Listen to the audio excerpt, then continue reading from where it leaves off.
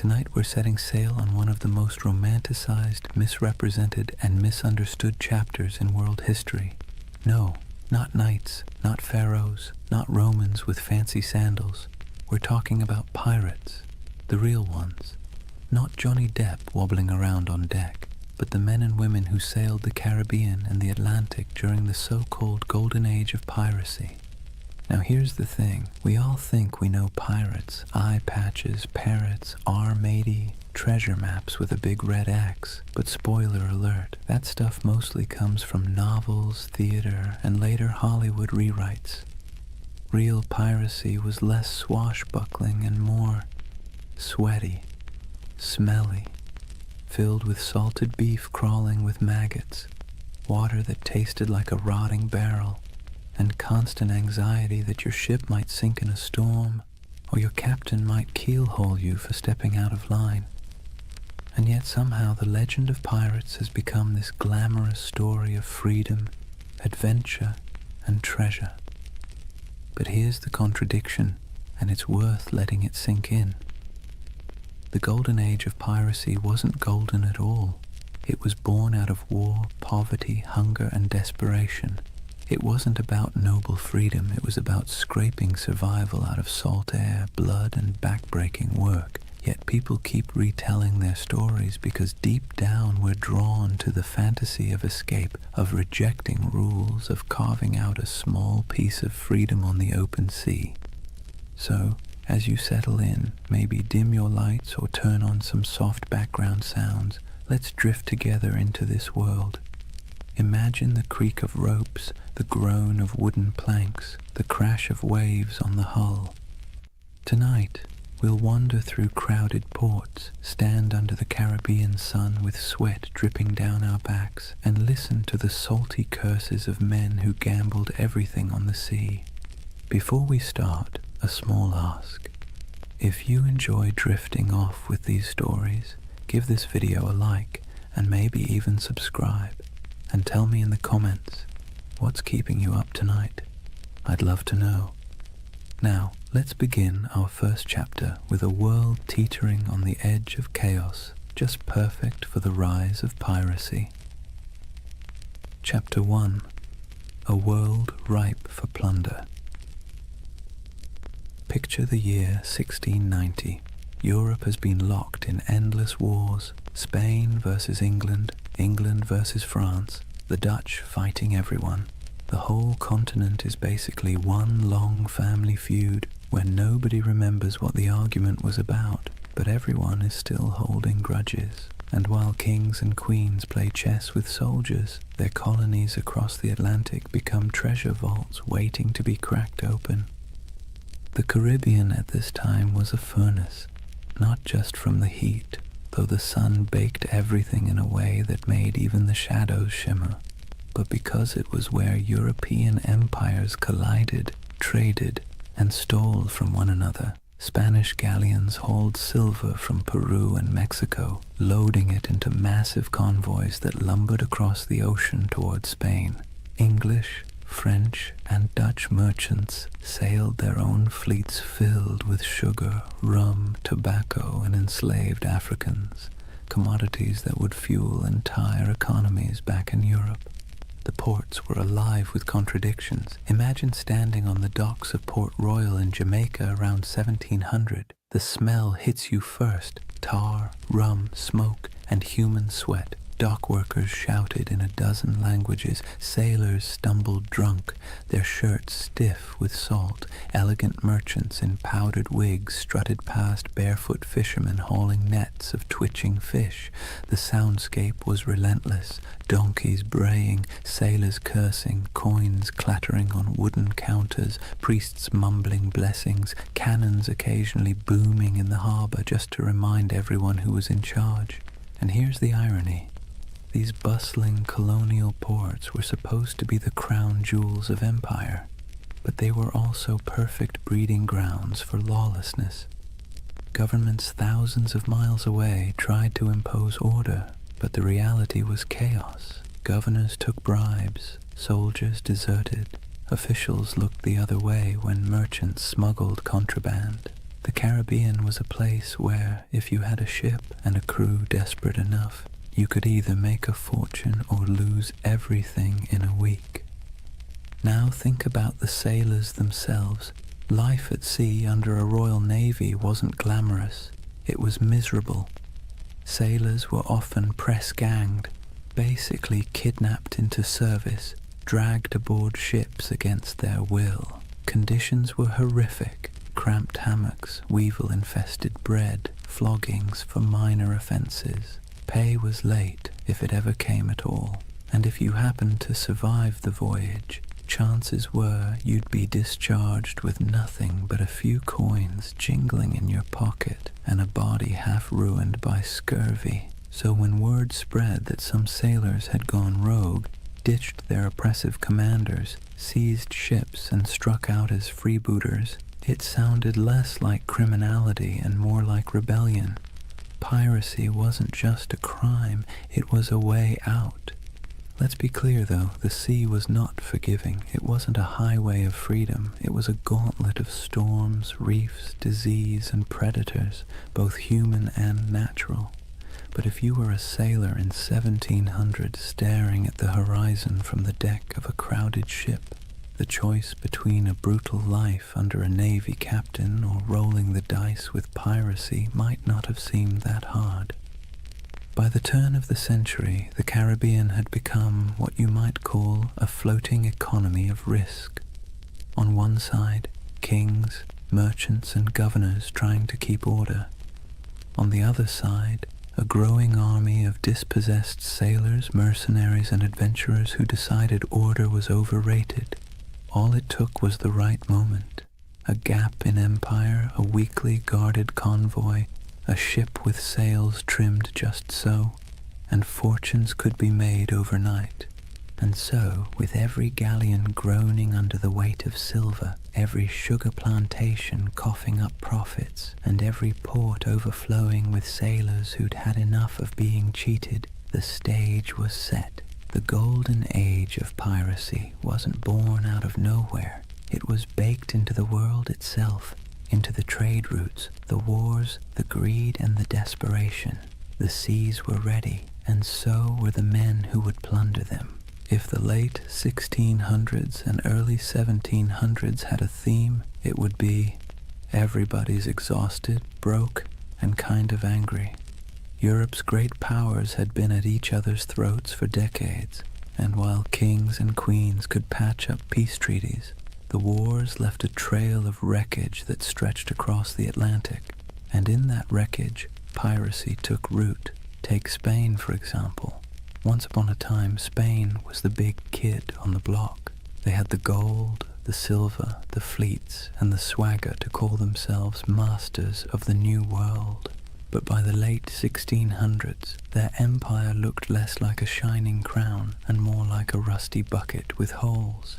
Wars drained their coffers, silver shipments were constantly raided, and their ships, once the pride of the seas, were often outdated and slow. Spain still had territory, but its grip was slipping, and everyone else smelled the weakness. England wasn't doing much better. Sure, they were clawing their way toward global power, but back home, ordinary sailors were being tossed around like dice in a rigged game. One year they were privateers, government-approved pirates, with papers giving them permission to plunder Spanish ships in the name of the crown. Then, suddenly, the war ended. The crown said, "Thanks for your service," and those same men were dumped ashore with no pay, no prospects, and no sympathy.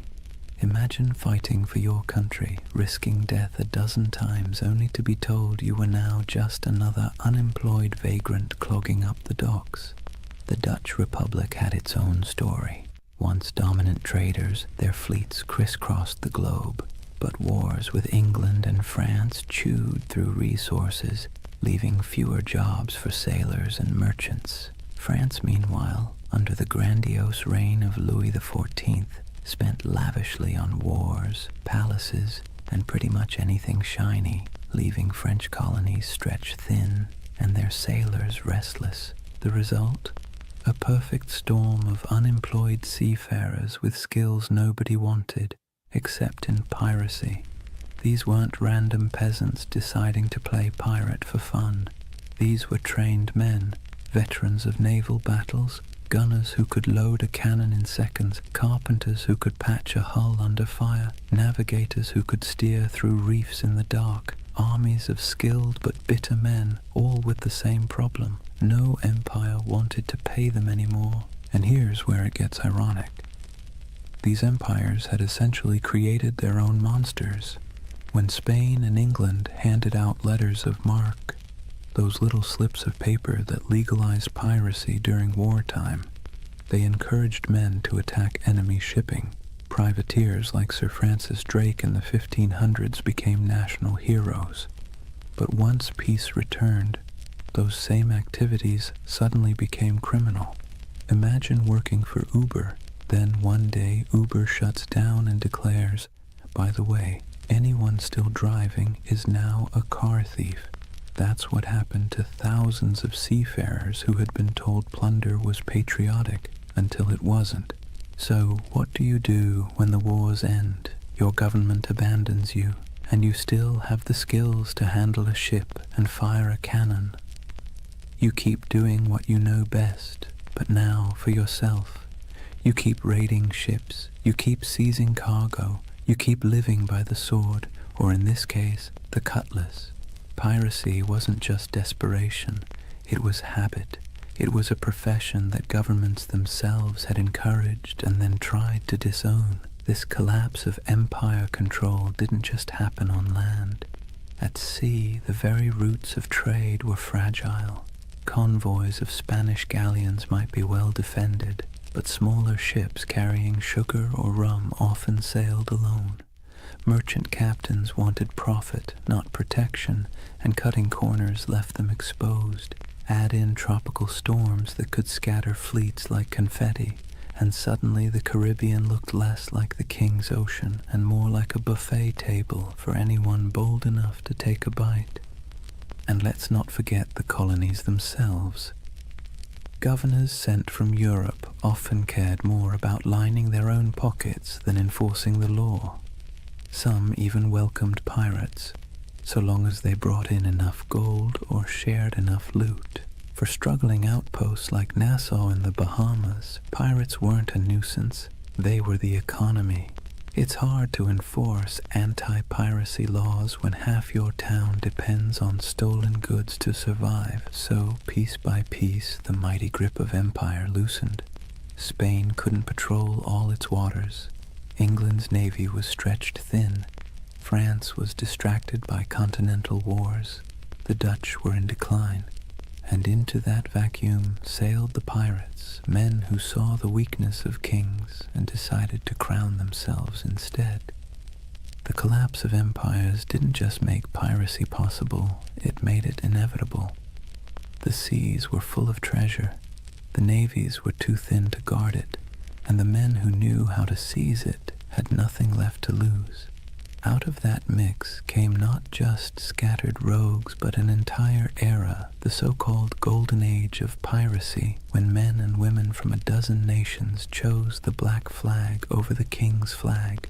Let's be clear, piracy didn't appear out of thin, salty air. It was the awkward child of privateering, a sort of legal piracy that governments were perfectly happy to use when it suited them.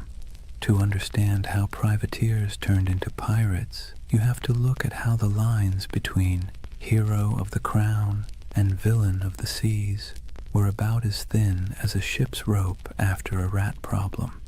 Privateering was, in theory, simple. A government at war, say England against Spain, would hand out a letter of marque. This was a fancy slip of paper saying, "Go ahead, raid enemy ships, keep a cut of the loot, and send us our share." It was piracy, but with paperwork. Sir Francis Drake did it in the 1500s, sacking Spanish ports and coming home loaded with plunder. England called him a knight, Spain called him a criminal. One man's pirate was another man's patriot. Fast forward to the late 1600s, and the system was still in play. Privateers swarmed the Caribbean and Atlantic during wars, seizing sugar shipments, Spanish galleons, and anything else they could get their hands on. The Caribbean became a giant chessboard, and privateers were the pawns, expendable but useful. As long as the war lasted, they were tolerated, even celebrated. But here's the twist. Wars end. And when they did, governments suddenly didn't need these men anymore. One day you're proudly waving the flag of your nation, attacking the enemy, and selling stolen goods back to friendly ports. The next day, the war is over, the letter of marque is revoked, and now you're just a thief with a ship. There was no retirement plan, no pension, no thank you parade. Just a shrug and an unspoken suggestion to quietly disappear. The men, however, weren't built for disappearing. They were hardened sailors who knew the rhythms of the sea better than the rhythms of ordinary life. They knew how to fight, how to navigate, how to survive storms, and, most importantly, how to take wealth by force. These were not skills easily repurposed into farming or shopkeeping. So what did they do? They kept at it. The only difference was that now, instead of doing it for a king or queen, they did it for themselves. This transition was so common it almost feels inevitable. Many of the most famous pirates of the Golden Age had first cut their teeth as privateers. Men like Henry Morgan, who began under English sanction and later operated in a grey zone that looked a lot like piracy. Others, like Blackbeard, likely started out on privateering ships during the War of Spanish Succession before slipping into outright piracy when the war dried up. The habits, the networks, even the bases were already in place. It was just a matter of removing the official paperwork and keeping the cannons loaded. And here's the delicious irony. Governments created the very monsters they later tried so hard to destroy. By training thousands of sailors in the art of state-sponsored looting, they gave them a taste for plunder. Then, by abandoning them in peacetime, they essentially shoved them straight into piracy. Imagine teaching someone to pick locks during a war because you need spies, then firing them when the war ends and expecting them not to use their skills. Of course they'll keep picking locks, only now it's your house. There was also the question of identity. Once a man had lived as a privateer, free from the crushing discipline of a navy, sharing loot with his mates, and living by the tides, could he really go back to scrubbing decks under the bark of some lieutenant? Navy life was brutal, punishments were harsh, pay was low, and the class system was rigid. By comparison, the life of piracy, even with its hunger, storms, and risk of hanging, offered more equality and excitement. It wasn't just survival, it was liberation from the grind of the empire. Ports like Port Royal in Jamaica and Tortuga off Hispaniola blurred the line even further. Merchants there didn't care if the goods were captured legally or not. Sugar, silver, rum, if it could be sold, it was welcome. Tavern owners, traders, even governors quietly winked at piracy, especially when it brought wealth into their struggling economies. Some governors even kept pirates as unofficial attack dogs, unofficial allies when convenient, expendable scapegoats when politics shifted. So, from privateers to pirates wasn't a sharp break. It was more like a slow, sloping slide into the inevitable. Men who had been celebrated for plundering Spanish ships found themselves doing the exact same thing, only now branded as criminals. And they embraced it because what was the alternative? Starvation? Subservience? A return to naval whippings and starvation wages? No, thank you. Better to live on your own terms, however short that life might be. It's easy now to think of pirates as chaotic rebels who suddenly popped up to terrorize the seas. But really, they were a byproduct of empire, born from its wars, abandoned in its peace and sustained by its greed. The black flag wasn't a rejection of Europe's system. It was its mirror, twisted and stripped of pretense. So when we picture those ragged sails appearing on the horizon, it wasn't random lawlessness at sea. It was the logical conclusion of policies that blurred morality for convenience. Privateering was piracy in a fancy coat, and piracy was privateering with the coat torn off, and for the men who lived it, there wasn't much difference at all. Now let's imagine, for a moment, what happens when thousands of unemployed sailors, disgruntled privateers, and general misfits all end up in the same place. No law, no oversight, no queen wagging her finger from across the ocean. Just wide open seas, islands thick with sugarcane and palm trees, and ports desperate for trade, even if that trade came dripping with blood.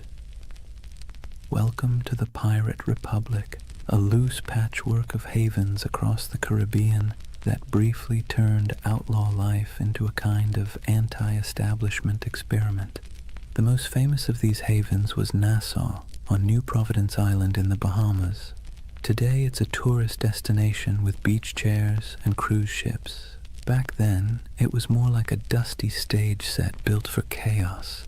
The island's harbor was shallow, perfect for the smaller, nimble pirate ships, but treacherous for the heavier navy vessels. That natural advantage made Nassau nearly untouchable, and so it blossomed into the unofficial capital of piracy. If London was the beating heart of empire, Nassau was the loud, drunken laugh echoing across the Atlantic. Life in Nassau was a strange mix of desperation and freedom.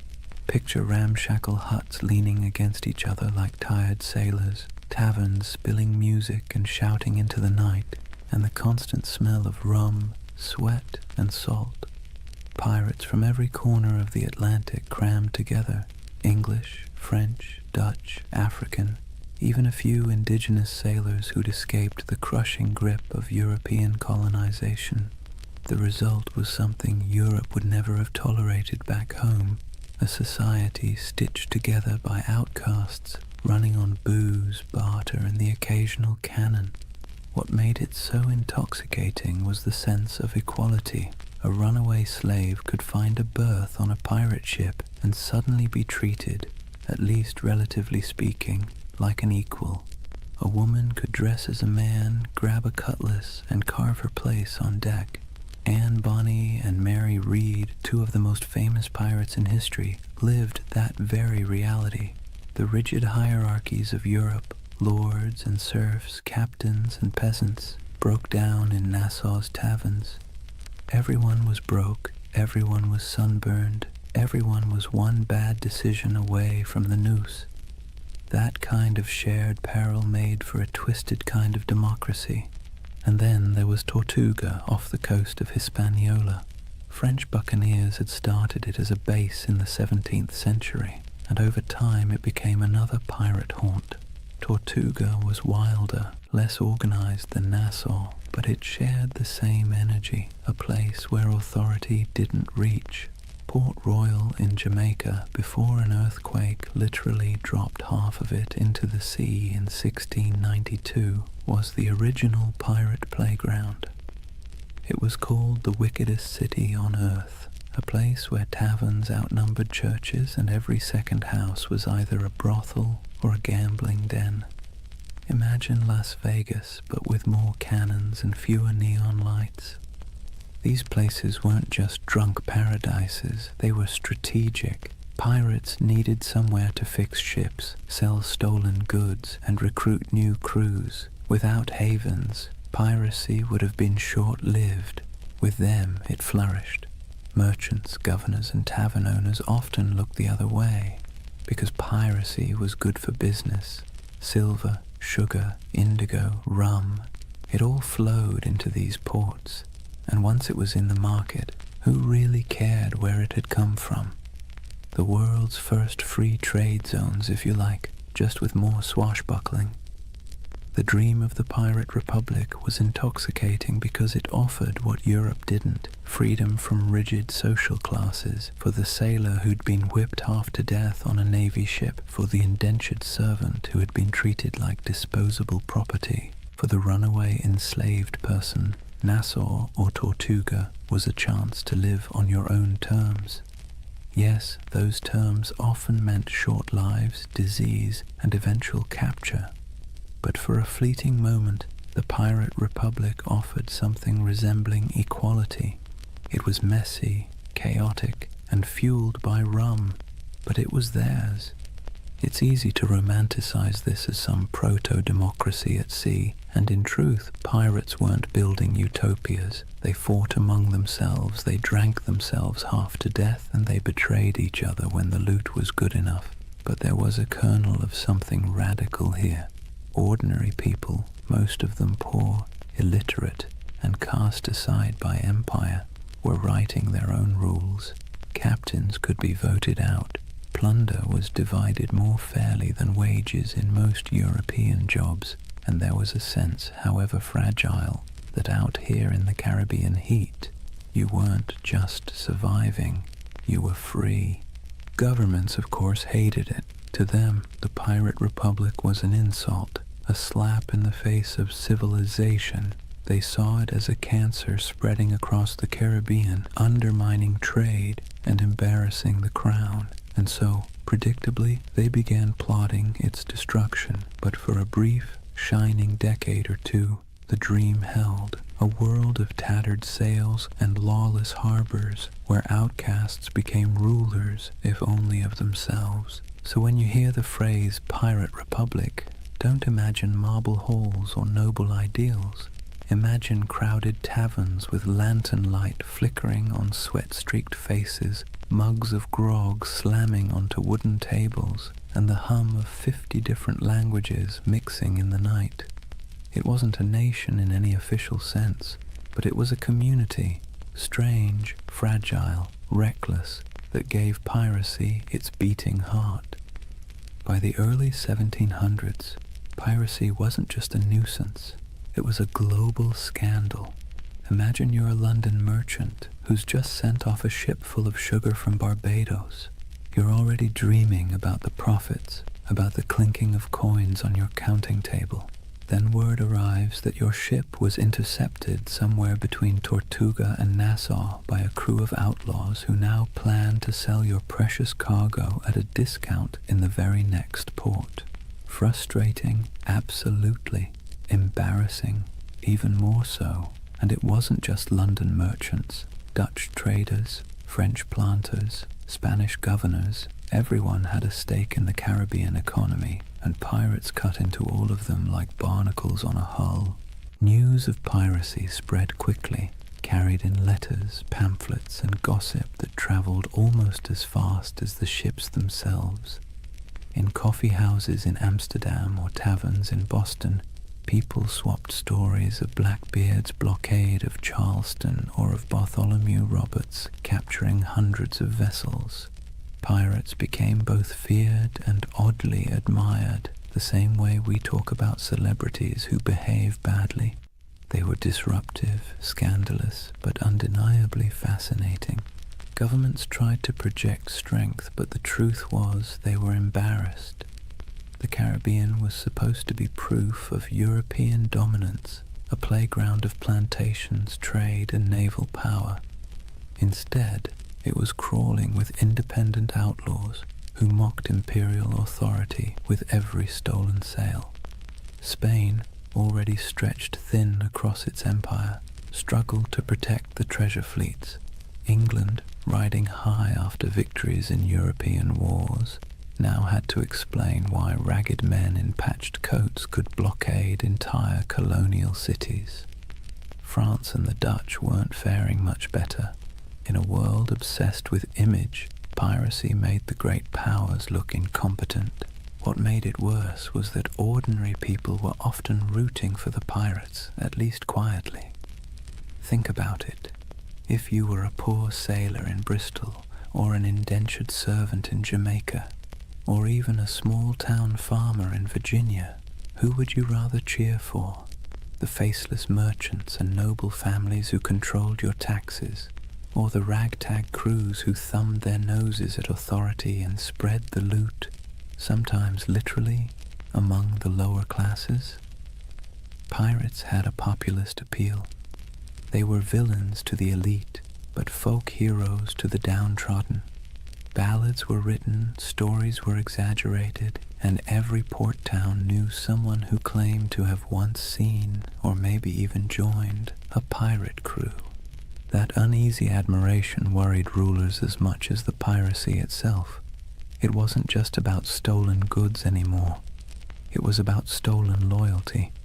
If too many sailors chose piracy over honest naval service, if too many colonists chose to trade with outlaws instead of legal merchants, the whole system could unravel. In this sense, the Pirate Republic wasn't just an economic threat. It was a political one.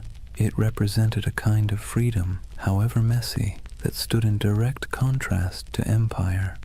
And so, as the first decade of the 1700s drew to a close, the world was watching. Governors wrote desperate letters to their monarchs begging for naval reinforcements. Merchants lobbied for protection. Admirals were dispatched with orders to stamp out the scourge. Yet for all this official outrage, the pirates kept sailing, kept raiding, and kept slipping back into the shallow harbors of Nassau, Tortuga, and Port Royal. The balance of power was precarious, and for a short, chaotic stretch of years, it seemed like the pirates might actually hold their ground. But as with all things in history, nothing so audacious lasts forever. The seeds of the pirates' downfall were already being sown, even as they toasted their freedom with mugs of grog under the Caribbean moon.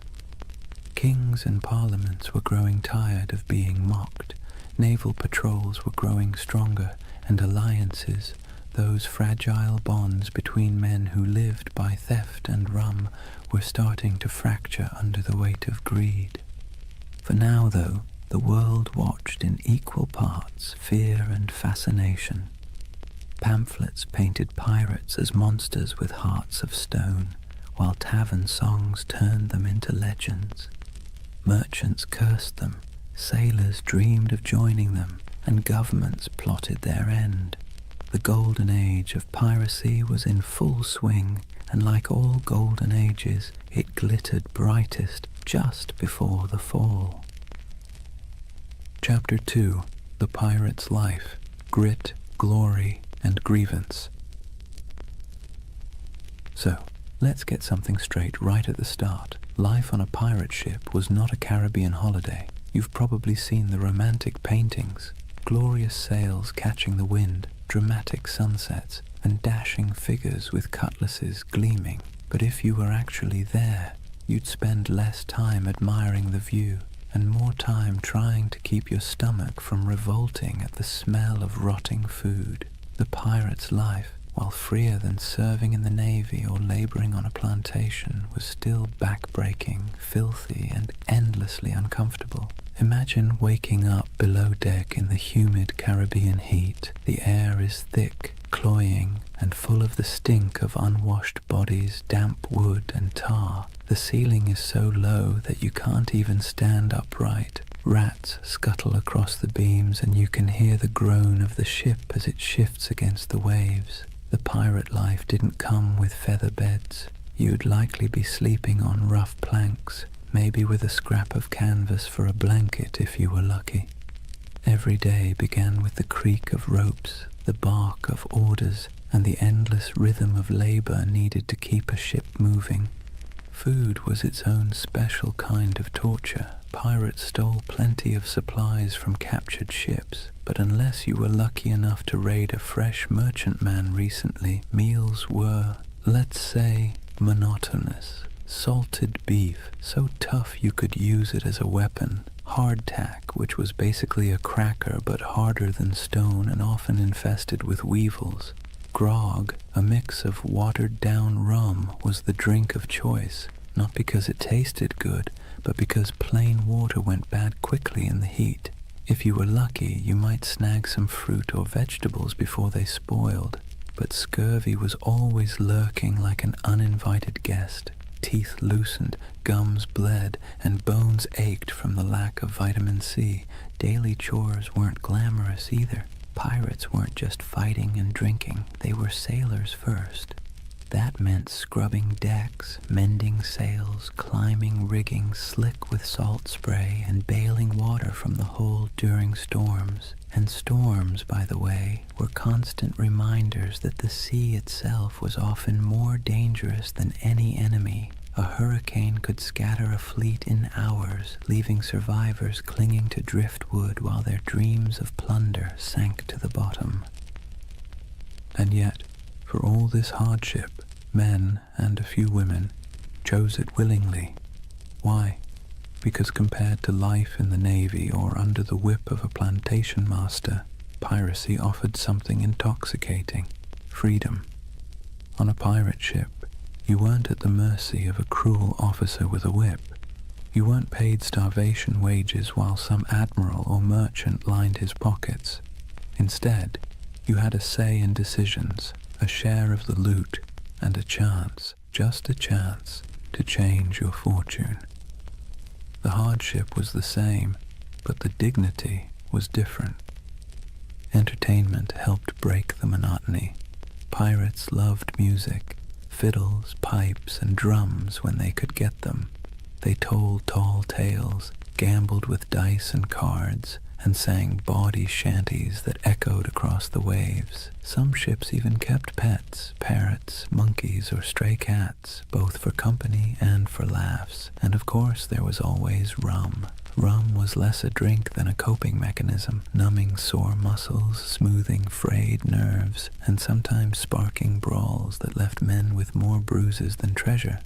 But make no mistake, life aboard a pirate ship was a constant balancing act between freedom and discomfort. The same deck where you danced to a fiddle tune at night might be awash with seawater or blood the next morning. The same comrades who shared their food with you today might vote you out tomorrow if you crossed the wrong line. It was a world where everything was unstable. The sea, the supplies, the alliances, and that instability defined the pirate's existence. So, yes, the Golden Age of Piracy glittered, but the day-to-day life was about sweat, salt, hunger, and a kind of stubborn resilience. You didn't become a pirate because it was comfortable. You became one because, for all its stink and danger, it gave you control of your own fate, at least for a while. Here's a funny thing about pirates. They were some of the most democratic people of their time, not in the sense of voting booths and campaign speeches, but in a rough, practical way that actually mattered to the men living on those creaking decks. Imagine that. While monarchs squabbled over crowns back in Europe and kings claimed they ruled by divine right, pirates were out on the high seas voting on who got to be in charge. When a crew formed, the first order of business wasn't just raiding a Spanish galleon. It was drawing up what they called the Articles. These were pirate constitutions, handwritten agreements that spelled out everything from how loot would be divided, to punishments for theft, to the share of compensation if you lost a limb in battle. And yes, pirates had a kind of early insurance system. If you lost an arm, you might get 600 pieces of 8, a leg, maybe 800. It wasn't exactly health insurance with a friendly provider, but it was better than what the average soldier got on land, which was nothing at all.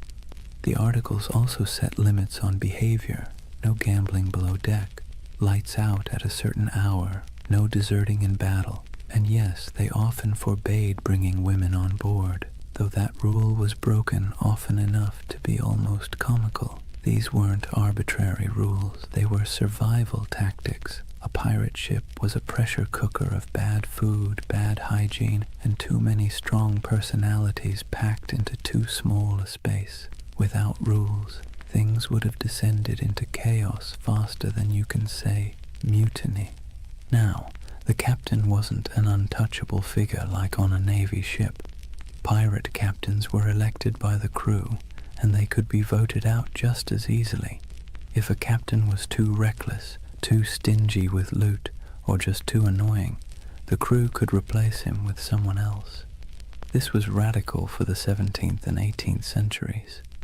Imagine a farmhand in Europe marching up to his landlord and saying, "Sorry mate, we've had a vote and you're fired." Unthinkable.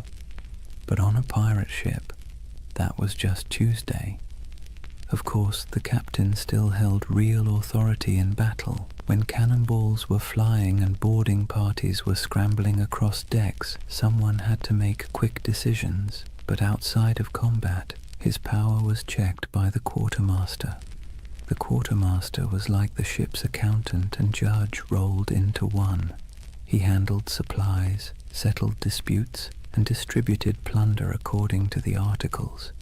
He was the balance to the captain, ensuring one man didn't hoard all the power or all the silver.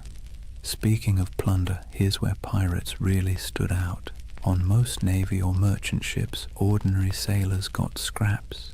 Captains and owners took the lion's share. Pirates, by contrast, split loot far more evenly. Yes, captains and officers usually got larger shares, but the gap wasn't massive. A captain might get 2 or 3 shares, while a common sailor got 1. Compare that to the Navy, where a captain could rake in a fortune while the sailors were paid in arrears, if at all. For men used to being at the bottom of the social ladder, this was revolutionary. This system created a sense of buy-in. Everyone had a stake in every raid. Everyone had a voice. It's one reason pirate crews could be so terrifyingly effective. They weren't being flogged into action by some officer. They wanted to fight because victory meant coin jingling in their pockets. Cold, heavy, jangly, deliciously spendable coin. It's tempting to see this pirate democracy as noble or progressive, but let's be clear, it wasn't about ideals. It was about practicality. Pirates knew they lived hard, dangerous lives. They needed a system that kept people motivated, minimized infighting, and gave everyone a reason to stick together when things got ugly. Fair shares and voting rights weren't about enlightenment. They were about survival. Still, there's something oddly charming about it. At a time when peasants were tied to land and sailors in navies were practically prisoners, pirates carved out their own rough republics.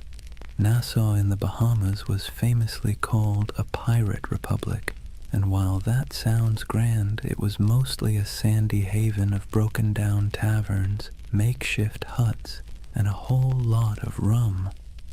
But for the men who had once been whipped by naval officers or cheated by merchant captains, it was paradise. So picture it. A ship rolling gently on the waves, men gathered on deck, a set of articles being read aloud by lamplight, each pirate nodding, agreeing to the rules, knowing that at least here, on this rough plank of wood floating in a dangerous sea, their voice mattered. It wasn't democracy as we think of it today, but it was a kind of freedom most of them had never known before.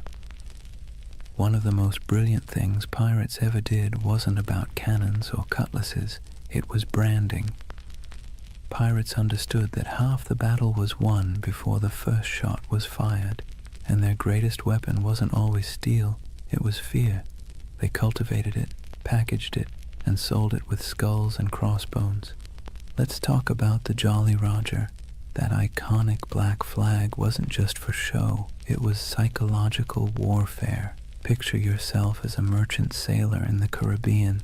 You're already nervous. The sea is treacherous, storms are brutal, and half your crew is seasick. Suddenly, you spot a ship on the horizon raising a black flag, its canvas snapping in the wind. Painted on it is a grinning skull, a pair of crossed bones, maybe even an hourglass dripping sand.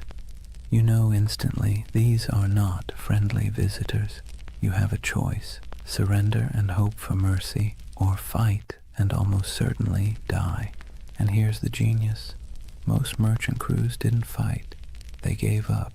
Pirates knew that if they could terrify you into surrender, they could plunder your ship without firing a shot, without losing a man, and without wasting precious gunpowder.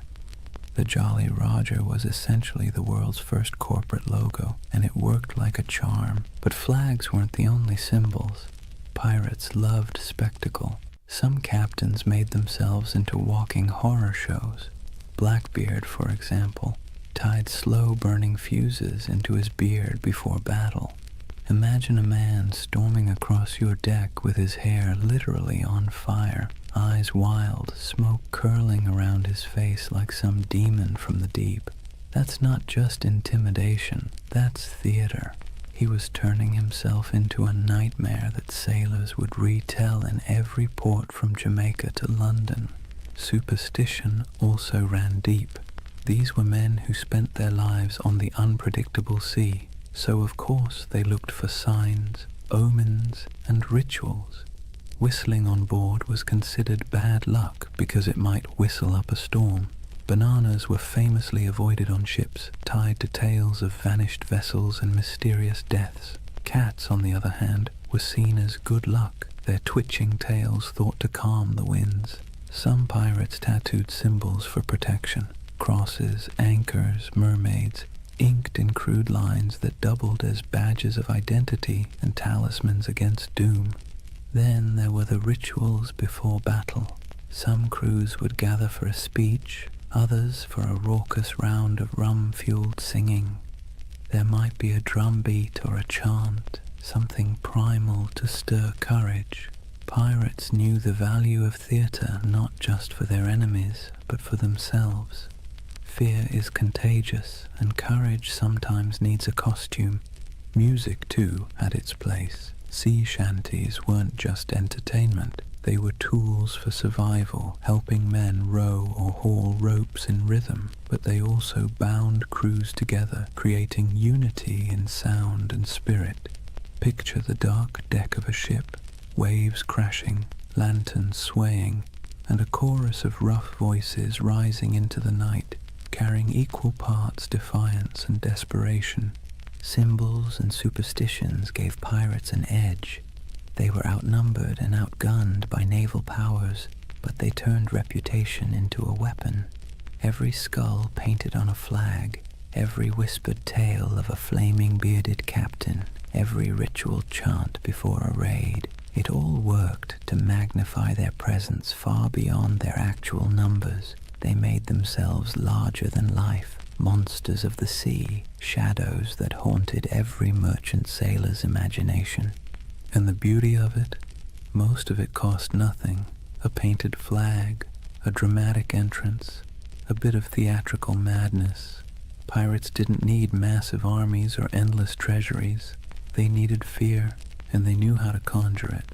So next time you see that skull and crossbones, remember, it wasn't just a warning.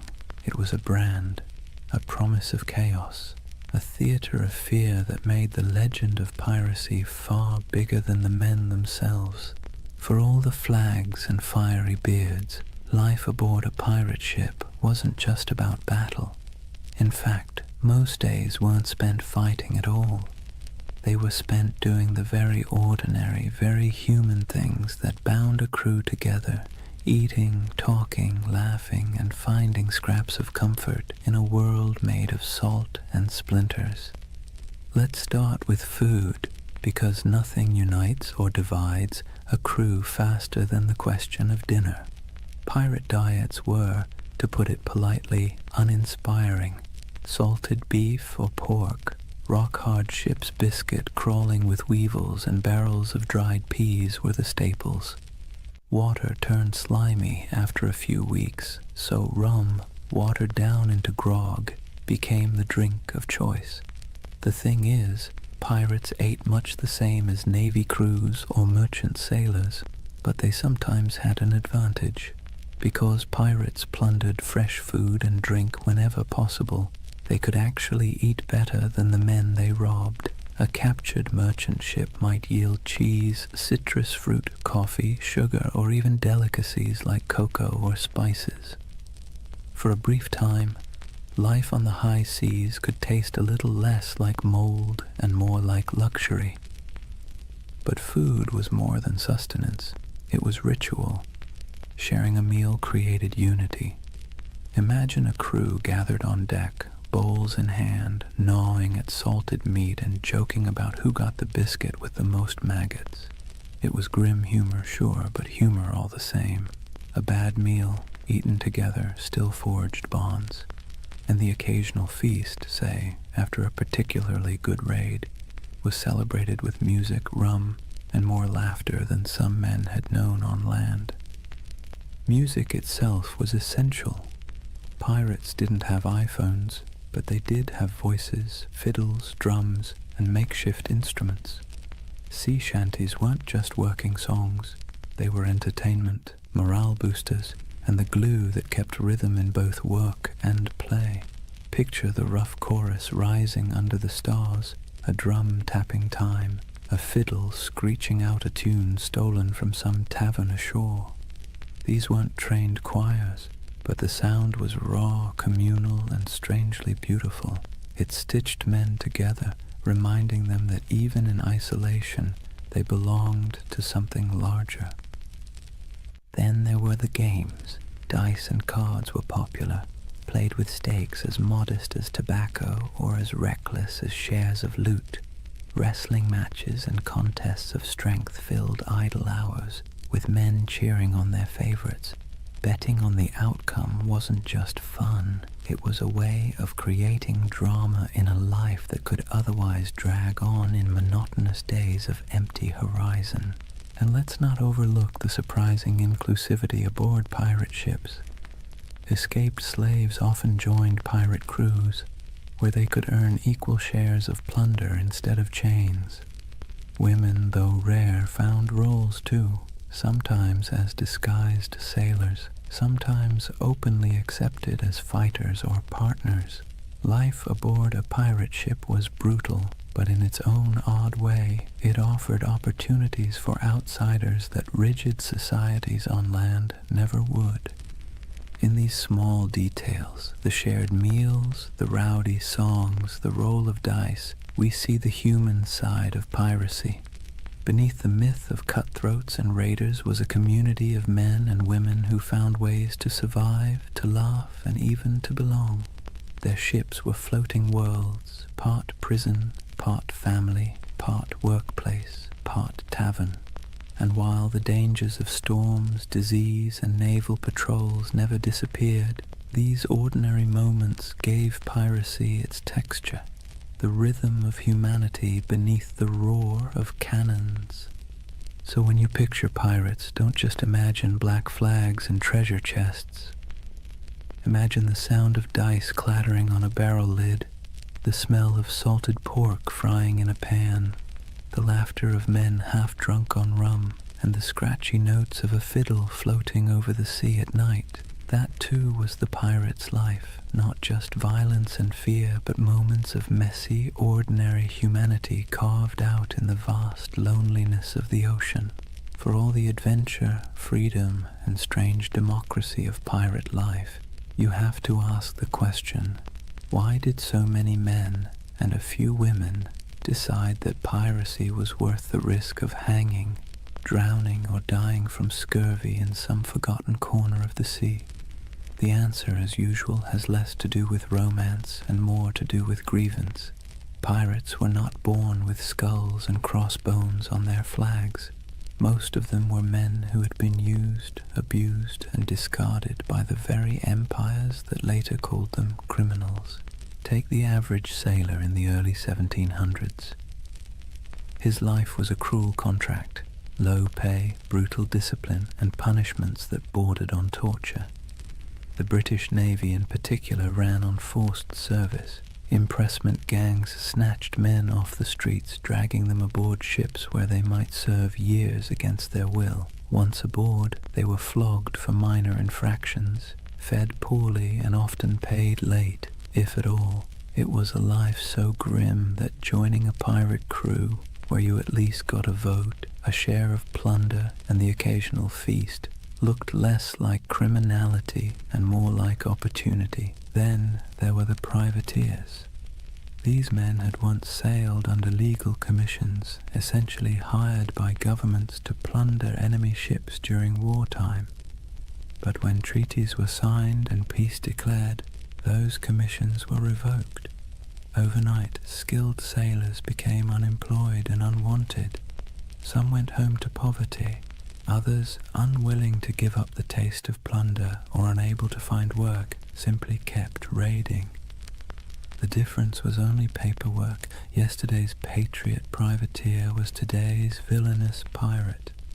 Economic desperation played its part too. Europe churned with unemployment, inequality, and waves of displaced workers. Colonies offered work, but much of it was brutal plantation labor or indentured servitude. If you were poor, your choices were few. Toil endlessly for scraps on land, serve miserably in the navy, or gamble your life on piracy, where at least the rewards were immediate, tangible, and occasionally extravagant. Even a short run of luck could mean pockets full of coin, fine clothes stripped from captured merchants, or a chance to live like a king for a few weeks before it all fell apart. And make no mistake, piracy was a protest of sorts. Pirates didn't just steal. They struck at the heart of the empires that had used them. They targeted Spanish treasure fleets, English merchants, and French plantations. Their defiance wasn't couched in noble speeches, but in cannon fire and audacious raids. To kings and governors, they were parasites. To many of the poor, they were folk heroes, men who thumbed their noses at the powers that had left them to starve. But grievances went deeper than economics. Pirates carried personal grudges, captains who had beaten them, navies that had cheated them of wages, merchants who had treated them as expendable. To hoist the black flag was not only to seek fortune, but also to take revenge on a world that had never cared if they lived or died. So when you picture pirates shouting and firing cannons, remember the bitterness beneath it all.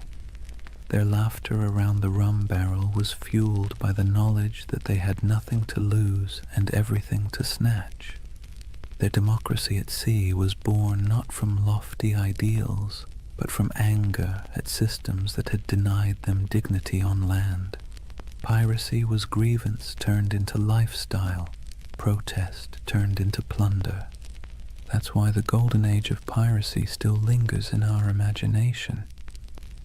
Beneath the noise of cannons and the gleam of treasure, it was the story of men who had been pushed too far, who decided that if the world offered them no justice, they would carve out their own, on their own terms, with black flags snapping in the wind. Chapter 3. Legends of the Black Flag. If the first half of piracy's golden age was about survival, grievance, and reinvention, the second half was about faces, human faces, twisted into masks of legend.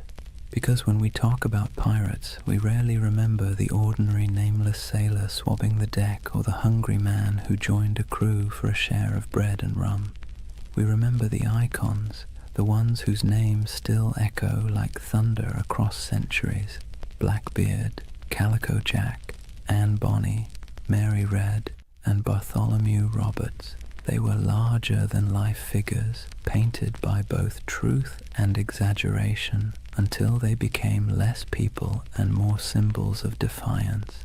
Take Edward Teach, better known as Blackbeard. He understood something fundamental about human nature. Fear gets results. He grew his beard long and black, twisting it into braids tied with slow-burning fuses. Before battle, he would light them so smoke curled around his face, making him look like a demon rising from the sea. The truth? He may have killed fewer men than you'd think, often relying on intimidation to win without a fight. But his legend was so terrifying that many surrendered without firing a shot. It was theater as much as piracy, and it worked. Then there was Calico Jack Rackham, named for his fondness for bright, flamboyant clothing made of calico. He wasn't the most successful pirate, nor the most ruthless, but he had something else: charisma. He cultivated an image of style, flair, and daring, hoisting a version of the Jolly Roger with crossed swords beneath a skull. His exploits were bold but often bungled, yet his story endures because of the people he sailed with, two of the most famous women pirates in history. Anne Bonny and Mary Red broke every rule written by their time. Both disguised themselves as men when necessary, fought alongside their crewmates, and shocked the world by simply existing in a profession supposedly reserved for brutal men.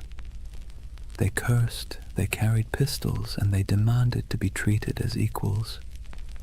Stories tell of Anne shouting at her fellow pirates during a fight, furious that they were cowering below deck while she and Mary stood on, firing back at attackers. Were all the tales true? Probably not. But the image of two women wielding blades under the black flag has been impossible to forget. And then there was Bartholomew Roberts, Black Bart. Unlike Calico Jack, he was ruthlessly effective.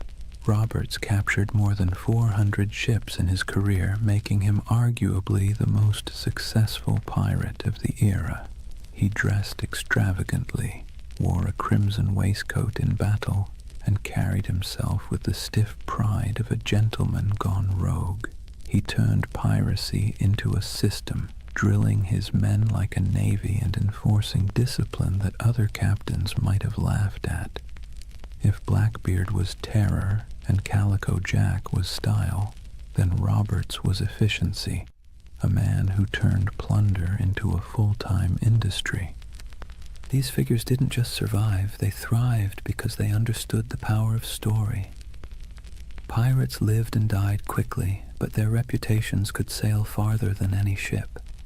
Merchants whispered their names in fear, tavern-goers retold their exploits in drunken awe, and pamphleteers in London exaggerated every detail to sell more copies. Legends inflated as fast as the sails of a ship in strong wind, until the line between man and myth blurred completely. So when you picture the Golden Age of Piracy, don't just imagine faceless crews swarming merchant ships.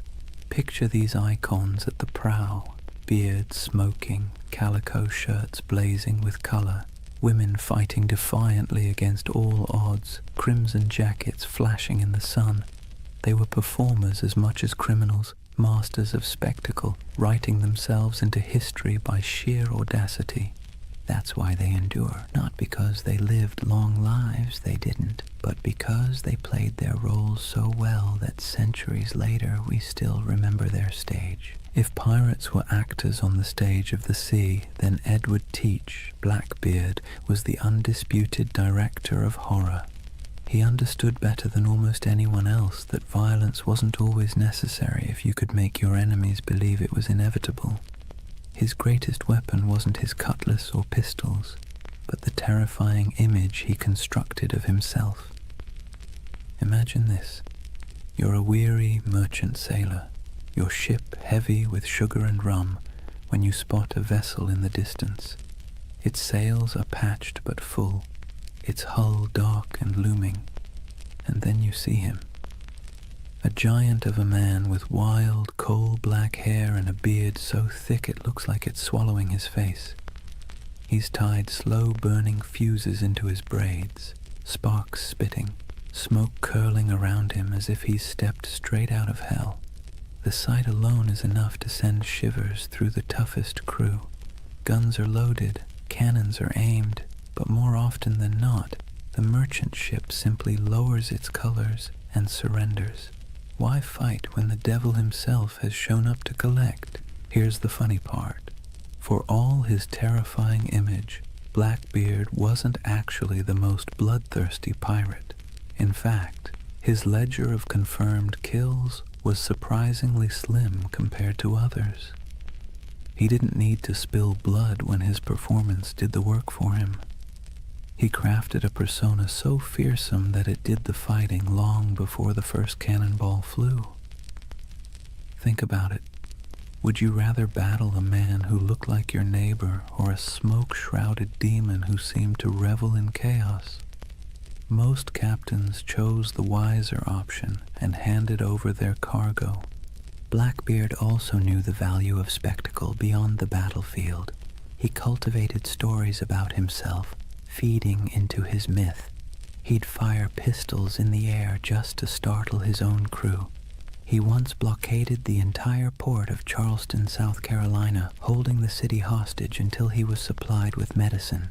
This wasn't just piracy, it was theater on a grand scale, a demonstration that one man and a few ships could humiliate an entire colony.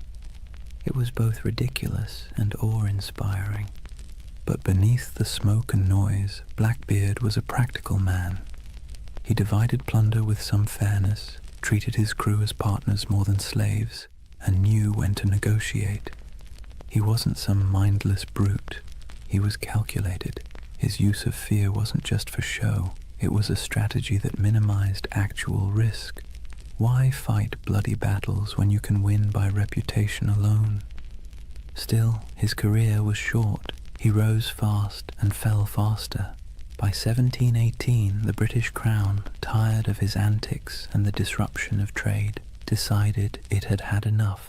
Lieutenant Robert Maynard lured him into a trap off the coast of North Carolina. In a brutal fight, Blackbeard was shot and slashed repeatedly before finally going down. His severed head was hung from Maynard's ship like a grotesque trophy, a final theatrical image for a man who had lived by performance. And yet, did death end the legend? Not at all. If anything, it sealed it. Blackbeard's ghost was said to haunt the waters where he died, his headless body swimming in the waves, searching for its lost skull. Fishermen swore they saw his spectral ship, the Queen Anne's Revenge, drifting silently across the horizon. Whether or not any of it was true didn't matter. The myth had already outgrown the man. So when you hear the name Blackbeard today, you're not just recalling a pirate. You're recalling one of history's greatest performers, a man who understood fear as both an art and a weapon. His stage was the sea, his audience the world, and his performance so unforgettable that centuries later we're still applauding in awe and a little bit of dread. If Blackbeard was the terrifying face of piracy, then John Rackham, better known as Calico Jack, was its fashion icon.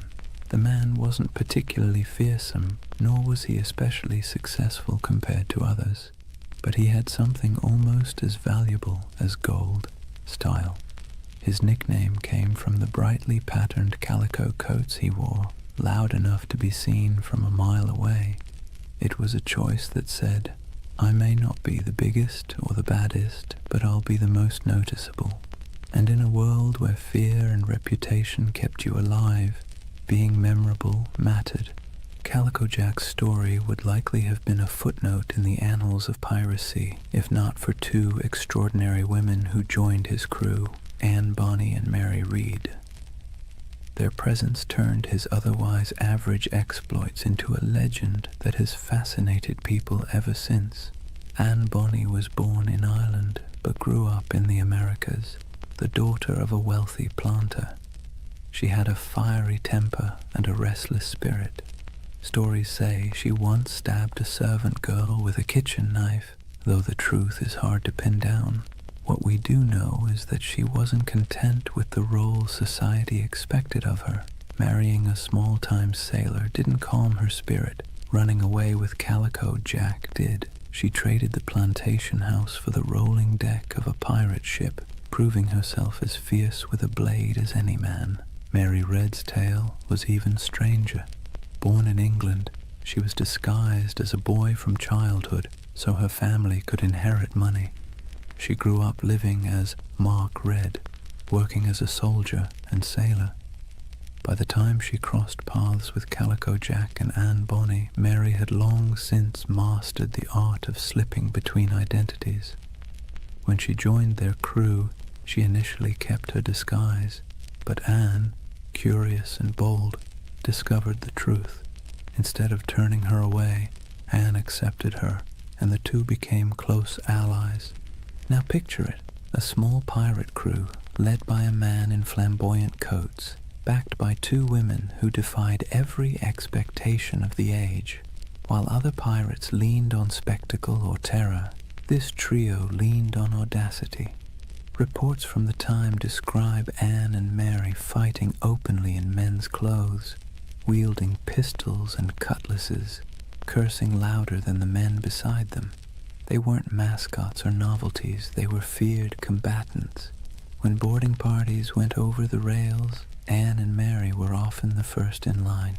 One of the most famous stories of their courage came during the final days of Calico Jack's career. His ship was cornered by a pirate hunter. Most of the crew, drunk and unwilling to fight, cowered below deck. But Anne Bonny and Mary Read fought ferociously, shouting at the men to come up and defend themselves. Outnumbered and abandoned, they couldn't hold out forever.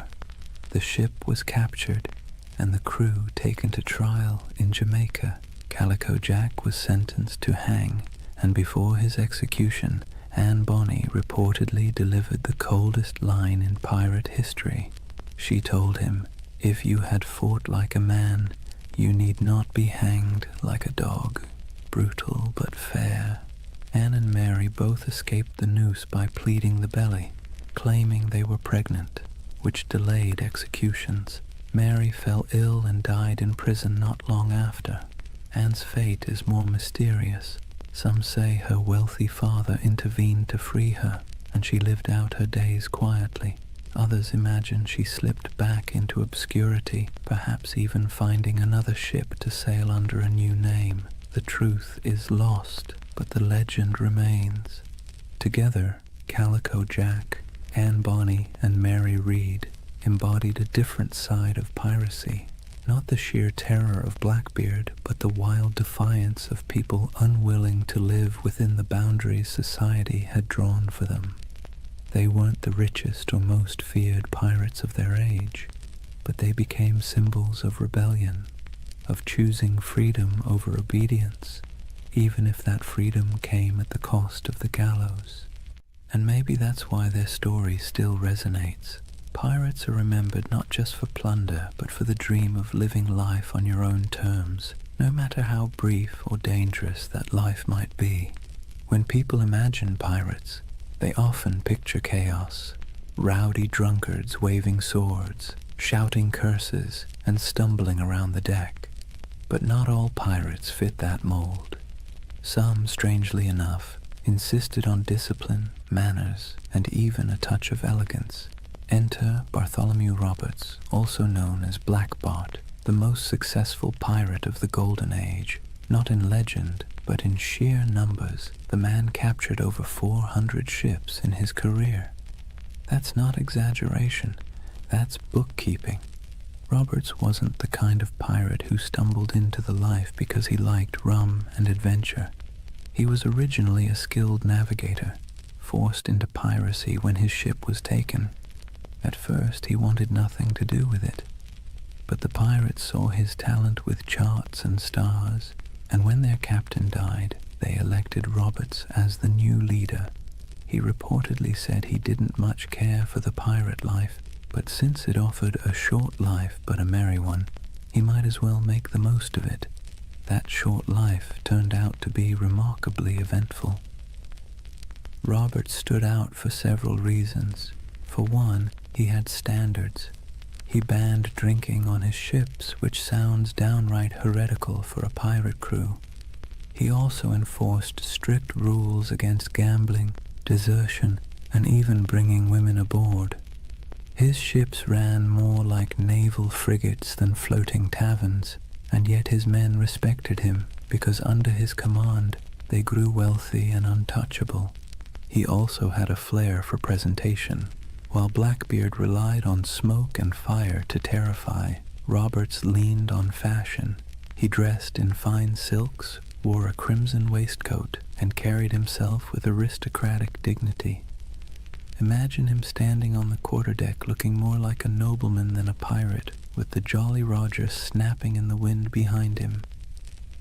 His enemies saw not a ragged bandit, but a man who looked born to command. And command he did. Roberts didn't waste time on small targets. He hunted big merchant convoys and naval ships, taking prizes in the Caribbean, West Africa, and even the coast of Brazil. His reach was global. He was so effective that insurance rates for Atlantic shipping skyrocketed. Governments cursed his name, and merchants prayed never to see his sails on the horizon. Roberts also innovated. He used smaller, faster ships to outmaneuver larger warships, and he created a distinctive black flag showing a figure holding an hourglass, a grim reminder that time was running out for his enemies. His leadership was sharp, his men drilled, and his tactics effective. If piracy had generals, Roberts was one of them. But despite his elegance and order, he wasn't merciful. Roberts's raids often ended in executions or burning ships, his reputation sharpened not just by his appearance but by his ruthlessness. Yet unlike Blackbeard's wild terror or Calico Jack's flamboyant defiance, Roberts's menace came with a chilling professionalism. He was less devil of the seas and more CEO of piracy. His downfall came, as it often did, from the tightening noose of empire. In 1722, near the coast of Africa, the British Royal Navy finally cornered him. During the battle, Roberts was struck by grapeshot and killed instantly. His men, knowing what capture meant, dressed him in his finest clothes, weighted his body with chains, and cast him into the sea, denying the Navy the satisfaction of displaying him in death. Bartholomew Roberts's reign lasted only a few short years, but in that time he reshaped piracy. He proved it could be efficient, disciplined, and terrifyingly successful. More than Blackbeard, more than Calico Jack, he showed that piracy wasn't just chaos on the waves. It could be a well-oiled machine, run with precision and purpose. And in a way, Roberts's legacy marks the peak of piracy's power. After his death, the Golden Age began to dim. The seas grew less welcoming to outlaws, and the balance of terror shifted back to the empires. But for a moment, one elegantly dressed pirate managed to turn the oceans into his empire, and he did it not with smoke or theatrics, but with order, discipline, and an iron will. If pirates were remembered only for their hunger, sickness, or sunburn, the Golden Age wouldn't have stuck in our imagination. What really carved them into legend were the moments when ragged crews on creaking ships went toe-to-toe with empires and lived to tell the tale. These were the epic raids and showdowns that spread their reputation across oceans like wildfire, whispered from tavern to tavern, and exaggerated until they felt larger than life. Let's start with the Caribbean, where Spanish galleons groaned under the weight of treasure hauled from the New World. These ships were floating vaults, packed with silver from Peru, gold from Mexico, and spices from across the empire. They were also well-armed and heavily guarded, but that didn't always save them. Pirates struck with speed, knowing that a single galleon could fund a lifetime. Stories circulated of bold raids where men climbed aboard under musket fire, smoke filling the decks as treasure chests were dragged away. The truth was often messier, with smaller victories and more frustration, but the image of pirates plundering Spanish treasure ships became the core of their legend. Then there were the blockades, audacious acts where pirates essentially declared themselves rulers of the sea. Imagine sailing into a harbor, dropping anchor across the entrance, and holding an entire town hostage. That's exactly what Blackbeard did at Charleston in 1718. For nearly a week, he strangled the city's trade, capturing ships and ransoming hostages. The people of Charleston, terrified of massacre, had no choice but to give in to his demands. It wasn't just robbery, it was theater, a statement to the world that pirates could hold whole cities in the palm of their hands. Other raids were more brutal, like the infamous attack on Ouida on the coast of Africa by Bartholomew Roberts. Roberts stormed the harbor, seizing ships, killing crews, and leaving smoking wrecks behind him. His reach across continents showed how piracy had gone global. It wasn't just the Caribbean anymore. It was the Atlantic, Africa, Brazil, anywhere trade sailed and wealth moved.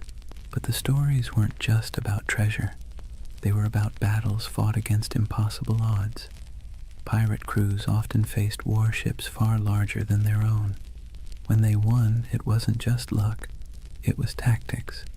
They fought dirty, boarding quickly, using fear and confusion as weapons. A Navy captain might train for years to master a cannon broadside, but pirates knew how to turn desperation into an edge. Their greatest victories weren't about gold. They were about proving that outcasts and runaways could stand against the giants of empire. Of course, these showdowns didn't always end well. For every successful raid, there were failed ones, with crews scattered, captured, or killed. Yet somehow, it was the victories that stuck in memory. Sailors retold the stories in candle-lit taverns, each time with a little more smoke, a little more fire, a little more treasure.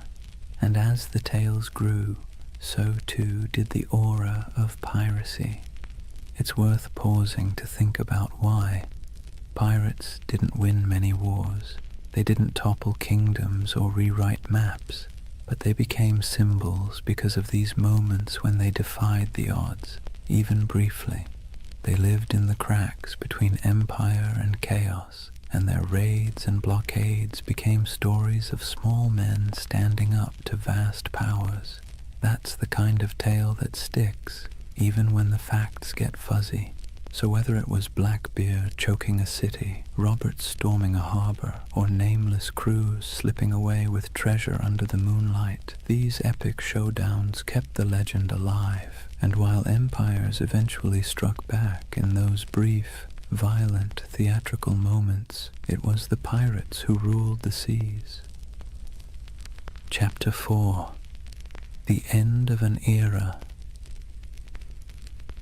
For all the bravado of pirates waving black flags and swaggering into taverns, their freedom was always temporary.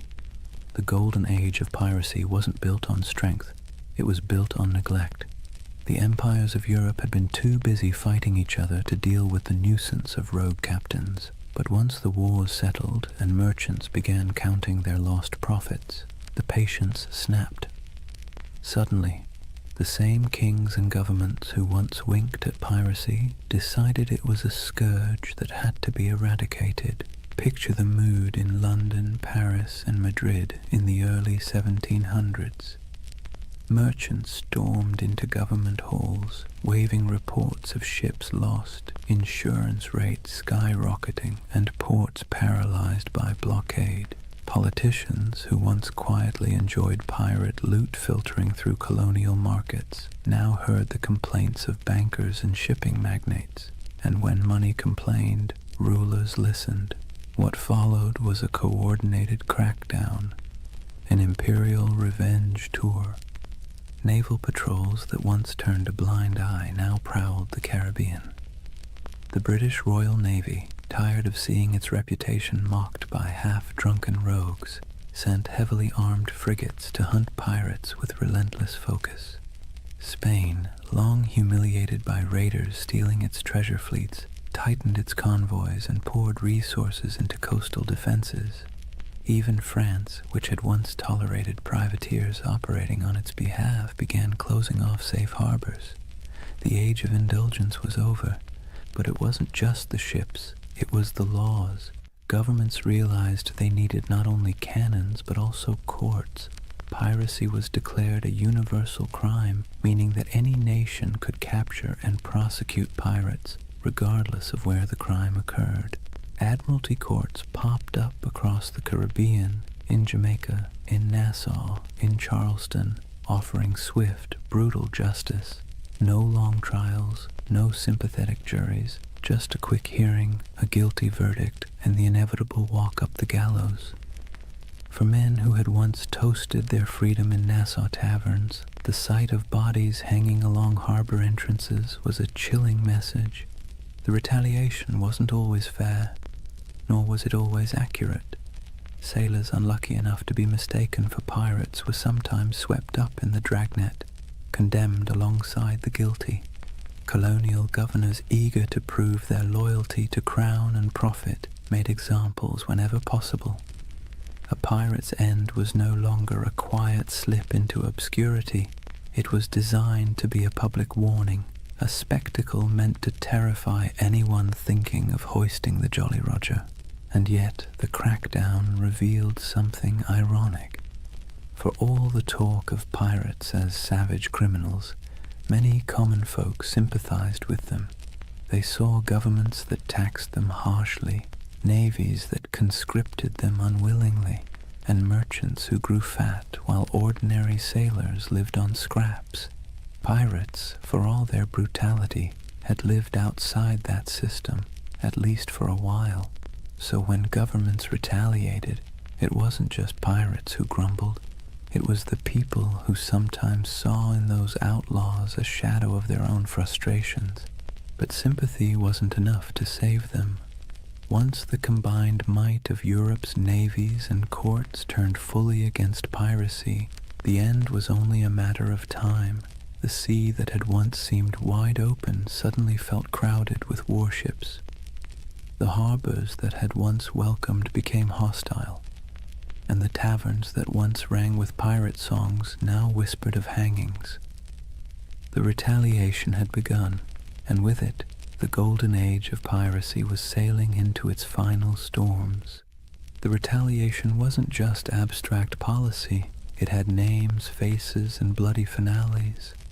The Golden Age of Piracy closed not with a quiet fade, but with dramatic hunts that read like the last acts of a tragic play. If pirates had been the rock stars of the seas, their final chapters were their public downfalls, staged for maximum effect. Take Edward Teach, better known as Blackbeard. His reputation had grown so outrageous that even his enemies described him with a shiver of reluctant admiration. He cultivated fear like an artist, braided his beard with smoking fuses, glared from beneath a tangle of hair, and moved through battle with pistols strapped across his chest like a walking arsenal. But in the end, fear was not enough. In November 1718, the British Navy decided Blackbeard had outlived his usefulness as a legend. Lieutenant Robert Maynard sailed out from Virginia with a pair of sloops and cornered him off Ocracoke Island. The battle was brutal and up close, fought with pistols, cutlasses, and grit, and though Blackbeard fought like a demon, he fell. His head was hung from Maynard's bow as proof, a grotesque trophy meant to tell every sailor what became of even the fiercest pirate. But Blackbeard wasn't the only one. Across the Atlantic, Bartholomew Roberts, Black Bart, was sailing at the peak of his fame. Unlike Blackbeard's flair for theater, Roberts was all about efficiency. He raided with precision, commanded fleets of captured ships, and dressed in flamboyant crimson coats that made him as much a spectacle as his raids. He captured more ships than any other pirate, nearly 400 by some counts, yet even he couldn't outrun the noose tightening around piracy. In 1722, the British Navy cornered him off the coast of West Africa. A cannon shot cut him down mid-battle. His men, fearing what the British would do to his body, buried him at sea almost immediately, sending their captain to the depths before his enemies could claim him as a prize. And then there was Nassau. For years it had been the pirates' dreamland, a ramshackle republic of grog shops, makeshift huts, and lawless camaraderie where men and women reinvented themselves under the black flag. But in 1718, Woodes Rogers, backed by the British Crown, sailed in as governor. His arrival marked the beginning of the end. Pirates were given a choice: accept a royal pardon and live, or resist and hang. Many, weary of the chase, accepted, others fled, and a handful fought to the bitter end, only to be cut down. The pirate republic evaporated almost overnight, replaced by British order, courts, and gallows. These final hunts didn't just kill individual men, they killed the dream. Piracy had thrived on the cracks between empires, on the moments of chaos when law couldn't keep up with ambition. But as the empires recovered, they sealed those cracks. The end of Blackbeard, the fall of Roberts, and the capture of Nassau were not just events, they were symbols. Symbols that the era of pirates ruling the seas was closing, replaced once again by the iron grip of empire. Still, in taverns and whispered stories, their names lingered. Blackbeard's ghost was said to haunt Ocracoke. Roberts was remembered as the most efficient pirate who ever lived, and Nassau became a half-mythical place, a memory of freedom in an age of order. The final hunts had claimed the bodies, but the legends were already slipping beyond reach, sailing into something no navy could kill: myth. When the nooses were tightened and the bodies left swinging in the Caribbean sun, it wasn't just individual men who were gone, it was a way of life. The end of piracy marked the closing of a strange, brief experiment in freedom and rebellion. But like all endings, it was not complete. Something was lost, yes, but something also remained. So, what was lost? First, the fragile dream of equality at sea. On land, society was suffocatingly rigid. Kings at the top, peasants at the bottom, and 1,000 unspoken rules about who could eat what, wear what, or even look at whom. But on a pirate ship, things were startlingly different. Captains were elected, loot was shared, and even the least skilled sailor had a voice in the Articles of Agreement. When piracy ended, that floating democracy sank with it. Back came the brutal hierarchy of naval life, where sailors were whipped into obedience and officers strutted about like petty kings. The sea, once a frontier of possibility, reverted to another arm of empire. Also lost was the illusion of safe passage for merchant ships. For 2 or 3 decades, the Caribbean and Atlantic had felt like waters where danger lurked behind every horizon. Every fat merchantman sailing out of Havana or Port Royal lived in fear that a black flag might rise from the waves. The end of piracy reassured investors, merchants, and kings, but it also stripped the seas of a strange kind of excitement. The stories that once terrified crews would, in time, thrill readers instead. But for the men who lived it, the sudden absence of that uncertainty was like a silence, comforting to some, suffocating to others. And let's not forget the pirate havens themselves. Nassau, Tortuga, Port Royal, these places lost their wildness.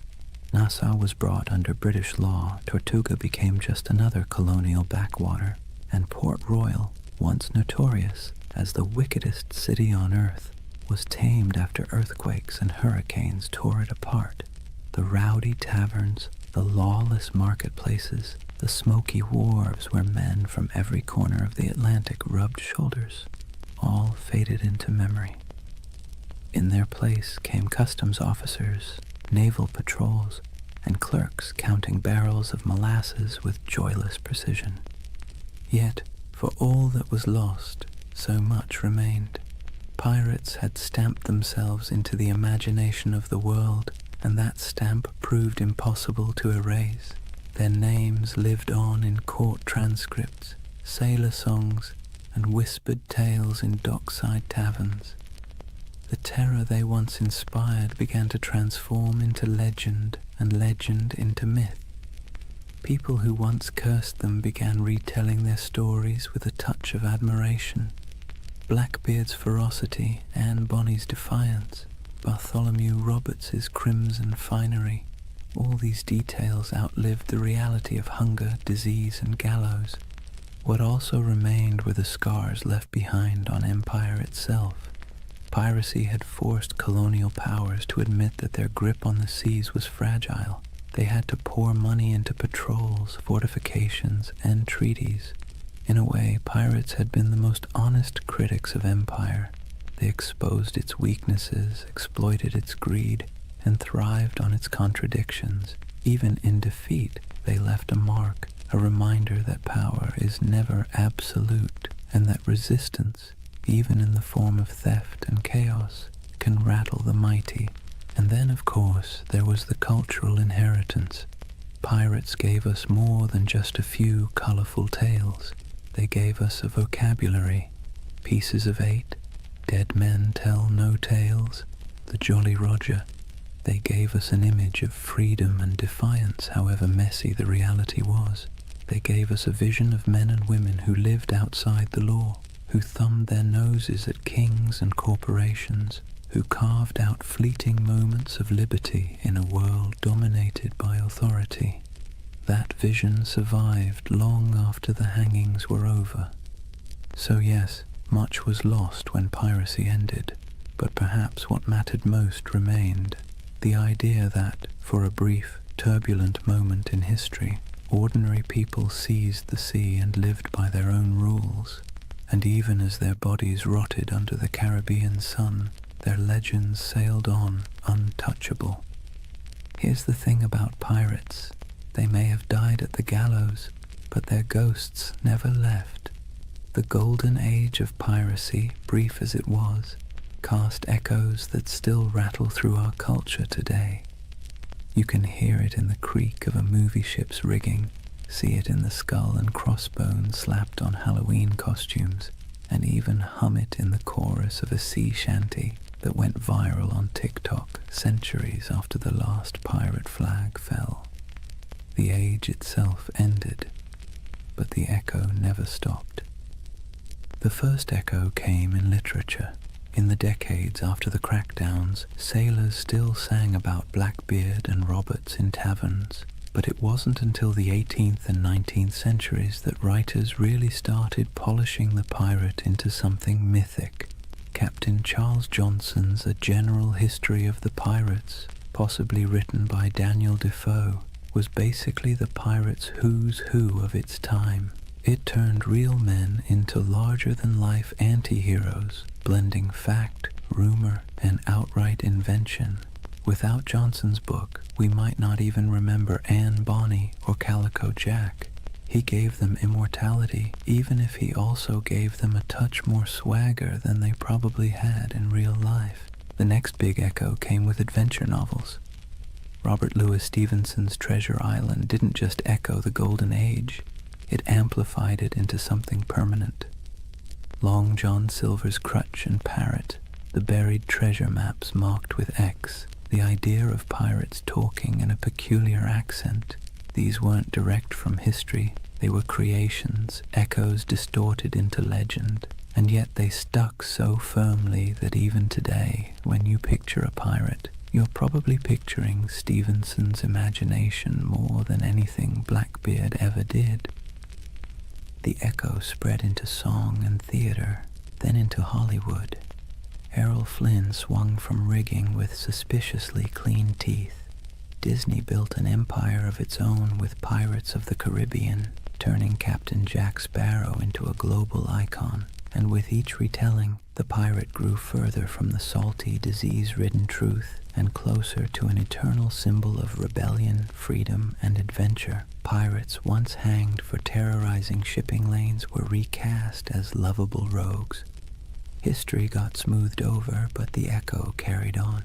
There's another echo too, one that's less flashy but maybe more important. Pirates left behind ideas that have crept into modern conversations about democracy, labor, and resistance.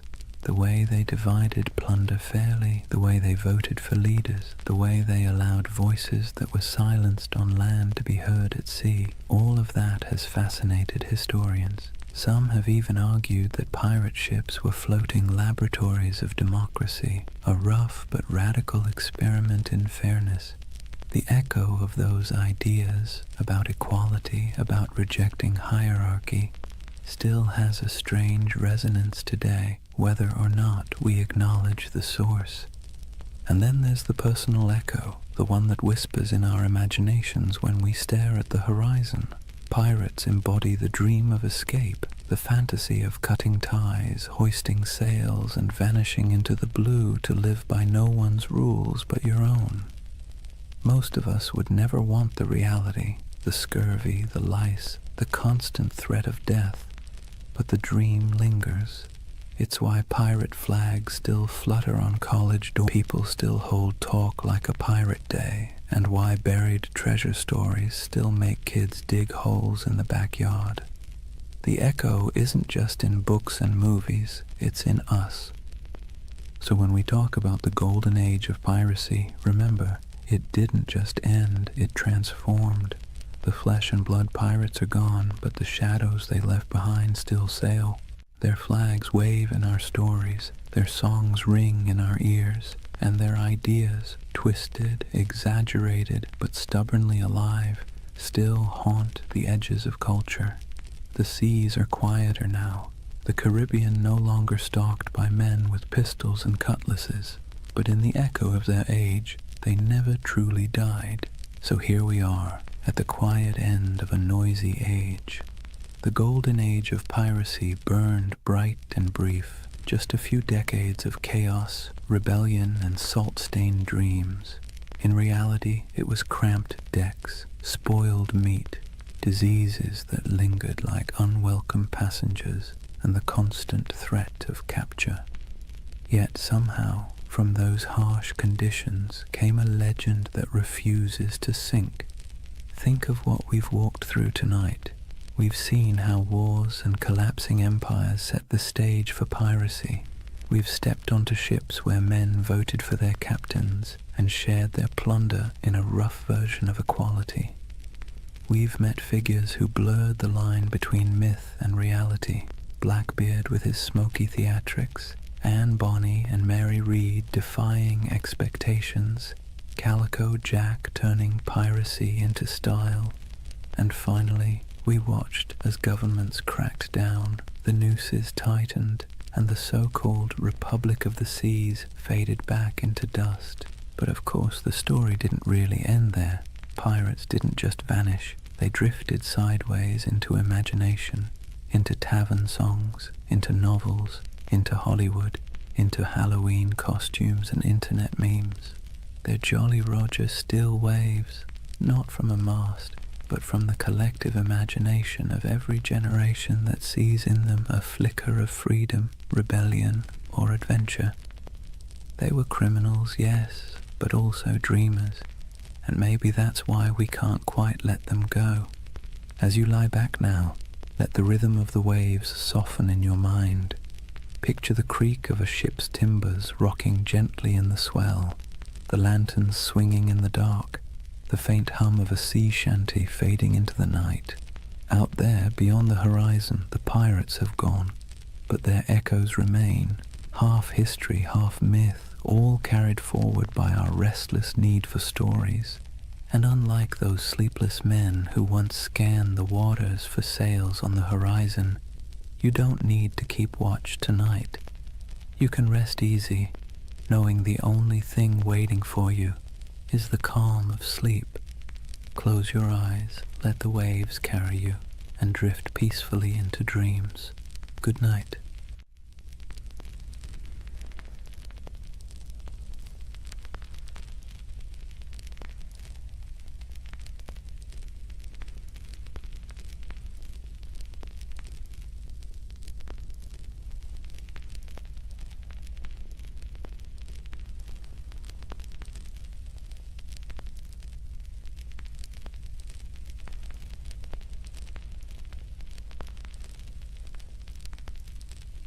Hey guys, welcome back to the Sleep Atlas. Before we start tonight's journey, take a moment, dim the lights, let the noise of the day dissolve.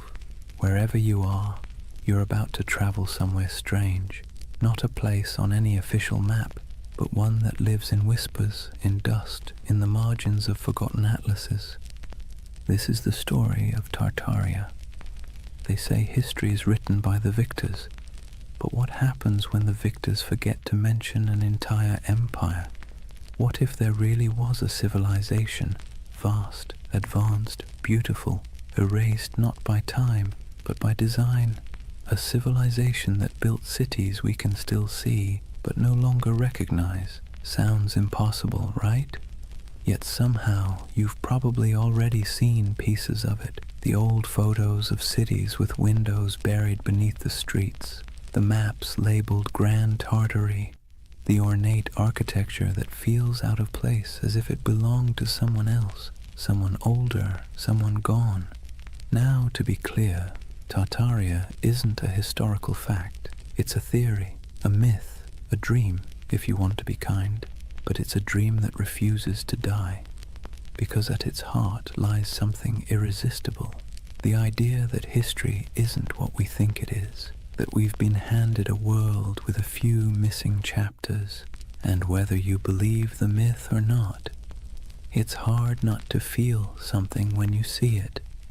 So tonight, we're going to drift through that myth together, through maps, ruins, and half-buried cities, through stories of explorers and erased empires, through the dusty edges of history where imagination and memory blur together. And if you fall asleep along the way, that's fine. That's kind of the point. For more journeys through history to help you sleep, please subscribe to the Sleep Atlas. And hey, what's keeping you up tonight? Let me know in the comments. All right, let's begin. Imagine fog rolling over endless plains, gold grass bending under the wind. You stand before a vast land that feels both ancient and impossible, somewhere between Asia and memory, somewhere once called Tartaria. Chapter 1. The Empire That Never Was, or was it? They called it Grand Tartary.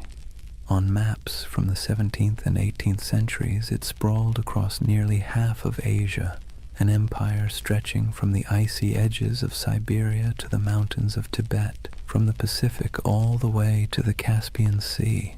A continent-wide expanse so huge it made Europe look like a backyard garden. But here's the strange thing. When you look closer, it doesn't behave like any other empire on the map. No clear capital, no list of rulers, just a name, Tartaria, floating over deserts and steppes, surrounded by decorative drawings of camels and horsemen. The cartographers might as well have written, "Here be mystery." And yet, for hundreds of years, Western mapmakers copied that name again and again. Tartaria, Grand Tartary, the Great Tartar Empire. Sometimes they drew castles or cities with minarets. Sometimes they left it blank, as if even they didn't know what they were depicting. So what was Tartaria, according to the official story? Nothing. The word Tartary was simply a European catch-all term for the unknown lands of Central and Northern Asia. The people who lived there, Tatars, Mongols, Siberian tribes, were lumped together under one convenient label. To the Europeans of the 1600s, it was the great blurry East, wild, uncivilized, and beyond comprehension.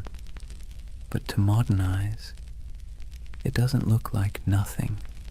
It looks deliberate, mysterious, like the ghost of something that was once real. And that's where the story starts to hum. Because if you look long enough, if you trace enough old maps, you start to notice inconsistencies. Cities drawn where no cities should exist. Structures too grand for the people historians claim built them. Ruins that don't seem to fit their supposed age. Some believe those ruins were Tartarian, that an advanced civilization, older than Rome, older even than Egypt, once stretched across the world. They say its architecture was sophisticated, its technology almost magical, free energy, perfect symmetry, towering buildings powered not by fire or water but by something lost, something we can no longer name. It sounds absurd, but then you see the photos, black and white images from the late 19th century, cities under construction except everything already looks finished, cathedral-sized buildings supposedly built in a decade, though even modern machinery would struggle. Streets half-buried, windows below ground level, as if the earth itself had swallowed the first floors. That's where the mud flood theory enters. According to believers, some great cataclysm, maybe natural, maybe man-made, swept across the world in the 1800s, burying entire cities in mud and erasing all evidence of this lost empire. When humanity dug out afterward, we inherited the world we think we built. In other words, the Victorians didn't build all those ornate cities. They unearthed them. It's easy to roll your eyes, but it's also strangely poetic, because even if Tartaria never existed, the feeling behind it, that something monumental was lost, is very real. And part of why this myth persists is because, well, history does lose things. Entire civilizations have vanished before. The Minoans, the Indus Valley, the Olmecs, people who built incredible cities, traded across oceans, and then disappeared, leaving nothing but stones and speculation. So maybe the idea of Tartaria isn't so far-fetched. Maybe it's a reflection of that same human ache, the need to fill in the gaps with something beautiful. Imagine wandering through a European city at dusk. The sky is pale gold, pigeons circle over rooftops. You walk down a street where the buildings rise like cathedrals, domes, arches, pillars carved in perfect balance. It all feels too good, too symmetrical, too ancient to have been born in the soot and smoke of the industrial age. For a moment you wonder, did we build this, or did we inherit it? The theory of Tartaria taps into that quiet doubt, the sense that somewhere along the way, humanity rebooted, restarted, forgot, and the mud flood is a metaphor for time, for amnesia, for the way civilizations bury their own pasts under layers of progress. It's an idea that's equal parts eerie and comforting, because if there really was a forgotten golden age, maybe the world isn't as random as it seems. Maybe we've been here before. Maybe we'll find it again. And even if it's all a myth, it's a myth that asks good questions. Who decides what counts as history? How much of what we know is just the version that survived? So as we drift deeper into the story, try not to worry about what's true or false. Just imagine the possibility. A civilization erased not by war, not by time, but by forgetting. A memory whispered by wind over empty plains.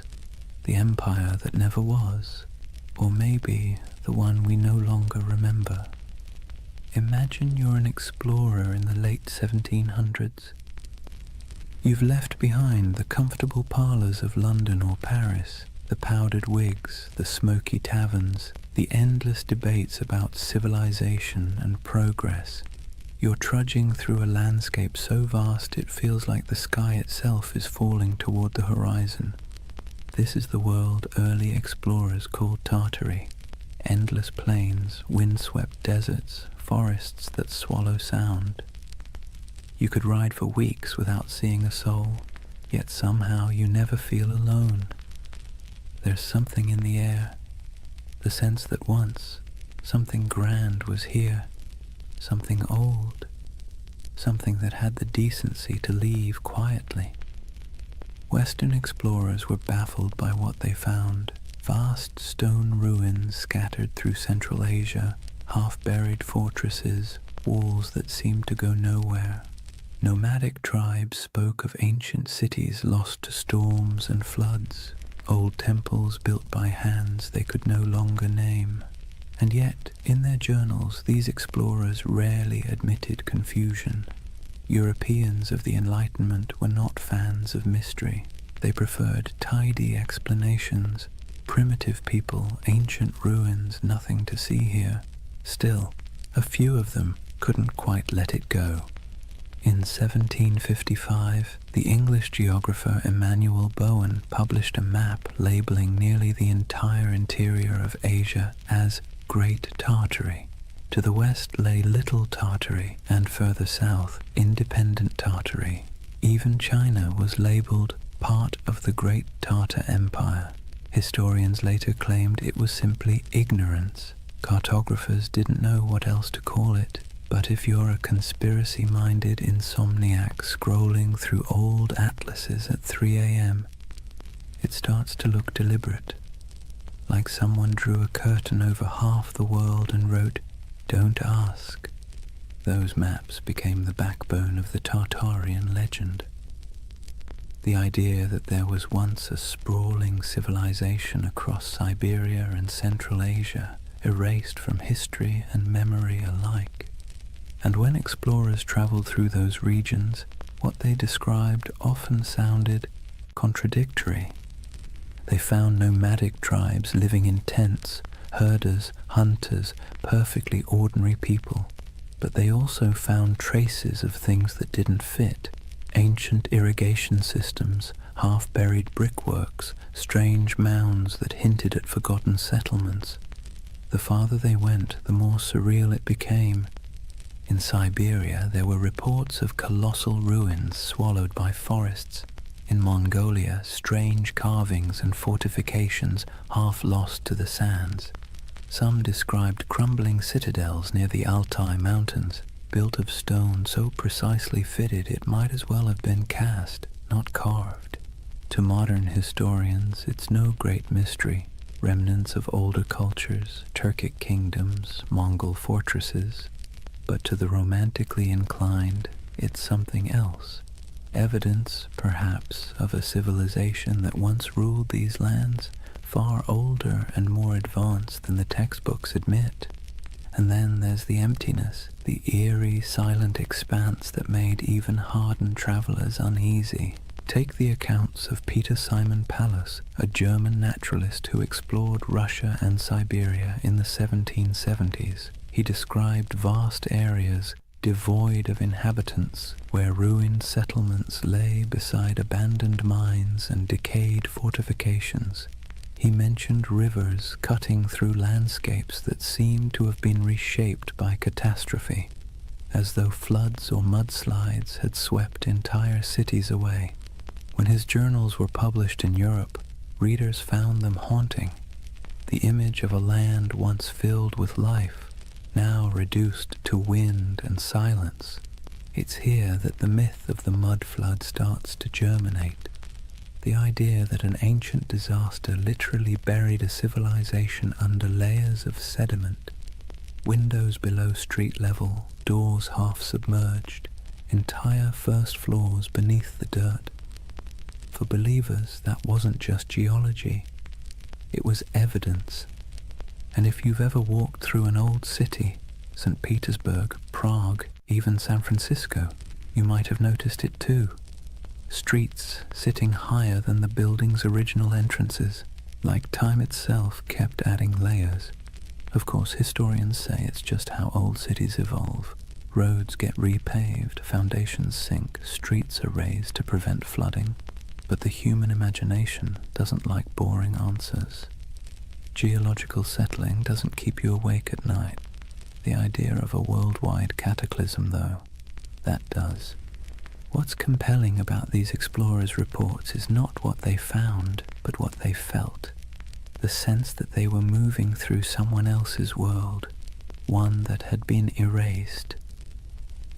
There's a moment in nearly every explorer's journal, the kind that never makes it into the abridged editions, where they sound tired. The grand adventure wears off, and what's left is silence. Cold wind, vast skies, the creak of leather, and a feeling that they are walking through the afterlife of history. They pass strange earthworks, abandoned stone foundations, carvings of faces eroded to anonymity. Sometimes they sketch them, sometimes they move on. Always there's the sense of almost understanding, almost remembering. And maybe that's what Tartaria really is, a landscape of almosts, almost history, almost memory, a civilization that feels like it should have existed, even if it didn't. Think about it. How many times has humanity stared at something old and half-broken and said, we could never build that today? It's an illusion, but a powerful one. Standing before ruins or monuments, we see not just stone and mortar, but the faint shadow of our own fragility. We want the past to be smarter than us, nobler than us, more advanced than we deserve. It's easier to believe we're living in the ruins of greatness than to admit that maybe we're the ones who'll be forgotten. So when explorers trudged across those endless Asian plains and saw remnants of something they couldn't explain, it planted a seed, a legend. And legends, once born, never die. They sleep, they wait, they resurface in new forms, on message boards, in YouTube videos, in late-night rabbit holes where half the fun is not believing, but wondering. The Tartarian myth is less about what those explorers found and more about what we want to find, meaning, continuity, proof that the world once made sense and that maybe beneath all this noise and chaos, it still does. Imagine the explorer's campfire. The air is thin and cold. Sparks float upward, swallowed by the night. Somewhere in the distance, wolves call to each other, and above stars shimmer, the same constellations those long-lost Tartarians might have seen if they ever existed at all.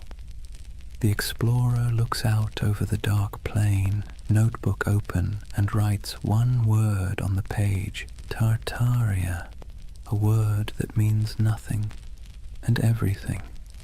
They say the earth remembers. Every stone, every layer of dirt, every foundation buried beneath a modern street is a diary, written in silence. But if you listen to the believers of the mud flood, the earth doesn't just remember, it hides. Picture this, a city half buried, windows that look out onto soil instead of streets, doorways that open into nothing but packed dirt, buildings whose first floors have vanished beneath layers of earth and time. To most, it's a quirk of old construction.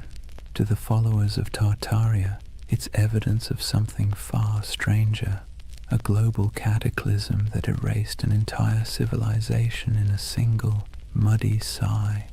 The mud flood theory is one of those beautiful modern myths that could only have been born in the age of the internet. It began quietly, like a whisper in digital catacombs, obscure forums, old photography groups, amateur historians trading ideas.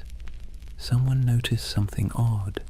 Antique photos from the 1800s showing cities with half-buried buildings, windows at ground level, strange architectural anachronisms. Then someone else noticed the same thing somewhere else, and suddenly a pattern emerged, or seemed to. If you stare at enough old photos for long enough, patterns start to appear everywhere. And soon the whispers took form. What if history isn't what we think it is? What if there was a reset, a literal flood of mud that buried the old world, wiped it clean, and left us to rebuild on top of its bones? It sounds ridiculous, but also admit it. It's a little bit seductive. Let's take a closer look at what this story really says. According to the myth, sometime in the 18th or 19th century, dates are always vague, an immense cataclysm struck the earth. Not water, but mud, thick, heavy, suffocating mud that rolled over cities like a blanket, swallowing buildings, streets, even entire civilizations. What survived was what we now call our world, a reset civilization built atop the ruins of the one before. The theory claims we are the survivors of an amnesiac world living in the shadow of a forgotten age. And once you start looking for it, you see it everywhere. Old photographs of St. Petersburg, where neoclassical buildings seem to have half their height underground. Doorways that lead nowhere in Istanbul. Strange window wells in San Francisco. Cathedrals whose ground floors appear oddly misaligned with the modern streets around them. The world, it seems, is full of buried stories. But here's where the magic, or the mischief, lies. Context. Cities grow, streets rise, pavements get repaved, foundations sink, earthquakes shift land. Engineers, bless their pragmatic hearts, have been dealing with that since ancient Mesopotamia. It's normal, but the human imagination doesn't want normal. It wants wonder. It wants the cosmic version of a plot twist. And so the mud flood became that twist, a grand, tragic reset that could explain the strangeness of the world, the impossible beauty of old architecture, the missing centuries, the ruins that look too modern to be ancient and too ancient to be modern. It's not hard to see why the theory stuck. It scratches two primal itches, the fear that we've forgotten something vital, and the hope that once humanity reached heights we can barely comprehend. It's a bedtime story for adults who no longer trust bedtime stories. Imagine it, the great cities of the past humming with energy and knowledge, star-shaped fortresses aligning with the heavens, towers crowned with gilded domes, machines powered not by coal or electricity but by sound, magnetism, or divine geometry. A golden age washed away in silence, leaving behind half-buried clues for the curious to rediscover centuries later. It's haunting, isn't it? The thought that the ground beneath your feet might be hiding a version of civilization more graceful, more harmonious, and, let's be honest, less exhausting than this one. The most poetic versions of the myth don't even insist on global destruction. They suggest something subtler. That time itself buried Tartaria. That the mud is just metaphor. The weight of centuries pressing down until memory sank into soil. That our cities grew atop their bones, and we live in their echoes without even realizing it. But even the literal believers, the ones who pore over 19th century photographs and Google Earth screenshots, are chasing something more than evidence. They're chasing awe, the sense that the world is not yet fully explained, that maybe, just maybe, there are still secrets hiding in plain sight. Because here's the uncomfortable truth. We like feeling small, not powerless, just small. The idea that we are part of something vast, mysterious, and older than we can imagine brings comfort. It means our anxieties, our endless scrolling, our late-night insomnia, they're all just surface noise above something deeper, older, wiser. The mud flood myth, for all its implausibility, taps into that longing. It's also, in a strange way, an act of defiance. In an age where algorithms decide what we see and experts tell us what to believe, the mud flood says, "No, I'll look for myself." It's a rebellion of curiosity, however misguided. And curiosity, even when it wanders off the map, is still one of the noblest human instincts. There's another reason the mud flood myth feels oddly soothing. It provides closure. History as we know it is messy. It's full of gaps, contradictions, burned archives, and lost languages. But if you say, it was all wiped out by a cataclysm, suddenly everything makes sense. The missing records, buried, the inconsistent architecture, survivors of the old world. The sense that things used to be better, proof of what we lost. It's a complete narrative, simple, self-contained, emotionally satisfying. And if you whisper it softly enough, it almost sounds plausible. But let's pause for a moment. Imagine walking through one of these mud-flood cities today. St. Petersburg in winter, snow falling over pale facades, the streets gleaming under the dim orange glow of street lamps. You pass a row of 18th century buildings, their ground floors half below street level, the windows dark and shuttered. And for a second, just a second, you feel it. The hum of something ancient, the faint vibration of time layered upon time. You know rationally that the explanation is boring, centuries of road repairs and architectural evolution. But your imagination doesn't care. It leans closer, it listens, it wants to believe. That's the quiet power of myths like Tartaria. They live not in evidence, but in emotion. And emotion, not logic, is what builds civilizations, or stories of them. So when someone insists the world was buried in mud a few hundred years ago, it's tempting to laugh, but look closer, and you'll see what they're really saying. They're mourning something they can't name. They're trying to make peace with the feeling that something's missing. That modern life, bright, loud, and efficient, feels a little hollow, as if the real story is still underground. And maybe, in a metaphorical way, it is. Not beneath our cities, but beneath our certainty. History is the soil we stand on, and every generation adds another layer. The deeper you dig, the older the questions get, until eventually you realize that the mud was never hiding the past. It was making it. The world is built on burial, and everything beautiful is, in some sense, reclaimed from the dirt. So maybe Tartaria was never an empire at all. Maybe it's an idea, a longing for the lost wholeness of things. Or maybe it's just a very elaborate excuse for why so many basements flood in spring. Take your pick. Either way, as the night deepens and your thoughts drift like dust in lamplight, the question lingers: if an entire civilization could be buried under centuries of mud and forgetfulness, would we even recognize it when we uncovered it? Or would we mistake it for ruins of our own?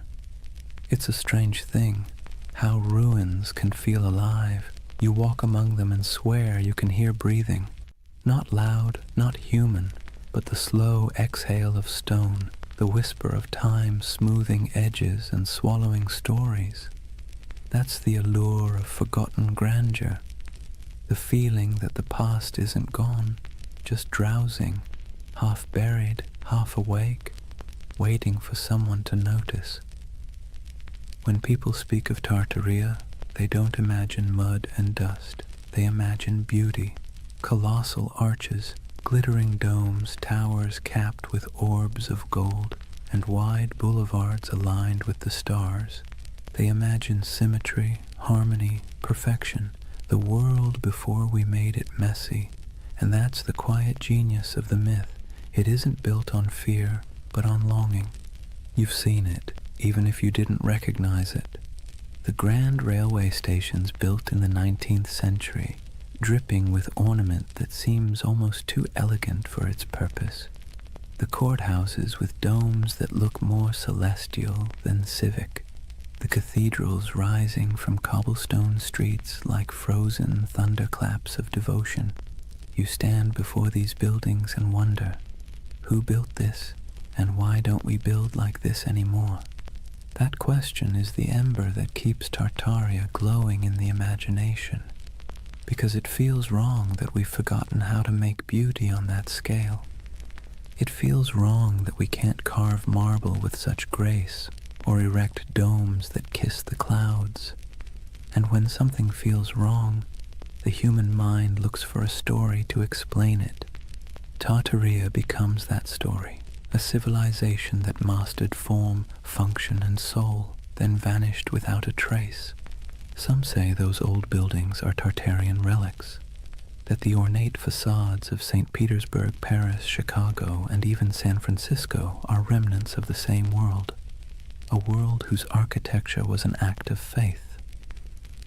That the reason we can't replicate it now is because the knowledge was erased, the formulas for harmony, for proportion, for power drawn from geometry, gone, buried under new blueprints and the hum of electric wires. Of course, historians roll their eyes at this. They'll tell you, patiently, that these buildings were designed by very real architects, that neoclassicism was an artistic movement, not evidence of a hidden empire, that the beauty of those domes and arches came not from secret knowledge, but from mathematics, sweat, and a lot of unpaid apprentices. And they're right, technically. But here's the thing. Beauty doesn't care about technicalities. The Tartarian myth persists because these buildings feel different. They hum at a frequency modern architecture doesn't. Walk past a concrete office block and your mind slides off it. Walk past a century-old opera house and you slow down without meaning to. You feel something, a pulse. Maybe it's nostalgia, maybe it's resonance.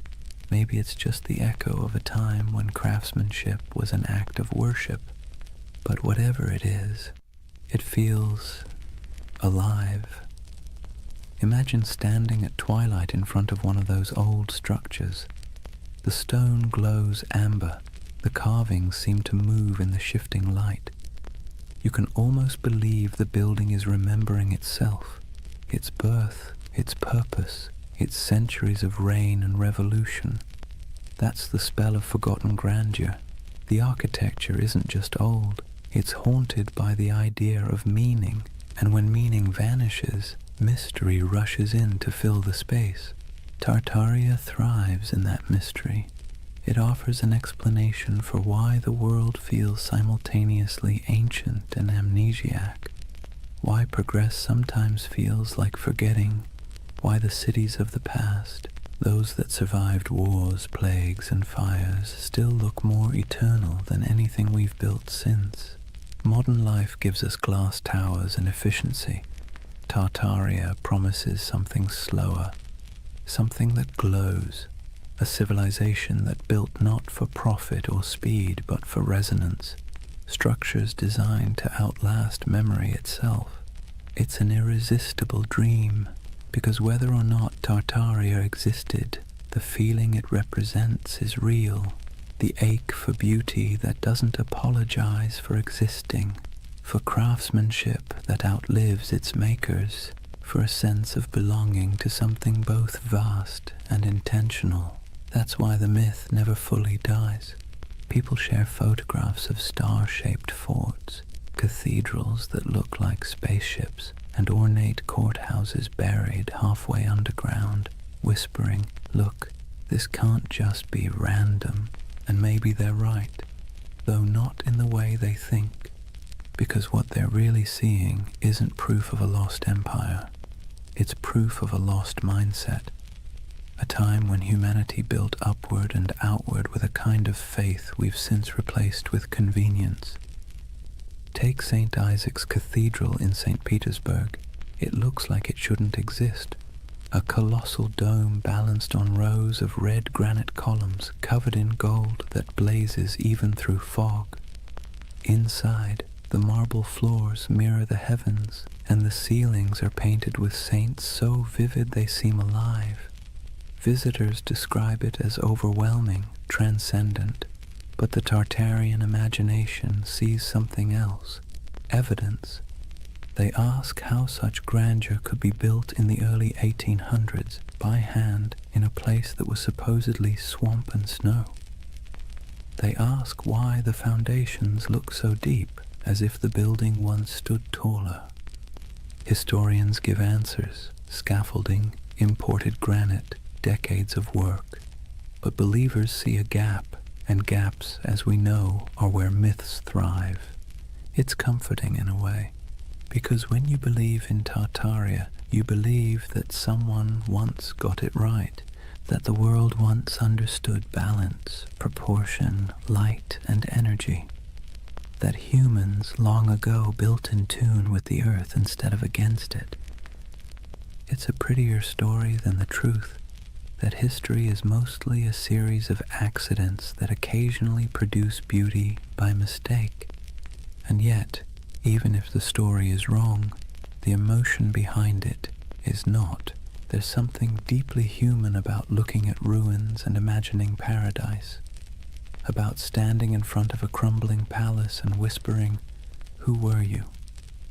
What did you know that we've forgotten?" We do this everywhere.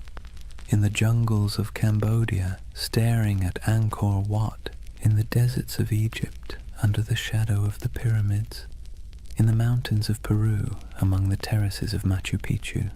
We look at beauty that endures and assume it must have come from a civilization wiser than ours. Maybe it didn't, but maybe the impulse to think so says more about us than about them. Because really, the myth of Tartaria isn't about lost knowledge, it's about lost reverence. We miss believing that beauty meant something, that it wasn't an accessory, but a form of truth. That stone could hold memory, and domes could sing.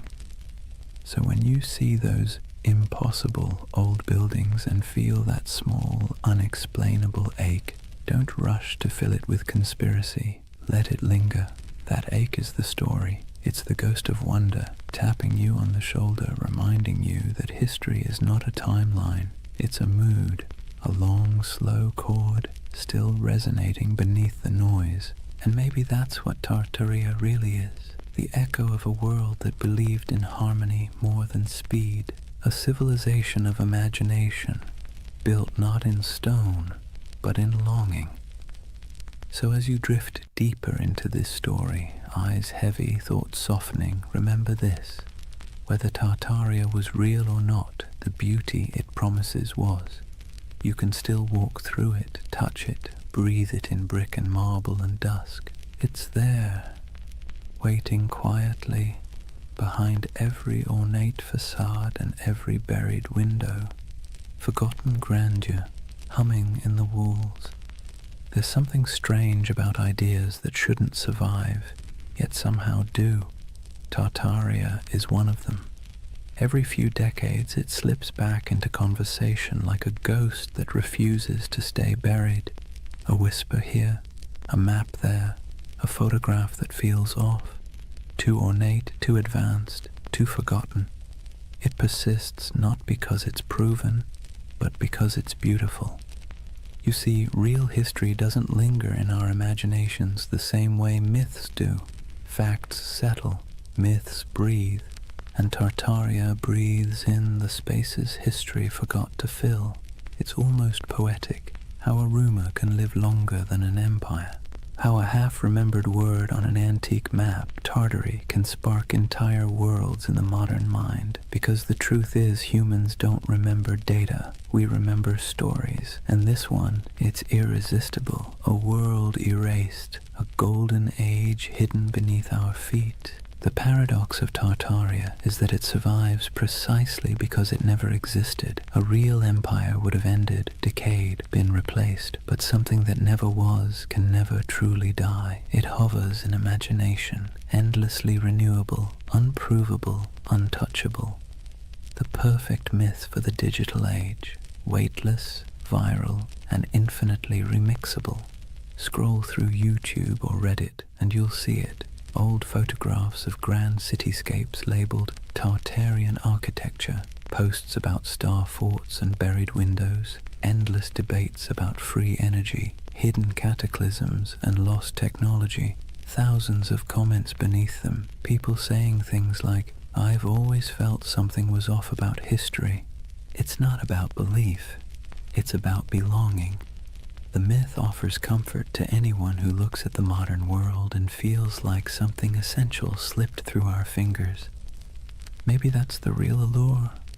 Tartaria gives shape to a feeling we all have but rarely admit, that somewhere along the way, humanity traded mystery for machinery. We built faster, higher, louder, but maybe not better. We paved over silence, replaced curiosity with certainty, and called it progress. And when that certainty began to crack, when our cities started to feel soulless, our histories fragmented, people began looking backward, not for answers, but for meaning. It's easy to mock that impulse. Historians roll their eyes, scientists sigh. But behind the internet rabbit holes and Photoshop theories lies something genuine, a hunger for enchantment, a longing to believe that the past wasn't just dirt and survival, but art and light and knowledge we've somehow misplaced.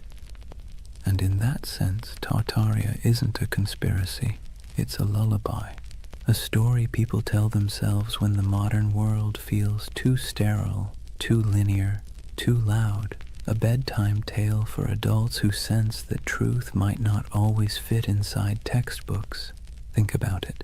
We've mapped the Earth, decoded the genome, photographed black holes, and yet we're still drawn to mystery. It's like a gravity our species can't escape. Tartaria gives us that gravity in soft, dreamlike form. A lost world that never judges, never contradicts, never ends, because it was never real enough to die. But here's the thing, even myths can tell truths. They tell us what we miss, what we value, what we quietly wish could come back. When people imagine Tartaria, what they're really longing for isn't a lost empire, it's coherence. A sense that the world once made sense, that knowledge was sacred, that beauty and purpose weren't at odds. In a way, Tartaria is less about history and more about therapy, a collective daydream for a civilization that feels spiritually jet-lagged. We scroll through endless feeds, flickering between wars, gadgets, and memes, and somewhere inside a voice whispers, "Wasn't there supposed to be more than this?" Tartaria answers softly, "Yes, there was, or maybe there could have been." And so the myth persists, traveling through forums and documentaries and late-night conversations, wrapping itself in fog and marble. It survives because it speaks to something the Enlightenment forgot, that mystery itself has value, that not knowing is sometimes more comforting than knowing. But here's the paradox. Tartaria's greatest gift isn't in proving itself true. It's in reminding us that belief is part of what makes us human, that even in an age of algorithms, we still crave wonder. We still want to stand before something vast and say, "I don't understand, but it feels sacred." Maybe that's why late at night you find yourself staring at photos of old cities, their streets glimmering with gaslight, their domes fading into fog, and feel that tug in your chest. It's not nostalgia for Tartaria. It's nostalgia for awe, for the feeling of being small beneath something magnificent, something that doesn't explain itself. So as you lie there now, the room dim, the hum of the modern world soft around you, imagine that somewhere, beneath centuries of soil, beneath stories and skepticism, there's a quiet city still dreaming. Its towers shimmer faintly under the weight of time. Its fountains murmur in forgotten languages, and if you listen long enough, you can almost hear it, the heartbeat of the world before we named it. They called it Tartaria. Maybe it never was, but its echo, soft, patient, luminous, still lingers. Drift with it for a while. Let the questions fade. You don't need answers tonight, only the wonder. Chapter 2. The Real Tartars, Nomads, Empires, and Misunderstood Worlds. Let's take a breath. We've wandered through the fog of myth, through maps that hum with impossible empires and ruins that seem to remember more than they should. But now it's time to peel back the dream and look at the ground beneath it, the soil, the wind, and the people who actually lived there. Because behind every legend lies something real, even if it's been twisted beyond recognition. So, let's step out onto the steppe. Imagine yourself standing somewhere between Russia, Mongolia, and Kazakhstan. Not today, but thousands of years ago. There are no borders here, no lines on a map, no marble cities, just horizon, an ocean of grass rolling under a sky so wide it makes you dizzy. The air smells like dust and horses. The sound of wind is constant, threading through tall stalks of feather grass. This is the birthplace of what Europe once called Tartary. Not a single empire, but a world of motion, a civilization without walls. To Western minds, this landscape always felt alien. How could a people rule without cities? How could a culture thrive without monuments? To the steppe nomads, that question would have sounded absurd. Their monuments were movement. Their empire was the horizon itself. Centuries before anyone drew Tartaria on a map, there were the Scythians, archers and horsemen who painted their bodies, buried their dead in golden tombs, and drank fermented mare's milk. The Greeks feared them, the Persians tried to conquer them, and yet they moved like smoke, impossible to hold. Herodotus called them a people who have no towns, no walls, no fixed abode, as if that made them lesser. But in truth, it made them free. The Scythians mastered the horse long before Rome even dreamed of chariots. They stitched their world together with leather, not mortar. They carried fire in bronze cauldrons, slept beneath felt tents, and worshipped gods of wind, sun, and sky. To them, the land wasn't empty. It was alive, a vast, breathing plain where everything connected through motion and story. After the Scythians came the Sarmatians, then the Huns, then the Turkic Khaganates.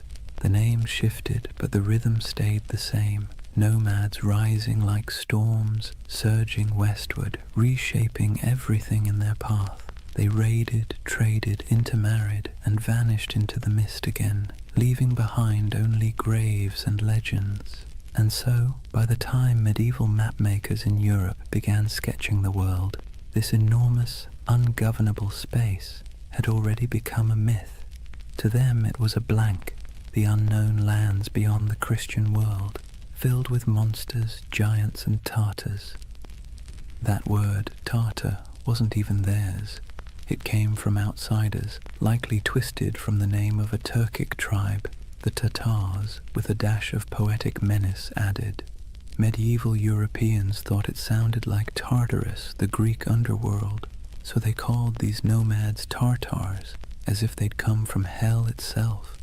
You can almost hear the shiver in the name, but the truth was far more complicated and far more interesting. These weren't demons, they were people. Traders, horsemen, mothers, poets. They lived lives as rich as any Roman senators, just measured differently. Picture a nomadic camp at sunset. The steppe glows gold. Horses graze on the horizon, their coats shimmering in the low light. Fires crackle as women stir pots of milk and millet. Children chase each other between felt tents, yurts, their laughter carried by the wind. Men return from herding, their bows slung over shoulders, dust clinging to their boots. The air smells faintly of smoke and grass. Somewhere, a throat singer begins a low, resonant song, and the notes ripple across the plain like the hum of the earth itself. This was their Rome. Not a city of marble, but of motion and memory. And to them the West's obsession with stone walls would have seemed as strange as worshipping stillness. But as centuries rolled on, stillness began to win. Empires like China, Persia, and eventually Russia pushed outward, trying to tame the steppe. They built forts, drew borders, demanded tribute. The nomads resisted, then adapted. They traded horses for silk, hides for grain, freedom for survival. Slowly, their infinite world began to shrink. By the time European explorers stumbled across these lands in the 17th and 18th centuries, the old steppe empires were fading.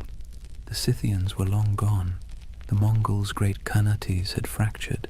The once fluid borders had hardened into lines on parchment, and those lines, curved by ignorance, exaggerated by imagination, became the first maps of Tartary.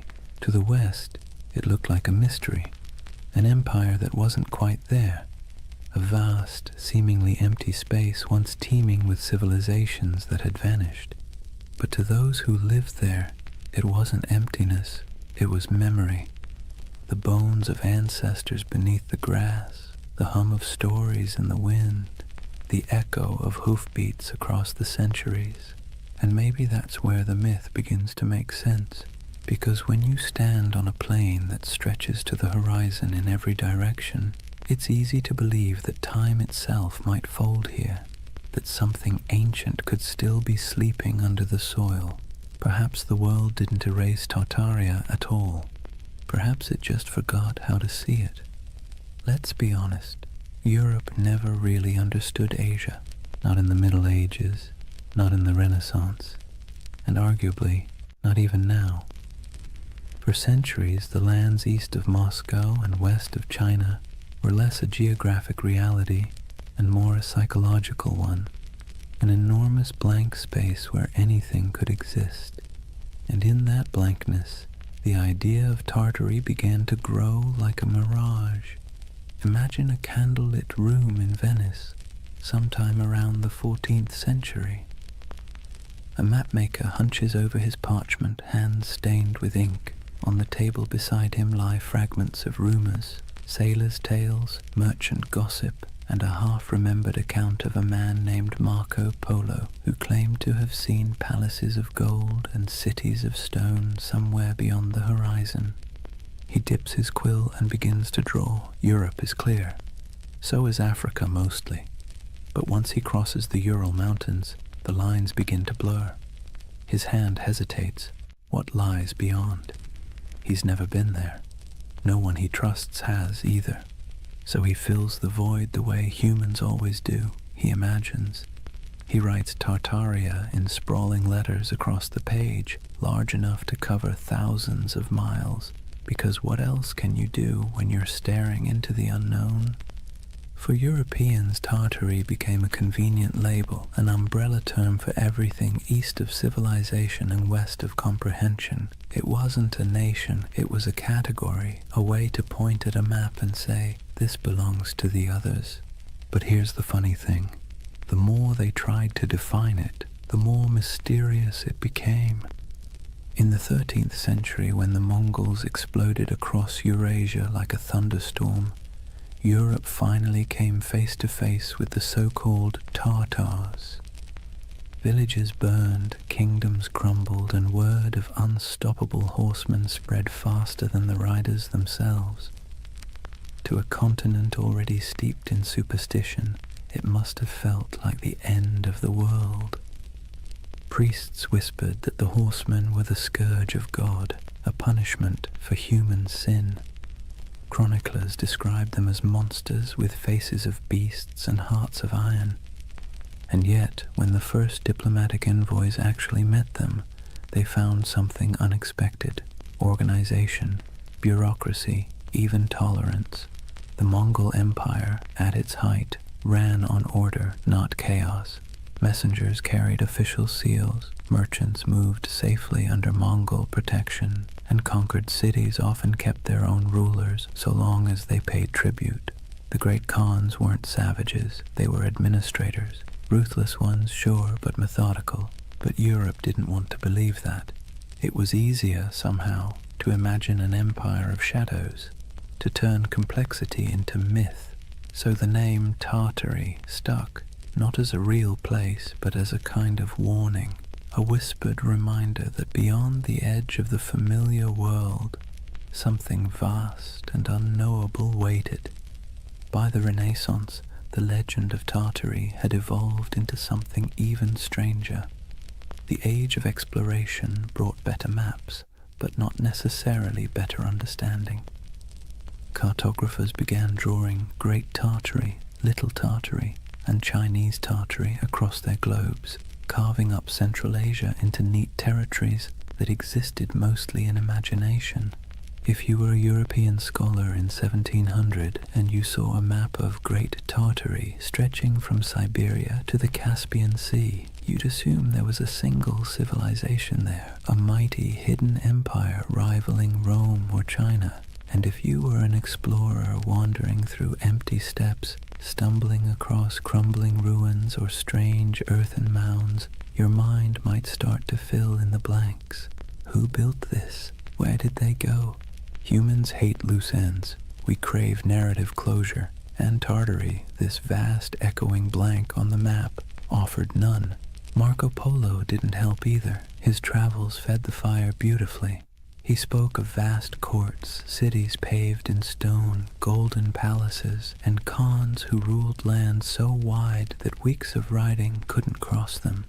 He wasn't wrong exactly. The Mongol Empire really was that enormous. But when his book was copied, translated, and retold, his words grew elastic. People read his tales and imagined something grander still, a civilization older than memory, hidden beneath layers of dust and time. You can almost see it, the way myths grow like vines around facts. Even the Enlightenment couldn't kill it. In the 18th century, as Russian explorers pushed eastward into Siberia, they stumbled upon ancient fortifications, strange geometries in the earth, and traces of civilizations long gone. The local tribes spoke of ancestors who built great cities before the snows came. The scholars, baffled, wrote it all down. And back in Europe, those reports fed the imagination once more. By now, Tartary had become more than geography. It was an aesthetic. The word conjured mystery, distance, and faded grandeur. Artists painted sweeping landscapes of icy mountains and lone riders beneath silver skies. Novelists filled their pages with lost kingdoms and forgotten dynasties. And so, when conspiracy theories about a lost Tartarian empire began resurfacing centuries later, it wasn't from nowhere. It was born of something older, a long European tradition of misunderstanding the East, of romanticizing what couldn't be explained, and of filling blank spaces with dreams. Maps, after all, are never neutral. They don't just show where things are, they show what people believe matters. And for centuries, Tartary mattered not because it was real, but because it was mysterious. Imagine yourself once more looking at one of those old maps. The parchment crackles under your fingers. The ink has faded to brown. The edges are frayed. Across the top, in flowing letters, are the words, Magna Tartaria. You trace the line of mountains, the curving rivers, the scattered cities whose names you don't recognize. You realize you're staring not at geography, but at imagination, a dream caught in ink, a memory of a place that never quite existed, but that never fully went away either. And maybe that's why Tartaria still captures people today. It wasn't born in a lab or on a message board. It was born in candlelight on parchment, in the minds of men who couldn't stand not knowing. A story that began as cartography became mythology. And mythology, as history always proves, has a way of outlasting the truth. Picture a road that isn't really a road. It's not marked by signs or asphalt or tidy lines of direction. Instead, it's an invisible web of paths, camel tracks winding through dunes, mountain passes marked by cairns, river barges drifting under starlight. This was the Silk Road. Not one road, but thousands, threading together China, Persia, India, Byzantium, and everything in between. And somewhere in the middle of that vast tangle lay the ghost of Tartary. The Silk Road was less about silk than it was about exchange. Of goods, yes, but also of ideas, stories, and beliefs. Every caravan that set out carried more than fabric and spices. It carried imagination. The West dreamed of the East as a place of wonder, while the East saw the West as a land of restless curiosity. And where those two imaginations met, right there, in the open steppes of Central Asia, the myth of Tartary quietly took root.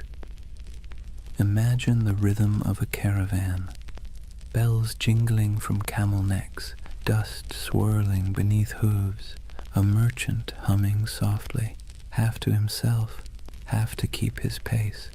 At night, when the fires burned low, stories flowed like wine, tales of lost cities swallowed by sand, temples of gold hidden in the desert, empires that rose and vanished before the next dawn.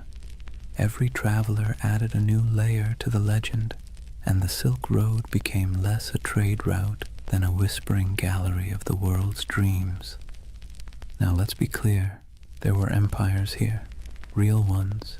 The Scythians, Parthians, Sogdians, Kushans, and of course the Mongols, civilizations that thrived for centuries, building fortresses, minting coins, and carving art that fused Greek realism with Persian geometry and Indian grace. These were the real architects of what Europe would later call Tartary.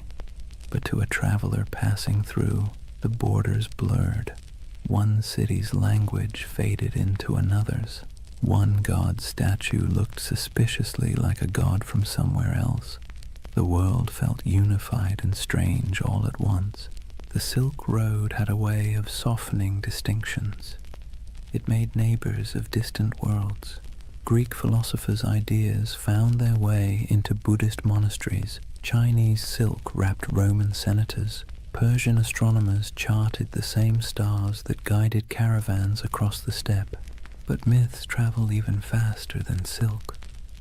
When a merchant from Samarkand sold a roll of fabric in Venice, he didn't just trade goods, he traded worlds. He told stories of the East so dazzling they didn't sound real. Cities with towers of glass, he might say, rivers that shimmer like silver. Men who lived 200 years, and back home, when he unpacked his profits and poured himself a drink, he probably heard equally absurd stories about the West. It's easy to forget that for most of human history, distance was a form of magic. The farther away something was, the more fantastical it became. And no distance loomed larger in the European mind than that mysterious space labeled Tartary.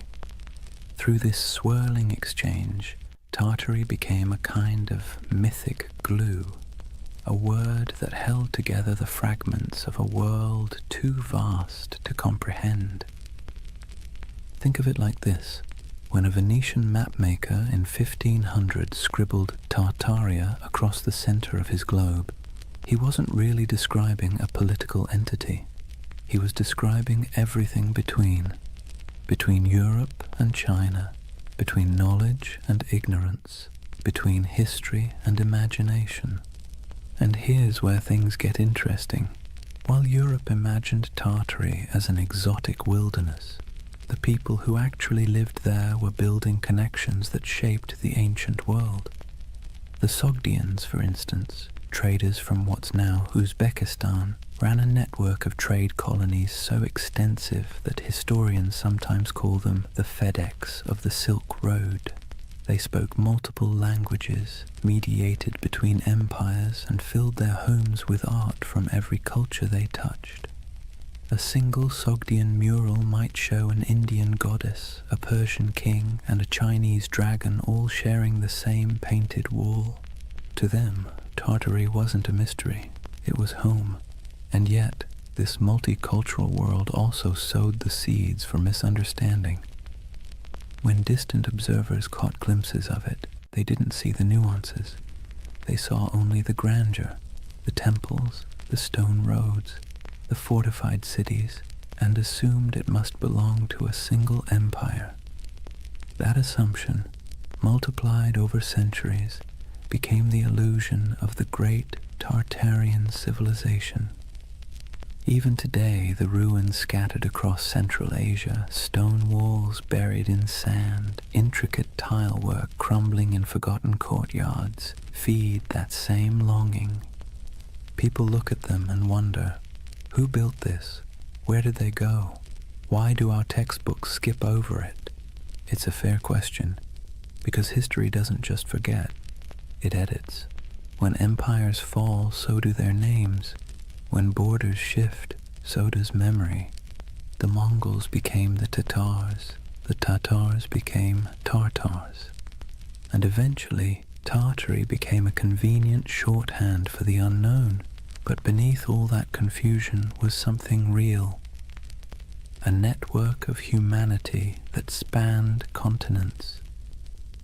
Imagine standing on a hill somewhere near Bukhara around the 10th century. The air smells of dry sage and smoke. Below you, the road shimmers in the heat, lines of travelers winding toward the horizon. A caravan from China passes one from Persia. A monk from India shares a meal with a soldier from Byzantium. Coins from Rome jingle beside jade amulets from the East. It's not an empire. It's not chaos. It's something in between, a living, breathing web of connection. And that's what Tartaria really was. Not a kingdom lost to mud, but an echo of this interconnected world. A dream of unity before maps divided it into pieces. The Silk Road gave birth to the myth by accident, because connection always looks like magic when seen from afar. So when modern believers look at old maps and see the word Tartaria sprawled across half the world, maybe they're not completely wrong to feel awe. They're just reading a poem that was once mistaken for a border. The Silk Road blurred the lines between civilization and myth, empire and echo. And in that blur, half dust, half starlight, the legend of Tartaria found its heartbeat. Words have a funny way of sticking to things they were never meant to describe. Tartary was one of those words, an intellectual shortcut that turned into a centuries-long misunderstanding. By the time Europe stumbled out of the medieval era, the East was less a place and more a story. Monks copied maps showing vast lands labeled Tartaria, shaded in pale yellows and browns, with scribbled notes like, "Here be dragons," or "Land of Giants." It wasn't meant as insult or precision. It was just ignorance wrapped in ink. But ignorance dressed up nicely enough can look like authority. When Marco Polo returned from his travels in the late 1200s, he told Europe about the magnificence of the Mongol Empire. Golden palaces, porcelain cities, and roads so smooth you could roll a wagon for days without breaking an axle. His descriptions, half wonder, half exaggeration, lit up Europe's imagination. And when cartographers began to draw what he described, they needed labels.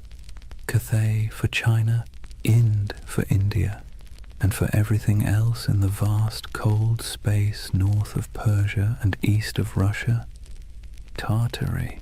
Let's be clear, Europe didn't know what Tartary was, but that didn't stop them from acting like they did.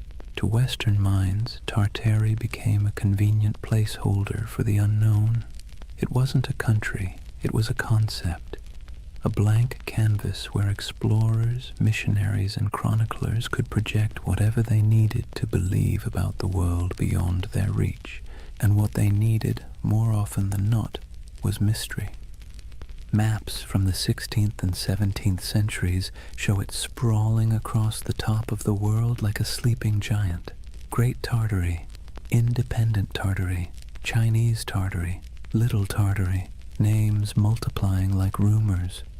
To anyone who studied those maps, the message was clear. Beyond the borders of civilization lay a vast land of danger, wealth, and the unknown. And there's something deeply human about that. When faced with uncertainty, we name it. We box it in with words, even if those words are wrong. To Europeans of the early modern world, Tartary became shorthand for all the places they hadn't yet conquered, understood, or categorized. It was an intellectual convenience, a linguistic shrug. everything out there. If you were a 17th century scholar in London and someone mentioned the Tatars, you might imagine fur hats, horsemen, frozen tundra, and endless plains. You wouldn't know the difference between a Mongol prince in Karakorum and a nomad in the Kazakh steppe. To you, it was all Tartary, but that flattening, reducing countless cultures into a single word, had consequences. It erased identities, histories, and languages in the Western imagination long before any empire actually reached those lands. Imagine an atlas from the 1700s, lying open on a polished oak table. The continents are familiar enough now. The Americas are roughly shaped. Africa's coasts are charted. But look at Asia, and you'll see something odd. Above India and China stretches an ocean of blankness, punctuated only by the word Tartaria, scrawled in proud, swirling letters. No cities marked, no rivers traced, just emptiness. That emptiness became an invitation. Missionaries imagined lost Christian kingdoms hidden in those plains, descended from the mythical Prester John. Explorers fantasized about tribes of giants or entire cities of gold. Poets and philosophers romanticized the steppe as a land of freedom, wild, untamed, untouched by decadence. And over time, that fantasy hardened into pseudo-history. Tartary wasn't just a blank spot anymore, it was a world view. Even the word itself carried a sting. Derived from Tatar, it got twisted into Tartar, echoing the Greek Tartarus, the underworld. Early chroniclers saw the Mongols storm into Europe in the 13th century and thought, "Ah, yes, these must be the people from hell." The name stuck, and for centuries afterward, Tartar became synonymous with savagery, chaos, and apocalypse. When the Mongol Empire fractured and faded, the word didn't fade with it. It lingered. Europe kept calling the steppe Tartary, even as local empires rose and fell. The Golden Horde, the Timurids, the Kazakh Khanates. To the west, these nuances didn't matter. The name Tartary swallowed them whole. The irony. By the time Europe started mapping Tartary with any real accuracy in the 18th and 19th centuries, it had already become a relic. Russia had expanded eastward, swallowing Siberia province by province. Qing China had claimed the west, and yet the word persisted, echoing in atlases long after it had lost any real meaning. There's something almost poetic about that, how a word can outlive the thing it never actually described. And it's here that the modern myth of Tartaria quietly germinated, because when those old maps resurfaced centuries later, digitized, color-corrected, and posted online, they seemed to show something uncanny. A vast empire covering half the world, cities we've never heard of. Borders that no modern historian could explain. To the curious eye, it looked less like a cartographic mistake and more like a cover-up. Why don't they teach this in school? People asked. How could such a massive empire just vanish? But the answer, as with most things, is simpler and somehow more mysterious. It didn't vanish. It never existed. Not as one empire, anyway. What vanished was understanding. What collapsed was the web of meaning connecting the real places, Siberia, Mongolia, Central Asia, to the word Tartary. The West's misunderstanding created a ghost, and the modern age brought that ghost back to life. There's an eerie beauty in that, a reminder that myths don't die. They just wait for technology to resurrect them. When you look at one of those antique maps, ink faded to sepia, the parchment curled at the edges, you can almost feel the hum of it, not as evidence of a conspiracy, but as a fossil of imagination. Tartary wasn't a lie. It was a mirror. It reflected Europe's fears, desires, and limits. and like all mirrors, the longer you stare into it, the more it stares back. By the dawn of the 18th century, the old mystery of Tartary was about to meet its slow death, not in battle, not in flames, but in bureaucracy, in borders drawn, treaties signed, and maps updated by men who preferred paperwork to poetry. It wasn't an erasure in the way myths like to imagine. No secret cataclysm, no forbidden knowledge sealed away by shadowy elites. It was something quieter, more mundane, and somehow more tragic. Tartary was about to be swallowed, not by time, but by empire. Let's set the stage. The year is 1721. Peter the Great has just declared the Russian Empire.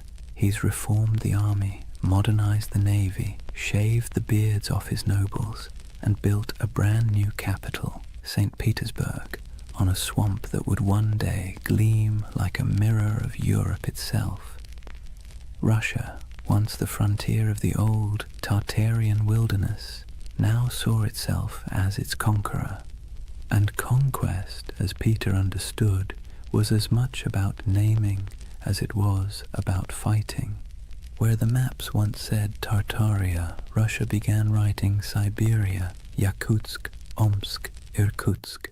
The empty spaces of imagination were replaced with administrative precision, governors, garrisons, and census records. You can almost hear the scratching of quills replacing the crack of hooves across the steppe. This was empire by cartography. For centuries, Europe had peered east and seen a void. Russia filled it with coordinates. And just like that, the last breaths of Grand Tartary disappeared under layers of ink and decree. But here's the irony. While the West's maps were losing their mystery, the lands themselves were as unknowable as ever. Siberia wasn't tamed. It was endured. Frozen rivers, taiga forests, mountains that chewed up expeditions and spat them out as legends. To the empire, it was a treasure chest of resources, furs, minerals, and later oil. But to the people living there, it was home. The native tribes, the Evenki, Buryats, Yakuts, and dozens more, didn't think of themselves as Tartarians or Russians. They were simply themselves, and yet, in the tidy world of European cartographers, they became footnotes to someone else's empire. Take a moment to picture a Russian expedition in the mid-17th century, trudging through snow so bright it hurts to look at. The air burns the lungs, the dogs pant steam.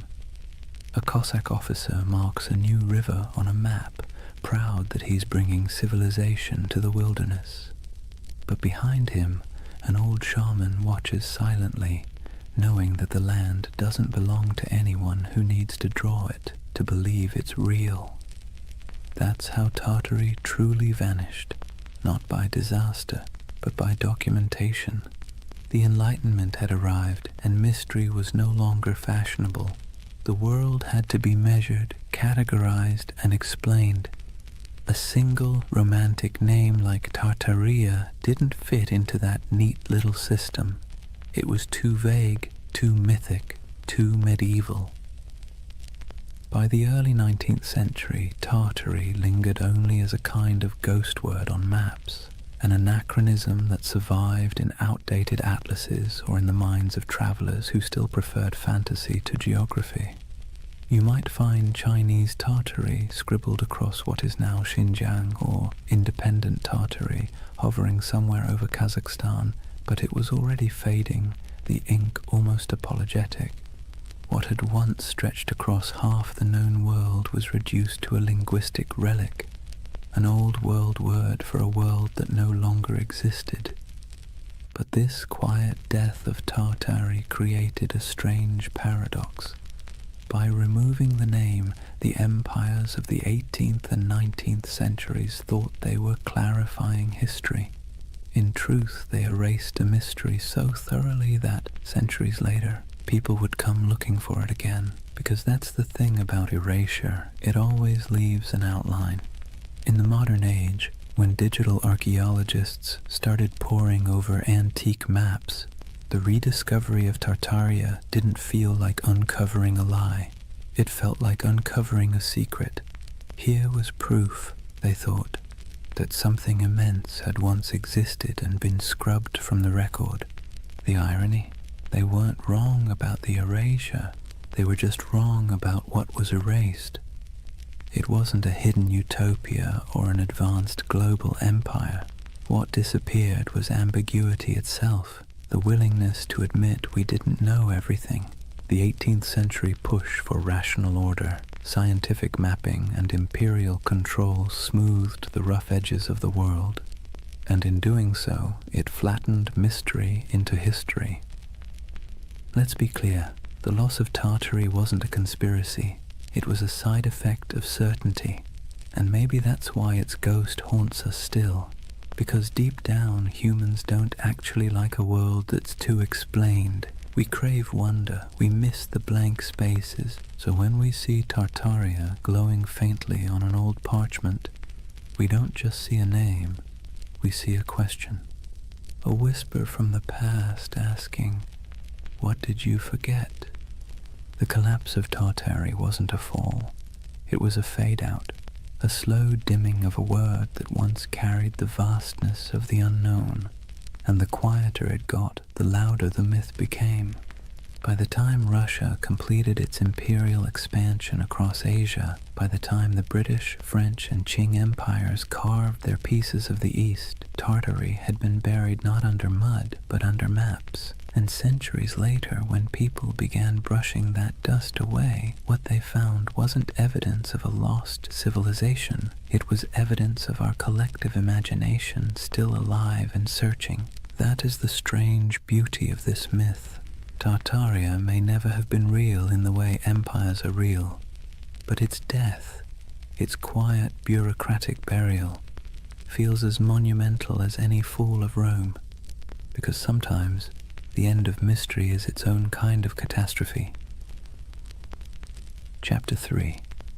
The Great Erasure. Lost knowledge, world fairs, and the architecture of amnesia. Take a deep breath. We're leaving behind the dust of the steppe and stepping into marble, into the gaslit glow of the 19th century, because this is where the story of Tartaria is reborn. Not in Siberia, not on the maps, but in the imagination. Picture it. The year is 1893. The World's Columbian Exposition in Chicago. 200 white buildings rise like mirages along the lake, glowing in electric light. Domes, arches, columns, architecture so grand that people literally wept when they saw it. It looked ancient, impossible, like something from a forgotten golden age resurrected overnight. And here's the kicker. It was built overnight. A team of architects and laborers had thrown up that entire city in less than 2 years. They called it the White City. To the public, it was a triumph of modernity, but to later eyes it looked suspiciously like something else. Massive domed palaces, ornate fountains, obelisks, colonnades stretching into mist. It looked ancient, yes, but not Greek, not Roman. It looked out of time. Now fast forward a century. A man sitting at his computer zooms in on old photos of the fair. He pauses. He notices something strange. The buildings look far too advanced for their time, he thinks. Too perfect, too grand. And then he finds something even stranger. After the fair ended, almost every single building was demolished, burned, scrapped, gone. And that's how a new kind of myth was born. The idea that maybe, just maybe, these temporary structures weren't built at all, at least not by us. Maybe they were rediscovered, remnants of an older, erased civilization. A civilization called Tartaria. Let's be clear, the buildings were real. We have blueprints, records, payrolls, receipts for every brick. But the feeling, the awe they inspired, the eerie way they appeared and vanished, felt mythic. It tapped into something ancient in the human psyche. our suspicion that we've forgotten something big.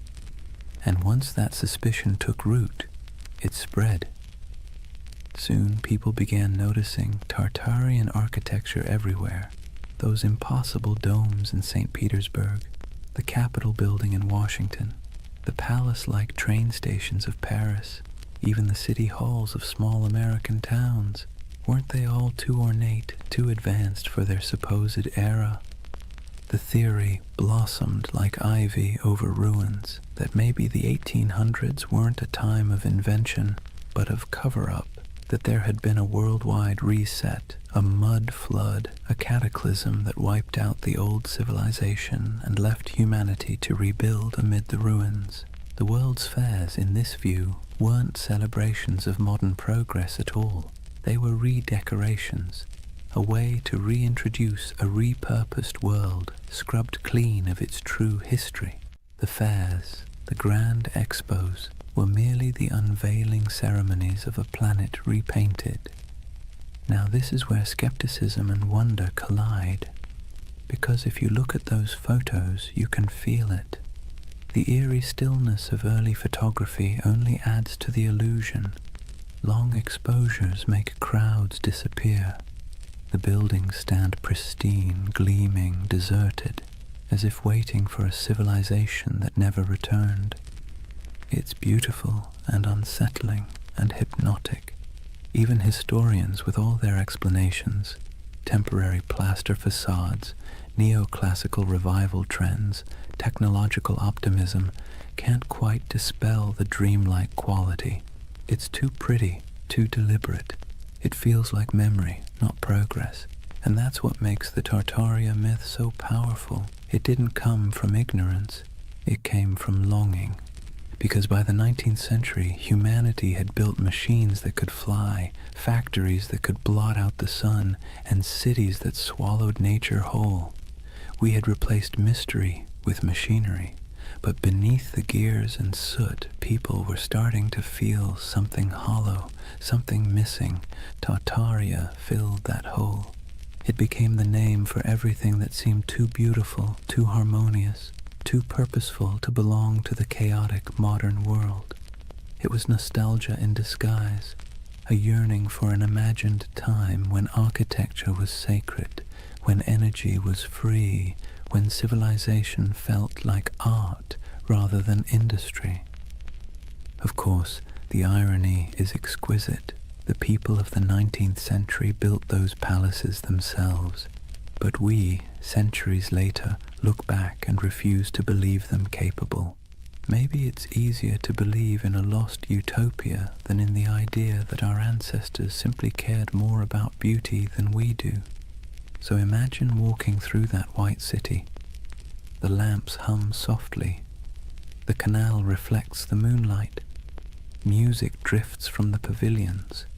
You hear the shuffle of dresses, the murmur of voices, the click of carriage wheels, and for a moment you can almost believe the myth that you've stumbled into the remains of a vanished empire, briefly resurrected for one last dance before fading again into legend.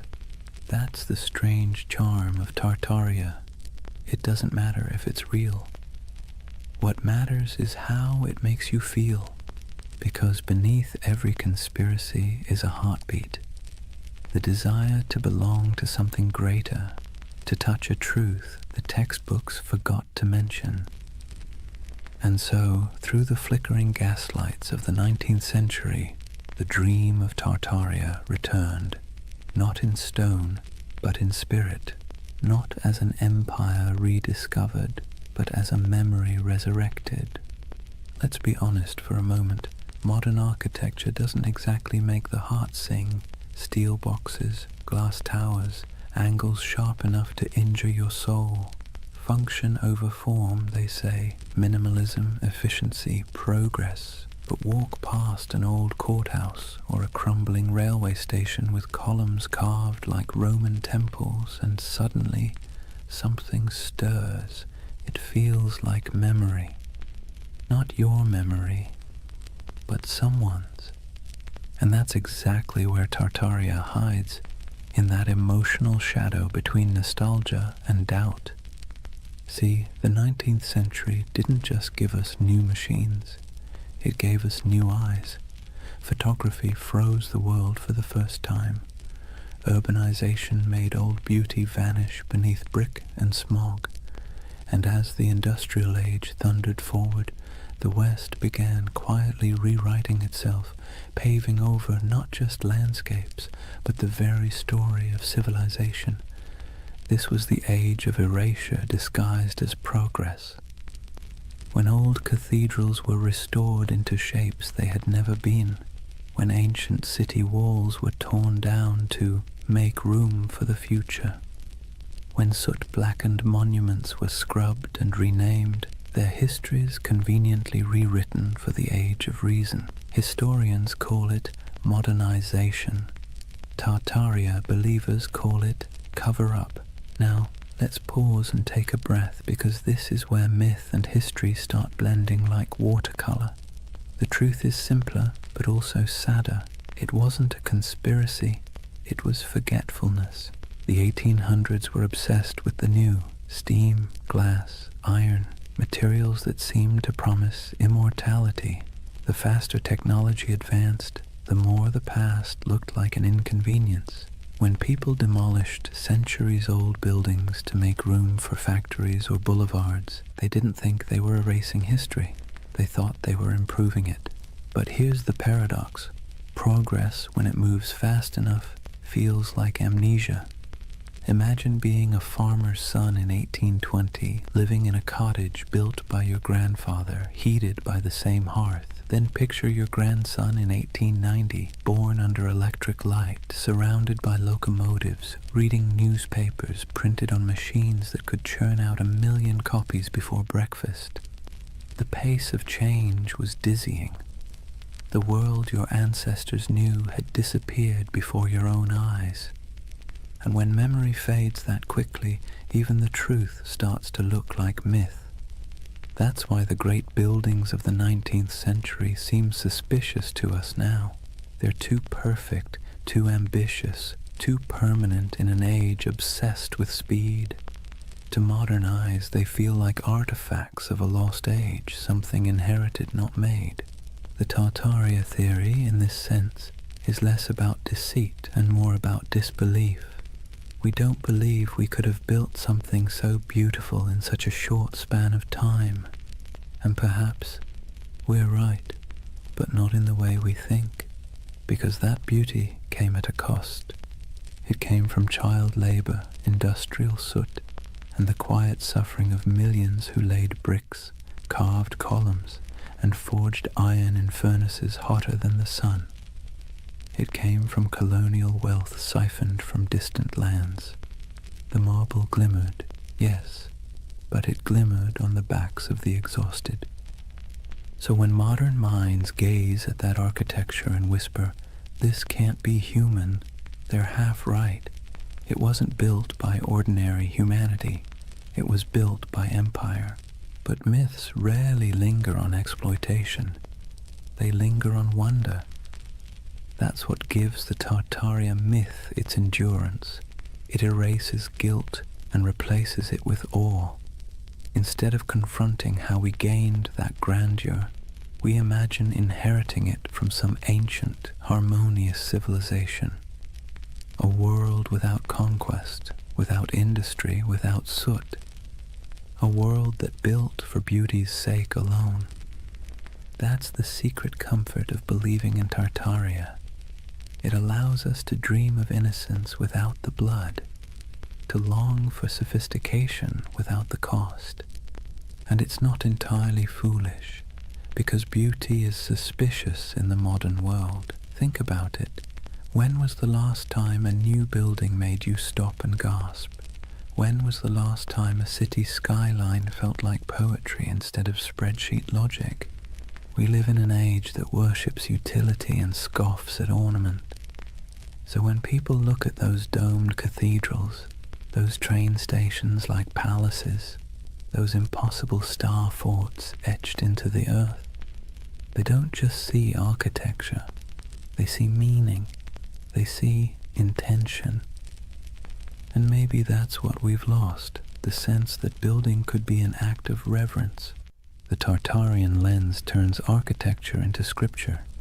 It whispers that every arch, every dome, every hidden basement tells a story too big to fit inside textbooks. And whether that story is real or imagined, it soothes a modern ache, the feeling that progress has traded wonder for efficiency. So next time you see an old photo of St. Petersburg shrouded in snow or San Francisco City Hall gleaming in filtered sunlight, look closer, forget the dates, forget the facts, and just feel it. The silence, the symmetry, the faint pulse of something grander than logic. That's the hum Tartaria leaves behind. The ghost frequency of a civilization that may never have existed, but still haunts us with the possibility that it did. And maybe that's enough. Maybe the myth survives not because it's true, but because it's beautiful. Because deep down, beauty itself has started to feel like a conspiracy. Here's the funny thing about lost civilizations. They always seem to resurface when technology changes. The printing press revived Atlantis, television revived the pyramids, and the internet, well, the internet resurrected Tartaria, not in dusty libraries or archaeological digs, but in image boards, YouTube videos, Reddit threads, and algorithm-fed rabbit holes that feel half like history class and half like lucid dream. If the 19th century erased memory through progress, then the 21st century resurrected it through curiosity. The internet, for all its chaos, gave the world a second archive, a place where forgotten photographs, misfiled maps, and half-remembered myths could find each other again. And that's where Tartaria thrived, among digital ruins. Let's be clear, no mainstream historian believes in the Tartarian Empire, but belief doesn't need credentials, it needs emotion. And online, emotion spreads faster than evidence.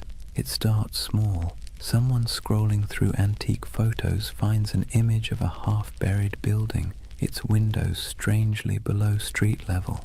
They post it with a caption, "Mud flood? Hidden history?" Someone else comments with an old map labeled Great Tartary, stretching across half of Asia. Another user adds photos of star forts, geometric fortifications shaped like mandalas carved into the earth. Then someone else notices that the architecture of 19th century world fairs, domes, spires, impossibly ornate facades, seems eerily similar across continents. And suddenly, the pattern takes on life. A civilization that might never have existed begins to coalesce, not in ruins, but in pixels. It's fascinating to watch. The modern Tartarian myth isn't a single story. It's an ecosystem, a living organism built out of collective imagination. People piece together images, compare architectural styles, track supposed mud flood layers in Google Earth, and speculate about ancient technology, free energy, and global resets. And let's be honest, there's something soothing about it. It scratches the same itch that makes people organize puzzle pieces at 2 a.m. You start with fragments, photographs, engravings, forgotten buildings, and try to make sense of the world's dissonance. Why does history sometimes feel incomplete? Why do our cities seem to rest on older bones? Why does beauty feel borrowed? The Tartaria theory online isn't just conspiracy, it's therapy for disillusionment. See, we live in an age drowning in data but starving for coherence. Billions of facts, timelines, and explanations float around like loose screws. But the more we learn, the less it feels like we understand. We've traded mystery for information, and somehow that doesn't feel like progress. Tartaria brings the mystery back. Scroll through its digital cathedrals, YouTube thumbnails of glowing domes and forgotten maps, and you'll see that what people crave isn't deception, it's wonder. the feeling that history still holds secrets, that maybe we haven't already found every answer, that maybe, just maybe, there's still magic left under the mud. And the internet, for all its cynicism, feeds that craving beautifully. Where old historians dismissed oddities as coincidences, the online world stitches them together with creativity. Star forts become energy hubs, domes become ancient power stations, mud floods become symbolic of global resets, metaphors for forgotten knowledge buried under modern noise. It's easy to laugh, but maybe we shouldn't, because behind every pixelated claim is something deeply human, the refusal to accept a world without mystery. The same impulse that made explorers sail off the map now makes people scroll through archives at 3 in the morning, chasing the ghost of a civilization that never left a skeleton behind. And there's something else, an aesthetic truth. Look at those old photos, the sepia skies, the faint haze, the impossible scale of those buildings. They feel dreamlike, like glimpses from another timeline where humanity built for eternity instead of quarterly profits. When people online say, "This architecture is too perfect to be from our timeline," what they're really saying is, "This feels like a dream I half remember." And that's what Tartaria has become, a collective dream stitched together from the past's photographs and the future's loneliness. Of course, the irony is delicious. The very technology that gave us infinite knowledge also gave us infinite uncertainty. The more we digitized our history, the more unreal it began to look. Old black and white photos uploaded at high resolution don't make history clearer. They make it stranger. The lighting, the shadows, the absence of movement, it all feels frozen, ghostly, like the world before electricity was somehow more alive. So when you see someone online connecting old city photos and whispering Tartaria, what you're witnessing isn't delusion, it's longing, a search for coherence, for the feeling that history isn't just progress and decay, but a cycle of remembering and forgetting. And isn't that what all civilizations do? They rise, they crumble, and then they return in imagination. Rome, Atlantis, Lemuria, Tartaria, each one a mirror reflecting not the past, but our hunger to belong to something grander than the present. In that sense, the internet didn't invent Tartaria, it simply gave it a voice, a new empire of whispers sprawling across servers and screens, where myths are immortal and disbelief is optional. Scroll long enough and you'll start to see why people stay. The posts feel soothingly repetitive. Arches, domes, star forts, mud floods, each image a little lullaby of lost grandeur. A bedtime story told by algorithms instead of grandfather. So maybe Tartaria isn't a place at all. Maybe it's what happens when memory and imagination meet in the glow of a computer screen. Half fact, half wish. The myth doesn't just say, "Look what we've lost." It says, "Look what we still want to believe." And that, perhaps, is the most human story of all. Let's pause for a moment, take a slow breath, and think about why people believe in things like Tartaria. Not in the mocking way you see on forums or documentaries, but really think about it. Why does the idea of a lost civilization hidden under our cities feel comforting? It's not stupidity, it's not gullibility, it's yearning. Humans, for all our cleverness, are wired for mystery. We're pattern-seeking animals, tracing meaning in the stars, in tea leaves, in the cracks of old maps. The unknown makes us restless, the known makes us bored, and between the two we spin myths that make life feel a little more meaningful. Tartaria lives in that space. It's not really about mud floods or star forts. It's about the suspicion, deep down, that the world we've been handed is incomplete, that someone, somewhere, has hidden something important, that maybe history isn't a straight line of progress, but a looping dream where civilizations rise, fall, and are forgotten not by accident, but by design. And honestly, that's not such a crazy thought. Think about how much of history you've forgotten personally. Think of everything humanity has lost to fire, war, vanity, or neglect. Libraries burned, languages erased, empires swallowed by desert and jungle. The dark ages weren't dark because nothing happened. They're dark because the light of memory didn't reach that far. So when someone looks at an ornate 19th century building and says, "I don't think we built that," they're not rejecting history. They're mourning it. They're mourning a world that seems to have misplaced its wonder. Let's be clear, modern life doesn't give us much mystery anymore. We have answers for everything, or at least the illusion of them. You can type any question into a search bar and get a dozen replies in seconds. But that convenience has a side effect. It kills the thrill of not knowing. And mystery, as it turns out, is essential to the human spirit.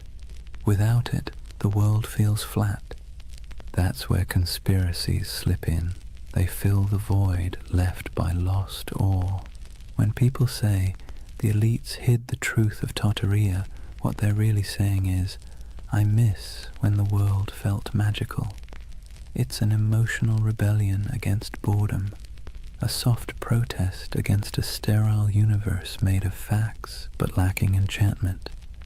And here's the interesting part, it's not new. Every age invents its lost golden age. The Greeks dreamed of Atlantis, the Victorians romanticized Lemuria, the 20th century turned the Mayans into cosmic prophets, and now in the digital age we have Tartaria, an empire of dreams built on archives and algorithms. Each generation looks backward and imagines perfection because it's easier than imagining perfection ahead. We do it because the past is safe. It can't disappoint us anymore. Psychologically, belief in a hidden civilization like Tartaria scratches multiple itches at once. There's pattern recognition, the brain's love for connecting dots even when they don't belong together. There's narrative control, the soothing illusion that the world makes sense, that nothing happens by accident. And there's nostalgia, the bittersweet ache for a world that may never have existed, but should have. And then there's trust. Modern institutions, media, government, academia, have lost credibility with the public. When experts say, that's impossible, a growing part of the population quietly replies, so was flight once. The more closed and dismissive authority becomes, the more open people become to alternative voices whispering, maybe they're hiding something. It's not that people trust random YouTube channels more than historians. It's that the channels sound human, curious, skeptical, fallible. The voice of official history often sounds cold, certain, and patronizing. The voice of the Tartaria believer sounds like someone sitting beside you late at night saying, "Look at this, doesn't it make you wonder?" And wonder is addictive. Once you feel it, it's hard to go back to plain explanations. Even the act of believing, of piecing clues together, creates a small dopamine rush. It gives the believer a sense of purpose. You're not just scrolling, you're investigating. You're part of something big, something secret. It's empowering in a world that makes most people feel small and powerless. So the Tartarian myth becomes more than a theory. It becomes a community, a shared dream. People trade discoveries, maps, and theories not because they're delusional, but because it feels good to search together. The hunt becomes the reward. And in that sense, Tartaria isn't a symptom of ignorance. It's a symptom of loneliness. Think about it. The more connected we are online, the less connected we feel in real life. Cities are crowded but isolating. News is constant but disorienting. Our modern world gives us everything except belonging. And so, people build belonging out of mystery. Believing in a hidden past means believing in meaning itself, that we're not just floating through chaos, that someone somewhere once built something extraordinary, and maybe we can again. That's not conspiracy. That's hope in disguise. Of course, hope can be dangerous when it turns to dogma, when questioning becomes obsession, when imagination becomes paranoia. That's when the myth begins to rot, when every gap in knowledge becomes a plot, and every historian becomes an enemy. That's when wonder collapses into fear. But before that point, before the cynicism sets in, there's something oddly beautiful about it. People standing in awe before old cathedrals and asking, how did they do it? People digging through archives at midnight, convinced that history still has secrets. It's easy to mock that. Harder to admit that it's the same impulse that built science, art, and philosophy in the first place. Curiosity is the ember. Myth is just the smoke. So the Tartarian believers, in a strange way, are modern heirs to the ancient dreamers, the ones who stared at the stars and saw gods, the ones who saw order in chaos. They're not historians, but they are human. They want the past to matter. They want the present to make sense. And maybe that's why Tartaria lingers.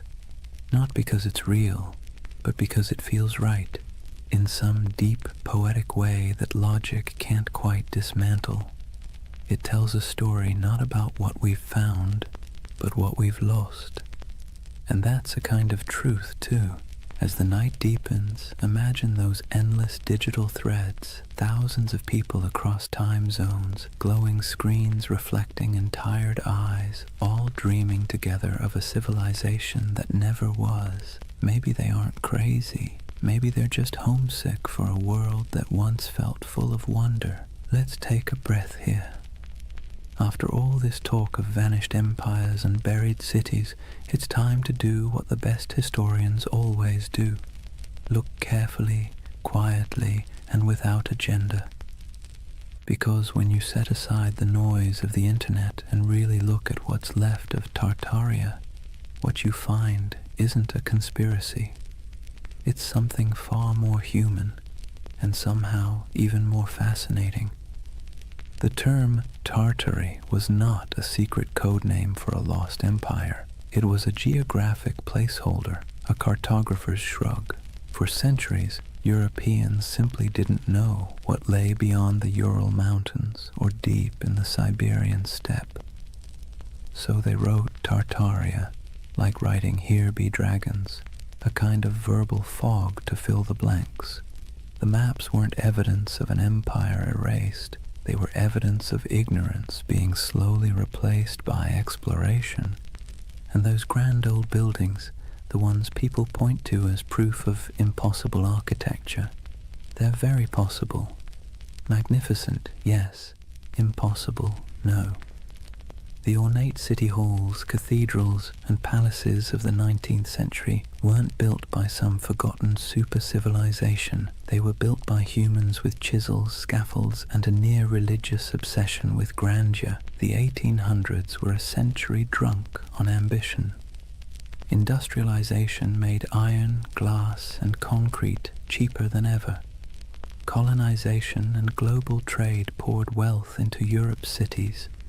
Architects looked backward to Greece, Rome, Byzantium, and Egypt, and then combined everything like over-enthusiastic chefs. The result was the neoclassical explosion, domes, columns, and marble facades that looked ancient but were brand new.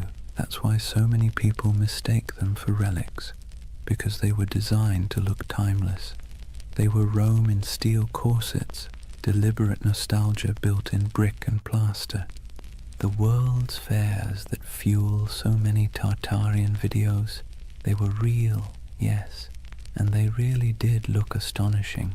Whole temporary cities of palaces, fountains, and gleaming towers that appeared overnight and vanished just as quickly. But they weren't cover-ups. They were theatre. They were the 19th century showing off. Most of those buildings were plaster over wood, not marble. They were meant to impress, not endure.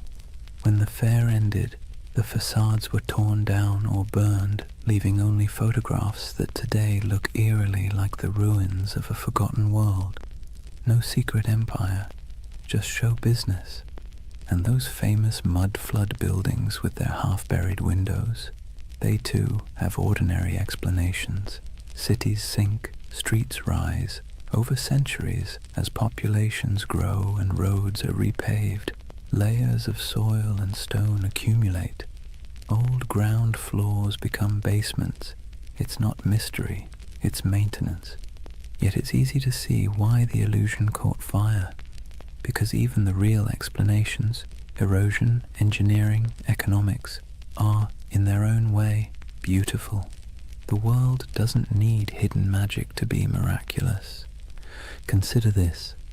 The same roads once labeled Tartarian carried traders, nomads, poets, and conquerors across continents. Cultures met, clashed, and blended until identities blurred. What Europe called Tartary was not one empire but a kaleidoscope of peoples, Turkic, Mongol, Persian, Russian, Chinese, each with their own stories, languages, and gods. Out of their collisions came ideas, inventions, and art that shaped the world we still live in. The myth says Tartaria was erased. The truth is that it was never singular to begin with. It was many, and that's why it's hard to pin down. The steppe doesn't lend itself to borders. Empires there were fluid, waves of power that rolled across the grasslands and receded again. The Scythians, the Huns, the Mongols, the Khazars, they all rose, ruled, and vanished, leaving behind only fragments. To an outsider, that flux looked like a void. To those who lived it, it was life itself. And maybe that's where the misunderstanding lies. Western history loves walls and dates, beginnings, endings, dynasties. The steppe doesn't play by those rules. Its empires were seasonal, migratory, woven into the land and wind. If you expect pyramids, you miss the poetry.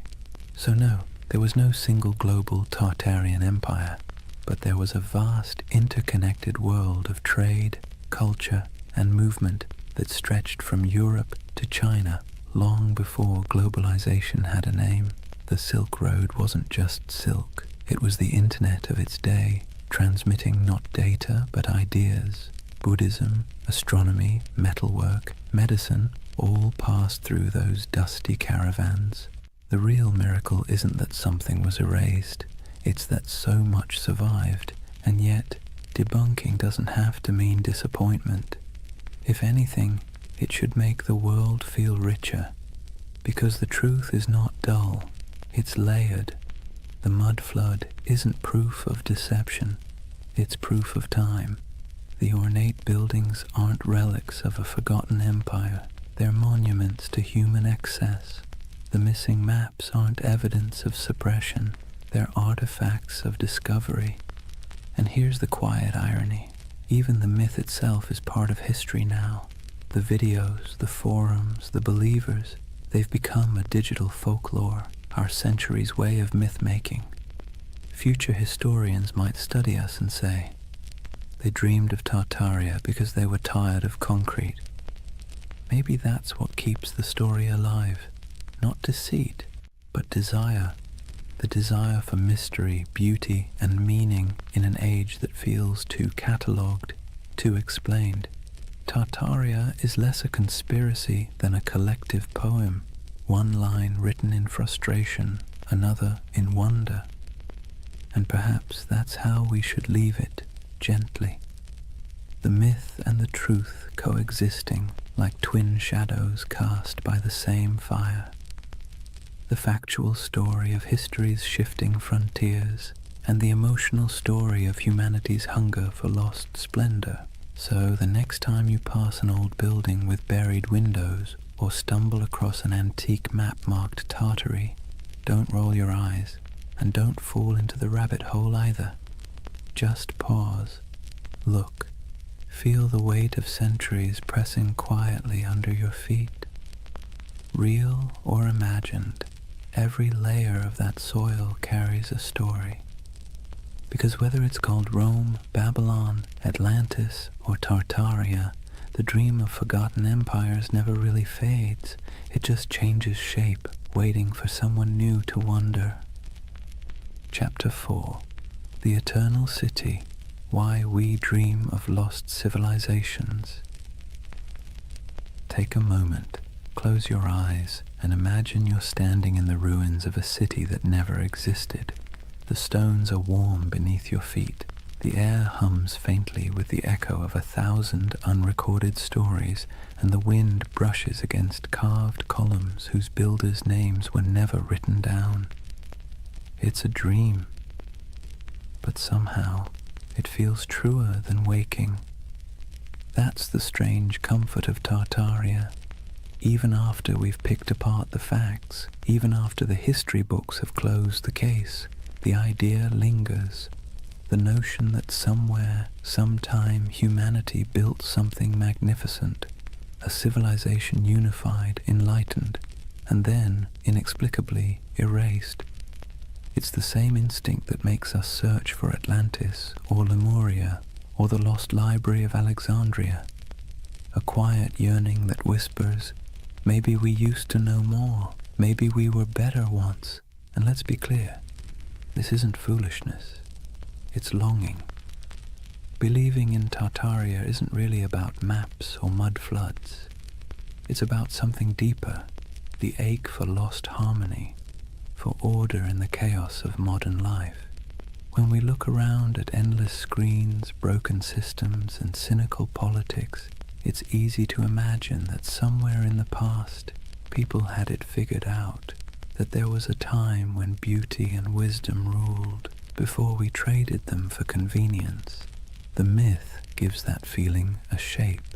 Tartaria becomes a mirror for what we think we've lost, a golden age we can project our frustrations onto, a fantasy of unity against the fragmentation of the modern world. But here's the curious twist.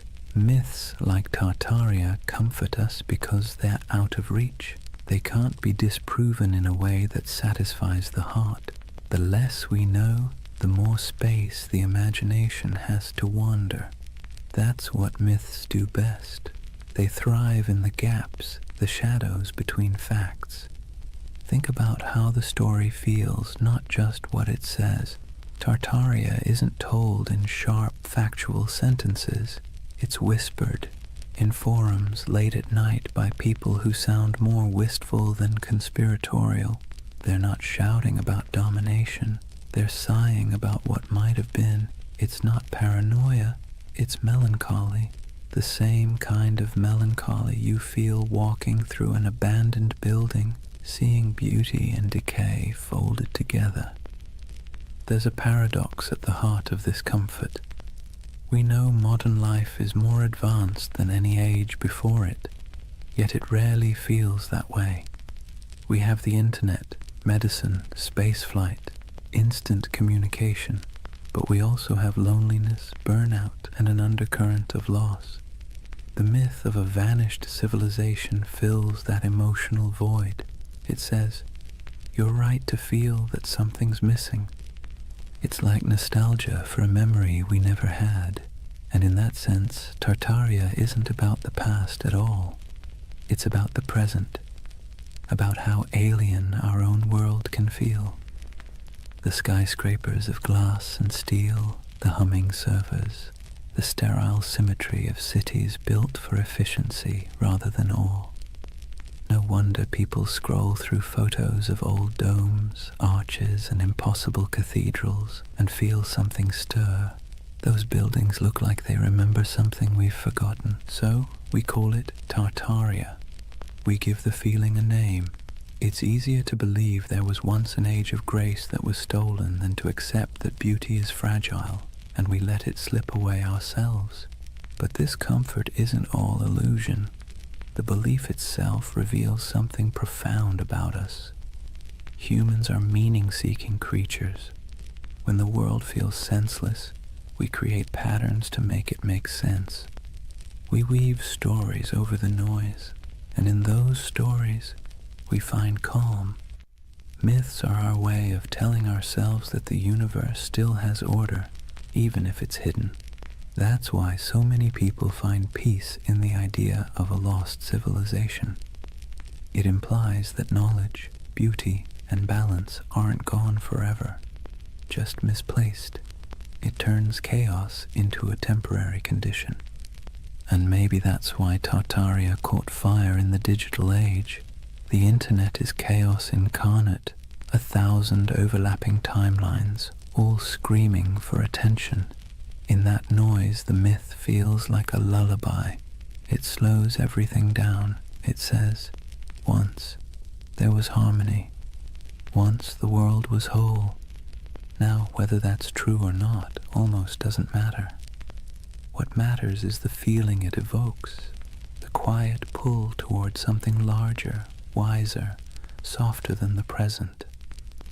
The myth becomes a kind of spiritual balm for an age that measures everything but meaning. Imagine yourself late at night, scrolling through photos of ornate ruins, strange domes, or cities half buried in snow. You feel that twinge, that recognition without memory. The beauty is haunting, not because it hides a secret empire, but because it reminds you that time erases, and yet somehow we still search for permanence. That search, that ache, is what keeps myths alive. They aren't about fooling ourselves. They're about coping, finding wonder again in a world that's forgotten how to dream. And maybe that's the greatest comfort of all. Tartaria might not have existed on a map, but it exists in us, in that quiet place between curiosity and longing, where we still hope that something grand and good once stood before the mud, before the noise, before the forgetting. If you really want to understand why Tartaria has captured so many imaginations, you have to stop asking what it was and start asking what it means. Because myths, like mirrors, don't just reflect the world, they reflect us. When people talk about Tartaria, they're not just discussing lost cities or forgotten empires. They're projecting themselves, their hopes, their doubts, their nostalgia, onto a blank canvas of the past. Tartaria becomes less of a place and more of a personality test for civilization. Think about it. To some, Tartaria represents a golden age of harmony and beauty, proof that humanity once lived in balance with nature and technology. To others, it's evidence of corruption and suppression, a story of truth hidden by elites and rewritten by victors. The same myth, two completely different reflections. It tells you less about history and more about what people want from it. And maybe that's the point. Tartaria isn't history. It's a Rorschach test for modern anxiety. We look into its cloudy waters and see what we most long for, or most fear. Let's be clear, myths don't survive because they're accurate. They survive because they're useful. They give shape to feelings that don't fit neatly into textbooks. They're how we process the gap between the world we have and the one we wish we had. The idea of a lost, enlightened civilization comforts us precisely because it suggests that the world wasn't always this complicated. That maybe, somewhere back in time, people figured out the balance between science and spirituality, between art and function, between progress and peace. And if they could, maybe we can again. That's why you'll notice something poetic in the way Tartaria believers talk. It's not just data or dates, it's reverence. They speak of architecture the way others speak of cathedrals. They trace maps like pilgrimages. They aren't just arguing for history. They're mourning for something sacred. You can see it in the fascination with architecture, the domes, arches, spires, and towers that dot the myth. These buildings feel alive, don't they? Too beautiful to be merely functional, too symmetrical to be accidental. When people say, "There's no way we could build this today," what they're really saying is, we don't build like this anymore. We don't fill our world with beauty unless it serves a profit. The myth becomes a critique of our own era, disguised as nostalgia for another. Tartaria, then, is the mirror we hold up to our own cultural amnesia. We scroll through pictures of palaces and fairgrounds, domes and star forts, and we whisper, "How did we forget to dream like this?" The myth reflects not a lost empire, but a lost aesthetic soul. There's something almost therapeutic about that reflection. Myths like Tartaria allow us to grieve, not for people we've lost, but for possibilities. They let us feel that our yearning for meaning isn't crazy, that maybe it used to exist, that maybe someone, somewhere, built a world that made sense, and maybe that's why Tartaria feels more mystical than menacing. Most conspiracy theories isolate people, make them suspicious of the world. Tartaria, strangely, connects them. It invites wonder instead of fear. It suggests that the past might still hold beauty waiting to be rediscovered. But reflection cuts both ways. Myths also reveal our blind spots. When people claim that all grand architecture must have come from a lost civilization, they sometimes overlook the real genius of the humans who built it.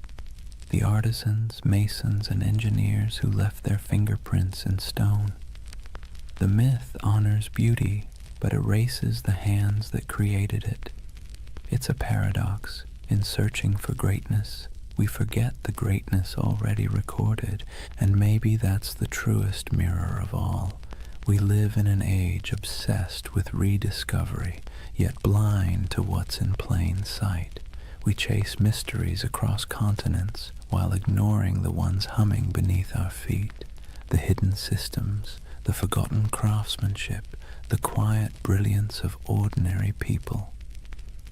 Tartaria, then, tells us something we don't often admit, that we don't fully trust our own civilization.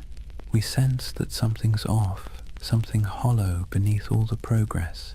So, we project our doubt backward into the comforting distance of myth. In the reflection of Tartaria, we see ourselves, advanced yet uneasy, connected yet lonely, powerful yet perpetually nostalgic. It's less about whether an empire was erased, and more about whether we've erased our ability to feel awe. Maybe that's why the myth persists, because deep down, we're not really searching for proof of Tartaria. We're searching for proof that humanity still knows how to build something beautiful and believe in it. And if myths are mirrors, then maybe looking at Tartaria long enough isn't about finding truth in the past, but rediscovering it in the present, in the domes still standing, the dreams still lingering, the stories we keep retelling because they make us feel a little less small. So the next time someone mentions the lost empire, don't argue, just listen, because behind every myth is a whisper of what we wish were real. And sometimes that wish tells you everything you need to know about the people dreaming it. Every empire, no matter how radiant, tells the same quiet story, one of ascent, arrogance, and entropy. Rome, Egypt, the Maya, the Mongols, the British, the Ottomans, and if you believe the whispers, Tartaria. The names change, the rhythm doesn't. Civilizations are like tides. They rise with clarity, crest with confidence, and recede with denial. It's not failure, it's physics.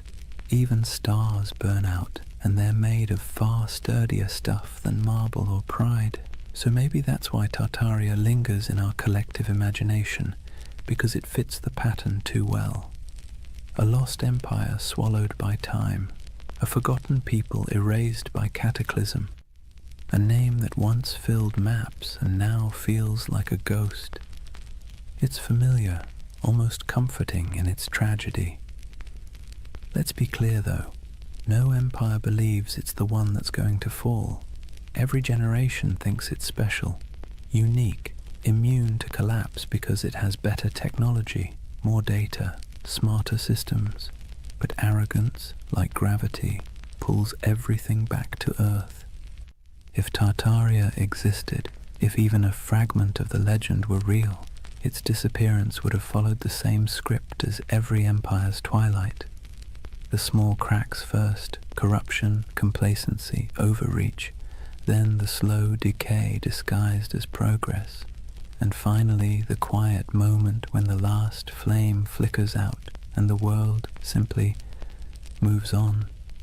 You can almost imagine it, the final days of a grand civilization, not with war or fire, but with exhaustion, merchants still trading, scholars still writing, architects still sketching impossible domes for clients who will never pay.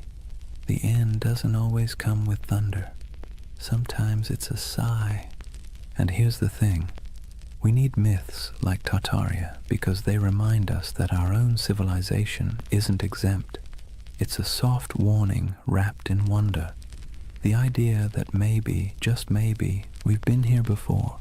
Towering cities, vast networks, unshakable certainty, and lost it all to hubris and time. You see, the cycle isn't just historical, it's psychological. We build, we forget, we rebuild. We burn libraries, then mourn the loss of knowledge. We pave over ruins, then spend centuries digging them up again. The pattern is maddeningly human. The Greeks had a term for this, anarchiklosis, the cycle of government and decay. Kingdoms become tyrannies, tyrannies become democracies, democracies collapse back into chaos. Wash, rinse, repeat. The myth of Tartaria just takes that ancient idea and stretches it across a planetary scale.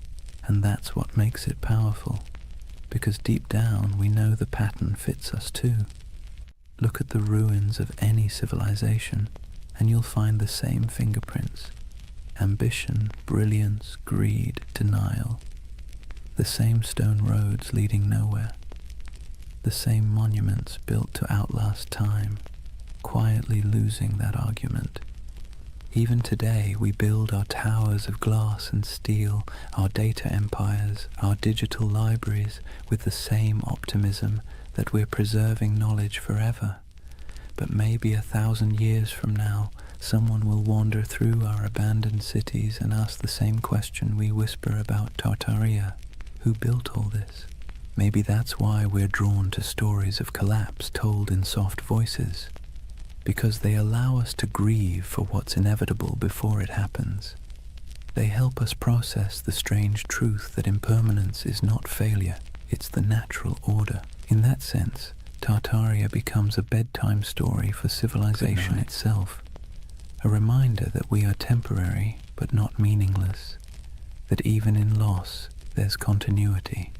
The ruins of one world become the foundations of the next. And if you look closely, you'll see that rebirth is always hiding inside decay. The Renaissance bloomed from the ashes of plague. The Enlightenment grew out of dark superstition. Even myths once dismissed are rediscovered as metaphors with new life. The cycle never ends. It only changes costume. So perhaps Tartaria isn't just about a lost civilization, but the eternal rhythm of creation itself. We build worlds, lose them, and then dream them again. Every myth, every ruin, every archive is a heartbeat in that endless pulse. Imagine standing at the edge of some forgotten city, moss creeping over marble, wind sighing through hollow windows, and realizing that this place once thought it was eternal too, that people once stood here, confident that their children's children would never forget their names. But the earth has other plans, and yet the beauty is in the persistence. Even in silence the stones whisper. Even when names fade, the patterns remain. Every fallen empire becomes a lesson written in dust, and every myth like Tartaria is the echo of that lesson, trying to reach us before we make the same mistake. History doesn't repeat exactly, but it rhymes in hauntingly familiar cadences. The trick isn't to break the cycle, it's to learn to hear the rhythm, to build with humility, to remember what was forgotten before, and to leave behind something that, even when buried, still hums with meaning. So when you hear the word Tartaria, don't roll your eyes. Listen to the rhythm beneath it, because that's not just a myth about the past. It's a lullaby for the present, and maybe a warning for the future. There's something irresistible about a mystery that refuses to die. You can debunk it, explain it, trace its origins down to the dusty corners of old libraries, but if it still feels like a secret, people will keep chasing it. That's the real magic of Tartaria. It doesn't survive because it's proven.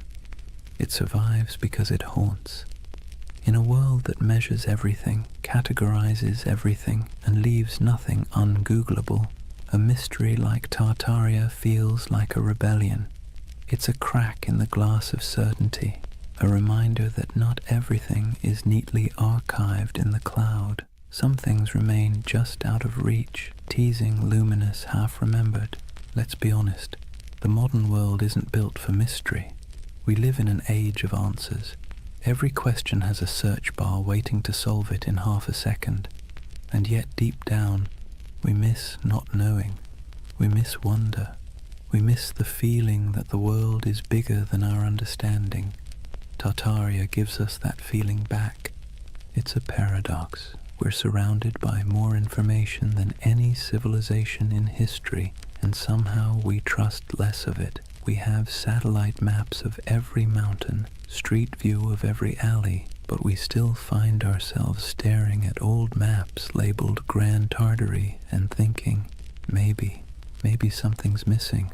Maybe history isn't as linear as it pretends to be, and who can blame us? The past is always a little blurry, like a photograph printed from a damaged negative. Historians do their best to fill the gaps, but even the most rigorous scholarship leaves shadows. Tartaria slips into those shadows, into the empty spaces between what we know and what we feel. There's also a quiet beauty in unanswered questions. They remind us that curiosity itself is a form of connection. When someone spends years digging through forgotten archives, zooming into grainy satellite images, or exploring the ruins of an abandoned palace, they're not just chasing facts, they're chasing wonder. They're trying to feel something vast and timeless, something that hums beneath the noise of everyday life. Tartaria gives people permission to believe that the world might still hold secrets. That's why even skeptics can't quite bring themselves to dismiss it entirely, because even if it's not true in a historical sense, it's true in a psychological one. It's the same impulse that made ancient people draw constellations in the stars, to impose meaning on the infinite and find comfort in the patterns. Imagine yourself walking through an old European city at night. The cobblestones glisten after rain. Gas lamps flicker against the carved faces of forgotten gods on building facades. You look up, and the skyline feels impossibly ancient. Arches, domes, and spires stacked like a dream you can't quite interpret. You don't know who built it. You don't need to. The mystery itself is enough. It's like hearing a song in a language you don't understand but somehow recognize. Tartaria lives in that feeling. The hum between knowing and not knowing. The soft echo of lost craftsmanship, the sense that time might be a loop and we're just tracing paths our ancestors already walked. And the irony is, the more we learn about history, the more mysterious it becomes. Every discovery opens 10 new questions. Every answer reveals how much we don't know. The ruins of Göbekli Tepe pushed back the dawn of civilization by thousands of years. The Antikythera mechanism rewrote what we thought the ancients could build. Maybe Tartaria doesn't exist, but the idea that civilizations rise and vanish, leaving traces we mistake for impossibilities, isn't so far-fetched after all. Even the skeptics, the scientists, the historians, they're chasing the same thing as the dreamers. They just call it research instead of mystery. But deep down, it's the same hunger to understand what came before, to find meaning in the ruins.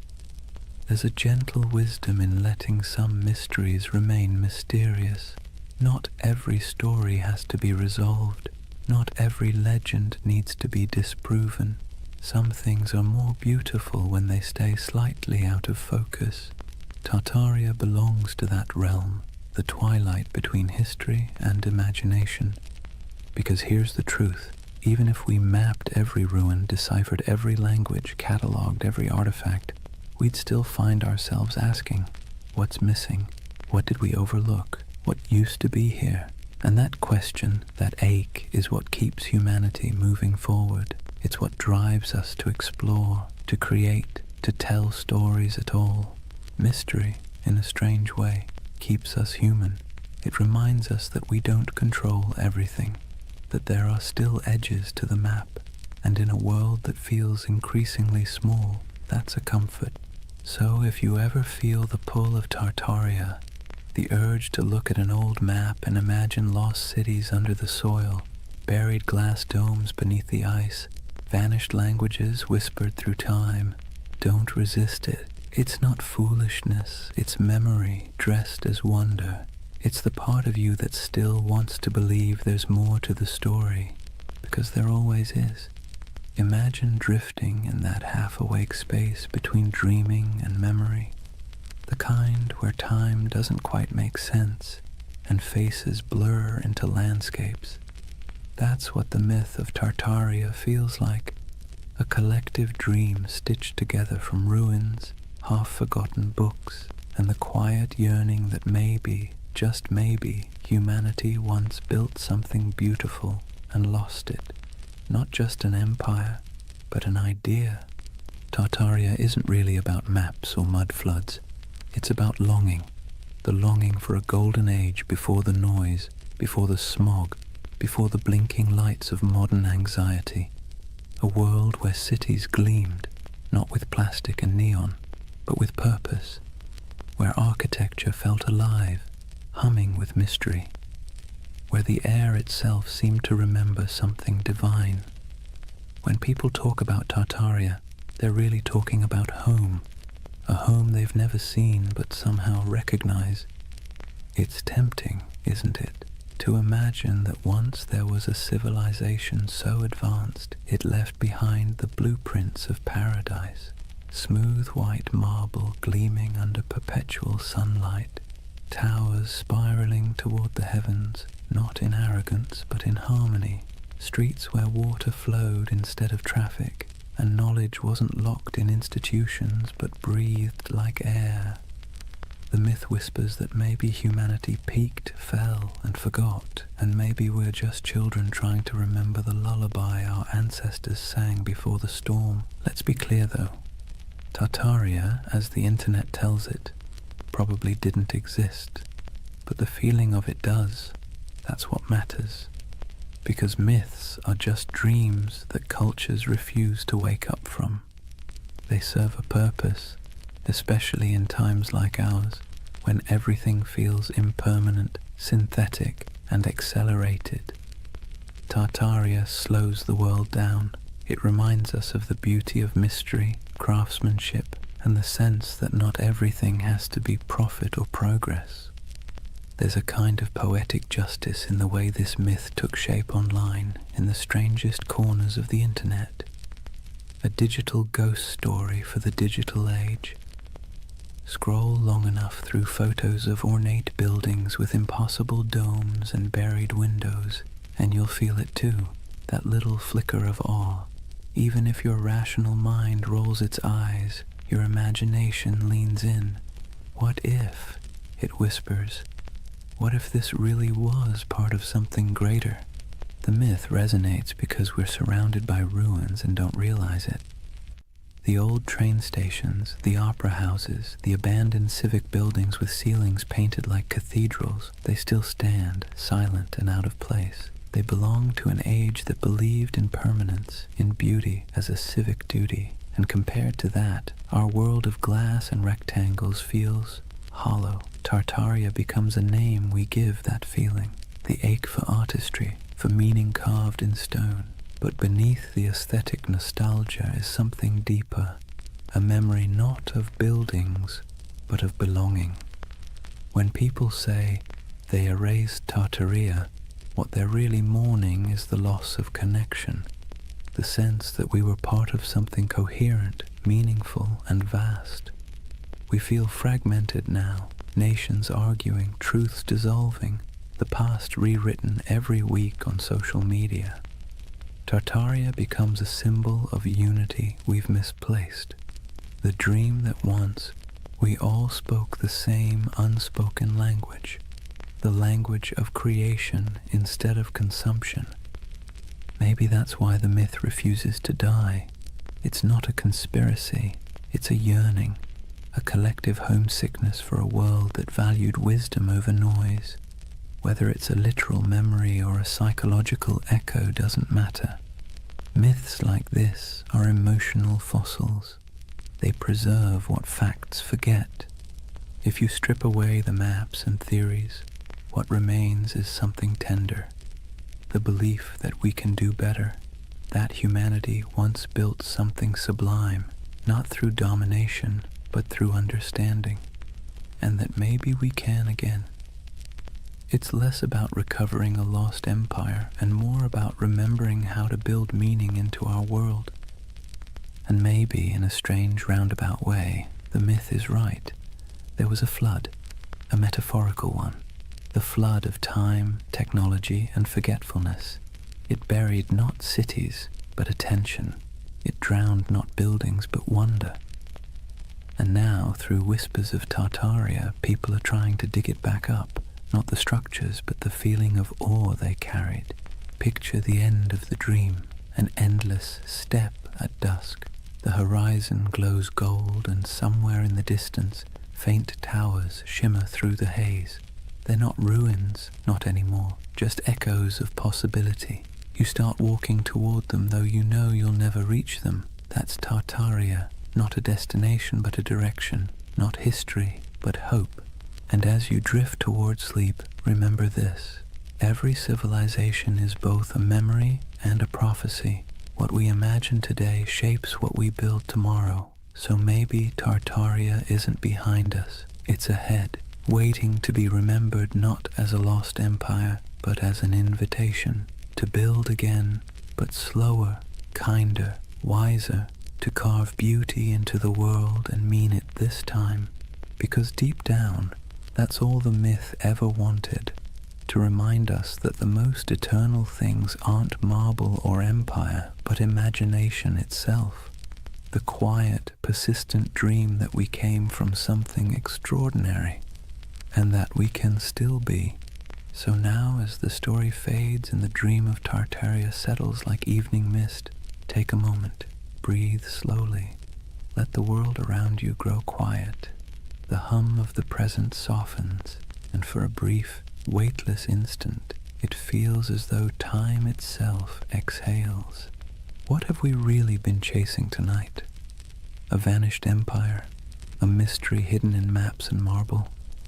Or something smaller, quieter? Something that hums inside us when we stare at old buildings and feel inexplicably that we've been here before? Tartaria may never have existed on any official timeline, but in another sense, it's never stopped existing. It lives in the empty plazas at dawn, when the light hits old stone just right, and the world feels ancient again. It lives in the symmetry of cathedrals, the curve of forgotten domes, the echo of a song hummed in a language no one remembers. It lives in us, the builders, the dreamers, the rememberers. And maybe that's the truth behind all forgotten civilizations. They never really vanish, they just move inward into the imagination. Every myth is a refuge, a way of saying, once we were capable of beauty. Once we remembered how to build with our hearts. So as you lie there now, listening to the quiet between sentences, imagine those impossible cities, half marble, half memory. The air is cool, the towers glow faintly, their reflections trembling in still water. Somewhere in the distance, bells ring, soft as wind chimes, a civilization asleep, waiting to be remembered. Let yourself drift there for a while, between the known and the forgotten, between myth and truth, between what was and what could be, because that's where Tartaria lives, not in the history books, but in the gentle space between waking and dreaming. The world outside your window may look ordinary, but beneath it runs the same current that built empires, painted ceilings, and told stories by firelight. It's the same desire to make meaning from the chaos, to leave something beautiful behind, even if no one remembers who built it. So rest easy. You don't need to solve the mystery tonight. You don't need to decide what was real and what was legend. Just breathe and listen. The past has a rhythm, slow and steady, like the tide, like a heartbeat. It's the sound of humanity remembering itself. Tomorrow the noise will return, screens, traffic, chatter. But tonight belongs to silence, to candlelight, to the soft pulse of an imaginary empire that refuses to die. Tartaria is gone, but also eternal, an echo across time reminding us that wonder is its own kind of truth. And as your eyes grow heavy, think of it this way. Maybe the greatest lost civilization isn't buried under mud or stone. Maybe it's the one inside us, waiting to be uncovered again. A world built not from power, but from awe. Good night, dreamer. Sleep well under ancient skies. And if you find yourself walking through those shining cities again, don't rush. Stay a while. The empire of imagination is always open.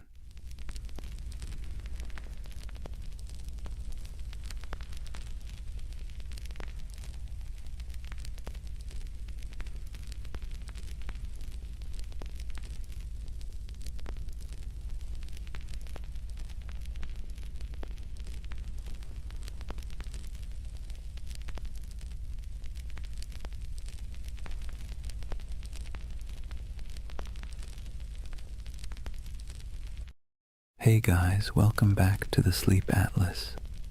Tonight, we're wandering into one of those stories that sits somewhere between history and myth, the kind that makes textbooks squirm but conspiracy theorists cheer.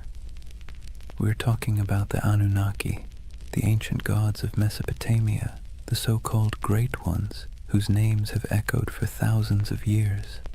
Now, before you picture little green men zipping around in flying saucers, let's be clear. The Anunnaki weren't dreamt up by modern sci-fi. They were very real to the people of ancient Mesopotamia, the Sumerians, Akkadians, Babylonians, and Assyrians, who lived their entire lives believing these beings were watching, judging, and occasionally meddling in their affairs. These gods weren't distant. They weren't serene. They were moody, demanding, and sometimes alarmingly human in their behavior. But here's the twist. In the last few decades, the Anunnaki have been rebranded, plucked out of their ancient temples and repackaged as spacefaring engineers who supposedly created humanity. You've probably seen them pop up on late-night cable documentaries with dramatic music, or in corners of the internet promising that the truth is out there. On one hand, that's entertaining. On the other, it's a perfect reminder that myths are slippery. They change to fit whatever worries and wonders we carry. So tonight, I'm going to tell you their story. The real story, as much as we can piece together from clay tablets, broken myths, and a lot of scholarly head-scratching, we'll wander through the fields of Mesopotamia where ordinary farmers sweated under the sun, convinced that every harvest was a divine test. We'll meet kings who built entire cities just to brag that the Anunnaki approved of them. We'll listen to myths where gods squabbled, punished, and occasionally spared humanity. And yes, we'll peek into the modern fascination with aliens because apparently every ancient thing eventually gets abducted by sci-fi. But don't worry, this isn't a lecture. Think of it as a long, meandering nighttime walk through a world that feels both impossibly distant and strangely familiar. So, dim the lights, maybe pull a blanket a little tighter, and let's drift together into the land between rivers and gods. And before we begin, let me ask, what's keeping you up tonight? Let me know in the comments. I'd love to hear where in the world you're listening from. Settle in. Let's start at the beginning. Chapter 1. Life under the watchful eyes of the gods. Imagine yourself standing in the wide open plain of Mesopotamia, the land between the rivers, the Tigris to the east and the Euphrates to the west. The horizon stretches flat and endless, broken only by the shimmer of heat and the twisting bodies of those unpredictable rivers. The air is heavy, thick with dust and the smell of damp reeds. Somewhere in the distance, a donkey brays, and over all of it, an invisible weight hangs in the air, the belief that the Anunnaki are watching. To the people who lived here thousands of years ago, the rivers weren't just water. They were divine moods made liquid. A generous flood meant the Anunnaki were pleased. A drought meant they were angry. A sudden storm that flattened your barley fields, that was a cosmic tantrum, the gods reminding you who really ran the show. Every harvest, every illness, every successful birth or sudden death was interpreted as a sign that the Anunnaki were either blessing or punishing humanity. Daily life unfolded under this constant sense of scrutiny. Farmers trudged barefoot through muddy fields, wooden plows dragged by weary oxen. Every furrow cut into the soil was not just work, but an offering, an unspoken prayer that the Anunnaki would let the grain grow. Scribes bent over clay tablets in the shade of temples, scratching wedge-shaped symbols into wet clay, convinced that the gods valued their careful accounting of grain, beer, and taxes. Mothers tucked their children into reed mats at night with stories of Inanna and Enlil, half myth, half warning, because even bedtime carried reminders that the gods were keeping score. The landscape itself reinforced the idea. Towering ziggurats rose above flat mud-brick cities, stepped pyramids painted in bright colors that have long since faded. To climb one was to ascend closer to the heavens, to the Anunnaki who supposedly convened in their council chambers above. At the base, ordinary people shuffled forward with offerings, bowls of grain, jars of beer, bleating goats, hoping that their small sacrifice might earn a flicker of divine favor. And through it all, the question lingered: were the gods ever satisfied? The answer, most of the time, was no. If the Anunnaki were pleased, life was merely tolerable. If they were displeased, life became unbearable. It was a kind of spiritual anxiety disorder written across an entire civilization, one that never let you forget that your fate was being judged by beings you couldn't see but definitely believed in. So here's the paradox of Mesopotamia and of the Anunnaki themselves. They gave people a framework to explain the chaos of life, but they also kept everyone permanently nervous. Imagine waking up every day knowing that your job performance review wasn't coming from your boss, but from a pantheon of unpredictable, immortal beings with the power to ruin your entire year. Comforting? Not exactly. Necessary? Absolutely. That was life under the watchful eyes of the Anunnaki, and it was only the beginning.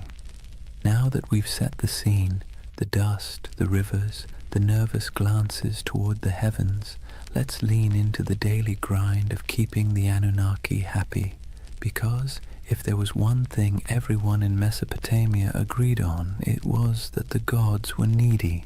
Think of the Anunnaki less like distant divine beings and more like an extended family of very spoiled aristocrats. They didn't simply exist in the background of your life. They were treated as if they lived right there in the city with you, lounging in temples that were really more like mansions stocked with food, drink, and endless attention. Priests fed the gods' statues elaborate meals. They clothed them in fine garments. They bathed them, sang to them, and even tucked them into bed at night with rituals designed to assure the gods that yes, they were adored. And here's the kicker, the gods didn't actually eat the food, wear the clothes, or drink the beer. The priests did.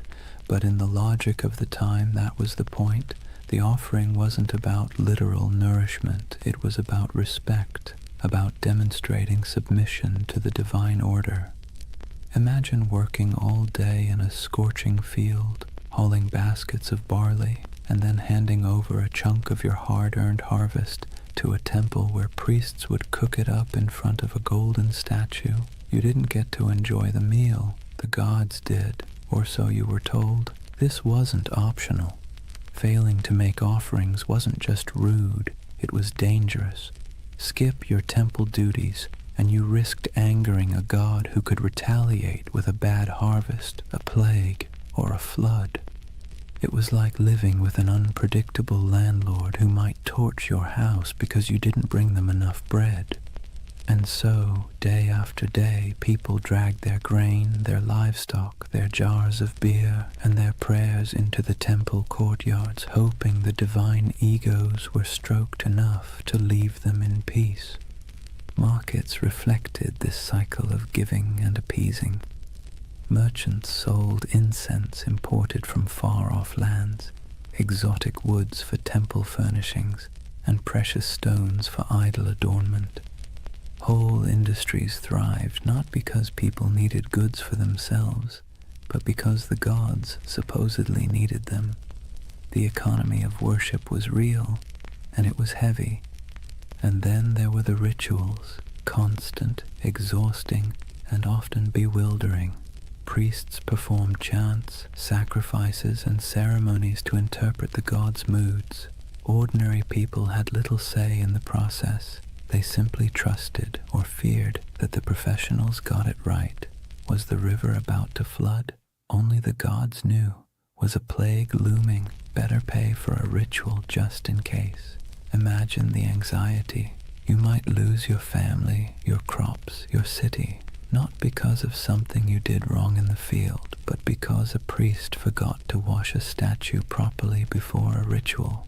This constant pressure shaped how people thought about themselves.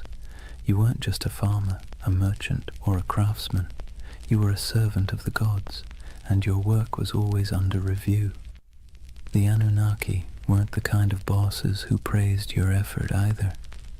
At best, they ignored you. At worst, they punished you for reasons you could never quite understand. And yet there was comfort too. As strange as it sounds, the ritual obligations gave life structure.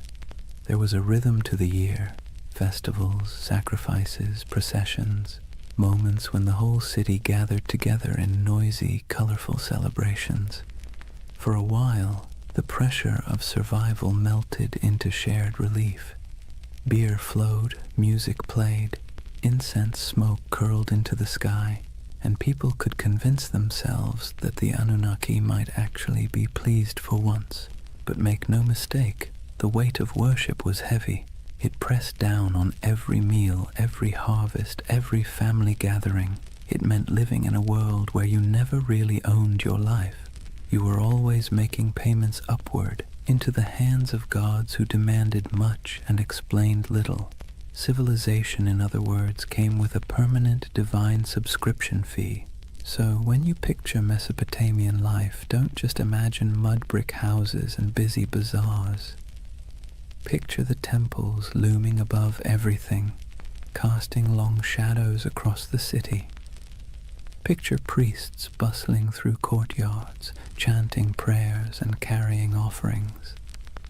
And picture the ordinary farmer at the gate, holding a bowl of barley with cracked hands, hoping that this small gift would keep the Anunnaki's attention fixed somewhere else. That was the weight of worship, a constant burden, heavy as the mud brick walls themselves, shaping every breath of life in the land between the rivers. If temples were the stage for grand rituals, then the family was where belief in the Anunnaki seeped into the most ordinary corners of life. From the moment you were born in Mesopotamia, you were wrapped in layers of tradition, lore, and stories that all reminded you the gods were watching and you had better behave. Picture a household, mud brick walls enclosing a small courtyard with reed mats laid out for sitting and sleeping. The air smells faintly of cooking grain, sheep dung burned for fuel, and maybe onions sizzling in oil if the family was lucky enough to afford them. Life here was simple, cramped, and endlessly repetitive. Yet, hovering over every task, grinding flour, weaving wool, teaching children their chores, was the belief that the Anunnaki were present, judging not just cities or kings, but households too. Families were patriarchal, meaning the oldest male ruled the home, and his authority was framed not as personal power, but as divine order. Fathers were seen as enforcers of a structure that supposedly mirrored the cosmic hierarchy. Just as gods ruled over humans, men ruled over their families. Hammurabi's famous law code spelled this out with brutal clarity. Wives owed obedience, children owed respect, and failure to comply could bring harsh consequences. This wasn't just social convention. It was written into the laws that claimed divine backing from the gods themselves. Mothers carried their own weight, of course. They were the backbone of the household, weaving, grinding, managing food stores, raising children, and passing on the stories that glued the family's beliefs together. Bedtime wasn't a cozy session of fairy tales. It was an education in fear and respect.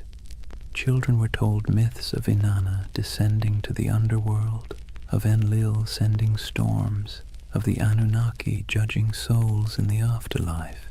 These stories weren't entertainment so much as early compliance training. The message was clear: live properly or the gods will notice. Children's lives reflected this constant training. Boys learned the family trade early, whether that meant trudging in the fields, selling goods in the marketplace, or, if you were very lucky, scratching cuneiform signs into clay tablets under the harsh eye of a schoolmaster. Girls learned weaving, cooking, and managing the household, roles that prepared them to keep the rhythm of worship alive in the next generation. Even play wasn't free of divine oversight. Children carved little clay figurines of gods and heroes used in games that blurred the line between fun and reverence. Faith wasn't just whispered in prayers, it was baked into family rituals.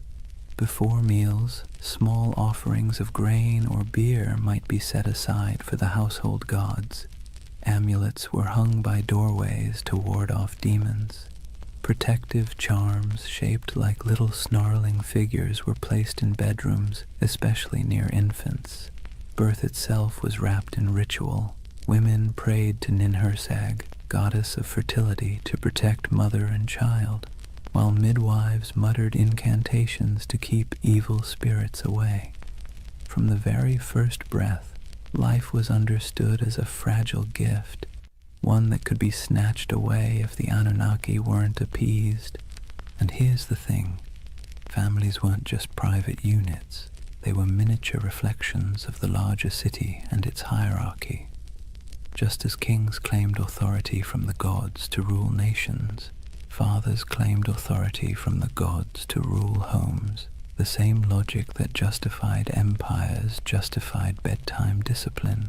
Civilization and family structure grew up hand in hand, each reinforcing the other, all under the Anunnaki's restless gaze. Of course, within this strict system there were still moments of warmth. Picture a mother teaching her daughter how to weave, her hands guiding the thread through the loom. Picture a father showing his son how to plant barley, pressing the seeds into the soil with calloused fingers. Picture siblings squabbling in the courtyard, stealing figs, chasing each other until their laughter echoed against mud brick walls. These were human moments, timeless and familiar, lived out under the shadow of divine expectation. So when you think of Mesopotamian families, don't imagine cozy equality or freedom of choice. Imagine order, hierarchy, and obligation structured from the top down, from the Anunnaki themselves to the smallest child in the household. Family wasn't just family, it was a rehearsal for serving the gods, and every story told at bedtime, every offering laid out at a threshold, every whispered prayer before sleep reinforced the same lesson. The Anunnaki were always listening. That was family and faith in ancient Mesopotamia, woven so tightly together that you couldn't separate one from the other. Home was never just home. It was a microcosm of the cosmic drama played out every day under the eyes of gods who demanded order, loyalty, and obedience. If Mesopotamian families carried the rhythm of worship in their courtyards, then the cities themselves thundered with it. The soundscape of Mesopotamia wasn't just donkeys braying or merchants shouting.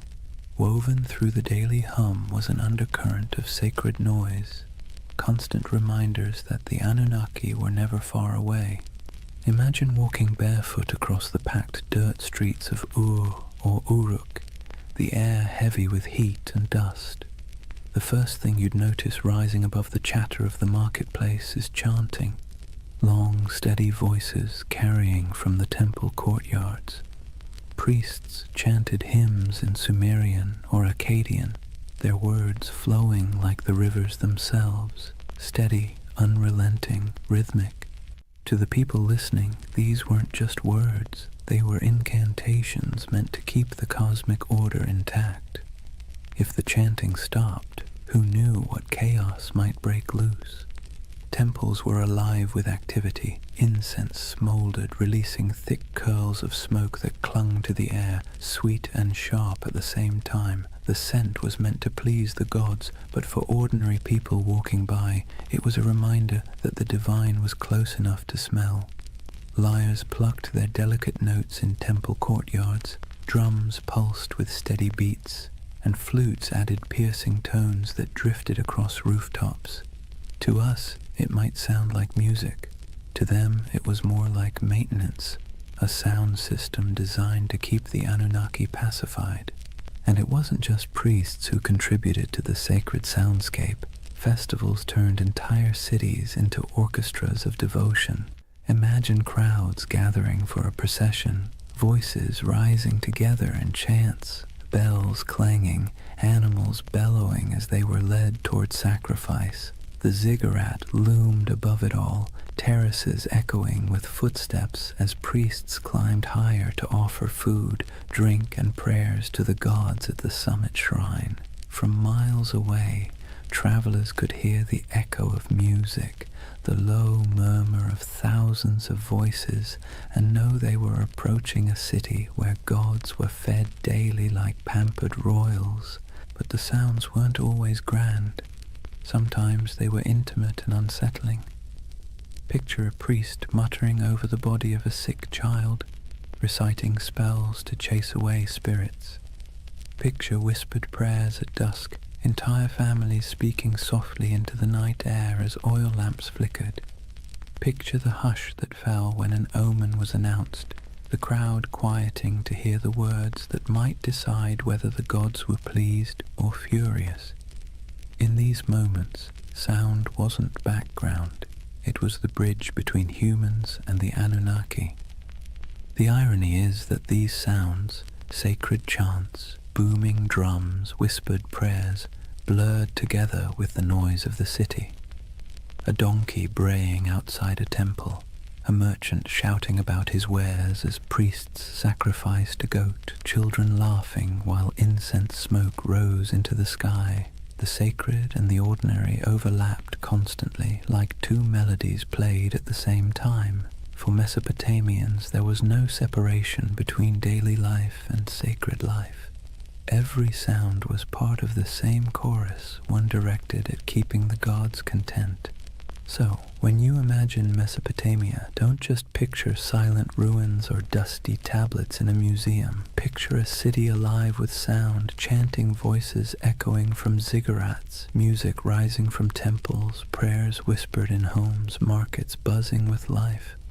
And beneath it all, the steady, unsettling hum of belief, the sense that every sound you made was heard, judged, and recorded by the Anunnaki.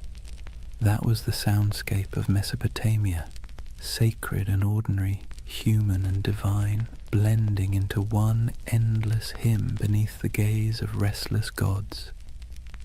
So far we've walked the fields, stepped into homes, and stood in the courtyards of temples. But if there's one thread tying all of Mesopotamian life together under the watch of the Anunnaki, it's struggle.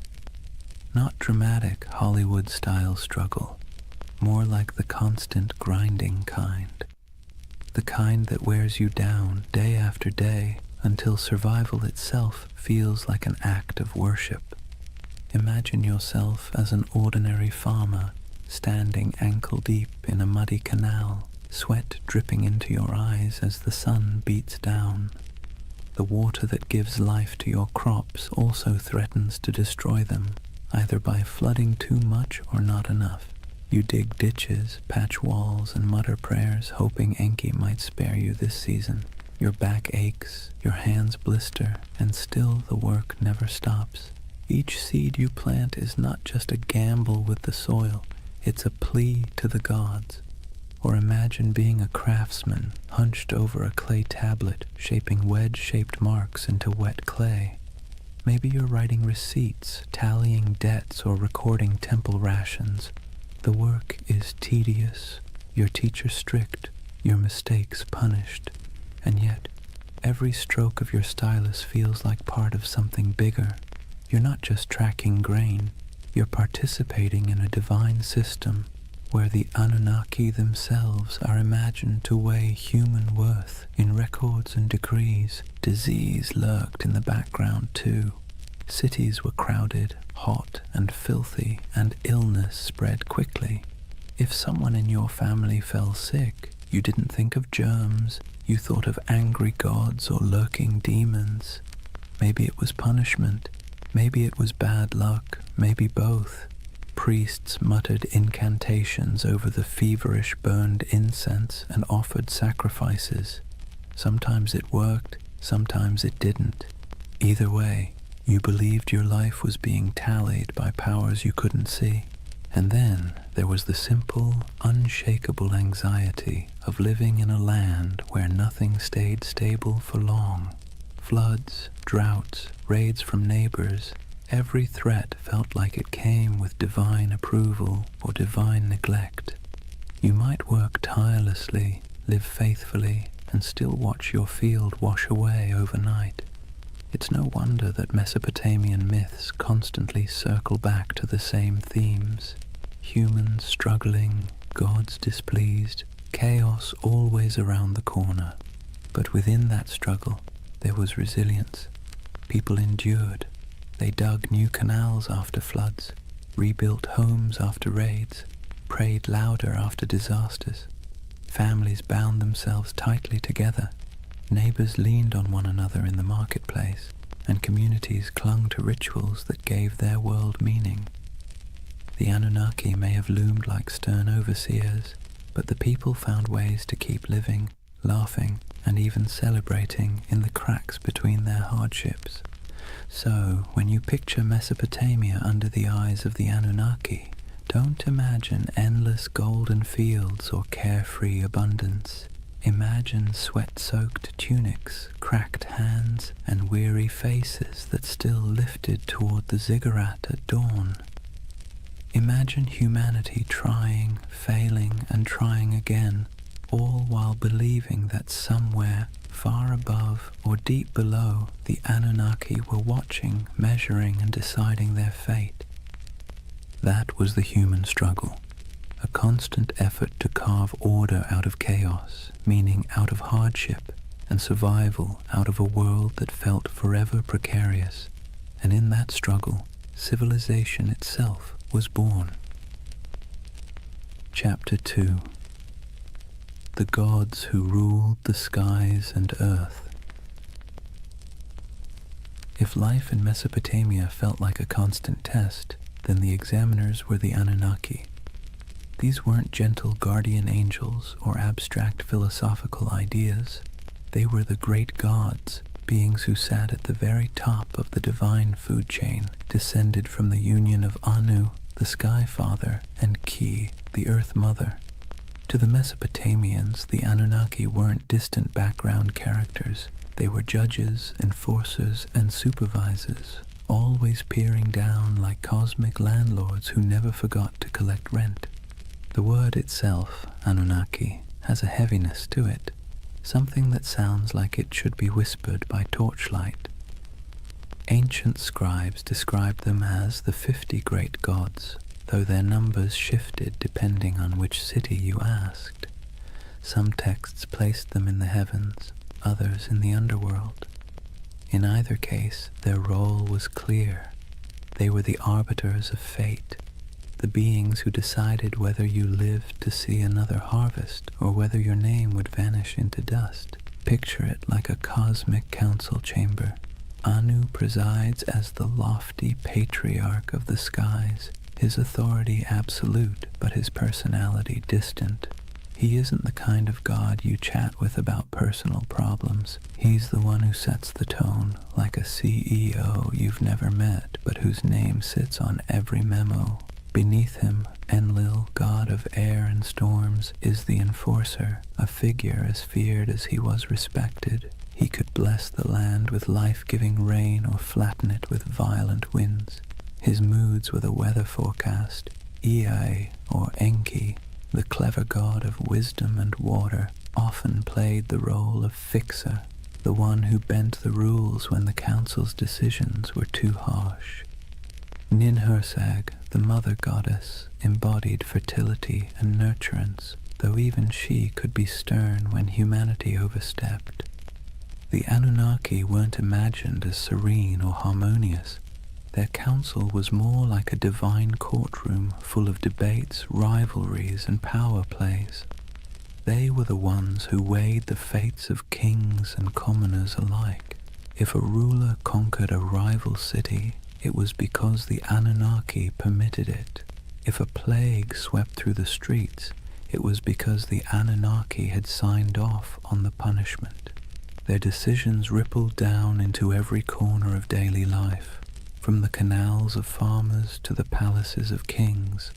And while ordinary people couldn't see them directly, their presence was everywhere. Every temple inscription invoked their names. Every prayer carried their authority. Every law code claimed their approval. Kings ruled not because of military might alone, but because they claimed to be chosen by the Anunnaki. To question their power was to question the gods themselves, and that was a career-ending move, if not a life-ending one.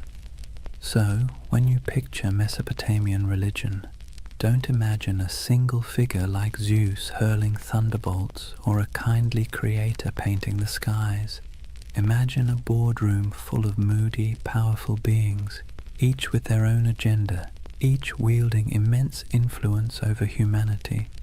Some offered guidance, some unleashed terror, and all demanded constant recognition. The Anunnaki were both the architects and the auditors of civilization, and their signatures were stamped on everything that survived from Mesopotamian life. They weren't just gods in stories. They were the living framework of reality, the background hum of existence. and under their watchful eyes, humanity took its first halting steps into what we call civilization. If the Anunnaki were the great gods of Mesopotamia, then their stories were the epic sagas that gave life meaning and, frankly, kept people both entertained and terrified. These weren't bedtime tales meant to lull you to sleep. They were cautionary dramas about power, mortality, and what happens when you cross the wrong god on the wrong day. Take Inanna, also known as Ishtar, the goddess of love, war, and everything messy in between. Her most famous story is the descent into the underworld. Imagine her striding into the shadowy realm ruled by her sister Ereshkigal, Queen of the Dead. But there's a catch. At each of the 7 gates she passes through, she must remove an item of clothing or jewelry. By the time she arrives before her sister, she's stripped bare, not just physically, but of her power and protection, and the Anunnaki, acting as judges in the underworld, condemn her. She's struck down, lifeless, and the world above begins to wither without her presence. Only through divine trickery and intervention does she return, but not without a price. Her lover, Dumuzi, is dragged down to take her place for part of the year. It's a story about death and rebirth, about the cycles of fertility and decay, but also about how even the mightiest goddess isn't immune to the stern judgments of the Anunnaki. Then there's Enlil, the god of storms, whose power was as unpredictable as the weather he ruled. In one tale, he decides humanity has become too noisy. Seriously, that was their crime, just existing too loudly, and pushes for their destruction. You can imagine a farmer shaking his head at this, muttering, "We break our backs in the sun, and still the gods complain we're too chatty." But it wasn't just petty annoyance. The Anunnaki gathered as a council to decide humanity's fate, and their verdict carried the weight of life and death. Enki, the god of wisdom and water, often acted as a counterbalance. He was the sly one, slipping humanity a lifeline when the other gods turned cruel. He whispers secrets to mortals, helps heroes survive floods, and generally makes sure that civilization doesn't collapse entirely under the divine equivalent of poor management. His rivalry with other Anunnaki, especially when their decrees seemed harsh, created the tension at the heart of many myths. Without him, the stories would end a lot sooner, usually with humanity wiped off the map. The Anunnaki didn't just sit around in myths as background figures. They were portrayed as active enforcers of cosmic law. They're described as judges in the underworld, weighing the souls of the dead. They show up in tales as the arbiters of fate, determining whether kings succeed or fall. To the Mesopotamians, this wasn't abstract philosophy. It was how the universe worked. The Anunnaki weren't just on the stage. They were the directors, the critics, and occasionally the executioners. And then, of course, there's the divine drama. Rivalries, betrayals, and power grabs weren't unique to human kings. The Anunnaki mirrored the squabbles of earthly rulers. They fought, negotiated, sulked, and occasionally unleashed chaos on a cosmic scale. Every myth reinforced the idea that the universe was not run by serene, detached beings, but by temperamental gods with very human flaws. So, the mythic storylines of the Anunnaki weren't simple tales. They were the scripts by which Mesopotamians understood their place in the world. When you planted your crops, you remembered Inanna's descent. When storms raged, you muttered prayers to Enlil. When you needed a glimmer of hope, you looked to Enki. These stories explained why life was fragile, why the gods were fickle, and why survival always felt like it balanced on the edge of divine whim. If Mesopotamian myths were the great campfire stories of their day, then the Epic of Gilgamesh was the full-length box set, multi-season, full of drama, cosmic cameos, and the occasional existential crisis. And tucked into this saga, just behind the swagger of Gilgamesh himself, you find the fingerprints of the Anunnaki. They weren't the stars of the show, but they were always present, quietly pulling strings, stamping judgments, and reminding humanity who was really in charge.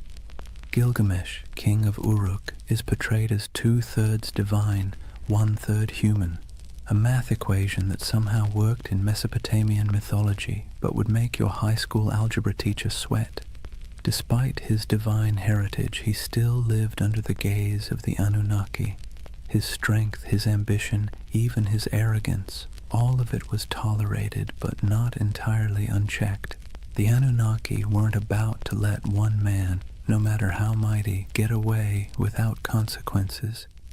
Take his quest for immortality. After the death of his companion Enkidu, Gilgamesh is swallowed by grief, staring mortality in the face, and in that grief he sets out to find Utnapishtim, the Mesopotamian Noah, the one mortal granted eternal life after the great flood. But here's the twist. Utnapishtim's story is inseparable from the Anunnaki. It was they who decreed the flood to wipe out humanity, annoyed once again by our collective noisiness.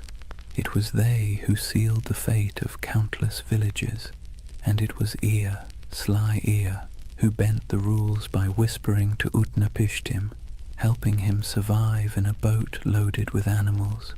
Without that divine trickery, there would be no flood hero, and thus no quest for Gilgamesh to undertake. When Gilgamesh finally finds Utnapishtim, he's told in no uncertain terms that immortality isn't for him. The Anunnaki themselves had decreed it. When the gods created man, they allotted him death, but life they retained in their own keeping. That line is essentially the fine print of existence. Humanity got the mud bricks, the barley, the back-breaking labor. The gods kept immortality for themselves. Tough luck. Even the great adventures within the epic, slaying Humbaba, guardian of the cedar forest, or killing the bull of heaven after Inanna sends it to punish him, circle back to the gods' involvement. The Anunnaki weren't background noise. They were the referees, deciding when Gilgamesh had crossed a line and when his hubris deserved punishment. The death of Enkidu, for instance, is the direct result of divine judgment. The Anunnaki convene and decree that one of the pair must die for their defiance. Enkidu becomes the casualty, and Gilgamesh, for all his divine strength, can do nothing but weep and rage. What's remarkable is how these stories resonate with us even now. The Epic of Gilgamesh isn't just about a king wrestling lions or digging canals. It's about humanity's oldest anxieties.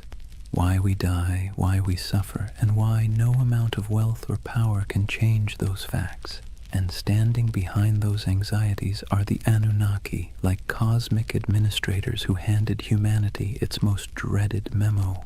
Life ends, always. So, as Gilgamesh wandered deserts, scaled mountains, and crossed seas in search of eternal life, he wasn't just wrestling with his own fears. He was wrestling with the verdict of the Anunnaki, a verdict no mortal could ever overturn. His story wasn't just a king's adventure.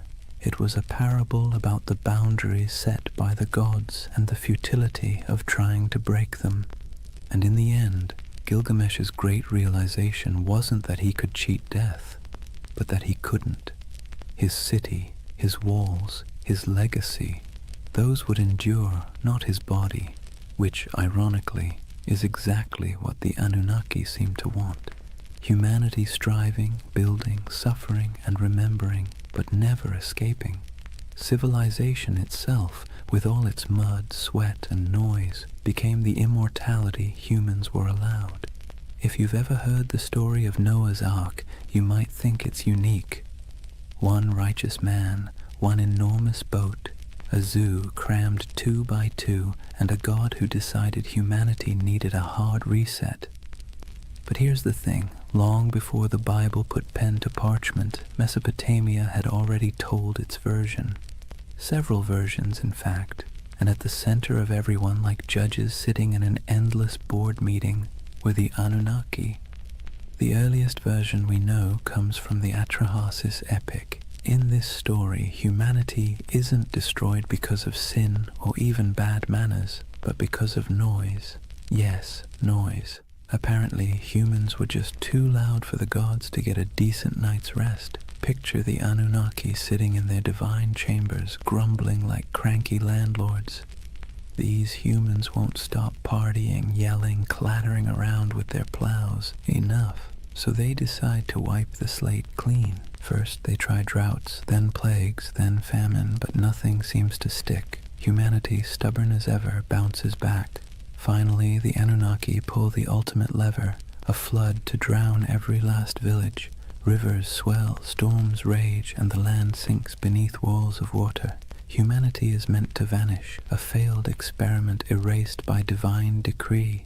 But one god doesn't quite play along. Enter Ea, clever, cunning, and a little too sympathetic toward mortals for his own good. He whispers a warning to Atrahasis, a man chosen not for his holiness but for his usefulness. Build a boat, Ea advises, and not just any boat, a giant vessel sealed with pitch, stocked with food, and loaded with animals. Atrahasis obeys, and when the waters rise, he and his cargo survive, bobbing above the drowned world like the last ember of human life. A later version of the story appears in the Epic of Gilgamesh, where the survivor is called Utnapishtim. The details are eerily familiar: divine anger, whispered instructions, an ark, a flood, and birds sent out to find dry land. Sound familiar? It should. The echoes between these Mesopotamian tales and the later biblical flood story are too strong to ignore. Scholars argue endlessly about who borrowed what, but one thing is clear. Mesopotamia wrote the first draft of humanity's greatest flood myth, and in every draft, the Anunnaki are central. They sit in council, they bicker about humanity's fate, and when the floodwaters finally cover the land, they're portrayed in almost comic relief, huddled together, terrified by the very storm they unleashed. Some tablets even describe them as starving, deprived of the offerings that humans usually provided. Without people bringing bread, beer, and incense, the gods themselves were suddenly cut off. The flood, in other words, was as inconvenient for them as it was catastrophic for us. The flood stories reveal something essential about how Mesopotamians saw the Anunnaki, as powerful but flawed, terrifying but needy. They could annihilate the world on a whim, yet still panic when their own survival was threatened. They were less like all-knowing deities and more like moody overlords with too much power and not enough foresight. For the people who told these stories, the message was clear. Humanity existed at the mercy of forces it could never control. Floods could sweep away entire harvests overnight. Droughts could starve villages. Life was precarious, fragile, and unfair. By embedding those anxieties into myth, the Mesopotamians made sense of the chaos. The Anunnaki weren't just random forces of nature. They were personalities you could bargain with, flatter, or, if you were lucky, find an ear to outwit on your behalf. And maybe that's why the flood myth has lasted so long. It resonates with the most basic human fear, that everything we've built, everything we've struggled for, can be washed away in an instant. The Mesopotamians wrapped that fear in the story of divine judgment, a story so powerful it sailed forward through time, carried on clay tablets, copied into scripture, and retold for millennia. So the flood wasn't just water rising, it was a story of humanity's fragility, the gods' capriciousness, and the desperate hope that someone, anyone, might survive to start over again. If you've ever sat through a corporate meeting where everyone jockeys for credit, interrupts each other, and tries to outdo the boss, congratulations, you already understand Mesopotamian divine politics. Because the Anunnaki, for all their cosmic authority, were basically the original middle managers of the universe, constantly bickering, scheming, and pushing their agendas. Let's be clear. The Anunnaki weren't serene, enlightened beings sitting in eternal harmony. They were more like a council of city-states writ large. Each had their turf, their loyalties, and their grudges. When they gathered, it wasn't kumbaya around the celestial campfire. It was more like a landlord's association deciding how much rent to raise while secretly planning who to stab in the back at the next vote.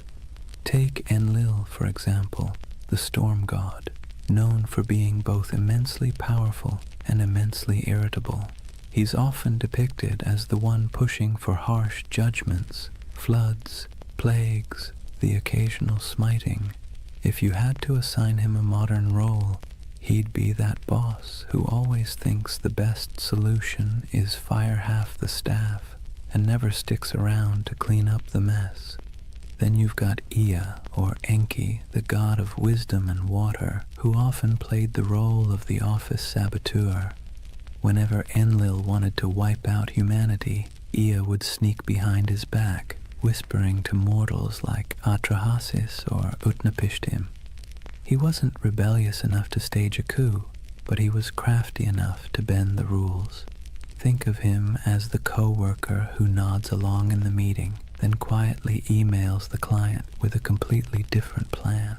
And of course, Inanna, also known as Ishtar, the goddess of love, war, and chaos incarnate. She didn't just play politics, she was politics. One moment she's seducing rivals, the next she's unleashing the bull of heaven on Uruk, because Gilgamesh bruised her ego. If the Anunnaki had a group chat, you can bet Inanna was the one sending messages in all caps at 3 a.m. This divine drama mirrored human politics almost perfectly.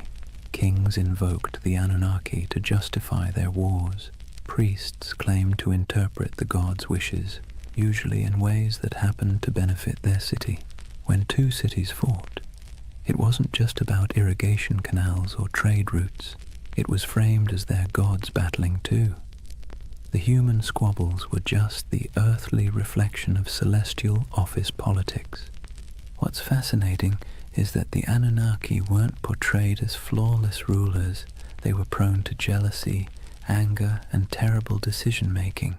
They punished entire populations for petty grievances. They feasted on offerings while mortals starved. They demanded loyalty, but offered little security in return. Sound familiar? That's because the people who invented these myths knew exactly what it felt like to live under rulers who acted the same way. The gods were a cosmic mirror of their kings, only with bigger egos and the ability to drown the world when annoyed. And yet this chaos wasn't just accepted, it was baked into the worldview. For Mesopotamians, the divine council was messy because life was messy. The Anunnaki didn't represent a utopia, they represented reality, unpredictable, unfair, and exhausting, but also the only system anyone knew. So the next time you picture Mesopotamian religion, don't imagine calm temples and peaceful hymns. Picture a smoky back room, gods arguing over humanity's fate, each angling for influence while pretending to act for the greater good. That was the drama of divine politics, and it shaped every flood, famine, and fleeting moment of human survival. Chapter 3: Myths, Mysteries, and Alien Theories. Before we dive into modern theories about aliens with laser beams building ziggurats, let's ground ourselves in how the people of Mesopotamia themselves actually understood the Anunnaki. Because for them, these weren't space visitors or sci-fi saviors. They were the very fabric of existence. The Anunnaki were the great gods, descended from Anu, the sky, and Ki, the earth. They weren't casual background deities. They were the stern judges, the cosmic accountants of fate.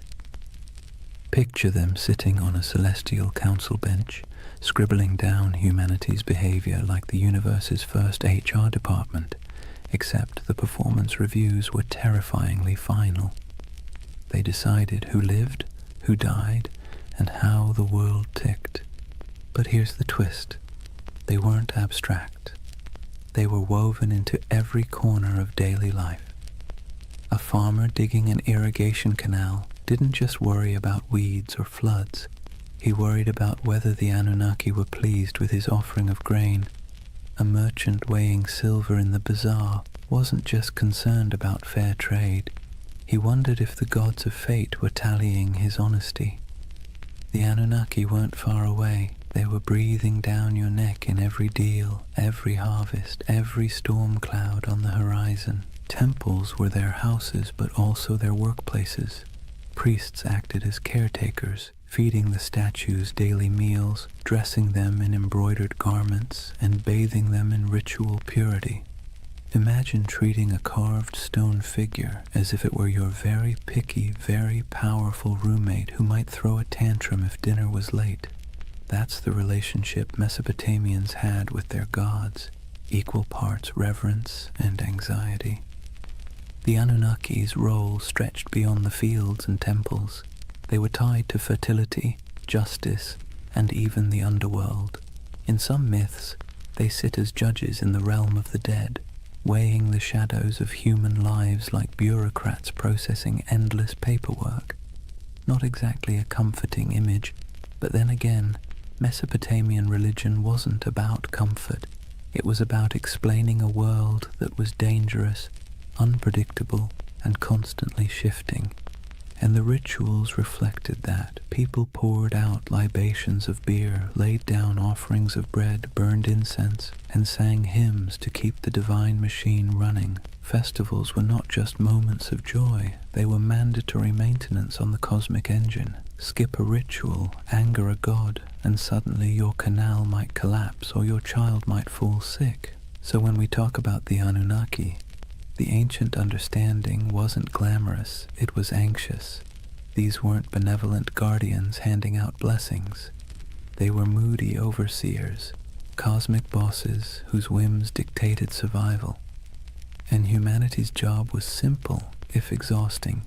Keep them fed, keep them clothed, keep them entertained, and maybe, just maybe, they wouldn't ruin your week. In other words, the Anunnaki were less about lofty spirituality and more about survival management. They reflected the world their worshippers lived in, harsh, unstable, unpredictable, but impossible to ignore. So let's clear the fog a bit. When we talk about the Anunnaki, what do we actually know from the ground? What's been dug up, baked in clay, and translated by bleary-eyed archaeologists squinting at wedge-shaped cuneiform? Because while modern theories tend to leap straight into sci-fi territory, the ancient sources are both more grounded and, in some ways, more fascinating. The word Anunnaki itself pops up across thousands of years of Mesopotamian texts, from Sumerian myths to Babylonian epics. These weren't obscure fringe deities whispered about in one dusty tablet. They were front and center, woven into the very structure of Mesopotamian religion. They appear in the Enuma Elish, the Babylonian creation story, their judges in underworld texts, their name dropped in royal inscriptions, invoked as divine witnesses to treaties and curses. If you lived in Mesopotamia, you would have heard their names the way we hear the law or the government. Archaeologists have unearthed thousands of cuneiform tablets that mention them. Some are myths, some are hymns. Others are dry administrative lists where the Anunnaki show up as the divine recipients of offerings, bread, beer, livestock, and occasionally the odd luxury good. Imagine seeing your gods listed alongside taxes in a spreadsheet carved into clay. That's how real they were to the people of the time. Visually, the evidence is trickier. Unlike Egyptian gods with instantly recognizable animal heads, the Anunnaki weren't locked into one iconography. Sometimes they're represented as human-like figures in elaborate robes with horned crowns, a symbol of divinity. Other times, they're mentioned collectively, more as a divine council than as individuals with distinct faces. Reliefs from places like Assyria show gods flanking sacred trees, holding ritual objects, or hovering in winged forms. Whether every winged figure should be read as Anunnaki is debated, but what's certain is that these divine images were meant to remind worshippers of cosmic hierarchy, gods above, humans below, no exceptions. Then there are the ziggurats themselves, the massive step temples that dominated Mesopotamian skylines.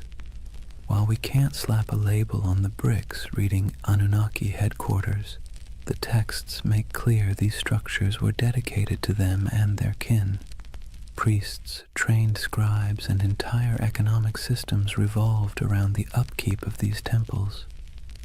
Archaeological digs at Ur, Uruk, and Babylon show storehouses stuffed with offerings, workshops producing ritual goods, and courtyards where processions would wind past colossal altars. These weren't quaint little shrines, they were institutions, part Wall Street, part Vatican, part government office, all in the name of gods like the Anunnaki. Of course, the tablets don't answer every question.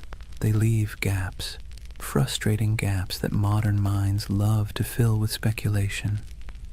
Did the Anunnaki descend from the heavens in some dazzling moment of contact? The texts never say that. Did they genetically engineer humans in a laboratory? No mention. What they do say is that the Anunnaki were the arbiters of fate, the enforcers of divine will, and the ever-watchful overseers of human existence. They're described as present in the underworld, as the ones who decree destinies, and as an assembly that even other gods had to respect. The challenge and the beauty of the archaeological evidence is that it roots the Anunnaki firmly in the ancient imagination without giving us neat answers. What survives is clay, dry, cracked tablets that were once wet mud in the hands of scribes. Reliefs chipped out of palace walls, broken statues that once carried offerings, the echoes of rituals performed in smoke-filled courtyards. The Anunnaki live on through these fragments, like a puzzle with half the pieces missing, and maybe that's why they remain so compelling, because the evidence is enough to prove they were central to Mesopotamian life, but not enough to fully explain them, which leaves space, too much space, for centuries of speculation, from serious scholarship to, well, let's just say, less serious theories about alien overlords building irrigation canals. Now, here's where things take a sharp turn from dusty tablets to late-night cable television. For thousands of years, the Anunnaki lived quietly in broken clay fragments and forgotten ziggurats. Then the 20th century rolled around, and suddenly they were recast as cosmic engineers from another star system. The gods of the underworld became astronauts, and the myths of Mesopotamia were rebranded as ancient history's greatest cover-up. The name most associated with this reimagining is Zecharia Sitchin, a writer who in the 1970s published a series of books claiming that the Anunnaki weren't just gods. They were extraterrestrials from a mysterious 12th planet he called Nibiru. According to his interpretation of Sumerian texts, these beings came to Earth hundreds of thousands of years ago, mined gold to repair their failing atmosphere, and genetically engineered humanity as a labor force. Essentially, humans are the original interns in someone else's cosmic business plan. Sitchin's book sold like hot bread in a Mesopotamian market. They tapped into a cultural moment when UFOs, space exploration, and Cold War paranoia made alien narratives irresistible. His Anunnaki weren't just mythic figures. They were proof, he claimed, that our origins weren't entirely our own.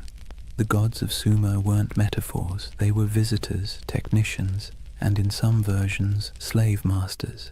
And conveniently, they promised to return someday, which gave the whole story a nice mix of biblical prophecy and sci-fi cliffhanger. From there, the Anunnaki leapt into popular culture. They became staples in documentaries, internet forums, video games, and conspiracy theories. You've probably seen them lurking in the background of the History Channel's Ancient Aliens, their horned crowns swapped for astronaut helmets in digital recreations. They pop up in books arguing that ancient architecture, the pyramids, Stonehenge, Machu Picchu, was the handiwork of godlike beings with advanced technology. Never mind that the Sumerians never claimed their ziggurats were rocket launch pads. The imagery proved too enticing for modern imaginations. The Anunnaki as aliens theory has sticking power because it blends two irresistible ideas, that the gods were real and that humans didn't climb the ladder of civilization entirely on their own. It offers mystery, grandeur, and, let's be honest, a touch of flattery. Because if aliens engineered us, then clearly we're special, or at least somebody's favorite experiment. Of course, historians and archaeologists roll their eyes hard enough to sprain something when these theories come up. There's no tablet that says, by the way, we came from planet Nibiru. There's no evidence of spaceports in Ur or genetic labs in Babylon. The texts talk about floods, fate, rituals, and divine councils, not interstellar travel. But for many people, that's part of the fun. The gaps in the evidence are fertile ground for imagination, and Sitchin's Anunnaki filled those gaps in a way that captured millions of readers. It's worth pausing, though, to ask why. Why did the Anunnaki, of all the gods in human history, become the poster children for alien theories? Why not the Greek Olympians, or the Norse pantheon, or the Aztec deities? Partly it's because Mesopotamia is so old. These myths stretch back to the dawn of writing, which makes them feel like they contain hidden truths, the first draft of humanity's story. And partly it's because the Anunnaki were always portrayed as remote, judgmental overseers, an image that lends itself easily to the idea of superior beings from elsewhere. So, in the modern imagination, the Anunnaki have been rebranded, no longer just the moody gods of grain and flood. They're star travelers, geneticists, and absentee landlords of Earth. Whether you buy it or not, you have to admit, it's a heck of a career change for a bunch of ancient underworld judges. So, let's weigh the scales. On one side, we have archaeologists with dirt under their fingernails, carefully piecing together tablets baked 5,000 years ago. On the other, we have modern storytellers claiming the Anunnaki were gold-mining astronauts with a taste for human DNA. Which side is right? Well, that depends on whether you prefer your history served with clay dust or with tinfoil hats. First, the debunking side. Professional Assyriologists, those are the folks who actually read cuneiform, not just squint at it until it looks like spaceships, are nearly unanimous. The alien Anunnaki theory has no basis in the texts. The tablets describe gods with human emotions, divine councils, underworld judges, and mythic battles. They don't describe rocket launches, orbiting planets, or genetic splicing. The so-called translations used by Sitchin and his followers are, to put it gently, extremely creative. Imagine reading a cookbook, ignoring the ingredients list, and deciding it's actually a secret guide to time travel. That's about the level of scholarship we're talking about. Historians also point out that Mesopotamian myths are not unique in describing gods coming from the heavens or shaping humanity. Nearly every culture personified natural forces, storms, floods, fertility, death, as divine beings. The Anunnaki fit neatly into this pattern. Their role as overseers of fate and cosmic order makes sense in a world where rivers could make or break your survival overnight. They were not literal engineers from outer space. They were metaphors dressed in horned crowns. And yet, here's where the believing side makes its case, not necessarily because the evidence is strong, but because the allure is irresistible. People love mysteries. We love the idea that official history only tells part of the story, and we especially love the idea that ancient civilizations had secrets we can barely comprehend. The Anunnaki as aliens theory scratches all those itches. It takes the gaps, the missing pieces in the archaeological record, and fills them with rockets, DNA labs, and interstellar empires. And let's be honest, the official scholarly version isn't exactly sexy. The Anunnaki were stern gods who oversaw the underworld and enforced cosmic order doesn't exactly sell 1 million paperbacks. The Anunnaki were aliens who built humanity as their labor force and promised to return. Now that gets you a book deal, a History Channel interview, and a lifetime supply of conference invitations. What's fascinating is how both sides talk past each other. Scholars insist, rightly, that there's no evidence for aliens. Believers insist, also rightly in their own way, that the mysteries of Mesopotamia leave plenty of room for speculation. And between those poles, the Anunnaki themselves sit in silence, their names carved into clay, waiting for us to argue over them. Maybe that's the real takeaway here. Not whether they were gods, judges, or astronauts, but the fact that the Anunnaki are still sparking debate thousands of years later.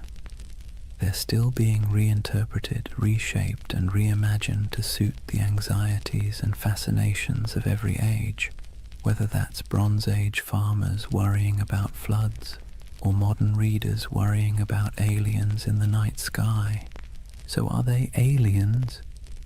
Almost certainly not. Are they fascinating? Absolutely.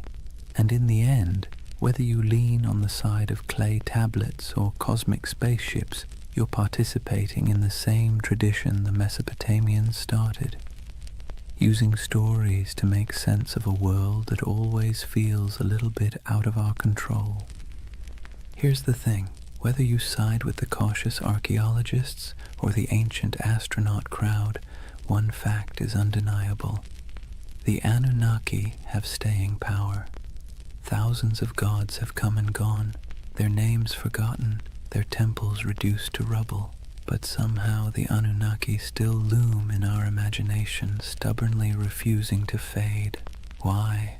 What is it about this particular group of deities that continues to haunt us? Part of the answer lies in timing. The Anunnaki belong to the very earliest chapters of human history. When we talk about them, we're not just talking about some late add-on to mythology. We're talking about gods that walked hand in hand with the invention of writing, cities, and law. They're baked into the foundations of civilization itself. To imagine them is to imagine the dawn of human organization, when the rules of existence were still being scribbled on clay for the very first time. That alone gives them an aura of primordial authority. Another part is their personality. Unlike distant creator gods who retreat into the heavens after making the world, the Anunnaki were meddlesome. They judged, they punished, they demanded offerings. They were nosy landlords of human destiny, constantly keeping score. And let's be clear, that resonates because it feels familiar. Who hasn't felt like life is governed by forces beyond your control, demanding rent, setting impossible rules, and punishing you when you fall short? The Anunnaki embody that eternal human anxiety that someone powerful is watching and that your fate is never entirely your own. Then there's the modern twist. Once writers like Sitchin recast them as aliens, the Anunnaki slipped neatly into our age of science fiction. Suddenly they weren't just gods in dusty temples. They were interstellar overlords, genetic engineers, perhaps even visitors who might return. That storyline dovetails perfectly with our cultural obsessions, UFO sightings, government cover-ups, the dream that humanity's origin story has a cosmic footnote. The Anunnaki became flexible enough to serve both the skeptic and the dreamer, the scholar and the conspiracy theorist. But maybe the deepest reason they captivate us is because they stand at the intersection of myth and mystery. They are ancient enough to feel weighty, mysterious enough to feel open-ended, and human enough to feel relatable. They bridge the gap between the world we know and the world we suspect might exist just beyond our understanding. Whether as gods, symbols, or aliens, the Anunnaki invite us to ask big questions about control, destiny, and the possibility that humanity isn't entirely steering its own ship. And so they linger on broken tablets in dusty museums, on the shelves of UFO bookstores, in memes, podcasts, video games, and documentaries. They've outlived the cities that once worshipped them, and they'll probably outlive our own stories too, because the Anunnaki aren't just gods of the underworld, they're gods of imagination, and that, in the end, might be the only immortality any deity truly needs. Chapter 4. Legacy, Splendor, and Echoes in Time. If you were a Mesopotamian king, life wasn't just about managing crops or worrying about canal maintenance. That was for everyone else. Your main job, besides bragging in stone, was to convince people that the Anunnaki were firmly in your corner. Ruling wasn't just politics, it was theater, and the Anunnaki were the ultimate stage props. Step into the palace of a Babylonian ruler and look at the walls. Carvings show the king standing tall, flanked by divine symbols, winged discs, horned crowns, stars etched above his head. These weren't decorative doodles, they were bold advertisements. The message was simple: I don't just rule because I say so, I rule because the gods, the Anunnaki themselves, have given me the keys to the kingdom. If anyone dared question it, well, they weren't defying just a man, they were defying the cosmic order. Not exactly a comfortable position to be in. And then there were the temples. Massive ziggurats weren't simply for piety, they were political assets. Kings poured resources into these towering mud brick staircases to heaven, dedicating them to the Anunnaki as if they were paying off a divine mortgage. Each new level added, each gleaming brick was another way of saying, see how devoted I am? Clearly the Anunnaki love me more than the guy ruling next door. Priests, of course, benefited handsomely from this arrangement, receiving offerings, land, and workers, all in the gods' names. Kings and priests together formed a kind of divine PR firm, endlessly reminding everyone that their power flowed straight from above. Rituals, too, were carefully choreographed to spotlight this connection. The king might be shown pouring libations to a statue of a god or personally leading a festival procession. Behind him trailed nobles, musicians, soldiers, and ordinary citizens, all participants in a drama where the king was both actor and messenger. The Anunnaki's presence was invoked at every step, their supposed approval stamped onto the very structure of civic life. Of course, it wasn't all incense and hymns. Kings also invoked the Anunnaki in their darker pronouncements. Inscriptions often came with curses attached. Whoever defaces this monument, may the Anunnaki destroy his seed, wither his fields, and turn his name to dust. Nothing like a little cosmic threat to keep people from messing with your statues. The Anunnaki became both benefactors and enforcers, tools for rulers to extend their grip long after their actual armies had gone home. To the elite, the Anunnaki were less distant deities and more political allies. Their approval justified expansion, conquest, and the construction of monumental architecture. Their names adorned treaties, their authority sealed laws, and their imagined presence loomed over courts and councils. Ordinary Mesopotamians might have seen the Anunnaki as stern judges of fate, but for kings they were a brand, one you invested in heavily because without it your power was just another mud-brick palace waiting to crumble. And so when you think of Mesopotamian splendor, banquets with honey cakes and music, dazzling gates covered in glazed brick, kings reclining in luxury, remember that every goblet raised was, at least on paper, raised in honor of the Anunnaki. The gods were everywhere, woven into the very fabric of elite life, both as protectors and as the ultimate marketing department. Let's step outside the palaces for a moment and see how different life looked depending on where you stood in Mesopotamian society. Because while kings and nobles could commission inscriptions boasting about their cozy relationship with the Anunnaki, ordinary people experienced those gods in very different, far less glamorous ways. Start with the farmer. He rises before dawn, trudges barefoot through mud, and pours out a portion of his precious grain as an offering. That handful of barley might be the difference between feeding his family through the week or going hungry, but the ritual isn't optional. The Anunnaki need to be kept happy, or at least not too angry, and so sacrifices are made. For him, the gods are stern overseers whose moods swing with the floods, the plagues, and the weather. His prayers are not about glory or legacy. They are desperate petitions for rain, for healthy crops, for the survival of his children. Now step into the temple courtyard. Here, priests oversee elaborate offerings, roasted lamb, beer poured into bowls, incense rising in aromatic clouds. Nobles and kings show up too, parading gifts of gold and silver, dedicating massive feasts in the gods' names. On the surface, it looks like everyone is worshipping the same deities, but the scale is entirely different. Where the farmer gives a clay bowl of bread, the king gives an entire bull. Where the laborer prays for enough water to survive the season, the ruler prays for divine sanction to conquer a neighboring city. Same gods, very different wish lists. And that's the irony. The Anunnaki were invoked as protectors of the entire community, yet the experience of worship was stratified. For the elite, ceremonies doubled as political theatre.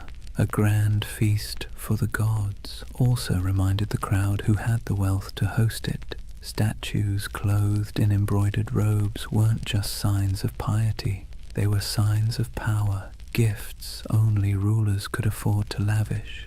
The gods, in other words, could be co-opted into a luxury brand. For ordinary people, the relationship was more anxious, even exhausting. You lived in constant fear of offending the divine, often through mistakes you didn't even understand. Did you skip a ritual unknowingly? Did a bad dream mean you had angered a god? The Anunnaki were less symbols of splendor and more reminders of how small, fragile, and vulnerable your life was.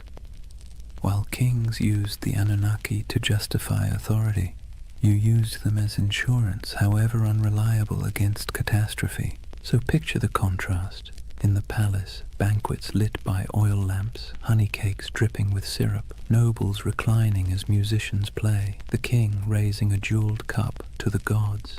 In the commoner's home, a dim reed fire, a bowl of barley porridge, children sleeping on mats while parents whisper prayers that the river won't flood that night. Both acts are framed as honoring the Anunnaki, but the emotional reality could not be more different.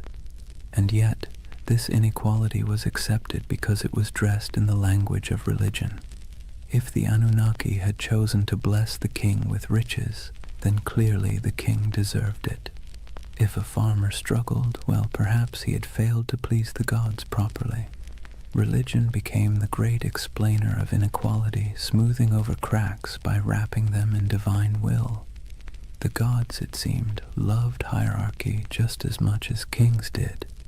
That divide between the opulence of elite worship and the bare-bones devotion of ordinary people reveals something profound about Mesopotamian civilization. The Anunnaki weren't just deities of the skies and underworld. They were instruments of power woven into the daily grind of survival for some and the dazzling spectacle of glory for others. Nothing lasts forever, not even gods. For centuries, the Anunnaki dominated Mesopotamian imagination. They judged in the underworld, presided in temples, and loomed over every prayer, curse, and clay tablet. But slowly, quietly, they began to fade, not because people suddenly stopped believing in gods altogether, far from it, but because new powers, new empires, and new religions rolled in, sweeping the old names into the shadows. It began with conquest. Mesopotamia was never an isolated bubble. It was a crossroads where Persians, Greeks, and eventually Romans stamped their own cultures onto the land. Each wave of rulers brought new pantheons, new rituals, and new myths. The Anunnaki, once the unquestioned arbiters of fate, were slowly blended, reshaped, or outright replaced. A Babylonian might once have whispered prayers to Inanna or Enlil, but by the time of the Persians, attention shifted toward Ahura Mazda. Later, under Hellenistic influence, Greek gods elbowed their way into local imagination, blending awkwardly with the old Mesopotamian figures. The Anunnaki became echoes, half-remembered names tucked into older hymns and inscriptions, less feared than they once were. Even in the myths, they began to shrink. In the earliest texts, the Anunnaki were grand, mighty judges of humanity, controllers of storms and harvests. But later, their roles were downplayed, reinterpreted, or demoted. Some became minor underworld deities, their names appearing only in lists or rituals, stripped of personality. Others were absorbed into the identities of more dominant gods like Marduk, who rose to prominence in Babylon. It's as if the divine stage grew crowded, and the Anunnaki were pushed to the background, while new stars took the spotlight.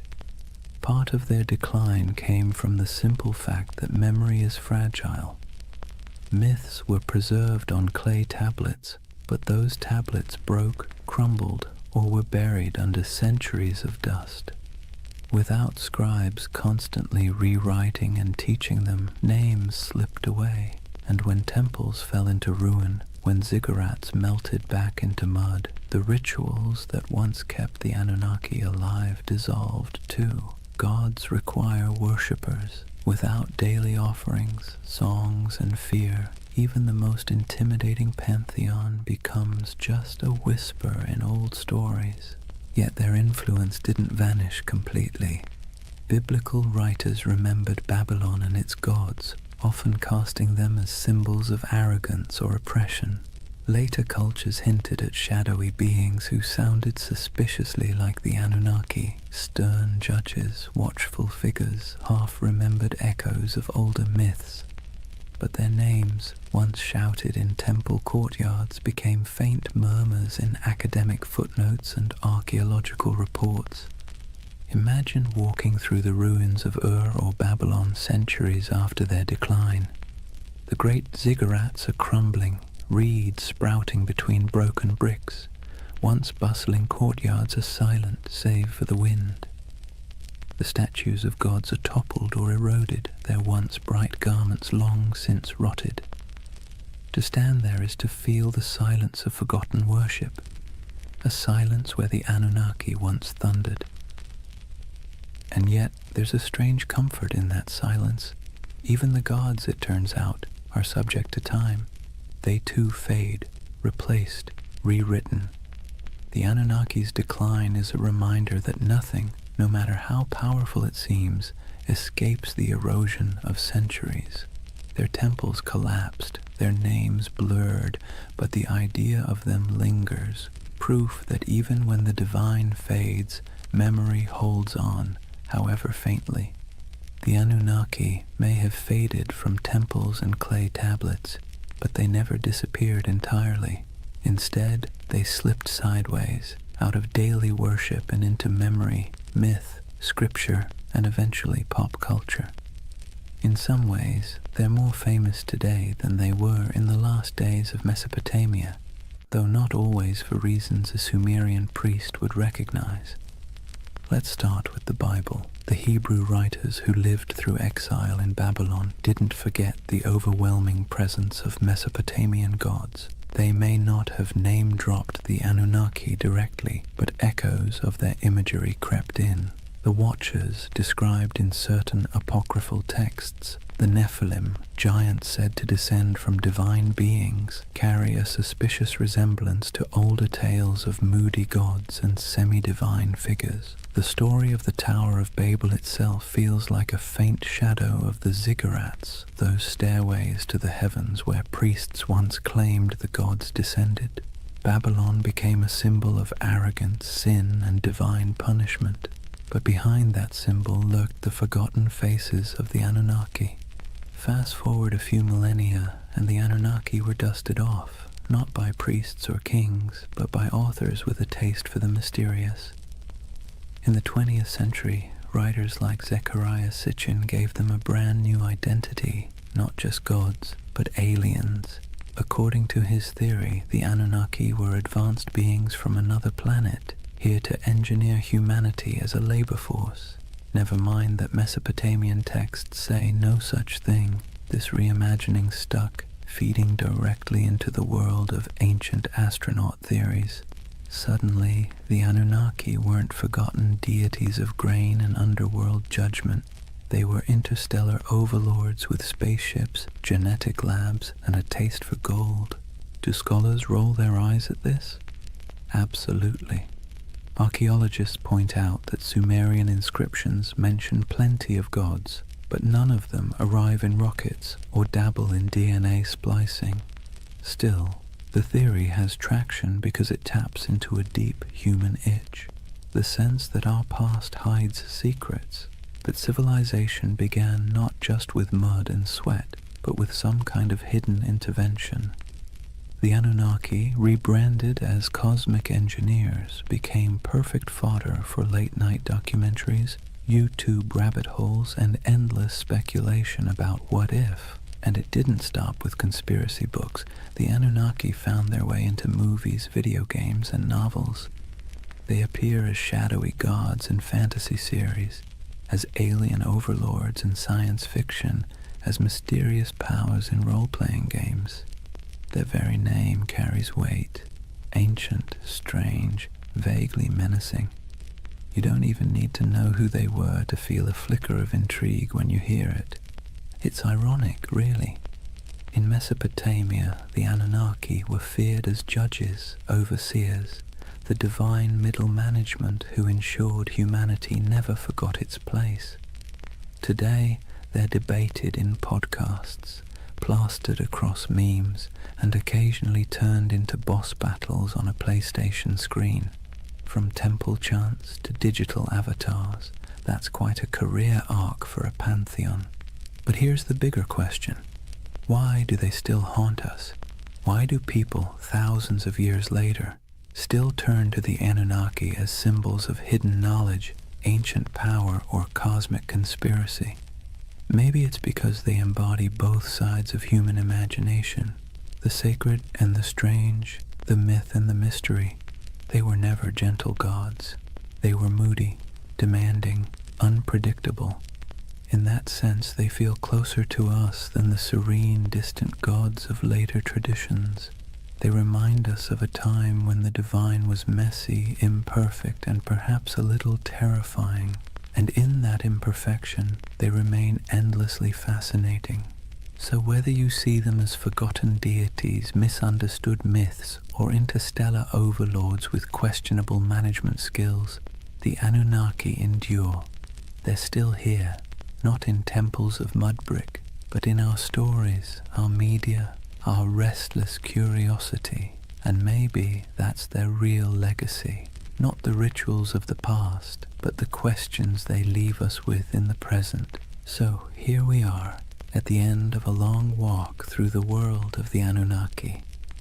From their thunderous presence in Mesopotamian temples to their quiet afterlife in pop culture, they have proved to be more than just forgotten gods. They are a mirror of how humans explain the unexplainable, manage fear, and weave stories to make sense of chaos. Think about what the Anunnaki represented to the people who first told their stories. They were the ones who judged the living and the dead, who decided whether floods would come, who weighed the worth of humanity day after day. They were terrifying, yes, but they were also familiar. They quarreled like humans, demanded food and drink like humans, punished and forgave like humans. In their flaws, they reflected the world of their worshippers. Life in Mesopotamia was harsh, unpredictable, and full of petty dramas. So naturally, their gods were too. Fast forward to today, and the Anunnaki still serve the same role, just in a different costume. Some people see them as symbols of divine mystery, others as aliens with secret blueprints for human evolution, others as archetypes of forgotten myths. But underneath those interpretations is the same impulse, the need to believe that our world is not random, that there are forces, whether gods, aliens, or fate, shaping our story. And here's the irony. In searching for the Anunnaki, what we really uncover is ourselves. Our hopes, our fears, our longing for meaning. Whether in temple hymns, clay inscriptions, or late-night conspiracy videos, the Anunnaki are less about the gods and more about the humans who imagined them. They tell us that from the very beginning, we've been restless. We've wanted answers, we've wanted control, and when the rivers of life flooded or dried, we looked upward, to the sky, to the gods, to the stars, and tried to explain it. So why do they still haunt our imagination? Maybe because they embody the uneasy truth of civilization, that progress comes with anxiety, that knowledge comes with questions we can't quite answer, that power, whether divine or human, is always precarious. The Anunnaki remind us that even at the dawn of history, people wrestled with the same feelings we carry today: awe, fear, wonder, doubt. And as you drift into sleep tonight, let that thought settle in gently. The Anunnaki may be gone, their names eroded by time, their temples reduced to dust, but the echoes of their stories still ripple through us, not as warnings from stern gods, but as reminders of our own humanity. The rivers rise and fall, empires bloom and crumble, gods fade, then return in new disguises. Yet the rhythm of life carries on. In the quiet of your own night, you don't need to worry about divine judges weighing your worth. You can rest easy, knowing you are part of a story that stretches back to those ancient voices who once whispered prayers under starlit Mesopotamian skies. They too feared the night, they too searched for meaning, and in that connection, across thousands of years, maybe we find the most peaceful truth of all. We've always been human, and we've always been looking up. And so, we come to the end of our long journey with the Anunnaki. We've walked the muddy fields of Mesopotamia under their watchful gaze, sat in the courtyards of ziggurats while priests chanted, listened to myths of floods, heroes and gods who judged humanity like a never-ending performance review. We've seen them fade into dust, only to reappear in new disguises, as echoes in scripture, as theories of alien visitors, as symbols of mystery and power. What's remarkable is not that the Anunnaki vanished, but that they never truly left. They live on in the stories we tell, in the patterns of our thought, in the restless curiosity that keeps humans forever asking, what if? They are a reminder that civilization itself began with questions, with awe, with fear, with the desire to turn chaos into order. And in their myths, we can still hear the heartbeat of the first cities, the first prayers, the first sleepless nights. But unlike those ancient people lying awake under reed roofs, fearing floods, demons, and divine wrath, you don't need to worry tonight. The Anunnaki may have been restless gods who never slept, but you can.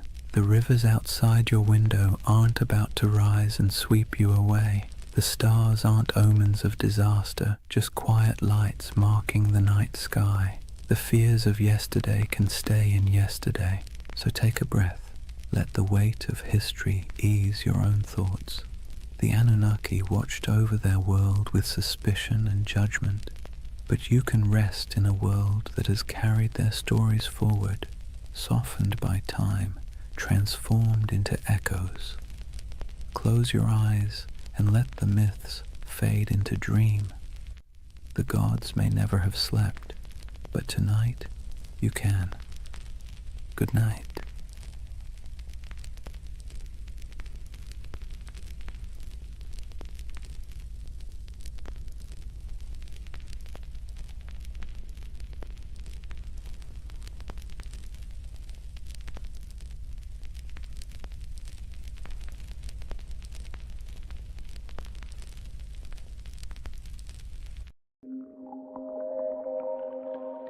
Sometimes history hides things so enormous that we only notice them when we leave the planet.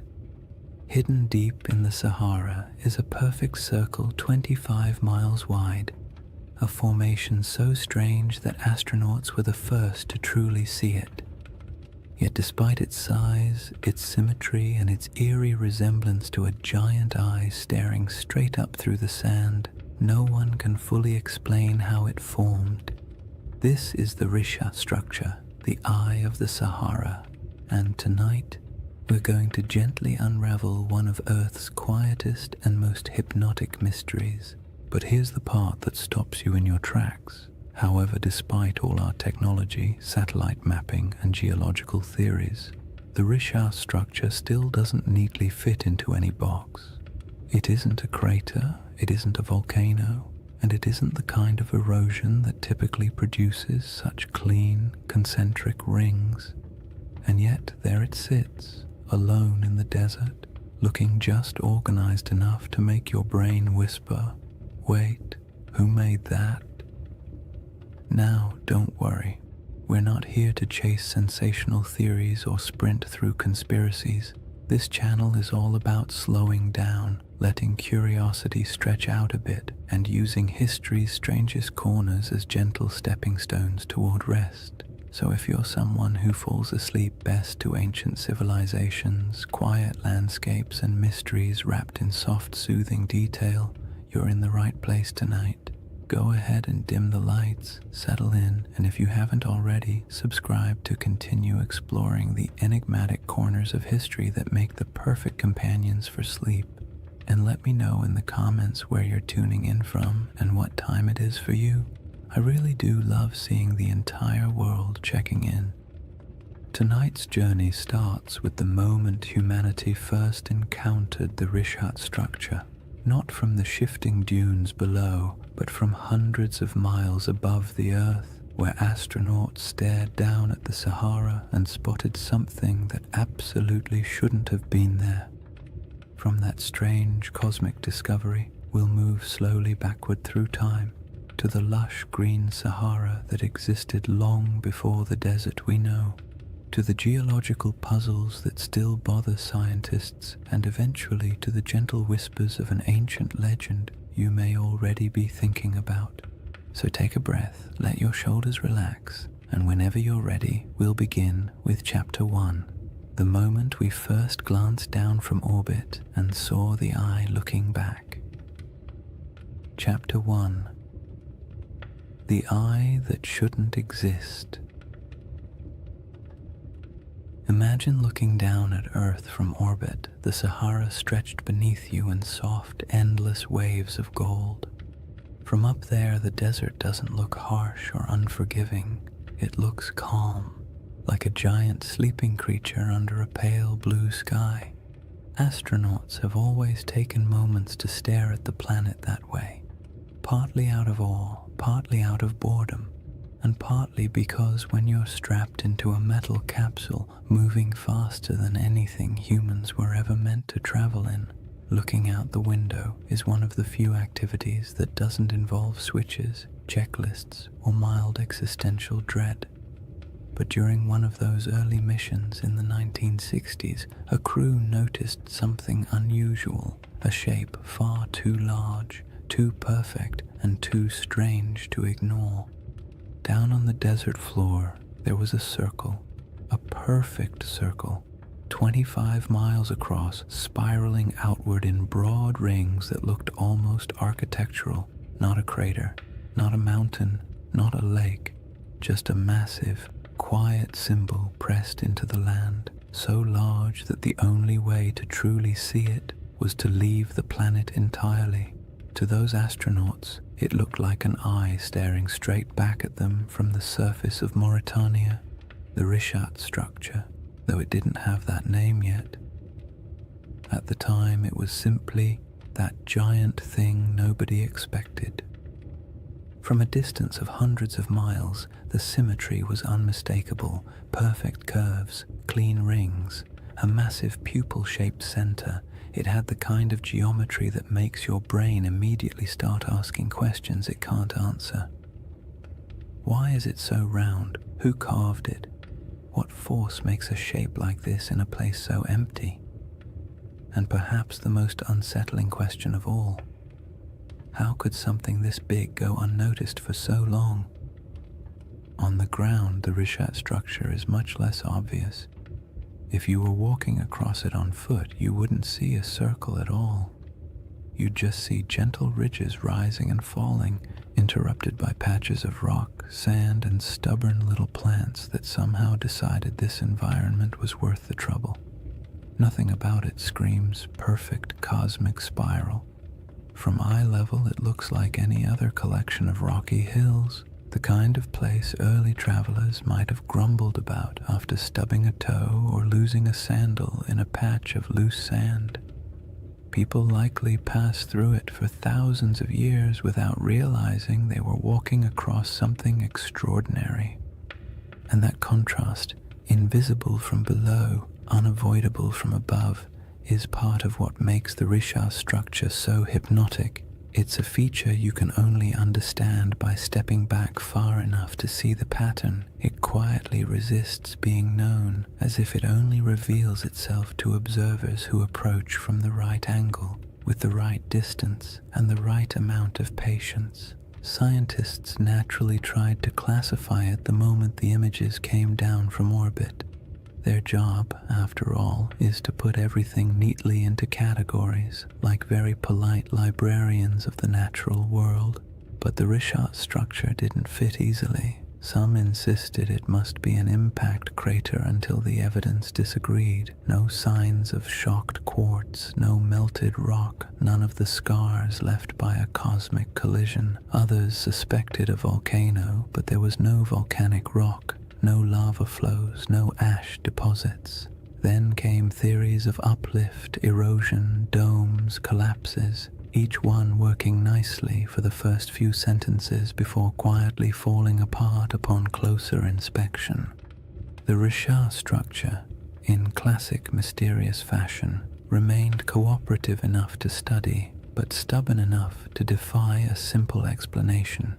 It sits awkwardly between categories, like a puzzle piece cut in the wrong shape but still clearly belonging to the overall picture. And it doesn't help that it's located in one of the most remote regions of the Sahara, far from major trade routes, major kingdoms, or the kinds of resources that attract large ancient settlements. This is not the place where ancient people built empires or dug canals or left behind giant inscriptions announcing their presence. It's a place of wind, silence, heat, and sand, the kind of environment that erases evidence as quickly as humans can create it. Yet even in that isolation, the Risha structure demands attention. It is too large to ignore, too precise to dismiss, and too quiet to fully understand. You look at it and it feels like a riddle you weren't meant to solve on the first attempt. The desert around it stretches endlessly, dunes rising and falling like slow-motion waves, while the structure itself sits calmly in the center, a spiral carved into a world of shifting sand.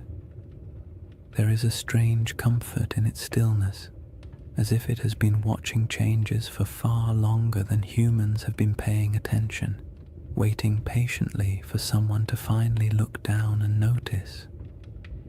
People naturally draw comparisons to ancient tales, especially the ones involving circular cities and lost civilizations swallowed by disaster. Humans are not subtle when it comes to pattern recognition. You show us a shape that even vaguely resembles something familiar, and our imaginations sprint ahead with enthusiasm. A structure with concentric rings in northwest Africa, larger than many ancient cities.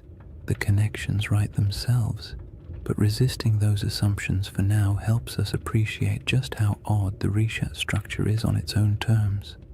We don't need myths yet. The geology alone is strange enough to occupy the mind, and perhaps the most compelling detail is this. The Risha structure did not emerge in the desert we see today. It predates the dunes, the dryness, the isolation. It formed long before this region became a barren expanse, back when the land was green, watery, and alive. Understanding what this place used to look like changes everything about how we interpret the structure, because the environment around it wasn't always harsh silence.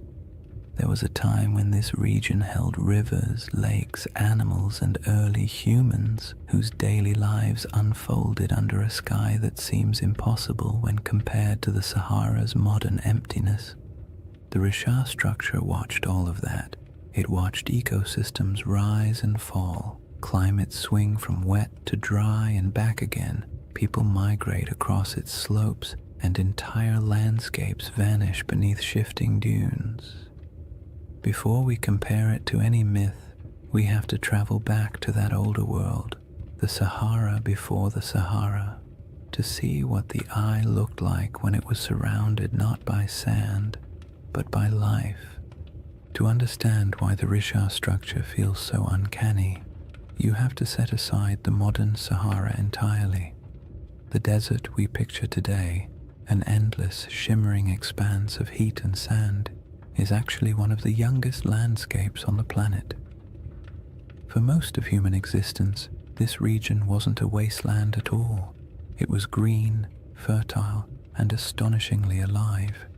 Picture wide grasslands rolling out to the horizon, with clusters of acacia trees and patches of wetlands where birds gathered in noisy flocks. Picture rivers meandering through valleys, carrying cool water across a landscape thick with the smell of damp soil after summer rains. And somewhere in the middle of all that, the Risha structure sat quietly, not as an isolated monument in an empty desert, but as part of a thriving environment full of sounds, movement, and human life. This ancient green Sahara wasn't a brief, lucky moment in history. It was part of a repeating cycle caused by subtle shifts in Earth's orbit and tilt, changes that alter the intensity of monsoon rains across Africa. Every so often, rainfall increases enough to transform the desert into a lush savanna. During these humid periods, lakes stretch across thousands of square miles, rivers intersect the plains, and the entire landscape becomes something you'd associate more with national parks than the modern Sahara. One of these lakes, Lake Megachad, grew so large it dwarfed most modern bodies of water. Today it's reduced to a fraction of its former size, but the ancient shoreline is still visible from space, ghostly arcs etched into the ground. People lived in this green Sahara, not mythical super beings or forgotten high-tech civilizations. just ordinary families doing the same things humans have always done, carrying water, tending fires, raising children, arguing about small chores, making tools because stores wouldn't exist for another 10,000 years. They carved rock art showing giraffes, cattle, and hunters. They painted scenes of life that would feel familiar even now. Herders guiding animals, groups traveling together, children playing near pools of water. These paintings sit today in silent caves and overhangs, reminders that the desert once held a different world entirely. In that greener age, the Risha structure would have been part of daily life, not an object of wonder, not a sacred shape, not a giant spiral people tried to decode. Just land from the ground. The structure doesn't appear circular. You only see ridges and slopes, gentle arcs rising and falling like the ribs of a giant slowly sleeping beneath the surface. Early humans would have walked across it without a second thought. Maybe they used its higher points as lookout spots to scan for animals. Maybe they sheltered in its inner valleys when storms rolled through. Maybe they avoided certain parts out of superstition, or maybe they never thought about it at all. Most likely it was simply background scenery, the same way we barely notice the hills near our own towns unless someone points out their shape. But even if it blended into the landscape, the Rishat structure would have quietly shaped the rhythm of life around it. The ridges could have guided migration paths. Water might have pooled in certain low areas after seasonal rains. Vegetation could have grown thicker in pockets where moisture collected. For thousands of years, people and animals would have used the structure without realizing they were interacting with something that would one day puzzle scientists, entice researchers, and inspire late-night conversations about lost civilizations and ancient catastrophes. As the climate shifted and rainfall declined, the green Sahara slowly began to fade. Lakes shrank, rivers dried, vegetation withered. The smell of earth after rain became less common. Migration stretched longer as people followed dwindling water sources, and eventually dunes crept across the landscape, swallowing paths, burying campsites, and erasing nearly all traces of the world that had existed before. What's haunting about this transformation is how quickly it happened in geological terms. A few thousand years, an eye blink in Earth's timeline, was all it took to turn a thriving ecosystem into one of the largest deserts on the planet. The people who lived here would have witnessed that shift firsthand. Generation, they watched lakes retreat, animals disperse, and once reliable seasonal patterns collapse. Oral traditions from various African cultures still contain echoes of climates changing, waters disappearing, or ancestral migrations driven by environmental upheaval. Stories stretch and distort across centuries, of course, but they often carry a spark of truth at their core. And it's not unreasonable to imagine that somewhere in the long, layered history of this region, memories of a circular landform in a once wet landscape might have eventually become a distant, reshaped legend.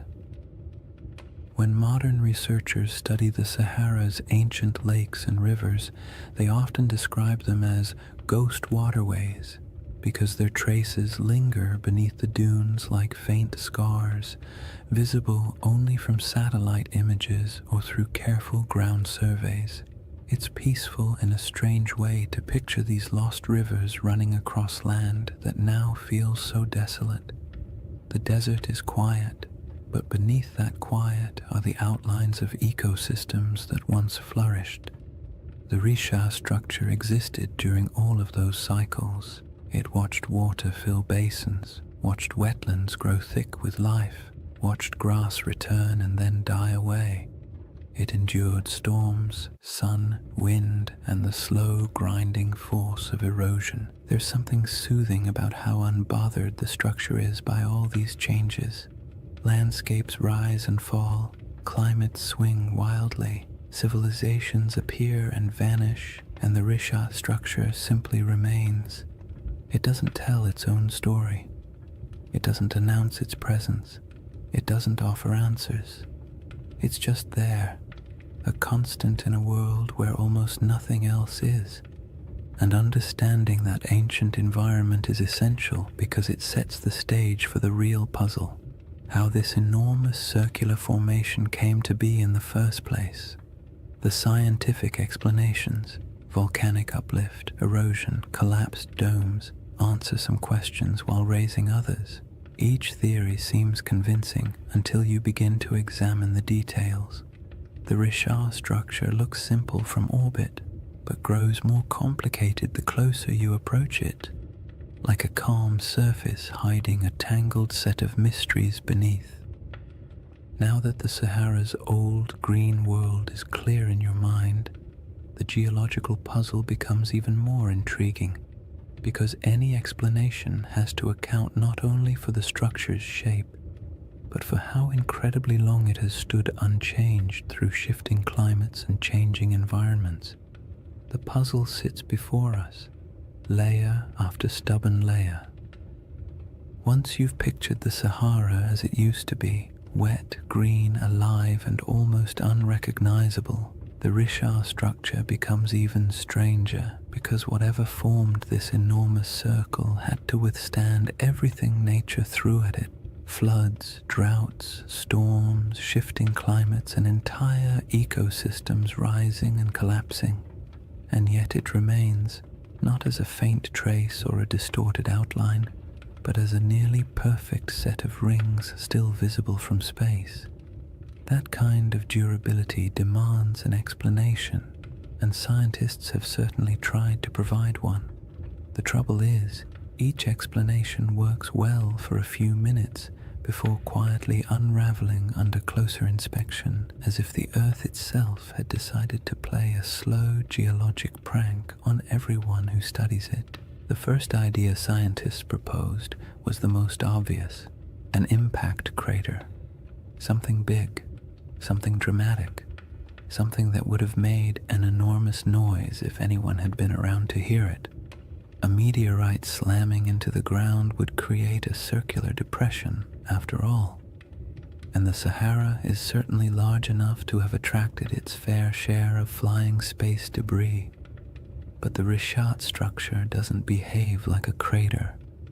Craters have distinct signatures, very specific patterns of shock, melted rock, and high-pressure minerals that act like the universe's version of a calling card.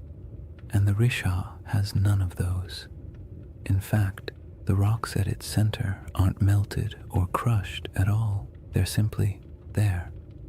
Old, eroded, stubbornly normal. Not the sort of rocks you'd expect to find at the scene of a cosmic collision. So the meteor theory quietly excused itself from the conversation, and the next geological explanation stepped forward: a volcanic eruption. Volcanoes can create circular features after all, and their plumbing beneath the earth can sometimes produce domes, bulges, and ringed formations.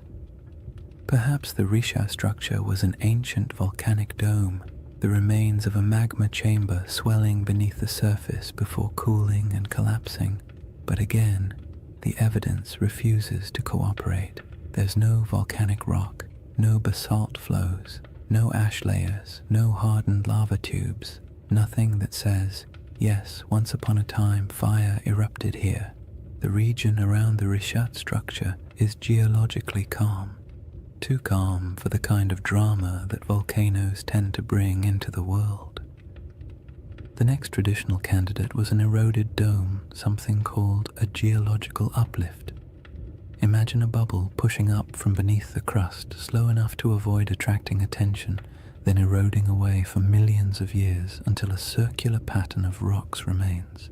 This idea actually gets halfway close, because the Richard does contain different layers of rock exposed in circular patterns, almost like the inside of a peeled onion, but even this explanation feels incomplete. Uplifts don't usually produce such clean rings. Erosion is messy. Wind and water rarely work with architectural precision, and yet the Richat structure has rings so consistent that they appear intentional when viewed from above. The dome theory explains the general shape, but not the perfection of it, and certainly not its scale. A 25-mile wide circle is not something easily dismissed as coincidence. Even erosion has its limits when it comes to symmetry, and geologists who typically love tidy classifications had to admit the Richat structure was mostly behaving but not entirely cooperating, like a student turning in homework that looks suspiciously too neat compared to their handwriting in class. Then there's the age problem. The rocks that make up the Richat structure are incredibly old, hundreds of millions of years in some places, but the shaping of the structure itself, the exposure of its rings, is much younger, something pushed upward long ago, something eroded later, something left behind a pattern that would eventually catch the eye of anyone staring down from orbit. It's not a single event. It's a series of long, slow, overlapping processes, each stretching far beyond the human timeline. And yet even knowing that, the structure feels too deliberate. The more scientists studied it, the more the Richat structure revealed small curiosities. The center is oddly flattened. Some ring segments are more pronounced than others. The patterns of quartzite and softer stone alternate in ways that feel as though nature was following a set of instructions. But nature doesn't usually draw in spirals or circles unless something dramatic is happening. Impact, volcanism, collapse. But in this case, the evidence for anything dramatic is conspicuously absent. And then there's the perfect ring issue, the one that quietly bothers everyone who looks at the structure, even if they don't say it out loud. Circles in nature are rare at this scale. Random erosion doesn't create them, rivers don't carve them, wind doesn't sculpt them, and when you see one this large, this clean, and this old, it's hard not to feel like the earth briefly decided to act like a compass and draw a near-perfect shape in the sand. It's not surprising that the Richat structure often leaves people with a vague sense of unease, not fear, not dread, just the gentle discomfort of encountering something that feels too orderly in a world built on chaos. Geologically, the best explanation we currently have is that the Richat structure started as a circular uplift, a dome of ancient rock that rose slowly from the earth long before humans existed. Over tens of millions of years, wind and water eroded the softer materials, leaving behind harder rings of quartzite that resisted erosion.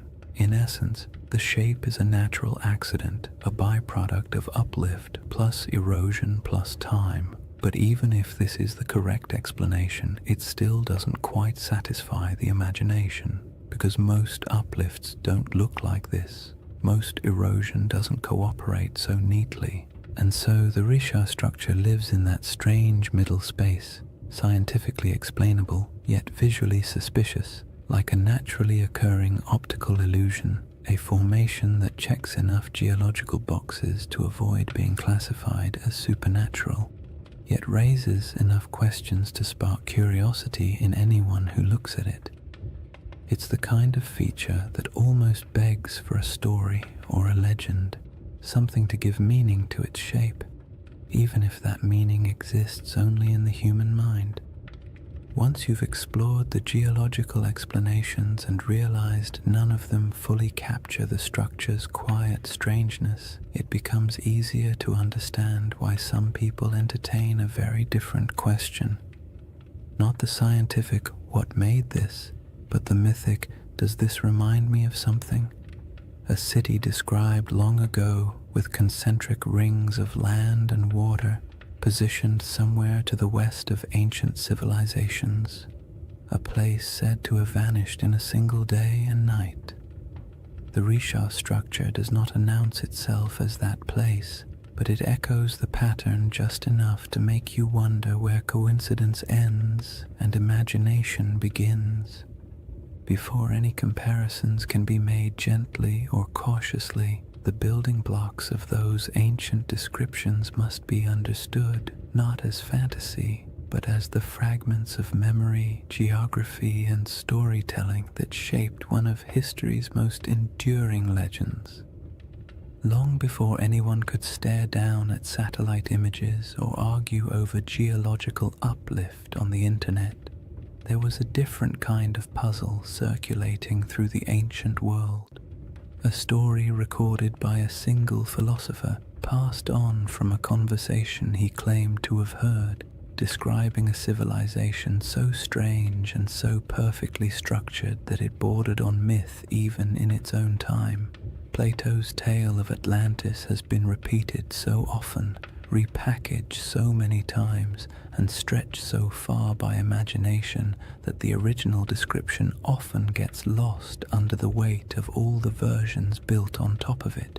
But if you strip away the embellishments, the crystal cities, the impossible technologies, the ancient aliens with clipboards, interpretations, you're left with a surprisingly simple outline: a circular city, rings of land and water, mountains to the north protecting it, a broad plain to the south, a river that flowed to the sea stones of red, black, and white, abundant animals, especially elephants, and a civilization that rose to prominence before collapsing in a sudden, dramatic event. Whether this description is literal, symbolic, exaggerated, or entirely fictional is something scholars have debated for centuries. But what matters for our quiet journey tonight is not whether Atlantis existed. What matters is the shape of the story, because that shape is what causes people to glance at a satellite photo of the Risha structure and pause. The comparison doesn't begin with belief. It begins with pattern recognition. Humans are wired to look for familiar shapes in unfamiliar places. It's the same instinct that makes us see faces in electrical outlets or animals in passing clouds. So when someone sees a massive set of concentric rings in northwest Africa, a structure wrapped in mystery and sitting in a region that once held rivers, lakes, and life, it's reasonable that part of their brain whispers, "This looks like something I've heard before." The resemblance is not perfect, not literal, not conclusive, but it's enough to make curiosity shift in its seat a little. Consider the colors Plato mentions: red, black, and white stones. The Rishat structure, like much of the Sahara, contains layers of rock and sediment that naturally fall into those shades. Iron-rich sandstone brings the red. Basalt and volcanic remnants elsewhere in the region bring the black, and pale limestones offer the white. No one is saying ancient builders selected them and arranged them like a geological art project, but the coincidence is interesting, especially when paired with the natural ring pattern visible from above. Then there are the mountains. Plato describes a notable mountain range to the north of Atlantis. The Risha structure sits in front of the Adrar Plateau, a raised, rugged region that would have looked like a natural wall in a greener era. Today, it's a dry, worn highland, sculpted by time and wind, but long ago it would have been more dramatic. Cliffs, ridges, and elevated land dotted with vegetation and wildlife. If early people lived in the region, they would have viewed those northern heights as a defining feature of their landscape. And what about animals? This part always surprises people because they imagine the Sahara as permanently empty.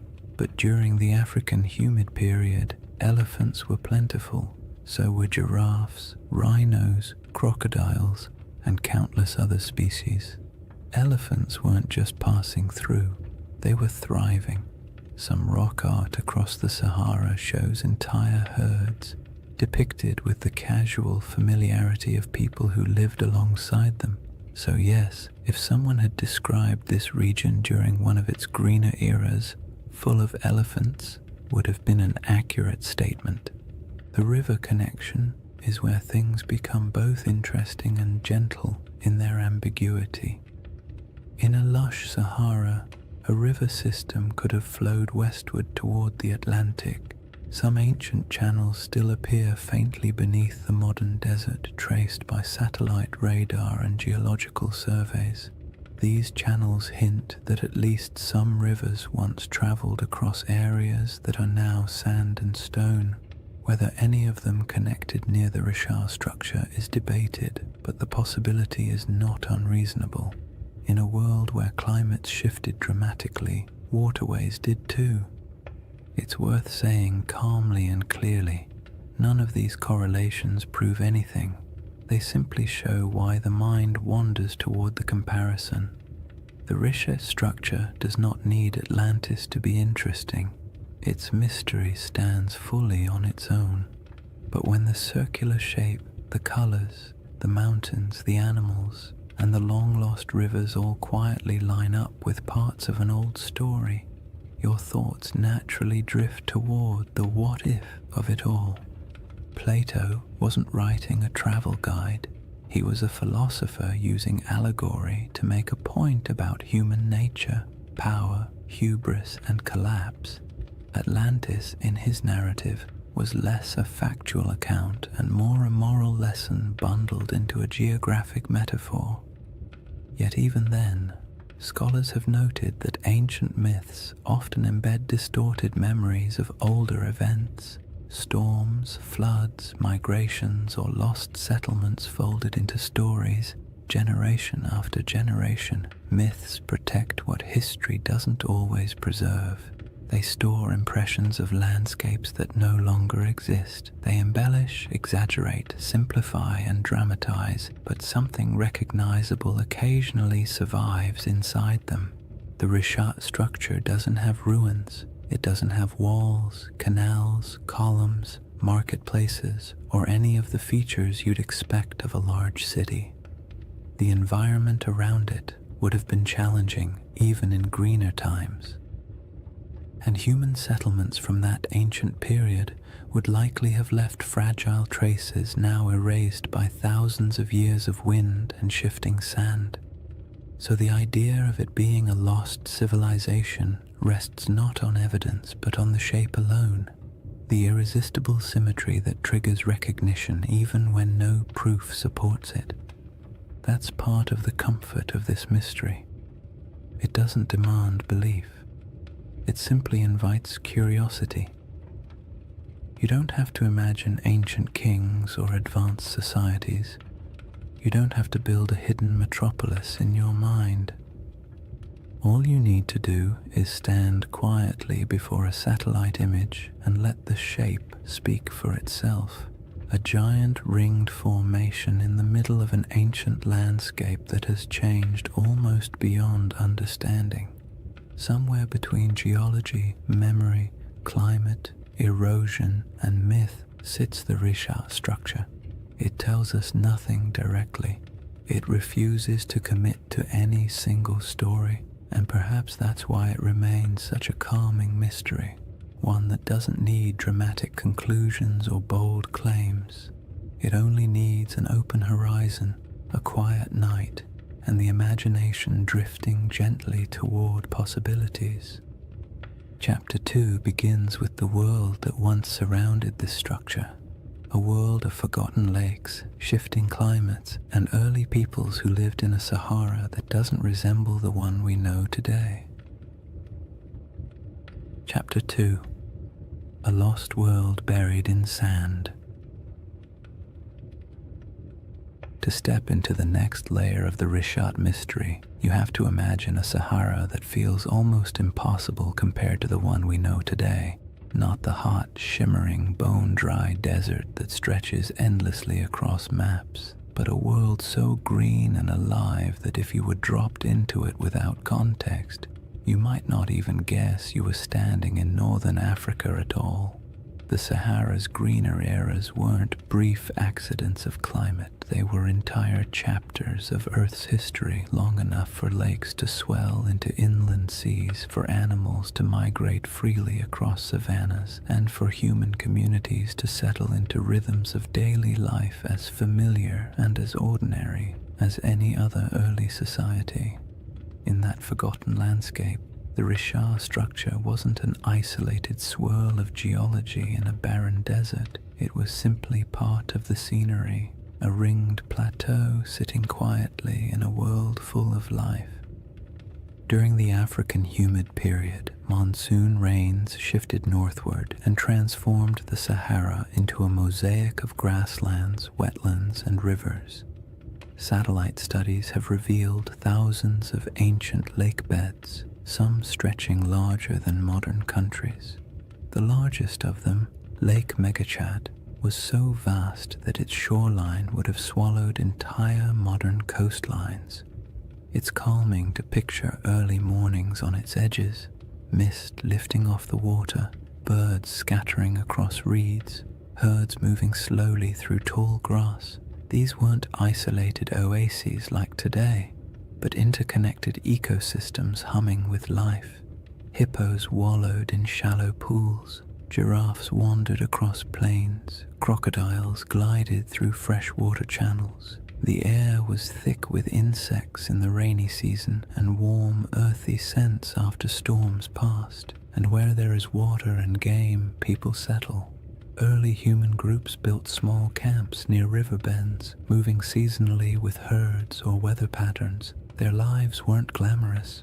They dealt with all the usual prehistoric frustrations: unpredictable weather, stubborn animals, unreliable food sources, and the constant inconvenience of tools that, despite countless hours of crafting, were still capable of breaking at the worst possible moment. Yet these people left behind some of the most beautiful artifacts the Sahara still holds: rock engravings and paintings showing scenes of daily life, hunters with bows, families with cattle, children playing near water. These artworks are serene, calm snapshots of a world that no longer exists, carved into stone that has stubbornly endured long after the lakes dried. When people imagine ancient civilizations, they picture dramatic stone cities, elaborate temples, complex political systems, the kinds of things that leave behind headlines in history books. But most ancient people, including those who lived in the Green Sahara, were just trying to get through the week without too much trouble. They managed herds, gathered plants, navigated seasonal routes, and dealt with occasional arguments about who forgot to maintain the fire or who accidentally let a goat wander off into the brush. Civilization doesn't have to look like marble pillars to be worth remembering. Sometimes it's found in the small, repetitive rhythms of daily life, the quiet rituals that define communities. And those communities were not isolated dots scattered randomly across a wet desert. They followed predictable paths. Rivers acted like highways, lakes acted like hubs. Fertile pockets of land created gathering points where groups traded, shared food, and passed down stories. Even without permanent stone buildings, these places had identities, regions where people knew how to track animals, where certain plants grew well, where rainfall was reliable, where the land felt generous enough for families to stay a little longer. In this setting, the Richard structure would have been noticeable, but not mysterious. Its slopes rose gently, offering views of surrounding plains. Its depressions may have caught water seasonally. Its ringed layers might have supported different kinds of vegetation depending on rain and soil. People could have camped along its edges, used its higher ground for scouting, or traveled across it without realizing they were walking across an enormous circular formation that future generations would discover only from space. It was a feature of the land, not a legend, a place you pass through while thinking about practical concerns, shelter, food, weather, instead of trying to decode the terrain beneath your feet. Some researchers have suggested that pockets of early Saharan cultures may have grown surprisingly sophisticated during particularly wet periods, not in the sense of monumental architecture or complex written languages, but in social networks, trade patterns, and livestock management. Evidence shows early domestication of cattle in the region, and groups may have practiced proto-agricultural techniques around wetlands and lake margins. These weren't lost empires. They were adaptable, resilient societies navigating a landscape that could shift dramatically over generations. The idea that a civilization could thrive here, disappear, and leave little trace isn't far-fetched at all. Wet climates draw people, harsh climates erase them. The desert isn't just unforgiving, it's efficient. Wind strips away organic material, sand buries structures, drought erases evidence of farming, floods wash away tools, and time paired with enough silence can erase almost anything that isn't carved into stone. The Sahara has a way of taking the past, smoothing it out, and leaving behind a surface that pretends nothing was ever there. Even so, pieces of that older world survive: fossilized bones, pollen samples trapped beneath sand, ancient shorelines stamped faintly into the earth, and rock art that still shows people standing beside animals that haven't lived in this region for thousands of years. These fragments don't tell a complete story, but they do confirm one thing: the Sahara was once a place where human life thrived, not merely survived. And in that world, the Risha structure might have been a landmark of sorts, a subtle gate in the landscape, a recognizable formation people used to orient themselves, not a secret, not a holy site, and not the center of anything monumental, just a distinctive feature in a land full of water and vegetation. The idea that early groups might have navigated by it is peaceful to imagine. Small bands of families moving across plains, spotting the familiar rise of the rings in the distance, and knowing they were approaching water or shade or simply a place they'd passed through many times before. When the climate shifted and the world dried, those routes disappeared. Lakes shrank into nothing. Rivers retreated and carved new paths underground. Families moved south or west, following food and water. Eventually, the Risha structure went from living landmark to abandoned plateau, then to forgotten geology swallowed by the earliest dunes. There are no written records, no monuments, no grand architectural remains from this era, just silence and the faint memory of a world washed away by time. The civilizations of the Green Sahara weren't lost in a dramatic catastrophe. They faded gradually, quietly, as the rains weakened and the land transformed, and that gradual fading matters when we begin comparing ancient descriptions, lost worlds, and the shape of stories that survived long after the land itself changed beyond recognition. The timeline of that fading, and how closely it lines up with certain ancient myths, forms the next layer in the riddle. When people hear the word Atlantis, they often imagine something impossibly ancient, a civilization so old it might as well have existed when mammoths were still wandering around, being large, shaggy inconveniences. But Plato didn't describe Atlantis as a civilization from the dawn of time. He dated its downfall to around 9,600 BCE, a period surprisingly close to the end of the last ice age and, as it happens, surprisingly close to the moment when the Sahara began shifting into one of its long, humid phases. The more you compare his proposed timeline with the environmental data, the more you notice an odd overlap. not in details or certainty, but in rhythm. And rhythm is often what ancient memories preserve best.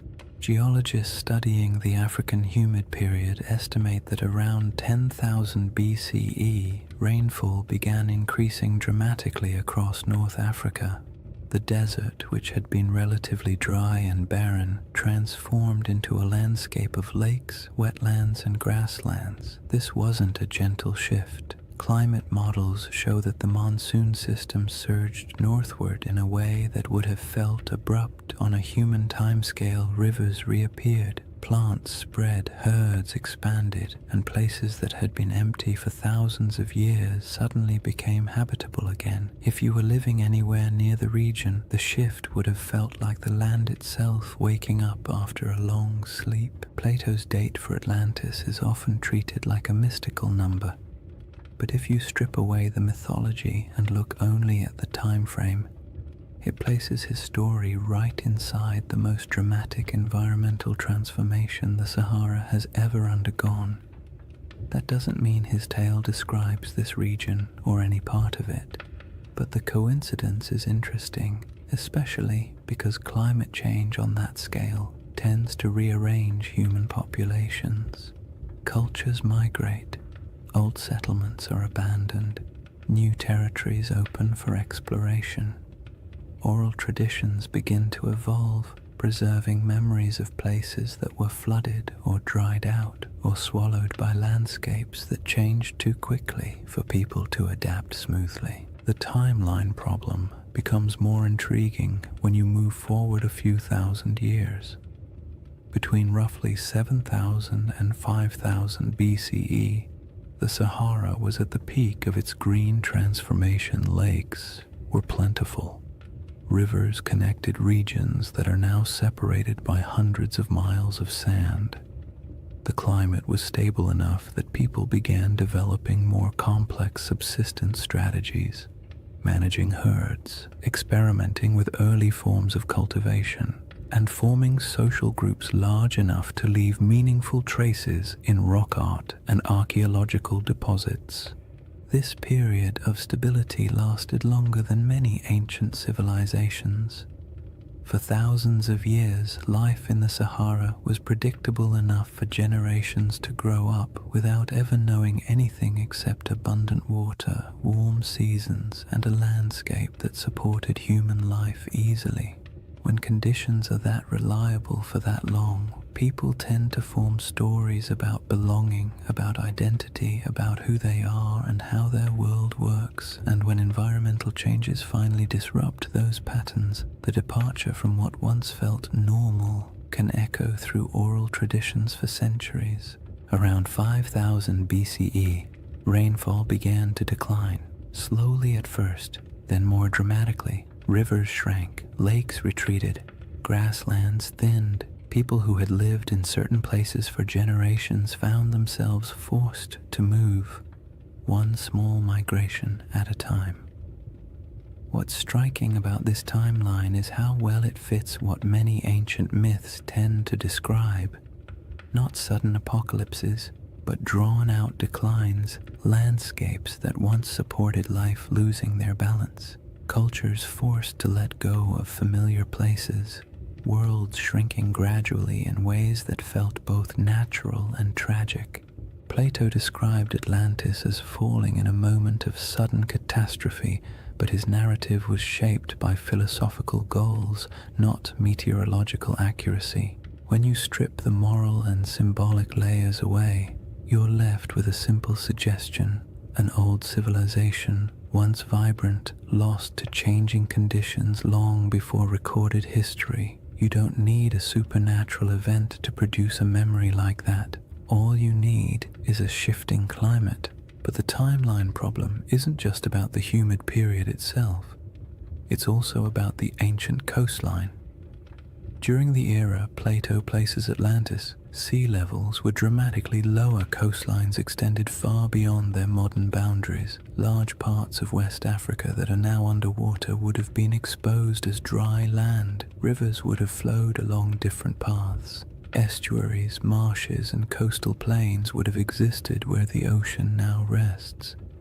If someone in the deep past described a coastal landscape, that description would make little sense today unless you knew where the shoreline used to be. This matters because many interpretations of Plato's story assume that his geography reflects the world we see now, when in reality none of the modern coastlines apply.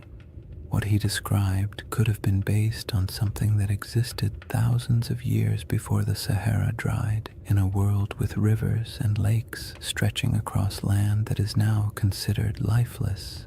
The Risha structure itself sits inland today, but in an earlier era, with different river networks and different coastlines, it might not have felt nearly as isolated. Human perception of geography is always shaped by local experience. A river can feel like a highway. A lake can feel like a boundary. A plateau can feel like a landmark that divides territories. When climates shift, those familiar markers vanish, but the stories about them can persist long after the landscape has changed beyond recognition. The most compelling part of this timeline overlap isn't the idea that Atlantis maps onto the Sahara, it's the realization that human memory, especially oral tradition, often stretches back further than we assume. Cultures pass down stories of floods, droughts, migrations, and disappearing lands without needing exact dates or written scripts. These stories evolve, take on symbolic meaning, and sometimes become cautionary tales, but the seeds of truth often remain embedded in the narrative. A changing coastline becomes a city swallowed by the sea. A drying river becomes the fall of a once great kingdom. A shifting climate becomes a punishment from the gods. Human imagination attaches meaning to change, especially when change feels larger than individual experience. The Risha structure sits quietly in the middle of this enormous timeline, a geological constant in a world that refused to stay still. Ancient people may have lived near it when the land was green. Their descendants may have moved away when the desert expanded. Their grandchildren may have carried memories of lost lakes or vanished rivers into stories told over fires in distant regions. Those stories may have drifted into different cultures over thousands of years, and by the time someone like Plato heard fragments of them, much of the original context would have faded, leaving only symbols and shapes. The timeline problem is not really a problem at all. It's a reminder.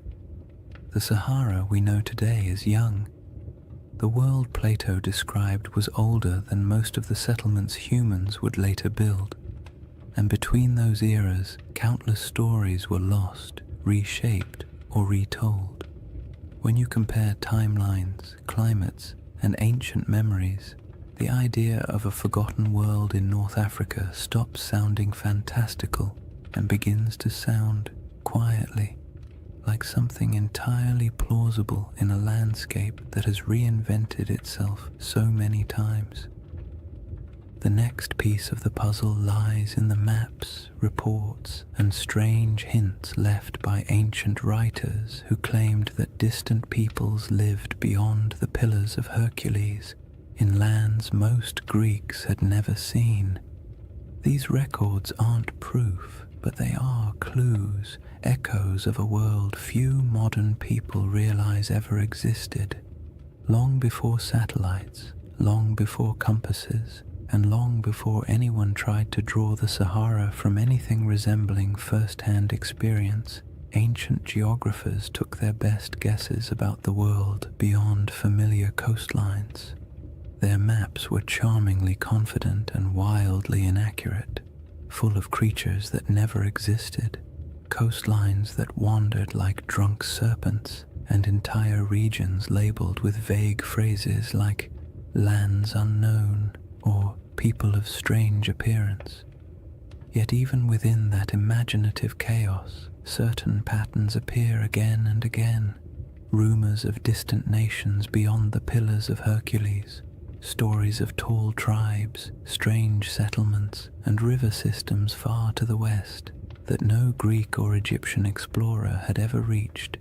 These fragments don't offer facts. They offer echoes, traces of a world remembered through second-hand conversations, traveling merchants, and stories that had already aged long before they were written down. Herodotus, often called the father of history and sometimes less generously the father of wildly entertaining exaggerations, wrote about mysterious peoples living beyond the familiar reaches of North Africa. He described tribes who were unusually tall, unusually pale, or unusually skilled at activities no one else could verify. He wrote of great rivers flowing through lands no Greek had ever visited, and of cities existing somewhere far inland beyond deserts that seemed too vast for ordinary travel. His accounts mix truth, rumor, and a healthy dose of "someone told me this, so here you go," but they reveal something important. The regions west of Egypt and Carthage were known to ancient writers only through layers of retelling and misunderstanding. They existed in the Greek imagination as distant, half-seen places where strange things could plausibly happen. Cartographers, centuries later, drew maps that included a massive region labeled as Libya or Ethiopia, words that covered almost everything south and west of the Mediterranean. Even when the rest of the world began to take shape on parchment, the Sahara remained a blank expanse into which map makers poured their guesses. Some thought it held great inland seas. Others believed it was home to tribal confederations wealthy in minerals. Medieval maps continued the tradition, referring to kingdoms of the West or lands of gold believed to lie somewhere beyond the desert. These weren't precise descriptions. They were memories filtered through trade routes, travelers' claims, and stories that drifted through cultures like windblown sand. The most interesting thing about these early references is not their accuracy, but their persistence. For thousands of years, people believed that lost polities existed somewhere in the interior of Africa. Some of these rumors later turned out to be distorted accounts of real kingdoms. The Ghana Empire, for example, or the early Sahelian states whose wealth came from gold and trade. But some rumors seem older, as if they preserve vague memories of societies that were already gone by the time written history began. It's not hard to imagine how this could happen if the Sahara once held lakes, rivers, and stable populations. Then early travelers from coastal regions might have heard stories about people inland who lived near great bodies of water. By the time those stories reached Greek scholars, the lakes might have dried, the migrations might have begun, and the cultures connected to those earlier landscapes might have dispersed. All that remained were fragments, not histories, just hints. Modern science adds another layer to this puzzle. With satellite imagery, researchers can trace ancient riverbeds beneath the desert. These paleo-channels, as they're called, snake across the Sahara like veins in an old, forgotten body. Some run directly from central North Africa toward what is now the Atlantic. Others branch into networks that once fed massive lakes. These rivers didn't disappear in a sudden catastrophe. They dried gradually as the climate changed, leaving landscapes that no longer match the stories that may have been told about them. If early civilizations or large communities existed near these rivers, their memory would have been separated from their physical location by thousands of years, making it nearly impossible for later cultures to understand what the stories referred to. This disconnect between old memories and new landscapes is how myths form. A story that once described a river civilization becomes, after generations of retelling, a story about a kingdom swallowed by the sea. A recollection of Great Plains becomes a memory of a vanished island. A description of a circular plateau becomes an account of a circular city. The Sahara's transformation from green to desert wasn't instantaneous, but it was dramatic enough to fracture cultural continuity. If families were forced to migrate because their water sources vanished, they would carry memories of their old homeland with them. Their descendants might repeat those memories in new places. By the time those descendant stories reached literate societies, the land they described would have changed beyond recognition. Even the idea of lost maps plays into this. Some early maps portray strange circular features in North Africa, drawn not with precision, but with a kind of symbolic confidence, as if the mapmaker was trying to capture something half understood. These circles often correspond to mountain ranges or basins that once held water. They might represent ancient memories of circular lakes, natural rings of highland terrain, or simply the human impulse to draw the unknown in symmetrical shapes because symmetry feels meaningful. When you compare those old maps to modern satellite images, you occasionally find that their circles line up suspiciously well with real geological features, not perfectly, but enough to make you wonder how much geographic memory survives inside even the roughest ancient drawings. And then there's the broader Mediterranean tradition of referring to lands beyond the West as mysterious, advanced, or somehow older than the civilizations closer to the sea. Phoenician traders, known for their long-range voyages, undoubtedly reached parts of West Africa, but their records are mostly lost.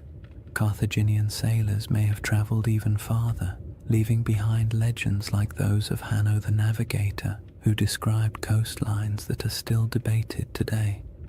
These accounts weren't detailed maps or precise reports.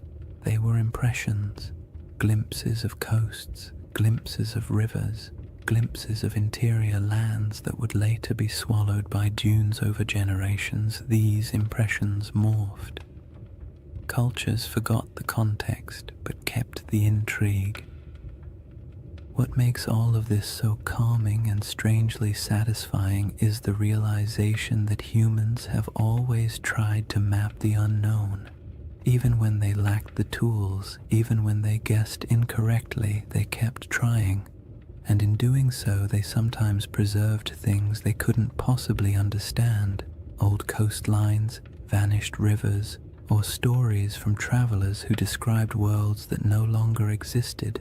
When you approach the Sahara with that perspective, its ancient geography becomes less like a blank desert and more like a palimpsest, a surface written over many times but still carrying traces of the words beneath. The question isn't whether ancient maps show Atlantis or any other legendary city. The question is whether the stories behind those maps contain fragments of real places erased by climate and time. In a world where the Sahara once supported thriving cultures and vast waterways, it's not unreasonable to imagine that memories of those lost communities could drift across centuries, eventually arriving in distorted form on the pages of ancient writers. The final piece of this chapter lies in the moment when all those rivers dried and the green Sahara collapsed into the desert we know now. A transformation so dramatic that it could easily have become the seed of legends about worlds swallowed, lands lost, and civilizations fading into silence. When people imagine worlds disappearing, they usually picture sudden disasters, walls of water, earthquakes splitting the earth, angry gods sweeping civilizations into the sea. But the Sahara didn't collapse in a single night. Its transformation from a green, living landscape into a vast desert was quieter, slower, and far more unsettling. It wasn't a dramatic catastrophe, it was a gradual unraveling of an entire ecosystem.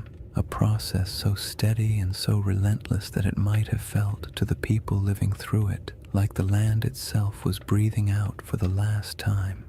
This slow-motion disaster is one of the most profound environmental changes in human history, and its echoes still shape our perception of ancient worlds. The end of the African humid period began subtly. Rains that had once arrived predictably started coming later. Lakes that had always been full began to shrink just slightly around their edges. Wetlands that had supported birds, fish, and early settlements became patchier.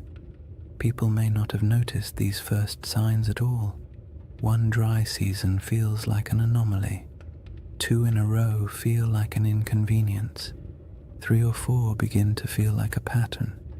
And before long, families who had lived near the same lake for generations might have found themselves walking farther and farther to reach the shore each year. As rainfall continued to decline, the lakes shrank dramatically. Rivers that had once flowed energetically across the plains became shallow streams, then trickling channels, then dry paths where children could walk without getting their feet wet. The soil hardened, vegetation struggled, herds moved away, and because humans rely on the same resources as every other species, they followed. Migration became a necessity rather than a choice. People packed up their belongings, tools, baskets, simple ornaments, memories of what had once been, and set out in search of more reliable water. This wasn't an age of monumental architecture. People didn't leave behind cities where archaeologists could sift through layers of foundations. What they left behind were stories, passed from one generation to the next. Stories of places that had been full of water. Stories of rivers that used to run through valleys now swallowed by dust. Stories of hunting grounds that disappeared so gradually it felt like watching a friend fade over time. These stories survived even after the landscapes themselves did not. And as families moved farther away, spreading into new regions, the memory of those green lands became a distant echo, reshaped by each retelling. If you could watch the Sahara's drying from a high vantage point, maybe even from the center of the Richard structure itself, the change would look like a slow retreat, lakes pulling inward decade by decade. Shorelines collapsing, riverbeds fracturing into networks of disconnected pools before vanishing entirely, grasslands thinning until the only plants left were the stubborn species adapted to drought. You would see the land lose color, then texture, then sound, until finally all that remained was the wind sweeping grains of sand across empty plains.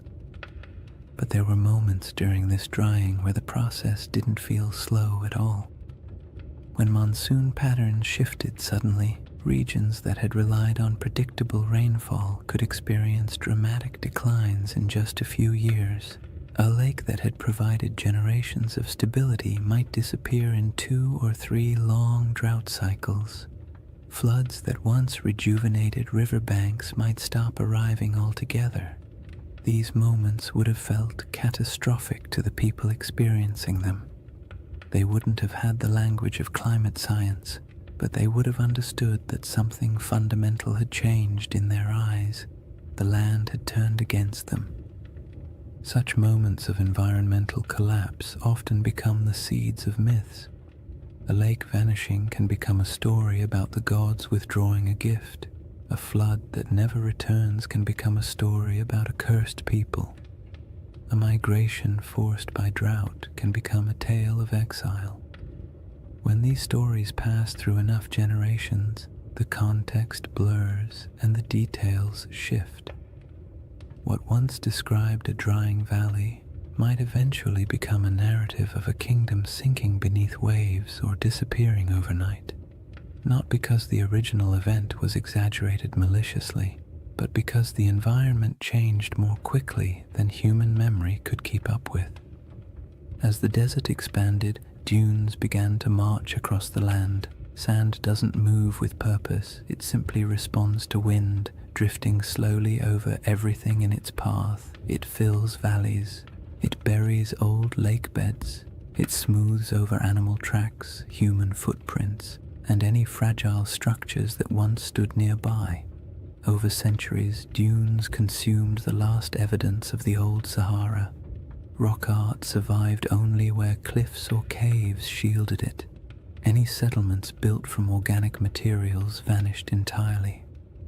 The landscape became clean, empty, and silent, a perfect blank slate for future generations to wonder about.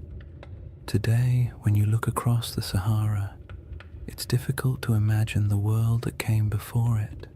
The silence is heavy. The land feels ancient in a way that suggests permanence, but permanence is an illusion.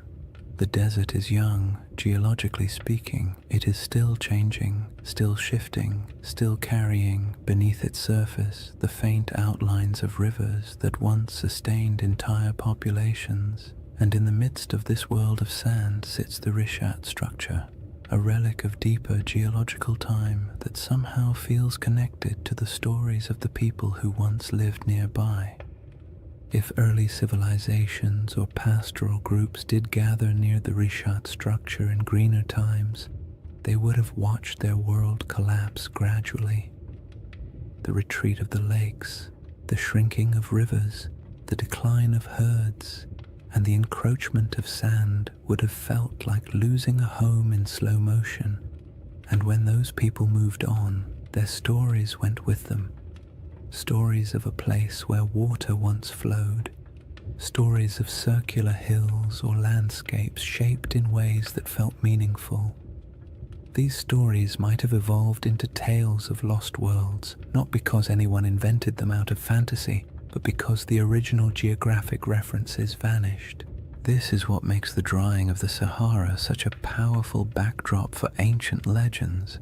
When a land undergoes such a dramatic transformation, memories of the old world become mythic by default. A fertile plain becomes a garden of the gods. A shrinking lake becomes a vanishing kingdom. A circular plateau becomes a city swallowed by disaster.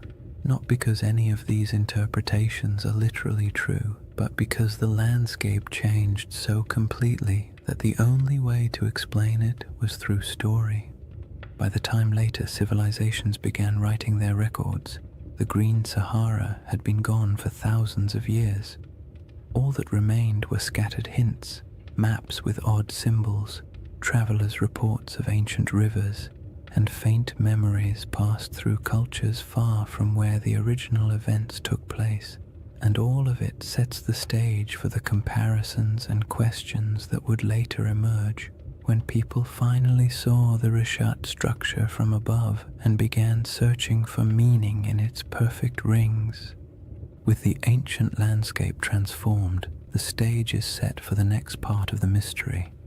How the Rishat structure quietly echoes elements of Plato's most enduring legend. Chapter 3. Atlantis, Coincidence or Clues? By the time people began comparing the Rishat structure to Atlantis, Plato had already been misunderstood, misquoted, stretched into metaphors he never intended, and, to his likely horror, placed at the center of more conspiracy theories than any other philosopher in history. Yet at the core of his tale is a surprisingly compact list of details, simple descriptions that, when read plainly, don't sound like mystical riddle poetry or coded allegory. They sound like someone describing a place, a very specific place with very specific features. Whether he meant it literally, symbolically, or somewhere between the two is a debate scholars love to have, usually over too much coffee, but the details themselves are straightforward enough to explore calmly. The centerpiece of Plato's description is the shape. Atlantis, he wrote, was arranged in concentric rings, alternating circles of land and water, each perfectly circular, each surrounding the next. This is the detail that grabs people instantly because most landscapes do not naturally arrange themselves into rings, and when you see a 25-mile-wide circular formation in northwest Africa, your brain taps you on the shoulder and whispers, "Huh, interesting." Plato describes 3 rings of water and 2 of land, though he also notes that parts of the outer sections were later modified by the Atlanteans themselves, which means even in his own story, the shape wasn't necessarily pristine or untouched. When you compare this to the Richard structure, you naturally see a resemblance, not a perfect match, not a one-to-one replication, but a visual echo, a geological rhythm that resembles a narrative rhythm. Next come the mountains. To the north of Atlantis, Plato describes a notable mountain range, high, sheltering, and rich with rivers. The Rishat structure sits in front of the Adrar Plateau, a rugged highland that, in a greener era, would have looked like a natural barrier protecting the region from northern winds. Today it looks like ancient stone sculpted by ages of dryness, but 10,000 years ago those elevations would have been covered in vegetation dotted with water sources and significantly more imposing. The match isn't perfect, but it's enough to make you tilt your head slightly. Plato then mentions the plain to the south, long, level, fertile. In his account, this plain was one of the defining features of the Atlantean realm, not the center city, but the agricultural heartland that supported it. In the modern Sahara, fertile plains feel like a strange fantasy, but during the African humid period, they were very real. Vast stretches of land south of the Richat structure once held grasslands, wetlands, and seasonal rivers.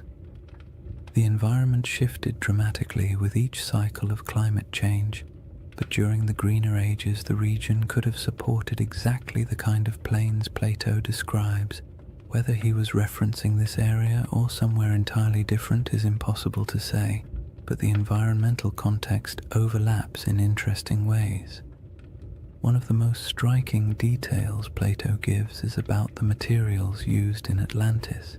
He refers to red, black, and white stones, distinct colors quarried from the landscape and used for construction. The Richat region naturally contains these colors in abundance.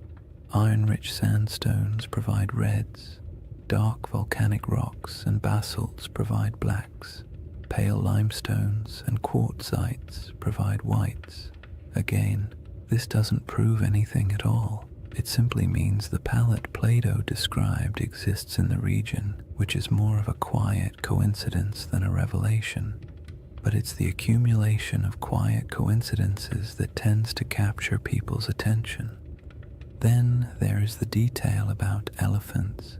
Plato notes that the island of Atlantis had many elephants, not a few, not occasional sightings, but many today. The idea of elephants in the Sahara feels absurd, a contradiction to the very concept of a desert. But the Green Sahara held elephants in abundance. Rock art across the region depicts entire herds with casual familiarity. Fossil evidence confirms that elephants ranged widely across North Africa during humid periods. For most of human history, elephants were not exotic in this region. They were part of the everyday ecosystem, so when Plato casually mentions them, it aligns comfortably with what we know about the Sahara's long-lost environment. Plato also describes a freshwater well at the center of the city, providing clean water even as the outer rings filled with seawater. This detail feels mythic at first, but it also reflects a basic geographic truth. Many circular landforms, especially those rising from domed uplift, often have central depressions or areas where water collects. The Richat structure's core is lower than its outer rings, and though it holds no water today, in a wetter climate it may have held springs or temporary ponds after seasonal rains. Early humans could have used such features for drinking water. As climates changed, memories of these water sources might have been folded into later stories. The river to the sea detail is where the puzzle grows delicate. Plato describes a channel from the city to the ocean, allowing ships to pass through the rings. The Richat structure is inland today, very inland, but ancient river systems in the region once flowed toward the Atlantic. Satellite imagery captures paleo-channels that trace ancient waterways westward. The landforms no longer match these paths because the Sahara has reshaped itself repeatedly, but it is not impossible that rivers once connected this region to coastal plains that have since eroded, drowned, or shifted beneath rising sea levels. All these details create a gentle sensation. Not belief, not certainty, just curiosity. Plato's list is simple enough that it can't be mapped cleanly onto any one place. It can describe a landscape long gone, a symbolic metaphor, or a region badly distorted by oral tradition before ever reaching Greek ears. His text leaves just enough room for interpretation and just enough specificity to make pattern-seeking minds perk up when they see a satellite photo of the Risha structure. The most important thing to remember is that Plato was not attempting to write a historical documentary.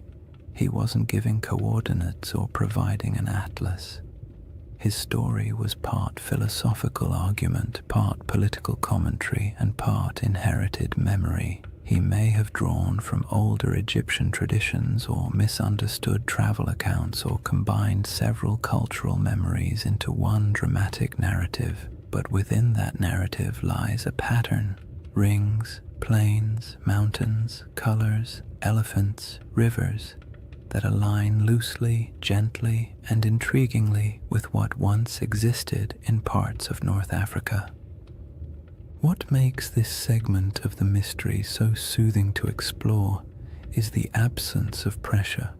You don't need the Risha structure to be Atlantis. You don't need the description to match perfectly. All you need is the simple awareness that Plato left a list of clues describing a place that may have existed in the deep past, a place shaped by water, climate, geography, and memory. And when you place those clues beside a quiet, circular geological formation surrounded by a desert that used to be alive, it becomes easy to drift into a state of gentle wonder, the kind that invites curiosity without demanding conclusions. Once you've examined Plato's clues and quietly accepted that some of them line up with the Rishat structure in a pleasantly suspicious way, the next step is to look at the smaller oddities, the details that don't prove anything on their own but linger in the mind like faint fingerprints on ancient glass. These are the features that make researchers pause, tilt their heads slightly, and say something academic like, "Well, that's interesting." They don't demand conclusions, they simply refuse to be ignored. One of the strangest among them is the presence of ancient salt deposits inside the Risha structure. In a desert environment where rain is scarce and water evaporates quickly, salt isn't surprising by itself. What is surprising is the suggestion that the salt layers within the structure formed through processes involving ancient water bodies.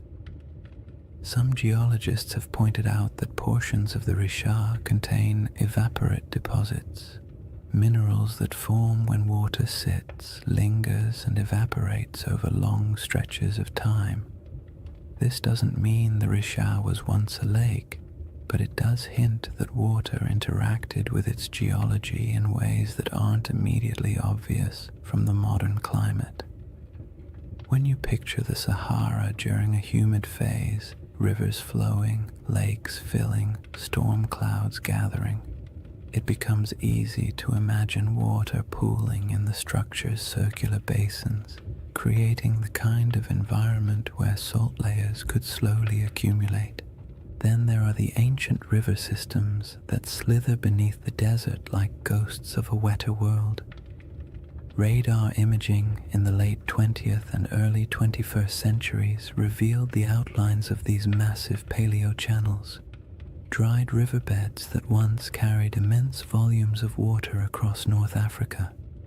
Some of these channels flow in directions that match Plato's narrative surprisingly well, running from deep inland regions toward what is now the Atlantic coastline.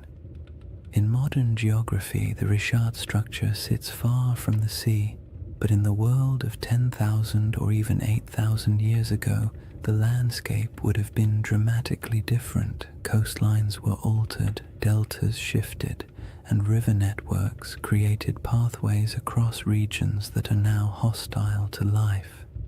When you consider these ancient waterways, the idea of a circular formation once connected to a westward flowing system becomes far less far-fetched. Another curiosity is the distribution of ancient fauna across the region, especially elephants.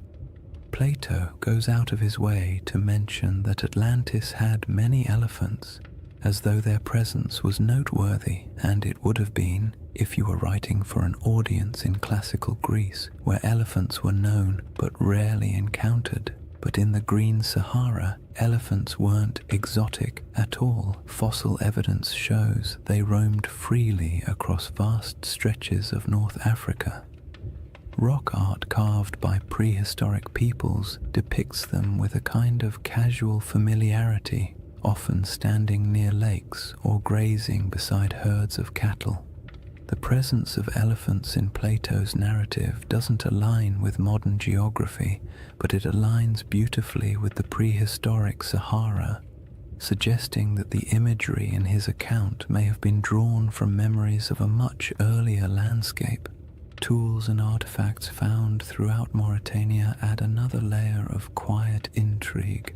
Archaeologists have uncovered stone tools, habitation traces, and remnants of early human activity around regions adjacent to the Richard structure. None of these finds point to an advanced or monumental civilization, but they confirm that humans lived, traveled, and worked in the area long before the desert swallowed it. Simple stone tools may not inspire the same imagination as grand ruins, but they indicate human presence. People exploring the ridges, hunting across the plains, or gathering plants near seasonal water. And while these finds don't match the grandeur of Plato's Atlantis, they contribute to a broader truth. This land was not always empty. Then there's the matter of erosion patterns. The Richard structure's rings are composed of alternating layers of hard quartzite and softer sandstone. Over millions of years, erosion carved the concentric ridges into their present shape. The science here is solid, yet the level of preservation, how clearly the rings remain visible after such immense timescales, is quietly surprising. Erosion usually softens shapes, blurs lines, and creates irregular patterns. The Richard's rings are worn but still strikingly coherent. They have a kind of stubborn symmetry, the sort that feels almost architectural even though it is entirely natural. When viewed from above, the rings appear too clean for the surrounding environment, as if the land is trying a little harder than necessary to maintain its shape. Another oddity lies in the mineral composition scattered across the formation. Geologists have noted that the area contains minerals associated with hydrothermal activity, meaning the region once experienced heat and fluid movement beneath the Earth's surface. This supports the uplift theory, but also paints a picture of a place shaped by multiple overlapping geological events. The Richard structure is not the result of a single moment. It is the result of a series of slow, layered processes interacting in strangely harmonious ways. When geological events stack neatly like this, creating a tidy circle in the middle of a continent, it sparks the imagination, because nature rarely arranges its complexity into something that looks organized from space. Some people point to the alignment of the structure with ancient travel routes, though this is more speculative. During the Sahara's greener days, groups traveling across the region might have used prominent landforms as markers. A circular plateau would have stood out. It might have acted as a natural waypoint in a place you recognized from a distance, a feature that reassured you that your path was correct. This doesn't make it a settlement or a central city, but it makes it part of the landscape of human movement. Landmarks have always shaped migration, even unintentionally. Then there's the subtle but persistent fascination researchers have with the interior depressions of the Richat structure. The central basin and inner rings create natural pockets where water might have pooled during rainy seasons. These areas could have provided temporary freshwater sources long before the desert took hold. If early communities ever camped here, the structure might have served as a resting place, a place where the land, by pure coincidence, gathered the elements people needed to survive. None of these oddities amount to direct evidence of Atlantis or any lost civilization. They don't point to architecture, writing, or engineering. They don't claim that the Richat structure is anything more than a geological formation shaped by erosion, uplift, and deep time. But taken together, these small details create a sense of place, a landscape shaped by water, life, and environmental transformation. A place where memories of a greener world might have lingered long after the land grew silent. A place that feels like it carries the whispers of older stories, even if those stories can never be proven. What remains after examining these clues is not certainty, but the soft, contemplative feeling of a mystery that refuses to resolve too neatly. That's the charm of the Richat structure, not that it answers questions, but that it invites you to keep asking them, slowly and without urgency, the same way the desert allows time to drift without needing conclusions.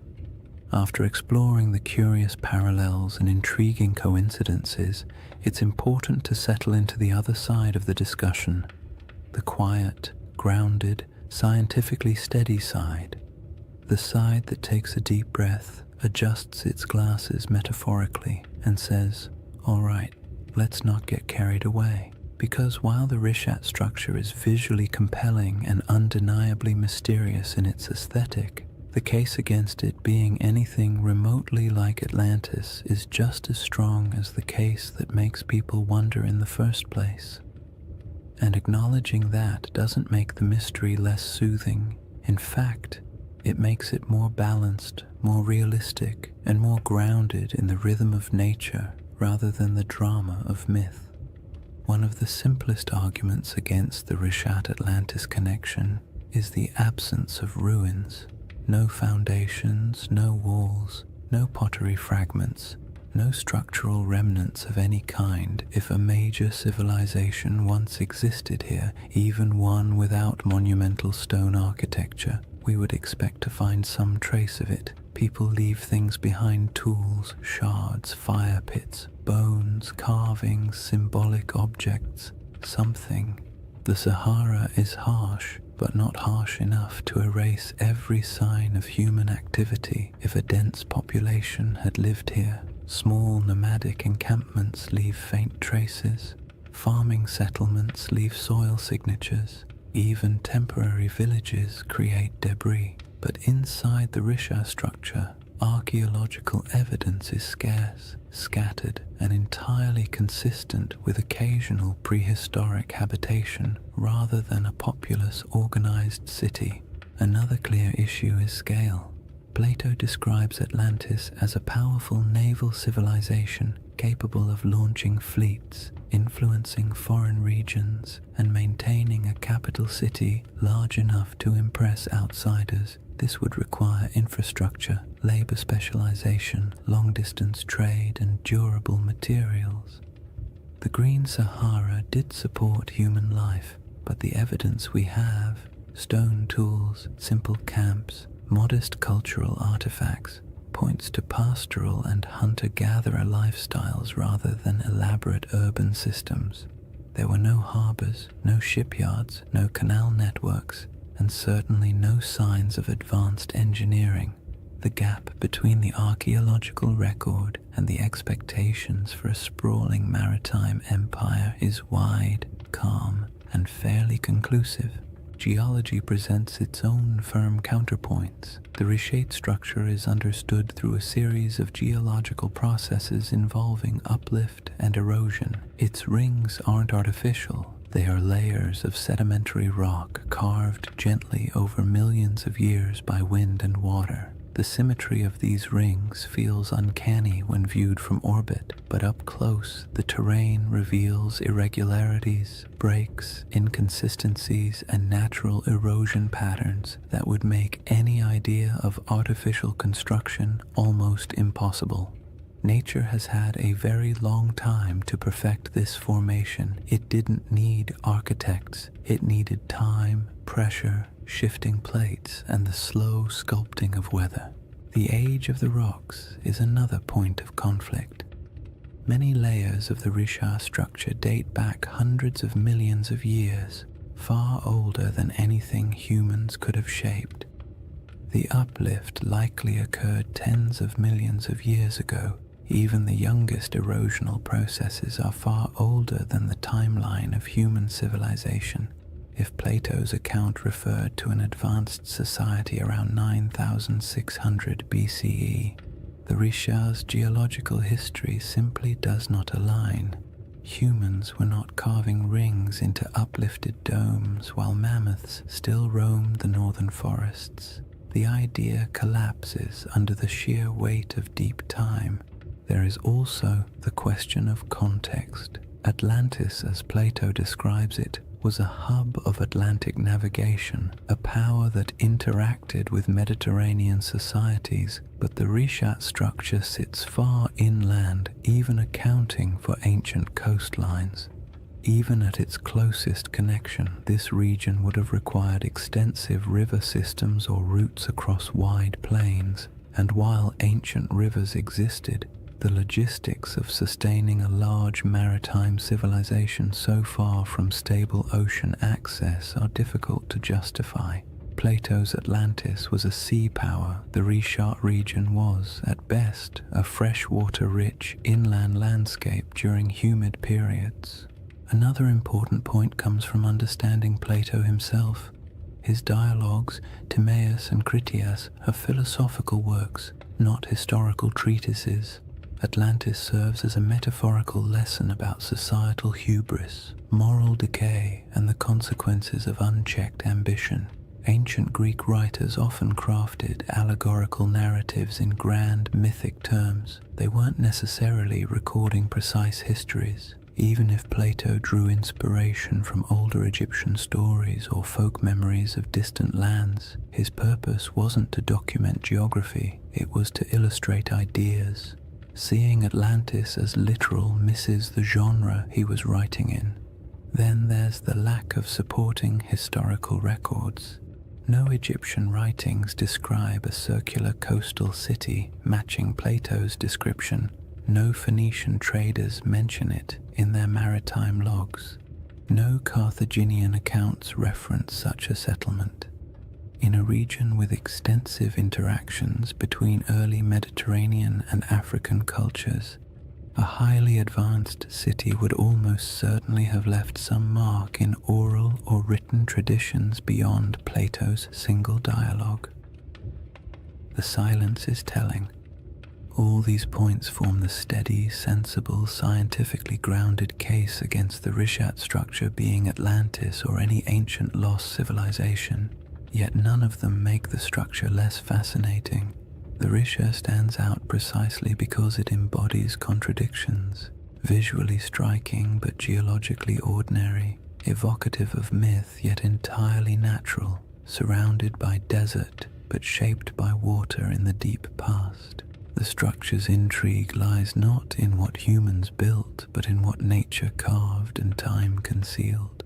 What the scientific perspective ultimately gives us is a sense of humility. The Richat structure is a reminder that Earth's landscapes can mimic human patterns accidentally, that erosion can outperform architects, that symmetry doesn't always imply intention, and that sometimes the most interesting mysteries are the ones that sit comfortably between explanation and imagination. There is a quiet comfort in acknowledging what the Rishat structure is not, because it allows us to appreciate what it is: a monumental geological formation shaped entirely by natural processes, yet somehow capable of whispering to the part of the human mind that loves stories of lost worlds. Dismissing the Atlantis comparison doesn't end the mystery. It reframes it, shifting the focus from fantasy to the wonder of a landscape that survived floods, droughts, and time itself. And somewhere between geological certainty and mythic speculation lies a middle path, a gentle possibility that doesn't require lost empires or supernatural disasters. Only the simple fact that landscapes change, memories drift, and stories evolve across generations. That quiet middle ground forms the foundation for the next part of this chapter. After weighing the clues and counterpoints, what remains is a space in between, a soft, contemplative middle ground where certainty isn't required and imagination doesn't have to be excessive. It's the place where most real historical mysteries quietly live, suspended between the cold confidence of science and the gentle allure of myth.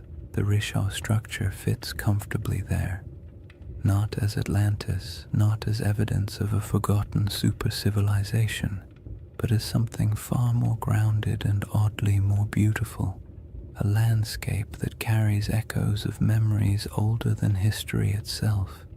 This middle ground begins with an idea that's far less glamorous than lost empires but far more plausible, that Plato's account of Atlantis may have been shaped by older stories, older observations, and older memories passed through generations of storytellers, traders, and priests, not memories of a technologically advanced society, but memories of places that once existed and then disappeared as the world changed. Civilizations don't have to be grand to be worth remembering.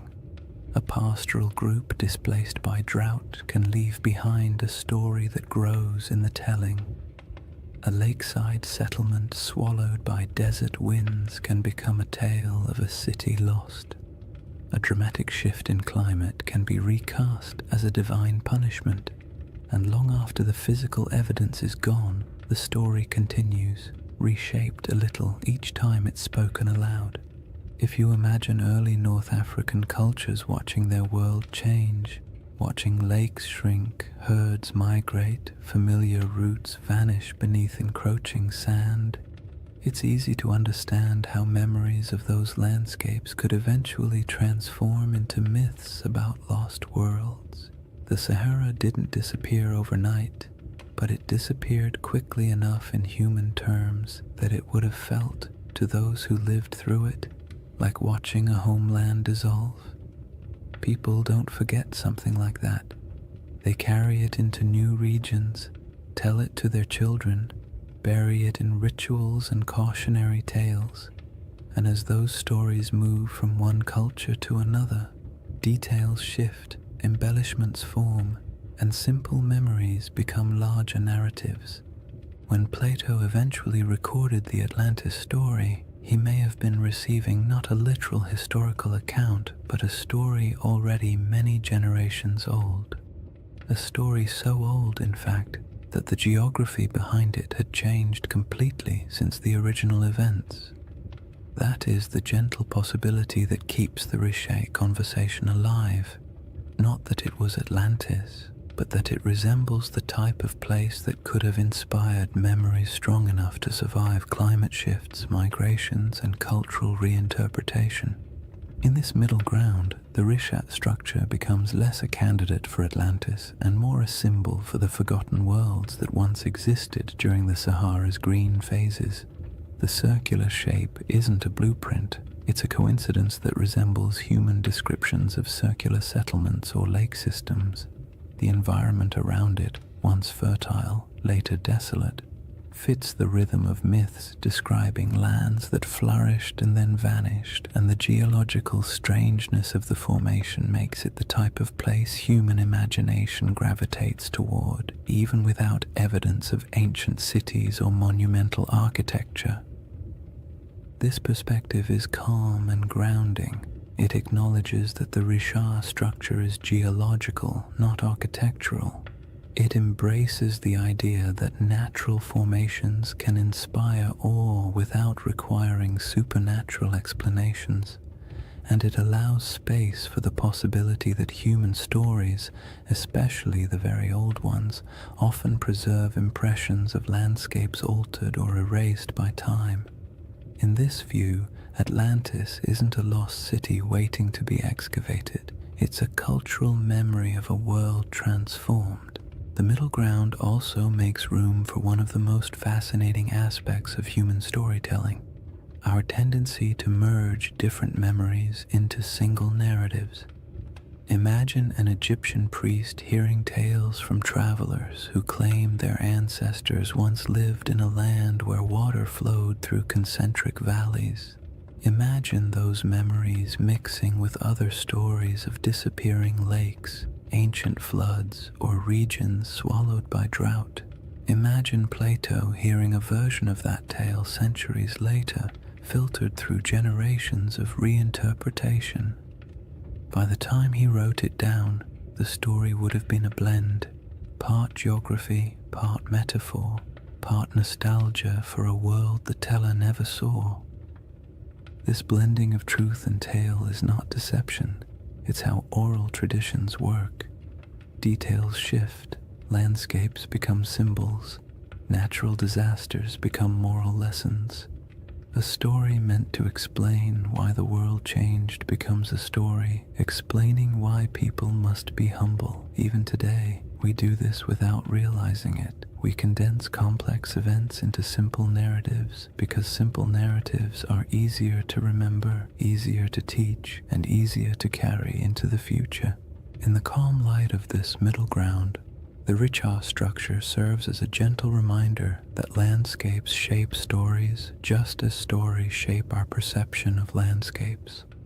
The structure's rings might have meant nothing to the people who walked across it thousands of years ago, but to someone hearing a distorted account of those landscapes generations later, the image of a circular landform might have blossomed into something mythic, not because the Richat structure was Atlantis, but because it felt like the kind of place myths grow from, strange, memorable, and entirely out of step with its surroundings.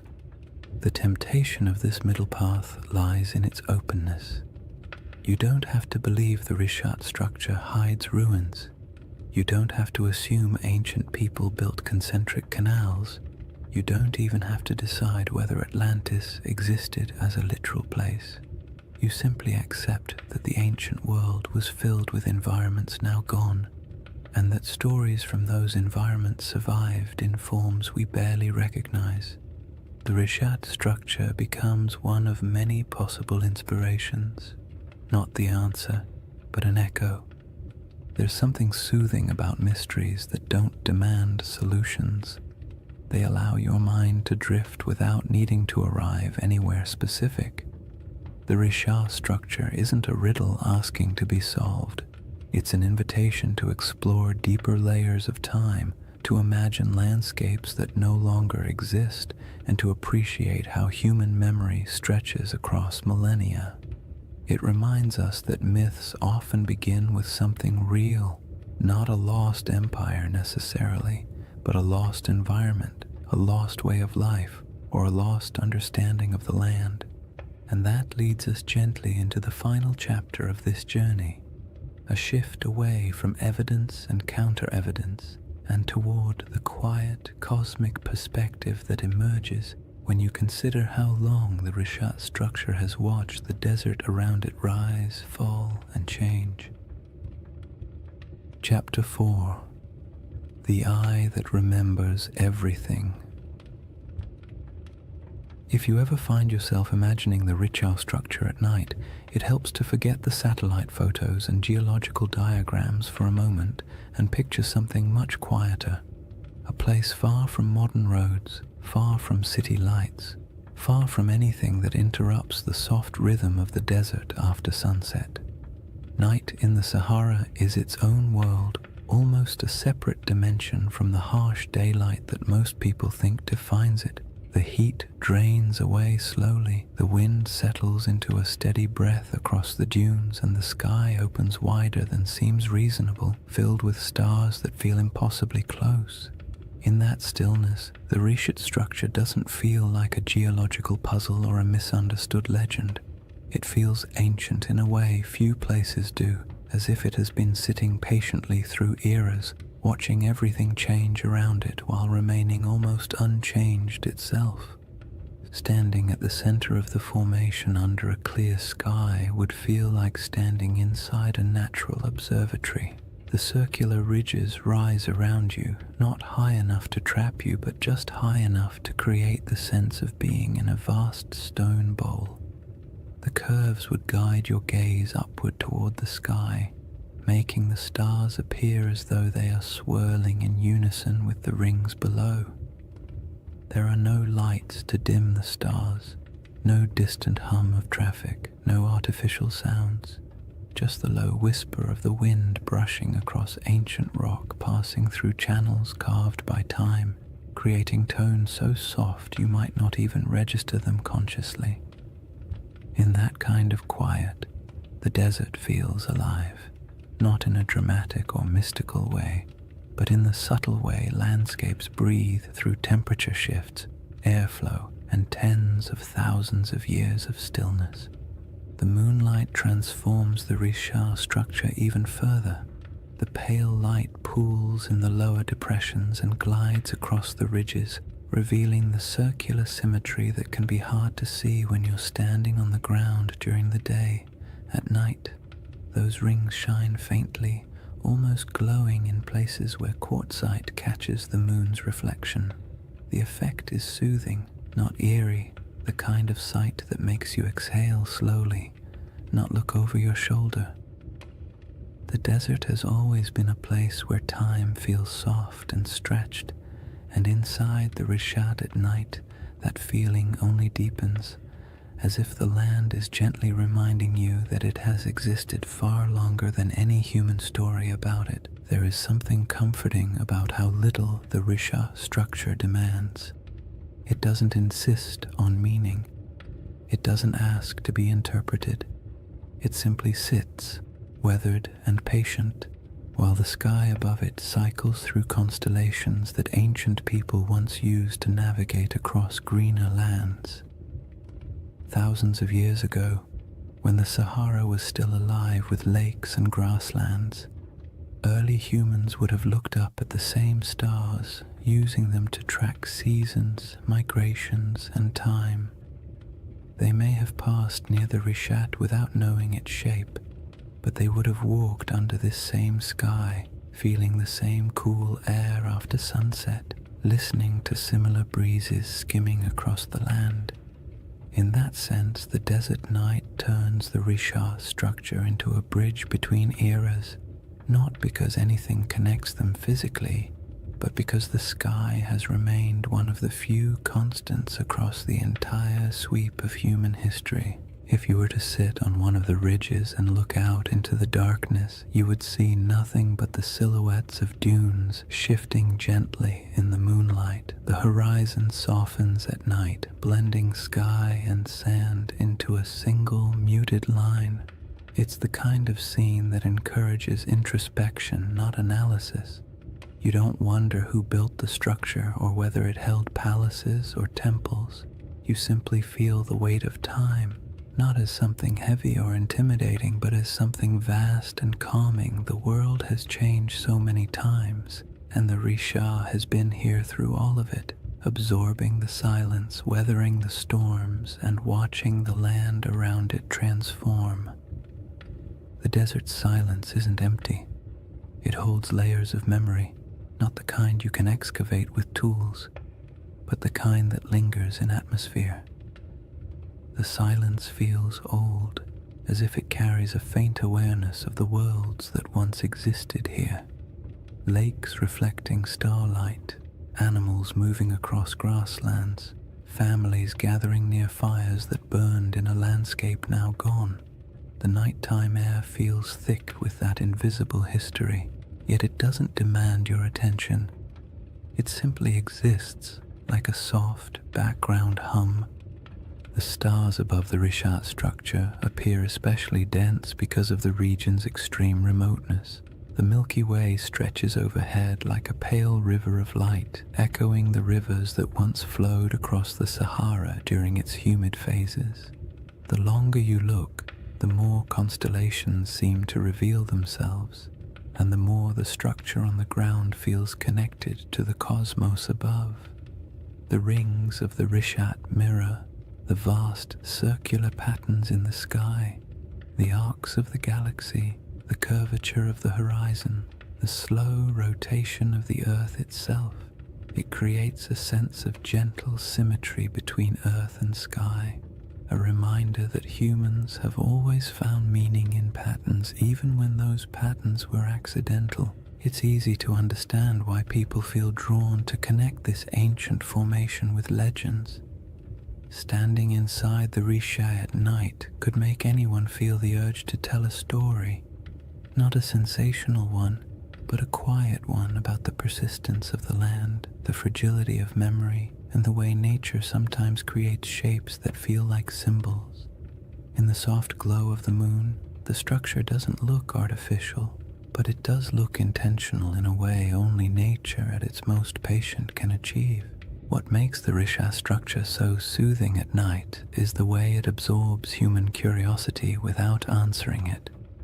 You can wonder about its origins, its place in mythology, its connection to past climates, or whether ancient people ever felt a hint of awe when passing near it.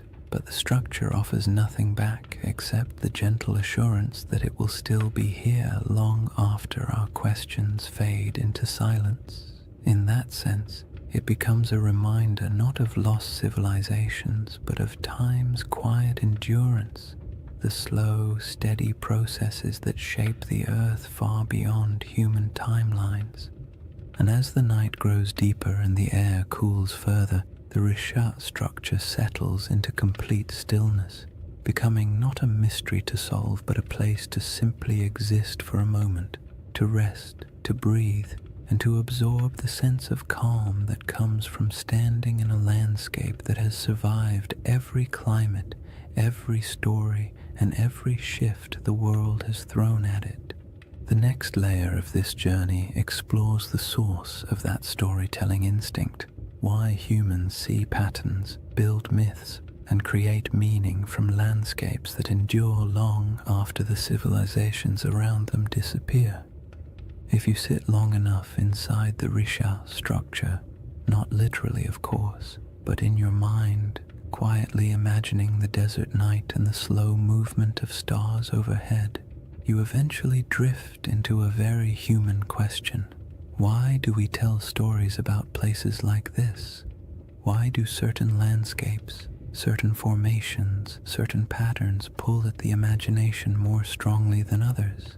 We don't look at an ordinary hill and assume it holds ancient secrets. We don't stare at a random cluster of rocks and start crafting mythologies, yet give us a perfect circle in the middle of a desert, or a mountain shaped like a face, or a forest that feels too symmetrical to be an accident, and our brains immediately begin weaving meaning into the shapes. It isn't irrational, it's instinctive. A deep part of how humans make sense of the world, especially the parts of it that feel older than our ability to explain them. That instinct begins with something simple: pattern recognition. Humans are exceptional at spotting patterns even when those patterns don't exist. It's a survival trait. Recognizing the difference between a harmless shadow and a predator hiding in the bushes was once a matter of life and death. Over time, That instinct expanded into art, religion, storytelling, and all the imaginative ways we try to connect the dots between what we see and what we feel. When early people saw the rings of the Rishat structure, perhaps not from the ground but from the gradual rise of surrounding terrain, they might have sensed an unusual regularity in its shape. Maybe not enough to interpret it as a city or a monument, but enough to remember it, enough to describe it, enough to make it feel distinct from the ordinary landscapes around it.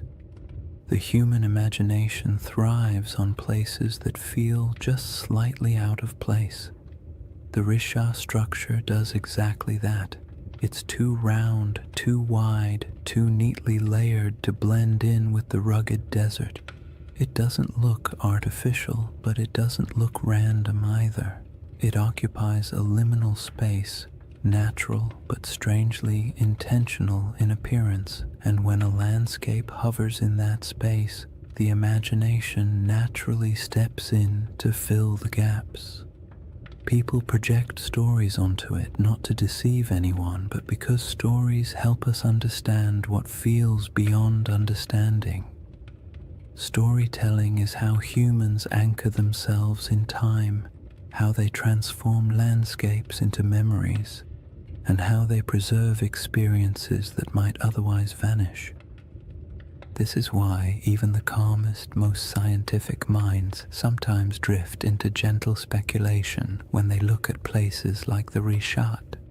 Not because they truly believe in lost empires hiding under millions of years of erosion, but because landscapes with unusual beauty evoke a sense of quiet wonder, and wonder is a fertile ground for stories. You don't need to imagine Atlantis rising and falling. You only need to imagine how it felt for early communities to live in a Sahara full of lakes and wildlife, passing by a strange circular plateau that looked different each season.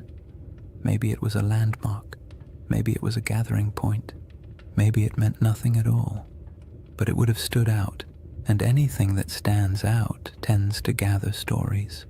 Humans also tell stories because the natural world isn't always generous with explanations.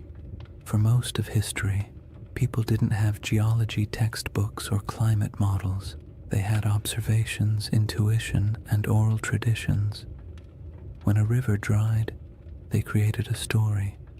When a mountain erupted, they created a story. When the stars shifted seasonally, they created stories to explain their patterns. Over generations, these stories evolved, blending details from nature with the emotional tone of the people describing them. A drought wasn't just an environmental event, it became a moral narrative of balance lost and regained. A vanished lake wasn't just climate change, it became a tale of a great flood or a divine warning or a forgotten world swallowed by forces beyond human control.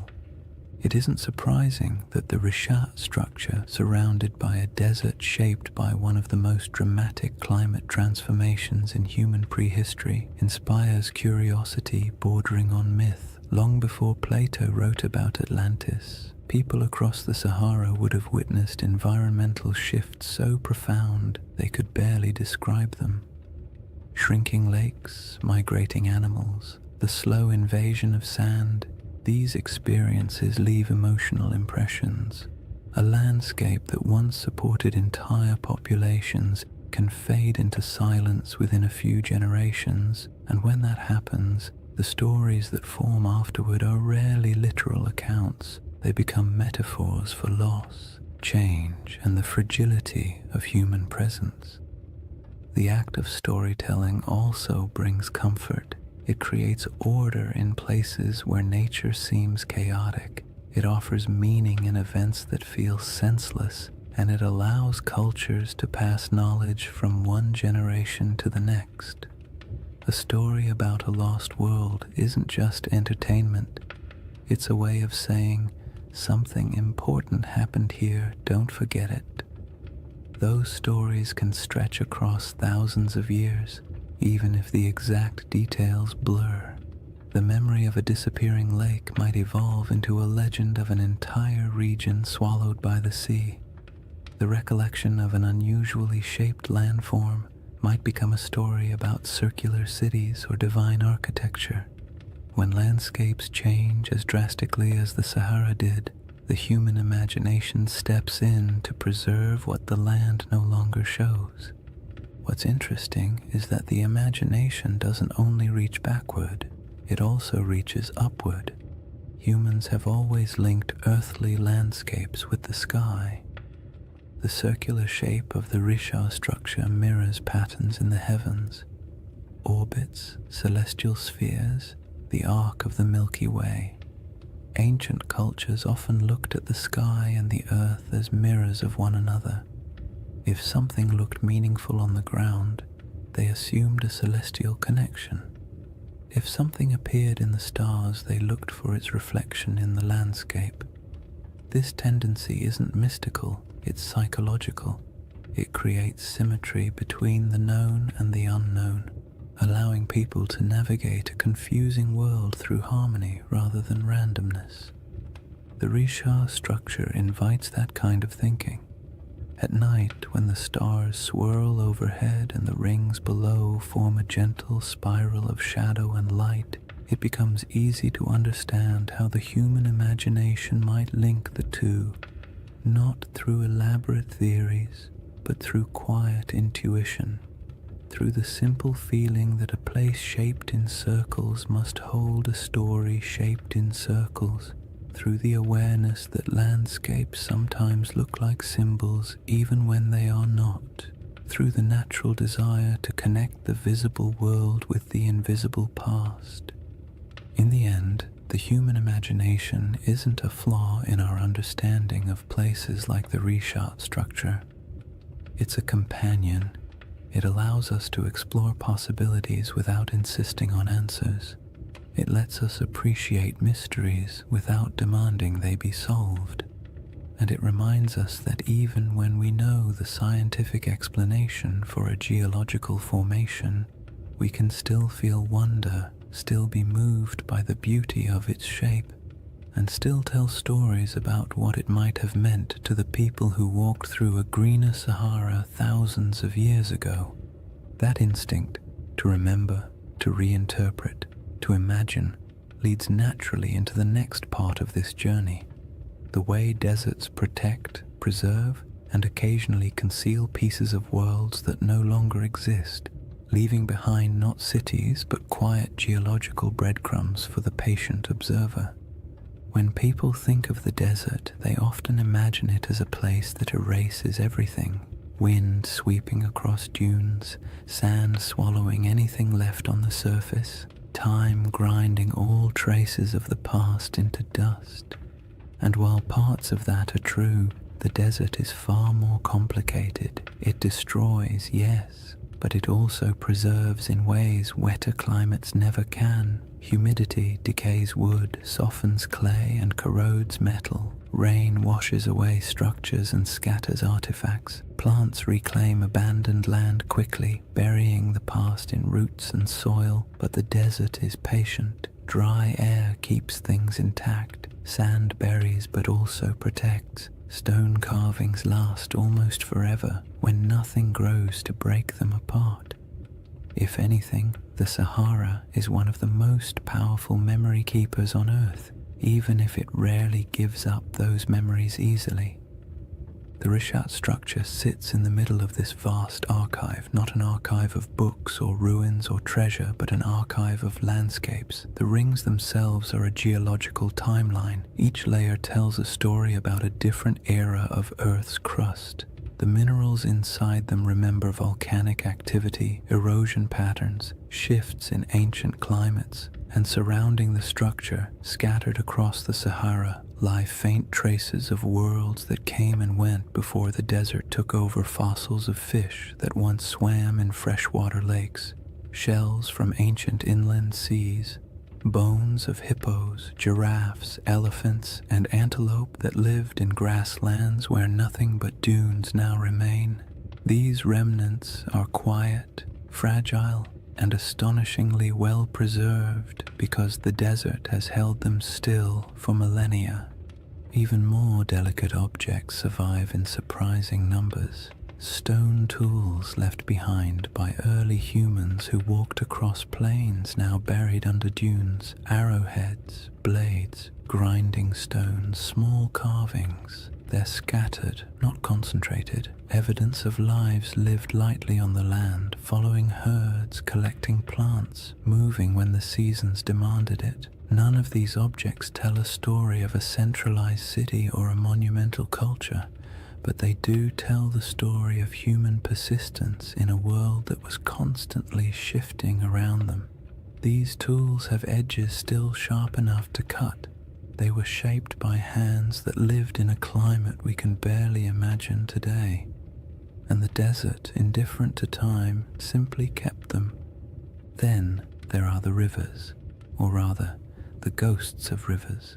Radar imaging reveals dozens of ancient channels beneath the Sahara's surface, some stretching hundreds of miles. These channels are not small trickles, but massive pathways carved by powerful flows of water. They show where life once concentrated, where animals gathered, where early humans traveled and settled, and though they're invisible from the ground, their presence beneath the sand acts like a geological memory, a map of how different the world used to be. Long after lakes vanished and grasslands withered, the shapes of these channels remained, buried but intact. The desert also preserves what might be called emotional landscapes, the subtle atmospheric memory of places people once inhabited. Rock art in the Sahara captures these moments with eerie clarity, carvings of cattle, religious symbols, hunting scenes, boats gliding across water. Some images show animals that haven't lived in the region for thousands of years.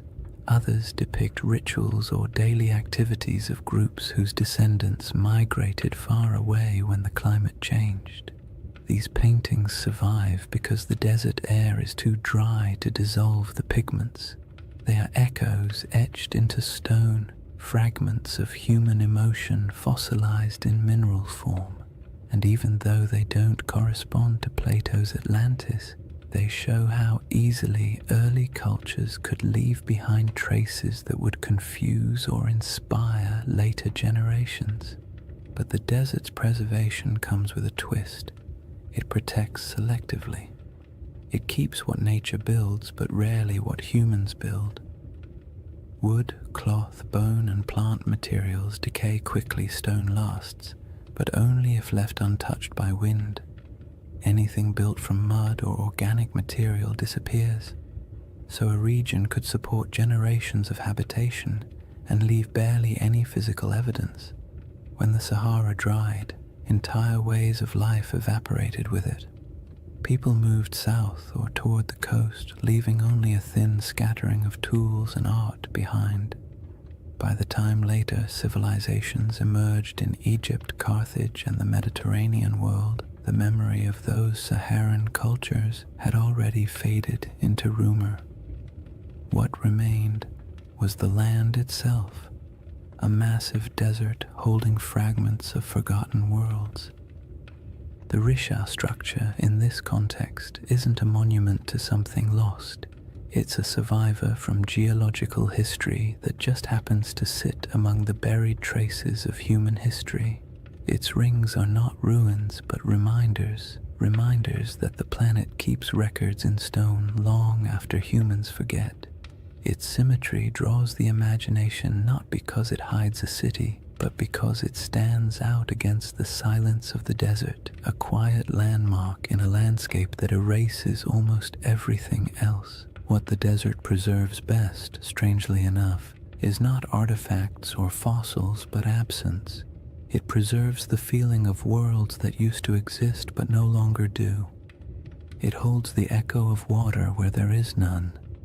It holds the memory of animals that once roamed freely. It holds the imprint of climate cycles so vast they dwarf every human empire combined.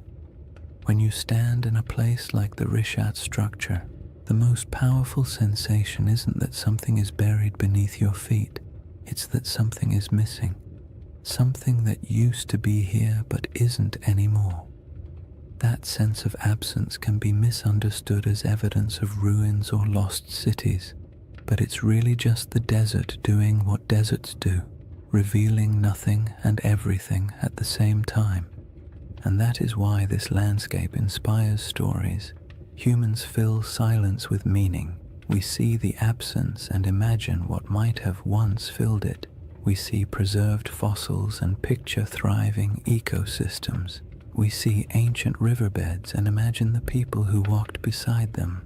The desert keeps just enough evidence to suggest what once existed, but not enough to tell the full story. And in that gap, wide, quiet, and centuries deep, the imagination takes over. This brings us to the final movement of this journey, a gentle widening of perspective, a step back from geology and fossils and myths, and into the broader cosmic calm that emerges when you stand in the middle of a desert night and realize just how ancient, patient, and enduring the earth truly is. When you step back from all the theories, the geology, the ancient climates, and the quiet wonders preserved by the desert, the Risha structure becomes something simpler, not a riddle demanding an answer, but a reminder of how small we are against the scale of time. Standing in the middle of its rings, especially under the night sky, you can feel the weight of millions of years pressing gently around you. Not in a frightening way, but in a calming, grounding way, the kind that makes your breath slow down without you meaning to, as if the land itself is inviting you to let go of the need for certainty.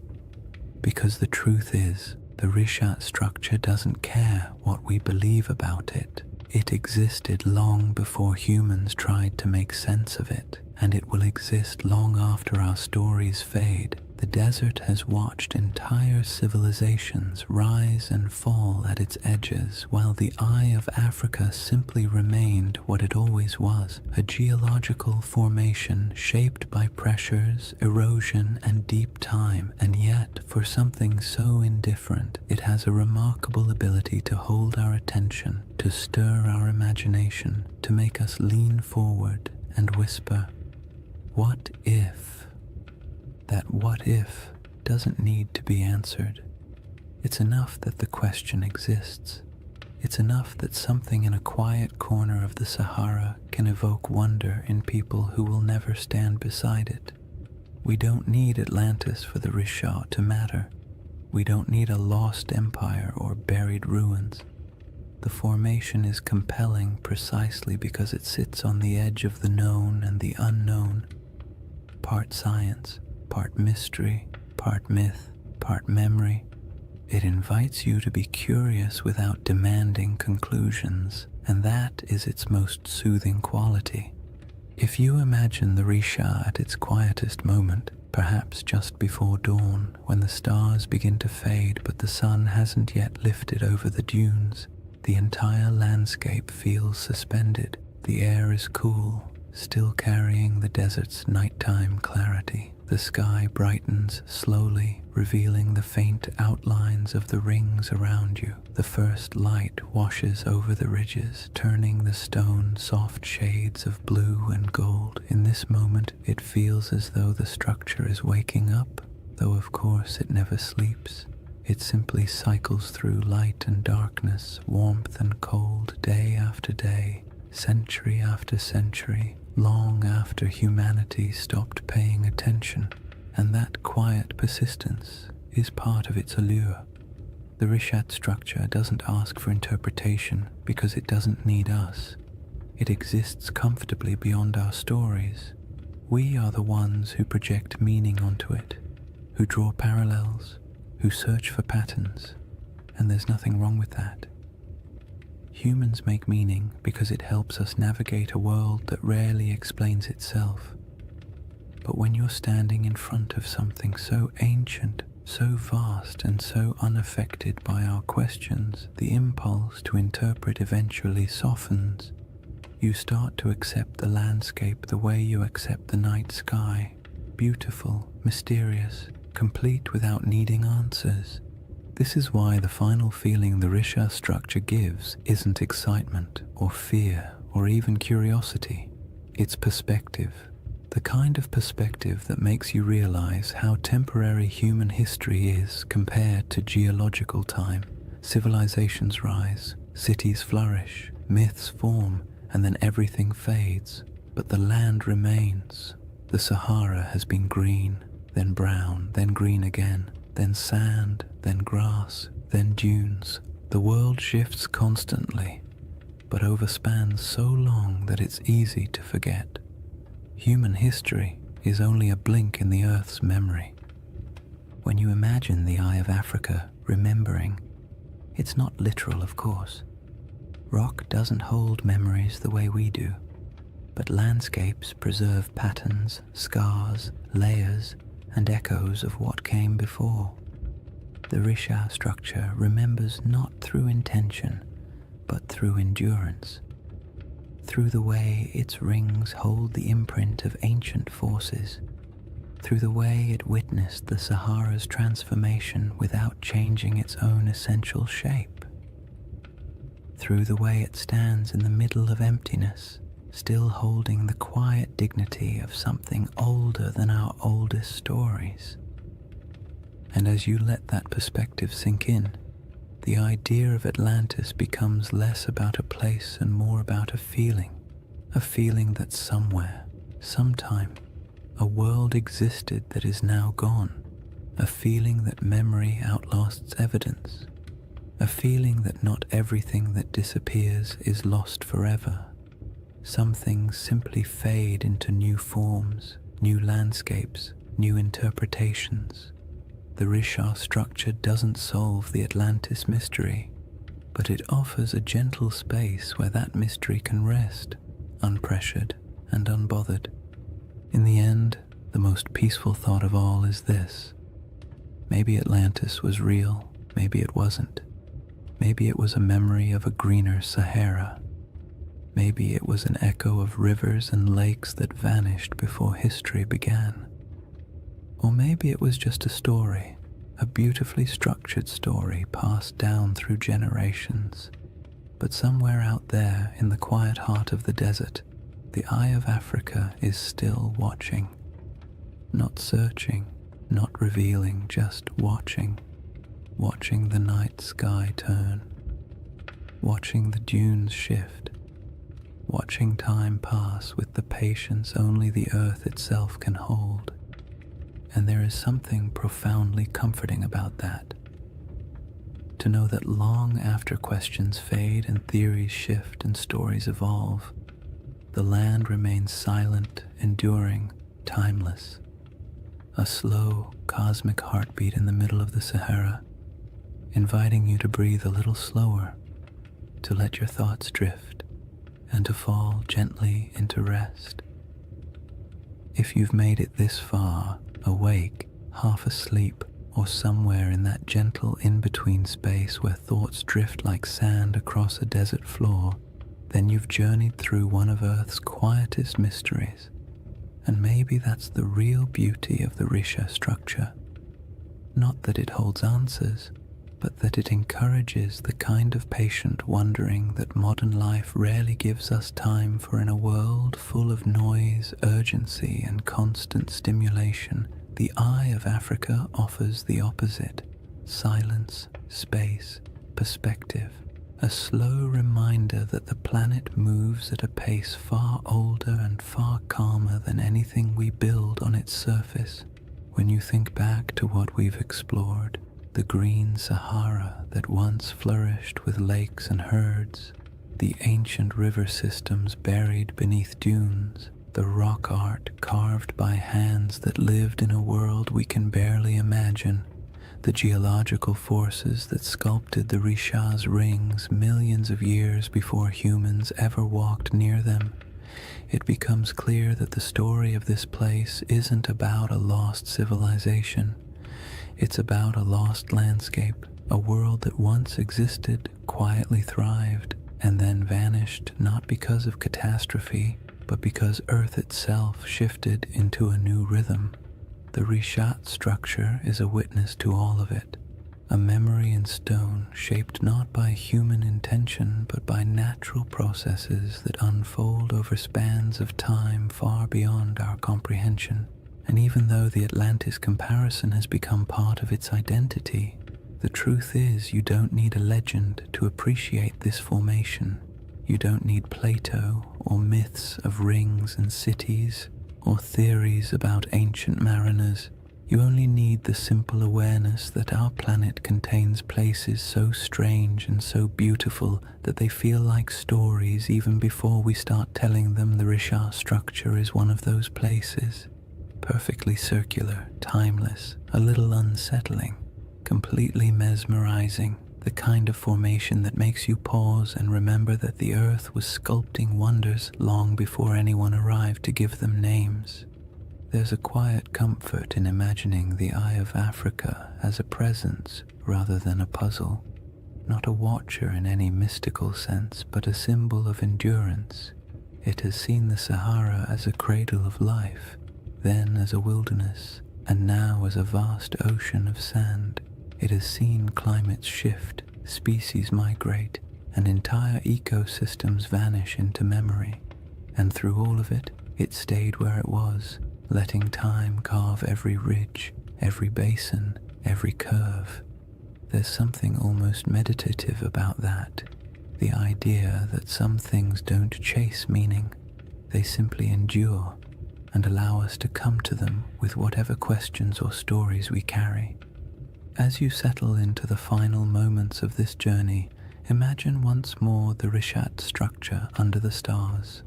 The rings around you fading into shadow, the sky stretching overhead like an ancient tapestry, the air cool, the sand carrying the day's warmth, the wind quiet enough to feel like the earth is holding its breath. In that moment, all the theories, all the debates, all the speculation falls away. What remains is just the land, unconcerned, immense, older than memory, a reminder that our place in the world is temporary but also meaningful in its own small way.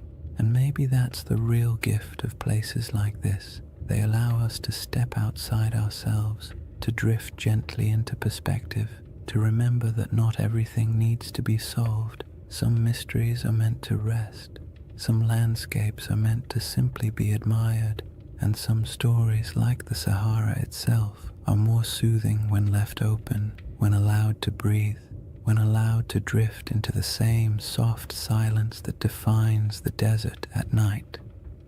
So as you drift towards sleep or into a deeper state of calm, let the Rishat structure fade into that quiet space behind your thoughts. Let the rings dissolve into darkness, the stars soften overhead, and the desert wind carry away whatever tension you brought with you. The earth has been here a long time, and it will be here long after the worries of today have faded. You are small compared to the scale of geological time, but that smallness is not a burden. It's a comfort, a reminder that it's okay to rest. Thank you for spending this time exploring one of the planet's most beautiful and enigmatic features.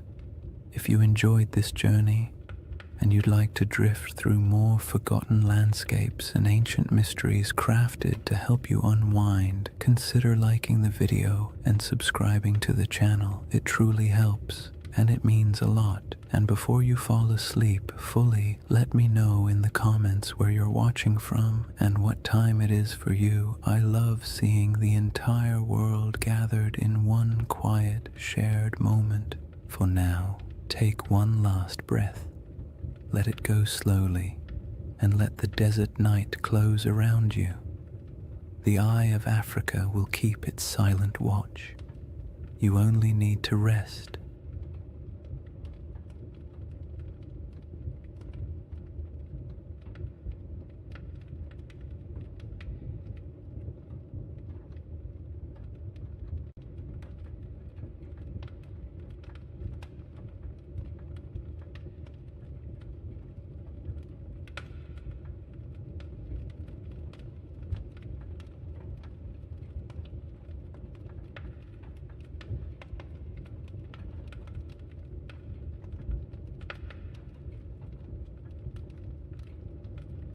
Hey guys, welcome back to the Sleep Atlas. Tonight, we're traveling back to one of history's strangest paradoxes, an army of monks, men who swore vows of poverty, chastity, and obedience, then marched into battle with swords gleaming in the sunlight and banners blazing red crosses against white, the Knights Templar.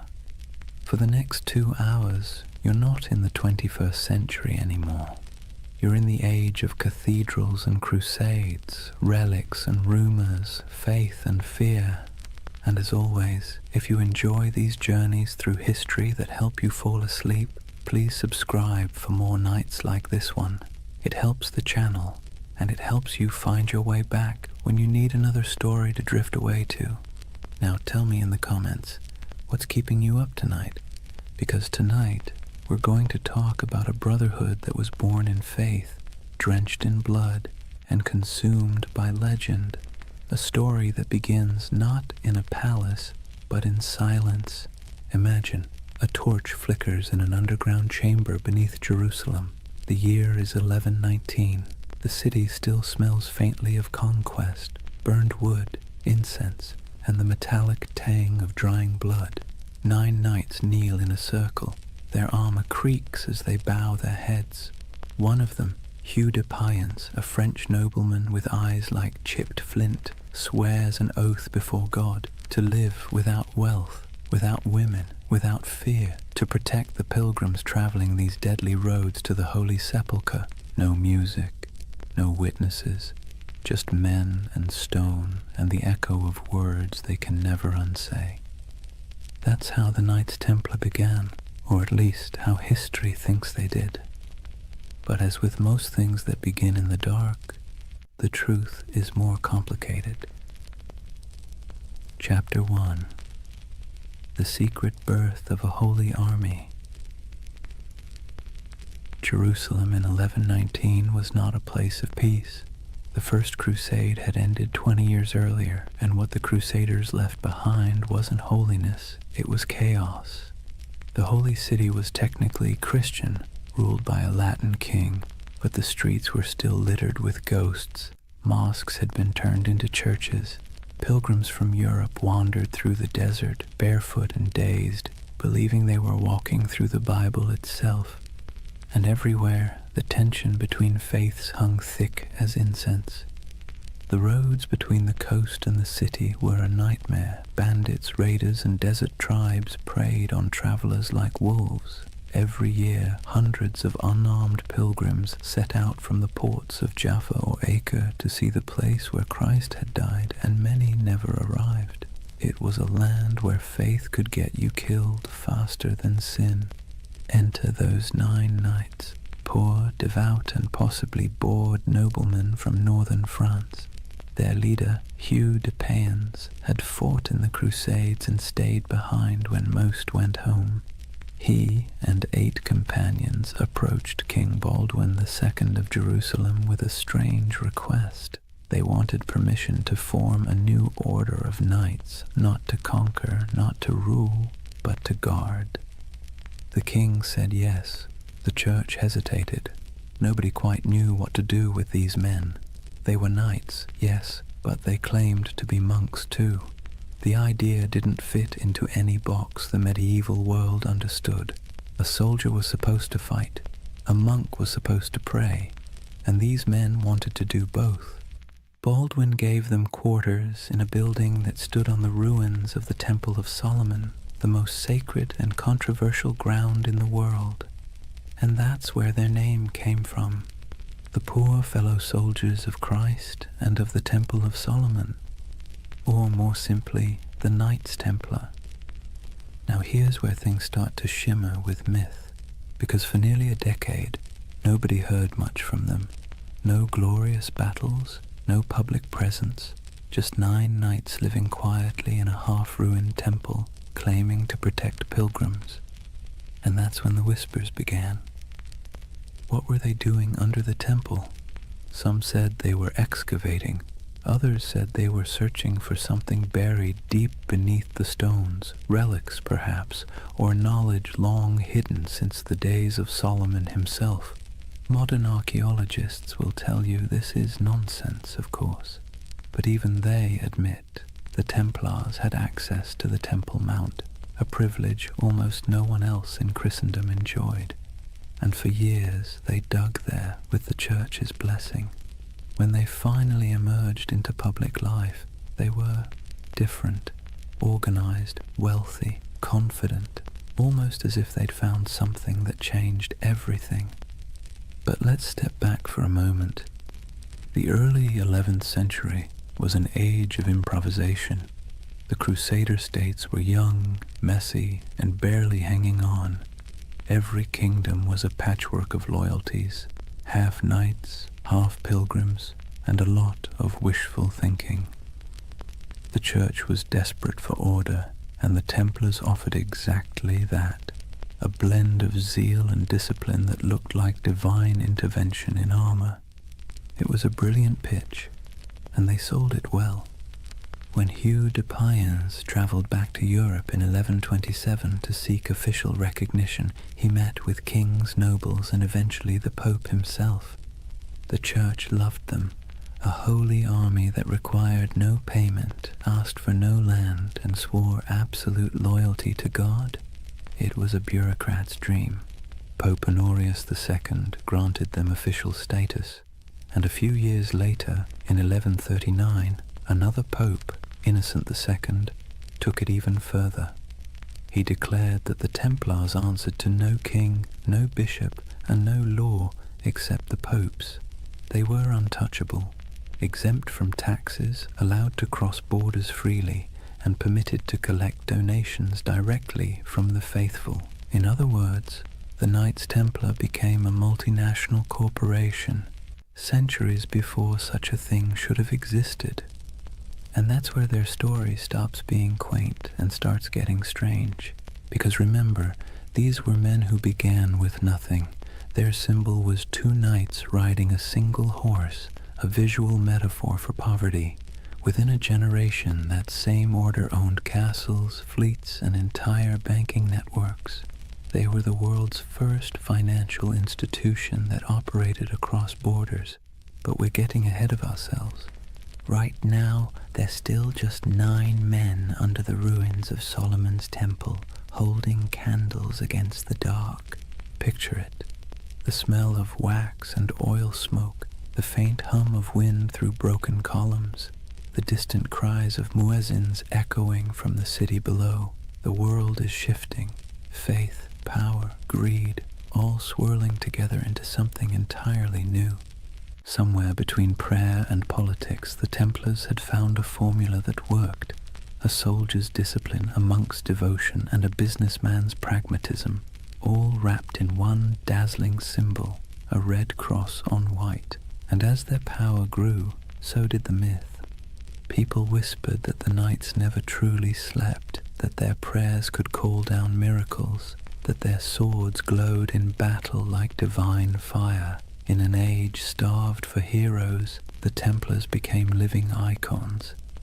And for the Church, they were proof that holiness could conquer the world, or at least fund its expansion. Still, even in these early days, the seeds of their downfall were already being planted, because whenever power hides behind purity, suspicion follows. For now, though the world was enchanted by them, Europe sent them gold, recruits, and blessings. The Templars began to build fortresses across the Holy Land, stark geometric structures designed not for beauty but for survival. The first of these rose near Gaza, its walls thick and severe as if carved from a single thought: hold. And hold they did. Against heat, disease, and endless waves of enemies, the Templars endured. They were a strange hybrid, too pious for ordinary knights, too violent for ordinary monks, but somehow they worked. The desert turned them into something sharper, harder, less human, and the world rewarded them for it. By the end of the 12th century, the Templars were no longer a curiosity. They were a force of nature. Their red cross fluttered on every major battlefield from Antioch to Acre. Pilgrims prayed to them as if they were saints. Kings borrowed money from them as if they were banks, and behind their stoic silence they smiled, because they knew the holiest men in Christendom were also its most indispensable. The Holy Land. It sounds peaceful, doesn't it? Golden deserts, olive groves, sun-bleached ruins, the kind of place you might imagine angels hovering over in serene silence. But in the early 12th century, it was anything but serene. Jerusalem had been liberated by Christian crusaders only a few decades earlier, and let's be clear, liberation in medieval terms usually meant blood up to the ankles. The First Crusade had ended with the massacre of nearly every inhabitant of the city, Muslim, Jew, and even some Christians unlucky enough to be standing in the wrong doorway. The survivors who staggered out of those gates left behind a city that was holy, yes, but also haunted. Now, imagine you're one of the pilgrims arriving from Europe after that carnage. You've sold your land, kissed your family goodbye, and endured months on a leaky ship that smelled of salt, vomit, and desperation. You finally set foot on the sacred soil of Jerusalem, only to realize it's crawling with mercenaries, thieves, and rival priests arguing over who owns which holy relic. There were monks selling pieces of the true cross for pocket change, relic peddlers waving around bones that supposedly belonged to every apostle, and beggars who could quote scripture better than bishops. It was chaotic, commercial, and weirdly alive. The Holy Land was supposed to be a place of purity, but it was also a marketplace of faith, and this was the world the Templars were born into. To protect pilgrims, they needed roads. To patrol the roads, they needed horses. To feed the horses, they needed money. And to get money, they needed support from Europe, which meant they needed branding. And few groups in history have ever branded themselves better. The Knights of the Temple. It sounded like a riddle. A name that whispered of prophecy, secrecy, destiny.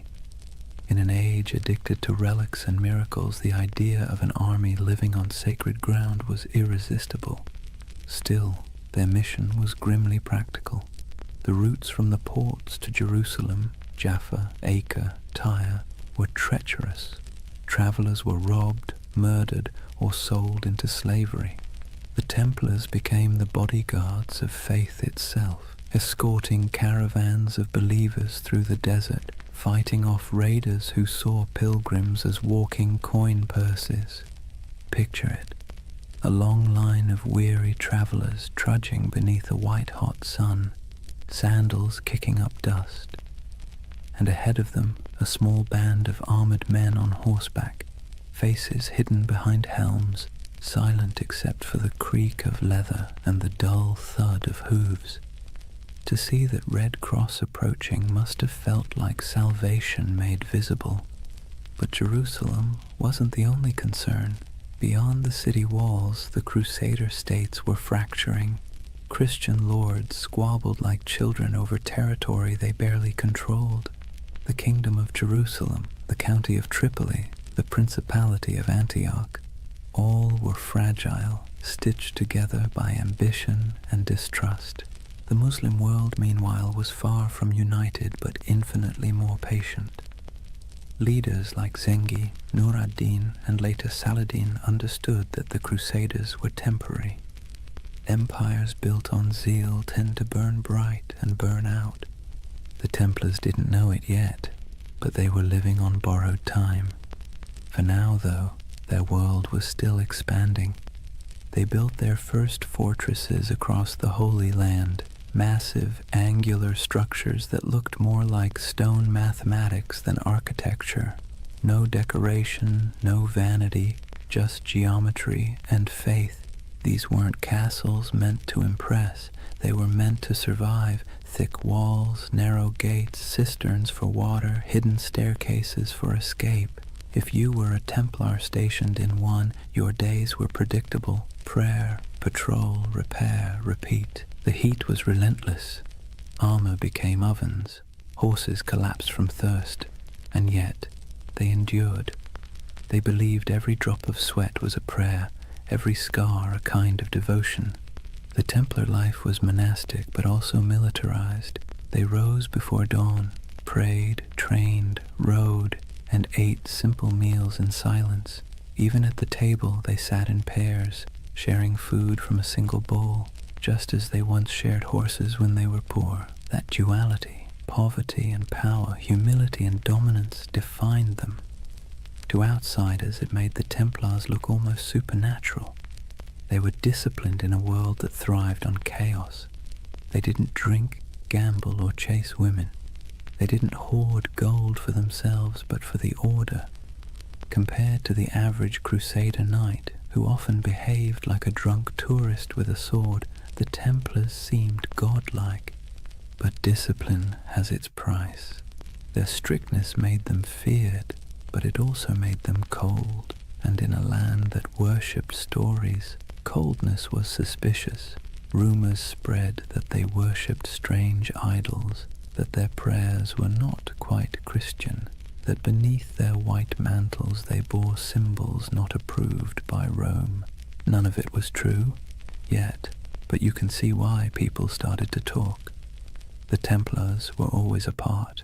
They answered to no king, no priest, and no local authority. They were an army within an army, a church within the church. And whenever men form a power that stands outside all others, paranoia soon follows. Still, in the 1130s and 1140s, those fears were whispers drowned out by praise. Pilgrims wrote home about the silent, white-cloaked knights who saved them from bandits. Kings sent donations, nobles offered land. The Templar name spread across Europe like wildfire. Soon new recruits poured in, sons of minor lords, second brothers with no inheritance, men too proud to farm and too poor to rule. To join the Templars was to gain purpose, rank, and immortality of a kind. When they swore their vows, they gave up everything, property, family, even their names. They became one organism, and that made them terrifyingly efficient. Meanwhile, in Jerusalem, politics festered. The so-called Latin Kingdom looked glamorous from afar. Gleaming churches, processions of relics, knights shimmering in gold. But behind the spectacle lay disease, infighting, and endless debt. Maintaining an army in the desert cost a fortune, and Europe's appetite for holy war was already fading. That's where the Templars' financial genius quietly began. They developed systems for storing, transferring, and protecting wealth for pilgrims and crusaders alike. A traveler could deposit money at a Templar preceptory in London, receive a coded letter, and withdraw the funds safely in Jerusalem. It was medieval banking, and it worked. While the kings of the Crusader states struggled to feed their armies, the Templars were busy inventing international finance. It's a miracle they didn't invent the credit card. Their wealth, however, wasn't just monetary, it was reputational. In a world obsessed with honor, the Templar cross became a brand of trust. Churches displayed it proudly. Merchants painted it on their ships. Even thieves hesitated to rob a Templar convoy because rumor said anyone who did would die within the year. But faith and fear are fickle allies. By mid-century, the political tides began to turn. Muslim forces under unified banners were pushing back. The dream of permanent Christian rule in the East was already fraying. The Templars found themselves fighting not for glory but for survival. Still, for every setback, they doubled down. When they lost a castle, they built two more. When armies fell, they recruited faster. When allies faltered, they became their own nation of stone and secrecy. You can almost admire the sheer stubbornness of it. The idea that faith could replace geography, that brotherhood could outlast empire. By the late 12th century, The Templars were no longer 9 poor knights in a ruin. They were the backbone of Christendom's military and financial power. Their headquarters in Jerusalem gleamed with marble. Their fortresses dotted the coasts of Syria and Palestine. Their banner, a red cross on white, was feared from Cairo to Constantinople, and yet the cracks were already showing. The Holy Land had always been an illusion of permanence. Empires rose there only to crumble beneath the same sun. The Templars, for all their discipline, could not change geography. They were foreigners defending a dream, and dreams, like empires, are fragile things. For now, though, as the night deepens and the desert cools, imagine the campfires of the Templar outposts glowing under a canopy of stars. The wind sighs across the sand. The horses snort softly in their sleep. A monk knight kneels beside a stone wall, whispering a prayer in Latin that drifts into the dark like smoke. Somewhere far to the west, Europe sleeps, safe, wealthy, and unaware that its most sacred soldiers are already walking the thin edge between salvation and damnation. Imagine the year is 1120. The air in Jerusalem still hums with dust and incense, the streets winding like veins between crumbling walls and half-rebuilt churches.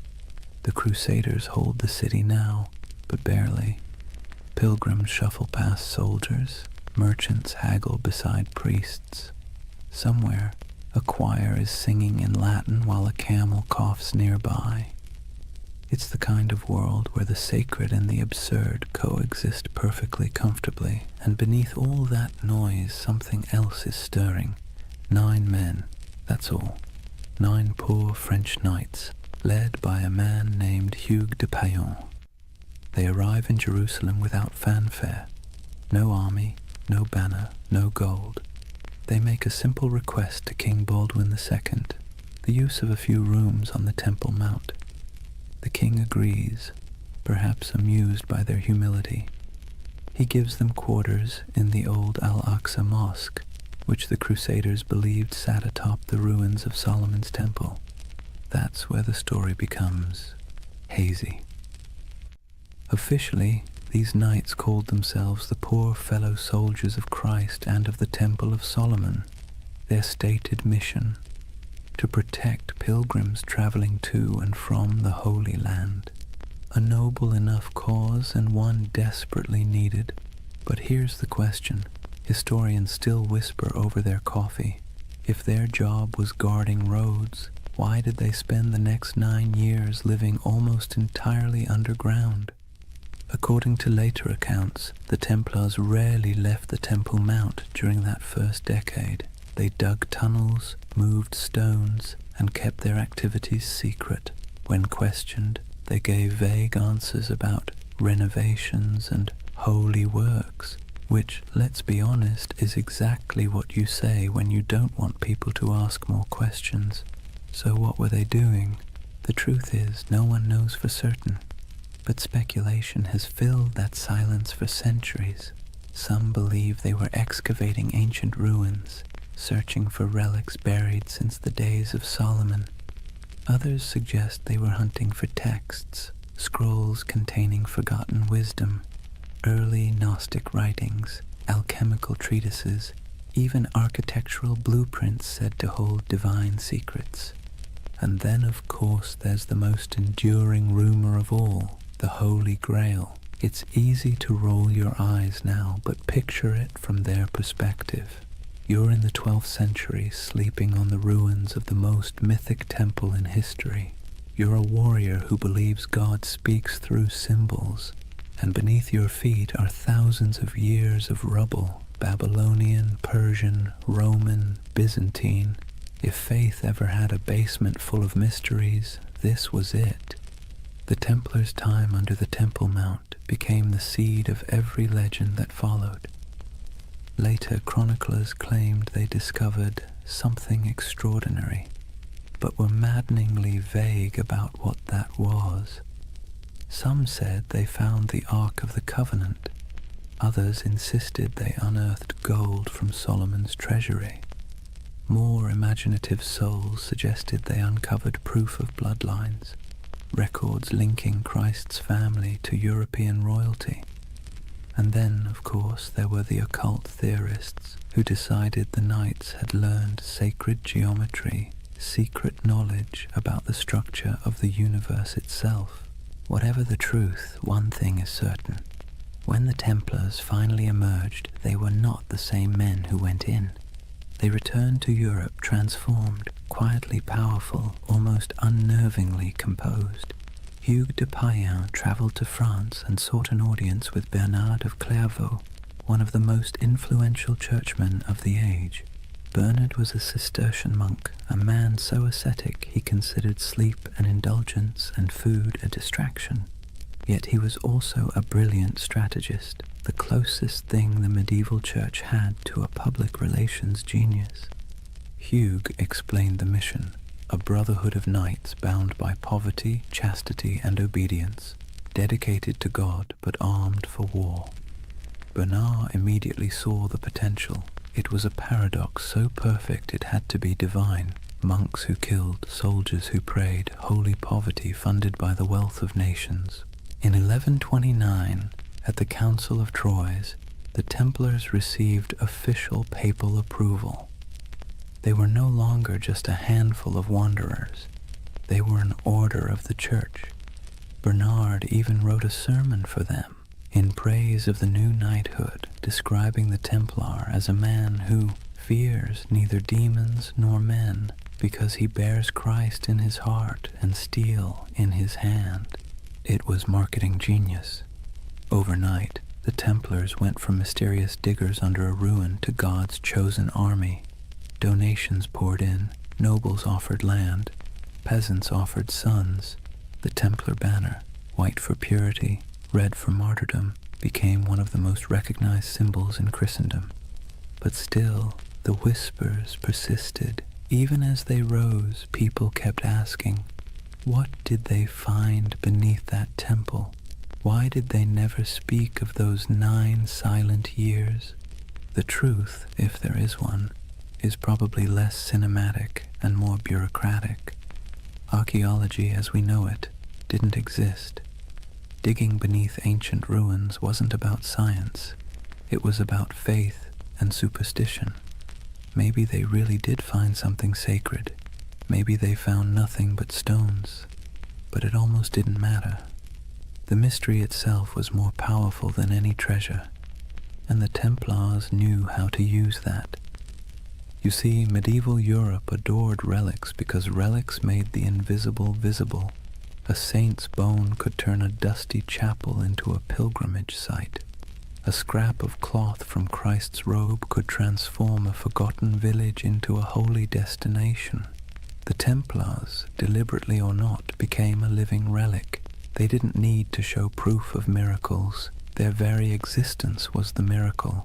Their silence became their sanctity, their secrecy, their strength. And silence travels farther than any sermon.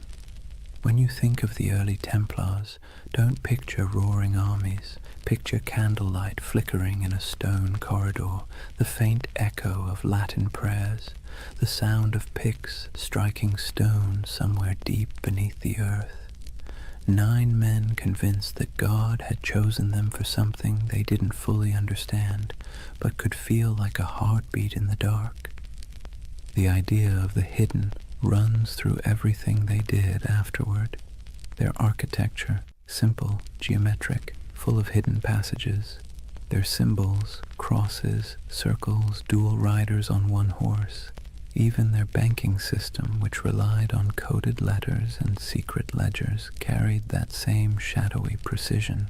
It's as if the memory of that underground decade never left them. They had been under the world, and when they emerged, they brought a little of the underworld with them. By the time they were formally recognized, the order already had chapters spreading across Europe. Preceptories in Paris, London, and Aragon became both fortresses and treasuries. Templar seals began to appear on documents everywhere. a sign that whatever business was being done, it was trustworthy, incorruptible, and conveniently untouchable by taxes. They were monks, they were soldiers, they were accountants, and they were untouchable. If it sounds like a setup for disaster, that's because it was. But for now, their ascent felt unstoppable. Jerusalem glowed in their imagination as both a holy city and a buried promise. Whatever they had found, or thought they had found, gave them a sense of destiny that radiated outward. They built fortresses across the Holy Land like a constellation, each one a star of faith, light against the desert. They moved with precision, their ranks swelling from 9 to hundreds. Their banners fluttered beside kings, yet their loyalty remained solely to the order and to God, or at least their version of him. And through it all, that mystery under the temple lingered, quiet and magnetic. Even centuries later, when the Templars were long gone, legends kept sprouting like weeds. Freemasons claimed descent from their architects. Alchemists said their secrets survived in hidden manuscripts. Occultists saw them as guardians of forbidden wisdom. Historians, somewhat exasperated, kept insisting they were just monks with good bookkeeping skills. But deep down, everyone wanted to believe there was something more, that somewhere beneath the dust of Jerusalem, a secret still slept. So perhaps it's fitting that the story of the Knights Templar begins not with battle, but with silence, not with conquest, but with curiosity. Because if history has taught us anything, it's that the most powerful empires are often built on unanswered questions. The Templars' first great victory wasn't on a battlefield, it was in the imagination, and that, more than gold or relics or papal favor, would carry them into legend. Picture Rome in the early 12th century, a city that smells of candle wax and incense, but also of politics. Papal banners hang limp in the sun. Monks shuffle through marble corridors whispering in Latin, and outside the streets reek of tanneries and ambition. The church by now was more than a faith. It was the nervous system of Europe, pulsing through every kingdom, dictating who ruled, who knelt, and who burned. Kings were crowned by its hands, empires justified by its blessings. And into this complicated organism walked Hugh de Payens and his strange little band of knights. They didn't look like much. They were poor, quiet, foreign. Their armor was worn, their mission vague. Yet they brought with them something the church found irresistible: usefulness.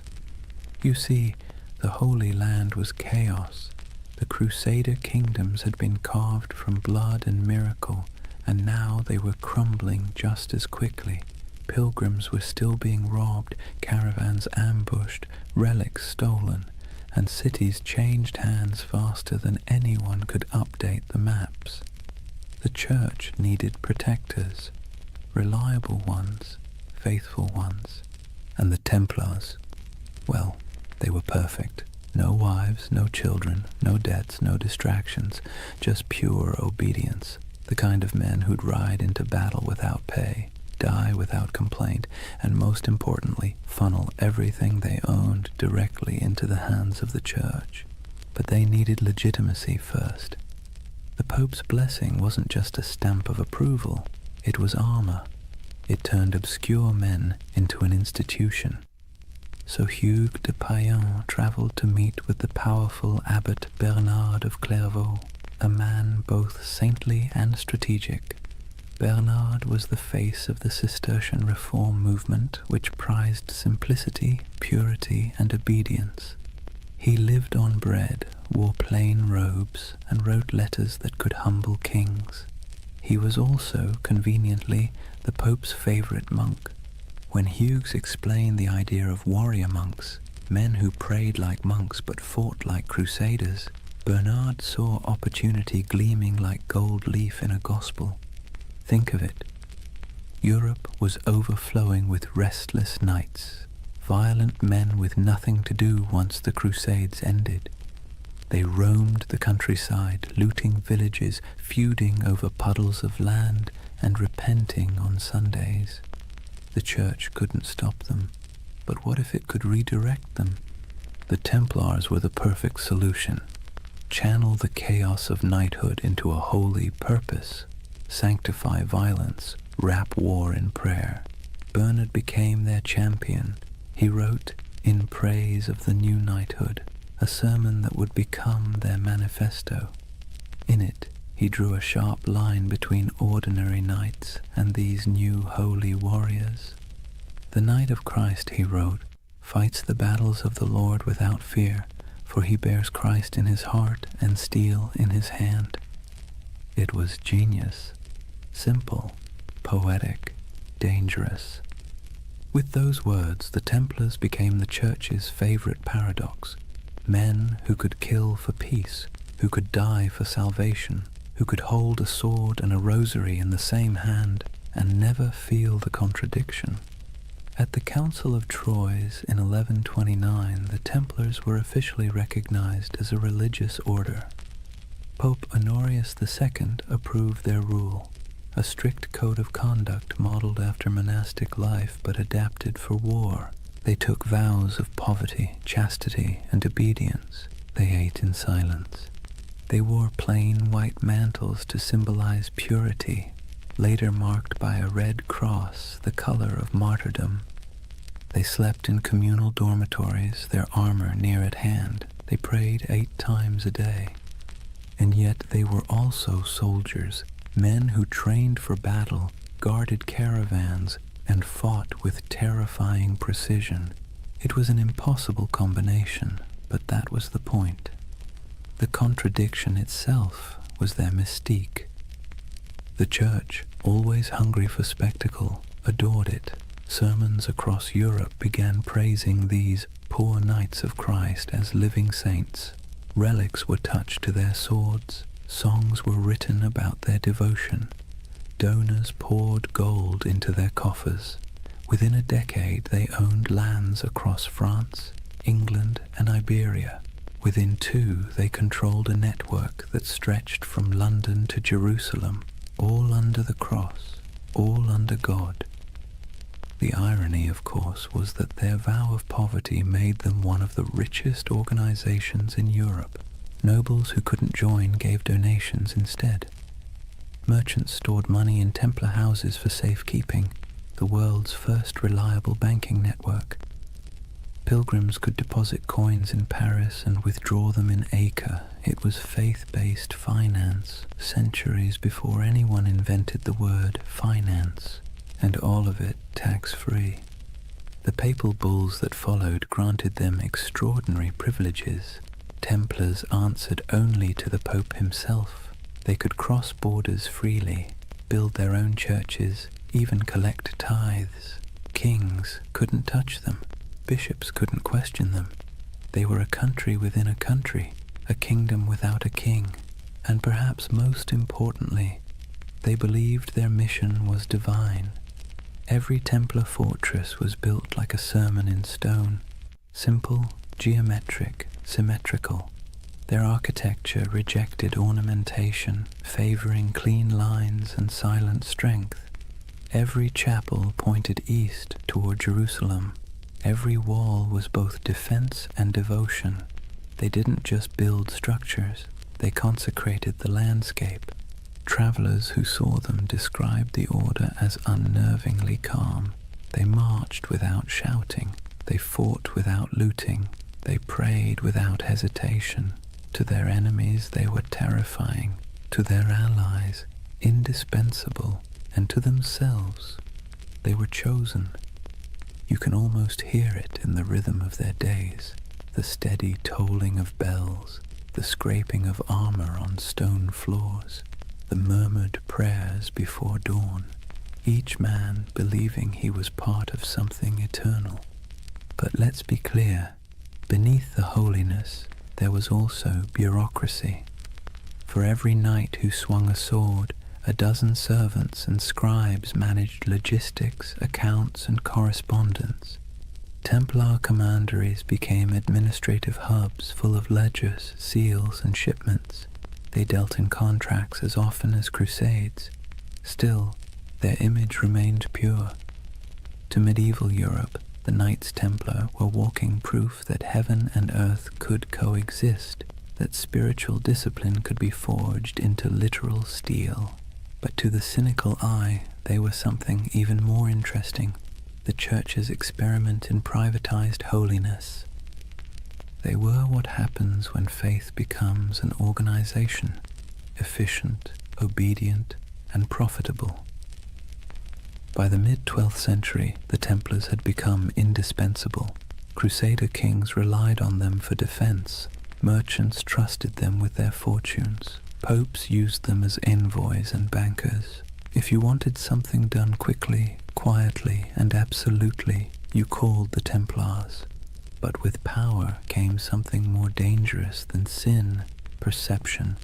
People began to notice that the order's members rarely answered questions. They had their own language, their own symbols, their own rites. Their headquarters, a vast round church in London modelled after the Holy Sepulchre in Jerusalem, seemed deliberately mysterious. And then there were the rumours, always the rumours. Some said they still possessed what they found under Solomon's temple. Others claimed they performed secret ceremonies, that they whispered oaths in the dark, that they had seen things no mortal should. And yet the Church did not question them, not yet. For now Rome was content. The Templars had become everything it could hope for, holy warriors, loyal bankers, global agents of faith. But you can sense the shift coming, can't you? The same way you feel a storm before it breaks. Because no institution, no matter how divine, can grow this fast, this powerful, without making enemies.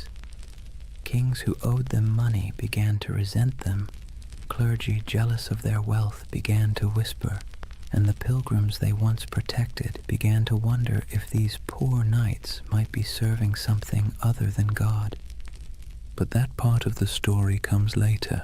For now the order stands at its shining zenith, a creation of faith and fear, cloaked in purity but humming with power. The Vatican's blessing had turned them from a rumor into a reality, and that reality would reshape the medieval world in ways no one, not even the Pope, could have imagined. It's almost poetic, really. The Church had set out to sanctify war, and in the process it had created something far more potent, the first multinational corporation of the soul. And as history will show, nothing that powerful ever stays holy for long. Imagine the early morning light over Jerusalem, a pale gold haze drifting through the heat, settling softly over the domes and stones. The city still breathes the air of miracles and blood. Pilgrims shuffle along narrow streets, whispering prayers in every language. Merchants haggle in the shadow of sacred ruins, and the sound of distant bells drifts through the desert wind like a memory that refuses to fade. And somewhere among the hills, a line of riders moves slowly, white mantles gleaming, swords at their sides, red crosses stitched over their hearts. The Knights of the Temple. They ride in silence, always in silence. To the people watching they seem otherworldly, not nobles, not monks, something in between. They do not laugh or boast. They rarely remove their helmets in public, and when they pass through a market, the crowd parts as if by instinct. It's said that a Templar's gaze could freeze a man, not with fear, but with the strange gravity of conviction. In that moment, the myth was already being born. The story spread faster than their horses could ride. Word of a brotherhood who answered only to God, men who took no wives, owned no lands, and gave everything to their order, soldiers who prayed before battle and confessed after killing, knights who marched under the sign of the cross but lived by a code sharper than any blade. Europe adored them. The Church, of course, encouraged it. Myths are good for business, and the Templars were perfect propaganda. They embodied everything the papacy wanted the faithful to believe: purity, discipline, divine protection. Sermons compared them to angels with swords. Paintings showed them glowing in battle, untouched by arrows, faces calm in the chaos of holy war. But the truth was more human and, in a way, more beautiful. Most Templars were ordinary men drawn from a world that offered few choices, younger sons of minor nobles who'd inherited nothing, restless adventurers, repentant sinners, and zealots in search of purpose. They joined not because they were fearless, but because the world outside offered even less certainty. And for all its rules and austerity, the temple offered something rare: belonging. In a Europe fractured by war, famine, and class, the Order was one of the few places where a man's worth wasn't defined entirely by birth. Inside the walls of a commandery, everyone wore the same cloak, ate the same bread, followed the same hours of prayer. Rich or poor, noble or peasant, all knelt together before dawn. It was unity by discipline, equality by surrender. And yet, the outside world saw only mystery. They were everywhere and nowhere, riding on crusades, manning castles, managing estates, escorting pilgrims. A traveler might encounter a Templar outpost in the forests of Burgundy, another in the sands of Antioch, another on a cold island in the North Sea, and each one would look exactly the same: white walls, red crosses, silence. They had become an idea that transcended geography. When they rode into battle, their presence was like a symbol made flesh. Chroniclers described them as unbreakable formations of white and red, banners flapping, hooves thundering, lances angled in perfect symmetry.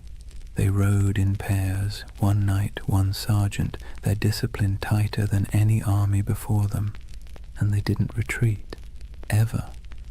There's a story, probably exaggerated but worth repeating, that at the Battle of Montgisard in 1177, fewer than 100 Templars helped turn the tide against Saladin's massive army. Outnumbered 20 to 1, they charged headlong into the desert heat, cutting through enemy lines in a frenzy of faith and exhaustion. When it was over, their commander supposedly knelt in the sand and whispered a single prayer: Non nobis Domine, non nobis sed nomini tuo de gloriam. Not unto us, O Lord, but to your name give glory. It's the kind of story medieval Europe lived for, and like all great stories, it spread, changed and grew until the facts hardly mattered anymore. The Templars were no longer just men. They were a myth in motion. They became shorthand for courage, for purity, for divine purpose. And that, ironically, was the beginning of their undoing. Because the higher a legend rises, the further it has to fall. But for now, they stood at the edge of eternity. Their coffers swelled with donations. Their castles gleamed across Christendom like white stars on a dark sea.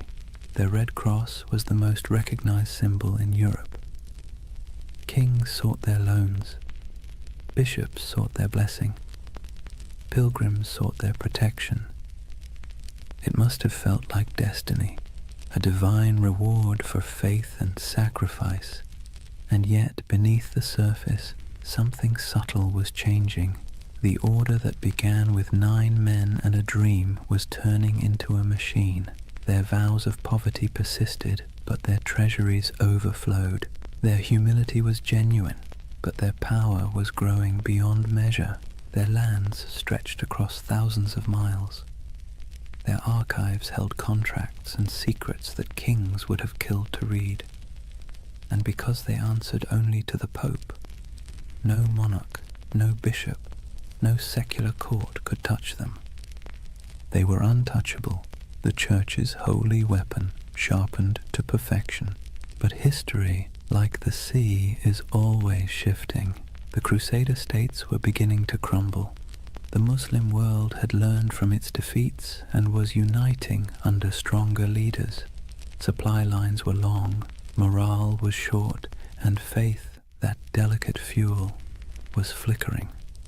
The dream of permanent Christian dominion in the East was dying, and the Templars, who had built their identity on that dream, suddenly found themselves defending something that no longer existed. It's easy, centuries later, to imagine them as fanatics or villains, but maybe they were just men trapped in momentum, unable to stop the wheel they had helped set in motion. By the time their banners fluttered over the last surviving Crusader fortresses, their legend had already outgrown them. In Europe they were saints, in the East they were demons, and in their own hearts, who knows, perhaps a little of both. The ordinary knights must have felt it, the slow decay beneath the glory, the endless wars that achieved nothing, the heat, the sand, the weight of armor, the prayers whispered into silence, the feeling of being instruments of something divine, and yet increasingly something political. But legends don't need clarity, they need symbols, and the Templars had become the most powerful symbol in the medieval world, the perfect fusion of faith and violence. You can almost see it, a banner rippling against a stormy sky, red cross vivid against the white cloth, lightning flashing behind it. To a peasant in a church pew or a monk in a distant cloister, that image meant safety, devotion, and divine justice. To a king in debt, it meant something else entirely. The story of the Templars was no longer being written by saints or chroniclers. It was being rewritten by envy, fear, and ambition. But for now, the curtain hasn't fallen, the candles still burn, the chants still echo in stone halls. The world hasn't yet turned against them. The 9 knights who once huddled beneath the Temple Mount have become an army, a network, a myth. Their legacy has taken on a life of its own, glowing, untouchable, and slightly unreal. And like all myths, it has begun to blur the line between truth and dream. That's where Chapter 1 closes, not with an ending, but with a vision of a brotherhood standing on the edge of something vast and unknowable. Their swords gleam in the sun, their white cloaks ripple in the desert wind. Behind them, Jerusalem glows like a mirage, and before them, stretching into the horizon, lies the future, glittering, dangerous, inevitable, the dawn of a legend. Chapter 2. The Rise of the Warrior Monks. Imagine standing on a cold morning plain somewhere in France, perhaps Champagne, perhaps Burgundy. The mist still clings to the fields, soft and silver, the kind that blurs the line between land and sky. Out of that fog rides a column of horsemen, their armor dull from travel, their cloaks heavy with dew. But as the light shifts, something crimson catches the dawn, a mark stitched across white cloth, simple yet unmistakable. A red cross. It would become one of the most recognizable symbols in all of human history. But at this moment, it is new, modest, a badge of belonging more than power. The men wearing it are quiet, focused, unremarkable to anyone but God. Yet this insignia, this fusion of cloth and conviction, is about to transform them into something the world has never seen, a standing army that answers only to faith. The Templars have begun to evolve. Their days of small vows and secret ceremonies under Jerusalem's ruins are over. The Church has given them legitimacy, a papal seal written in the flowing Latin of divine authority. They are now officially milites Christi, soldiers of Christ, and that single phrase changes everything. With papal backing came money, land, recruits, and something far more valuable, absolution. To die as a Templar was not merely to fall in battle, it was to ascend directly into paradise. No purgatory, no judgment, no delay. The battlefield became a kind of heavenly shortcut.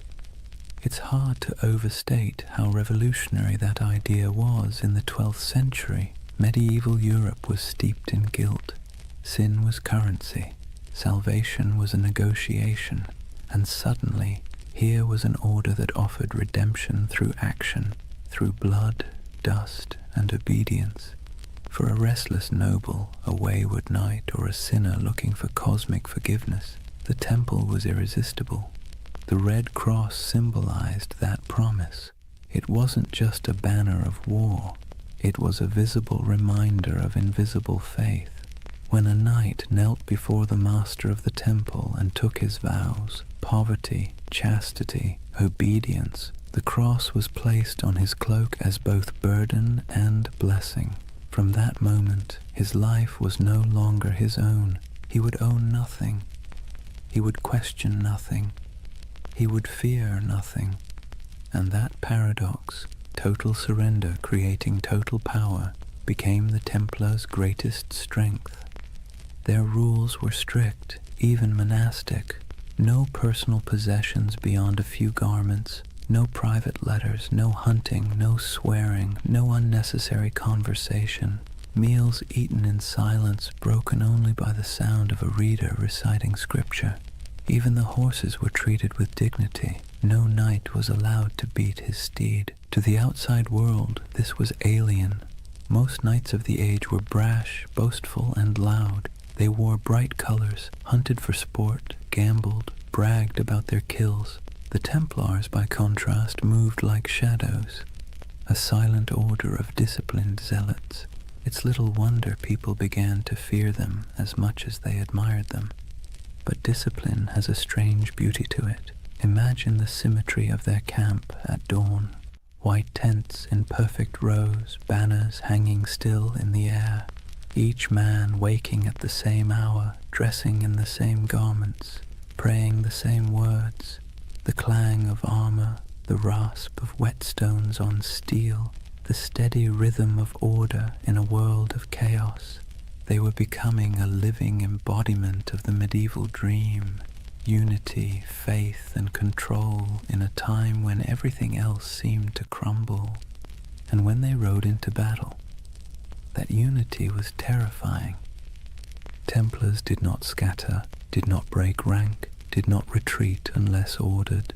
Chroniclers described them as walls of iron, as storms given human form. Their charges were deliberate, almost ritualistic, a prayer in motion. They would advance in complete silence until contact, their lances lowering as one, hooves pounding like a heartbeat. And when the moment came, the cry broke like thunder, Non nobis Domine. Not for us, O Lord, but for you. Then chaos, then history. Every battle became a kind of mass, blood replacing incense, steel replacing song, and the world watched in awe. To the average medieval person, the Templars seemed immortal. When others fled, they stayed. When others hesitated, they rode forward. Stories spread of miraculous victories, of angels fighting beside them, of enemies struck blind by divine light. Whether any of it was true hardly mattered. Faith had become spectacle, but behind the spectacle was a machine. The Templars weren't just warriors. They were administrators, bankers, engineers. Their rule book, the Latin rule, reads like both a spiritual guide and a military manual. Every moment of the day was accounted for, every piece of armor inspected, every coin recorded. Their efficiency was unmatched, and so was their wealth. By the mid-12th century, they controlled estates across Europe, vineyards in France, mills in England, castles in Spain, olive groves in Cyprus. donations poured in from nobles seeking spiritual insurance. And because Templars were sworn to poverty, those donations didn't dissipate, they accumulated. They began lending money to kings, transporting treasure across borders, and safeguarding pilgrims' deposits. If you were traveling to the Holy Land, you could leave your fortune with the Templars in Paris and withdraw it in Jerusalem. In effect, they invented the medieval checking account. Faith and finance. It's a partnership as old as civilization. But to the Templars, it wasn't greed. It was logistics. Money was a tool for God's work. Armies need supplies, ships, food, fortresses. And if the order had to run the most efficient financial network in Christendom to maintain that mission, so be it.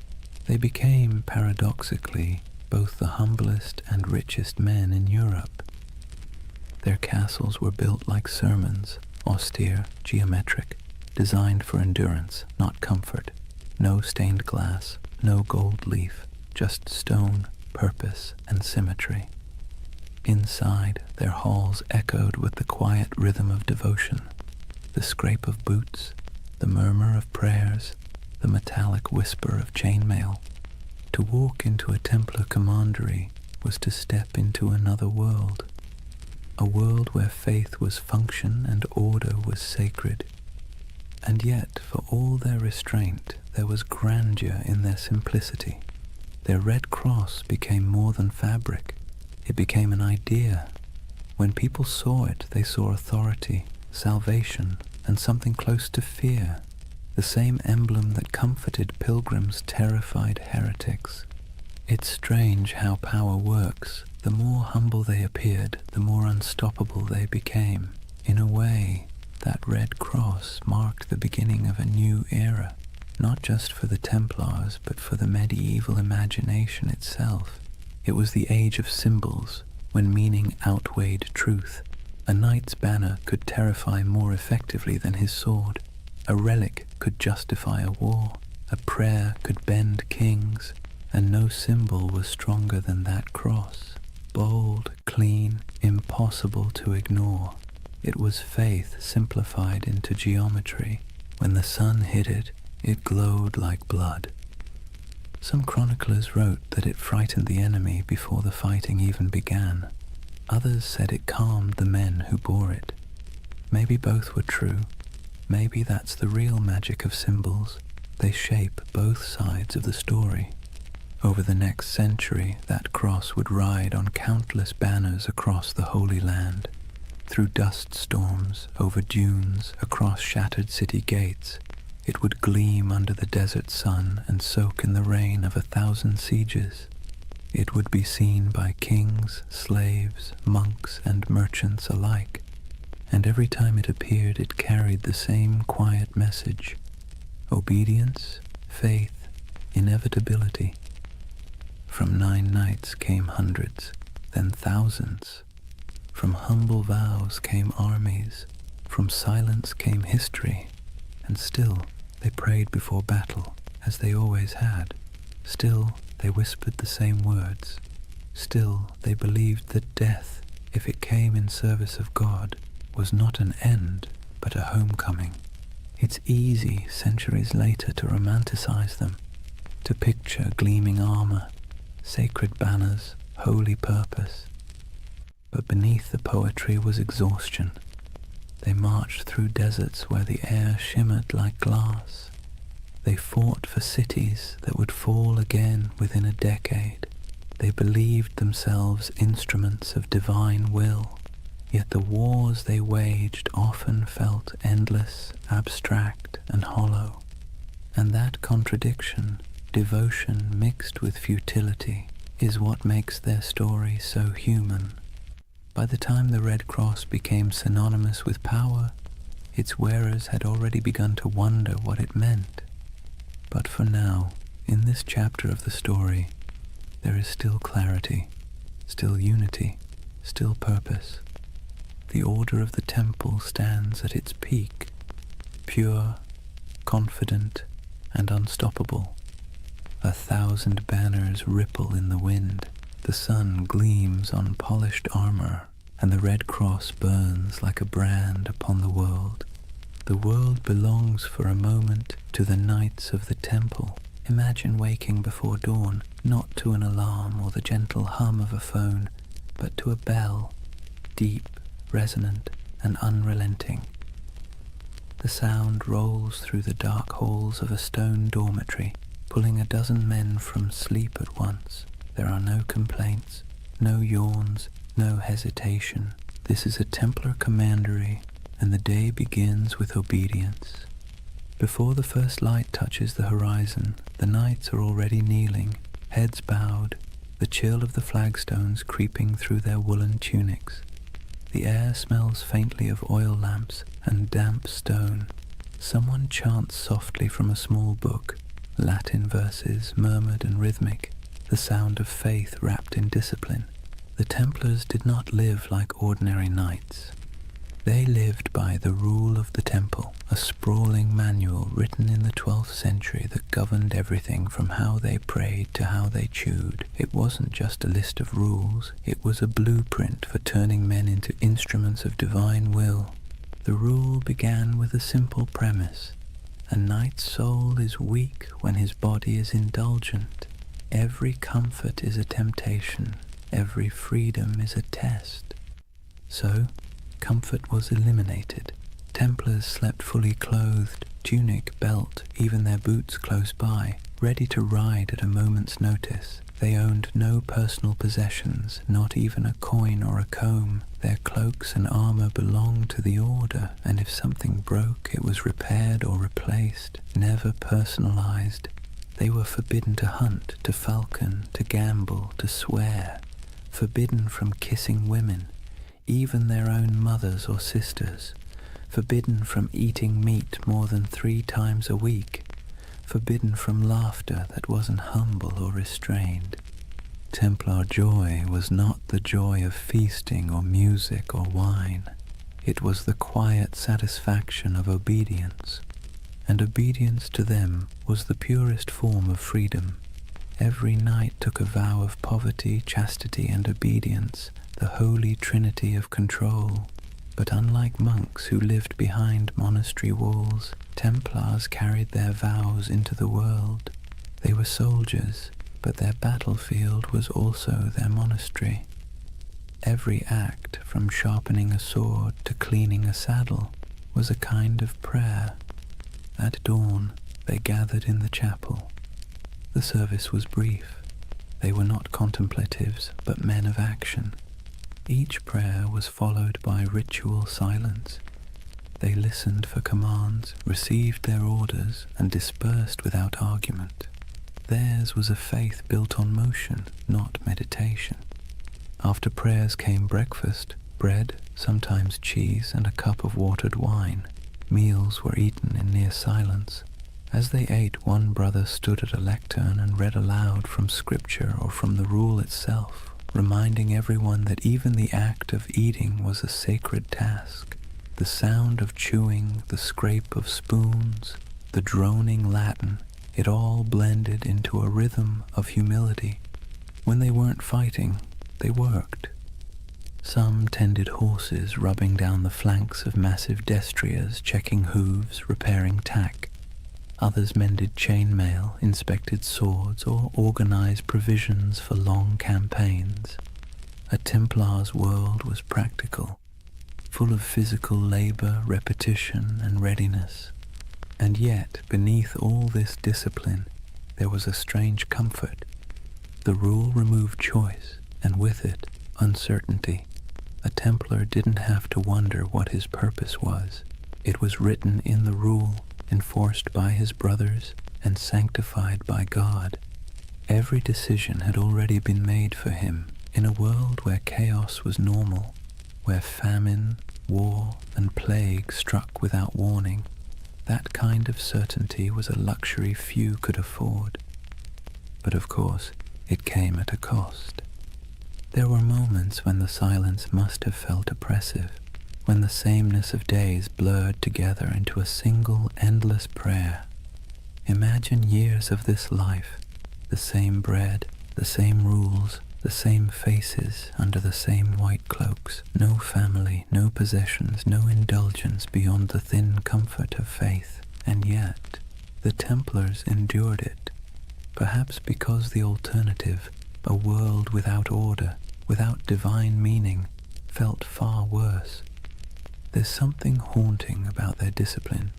It wasn't born from cruelty, but from conviction.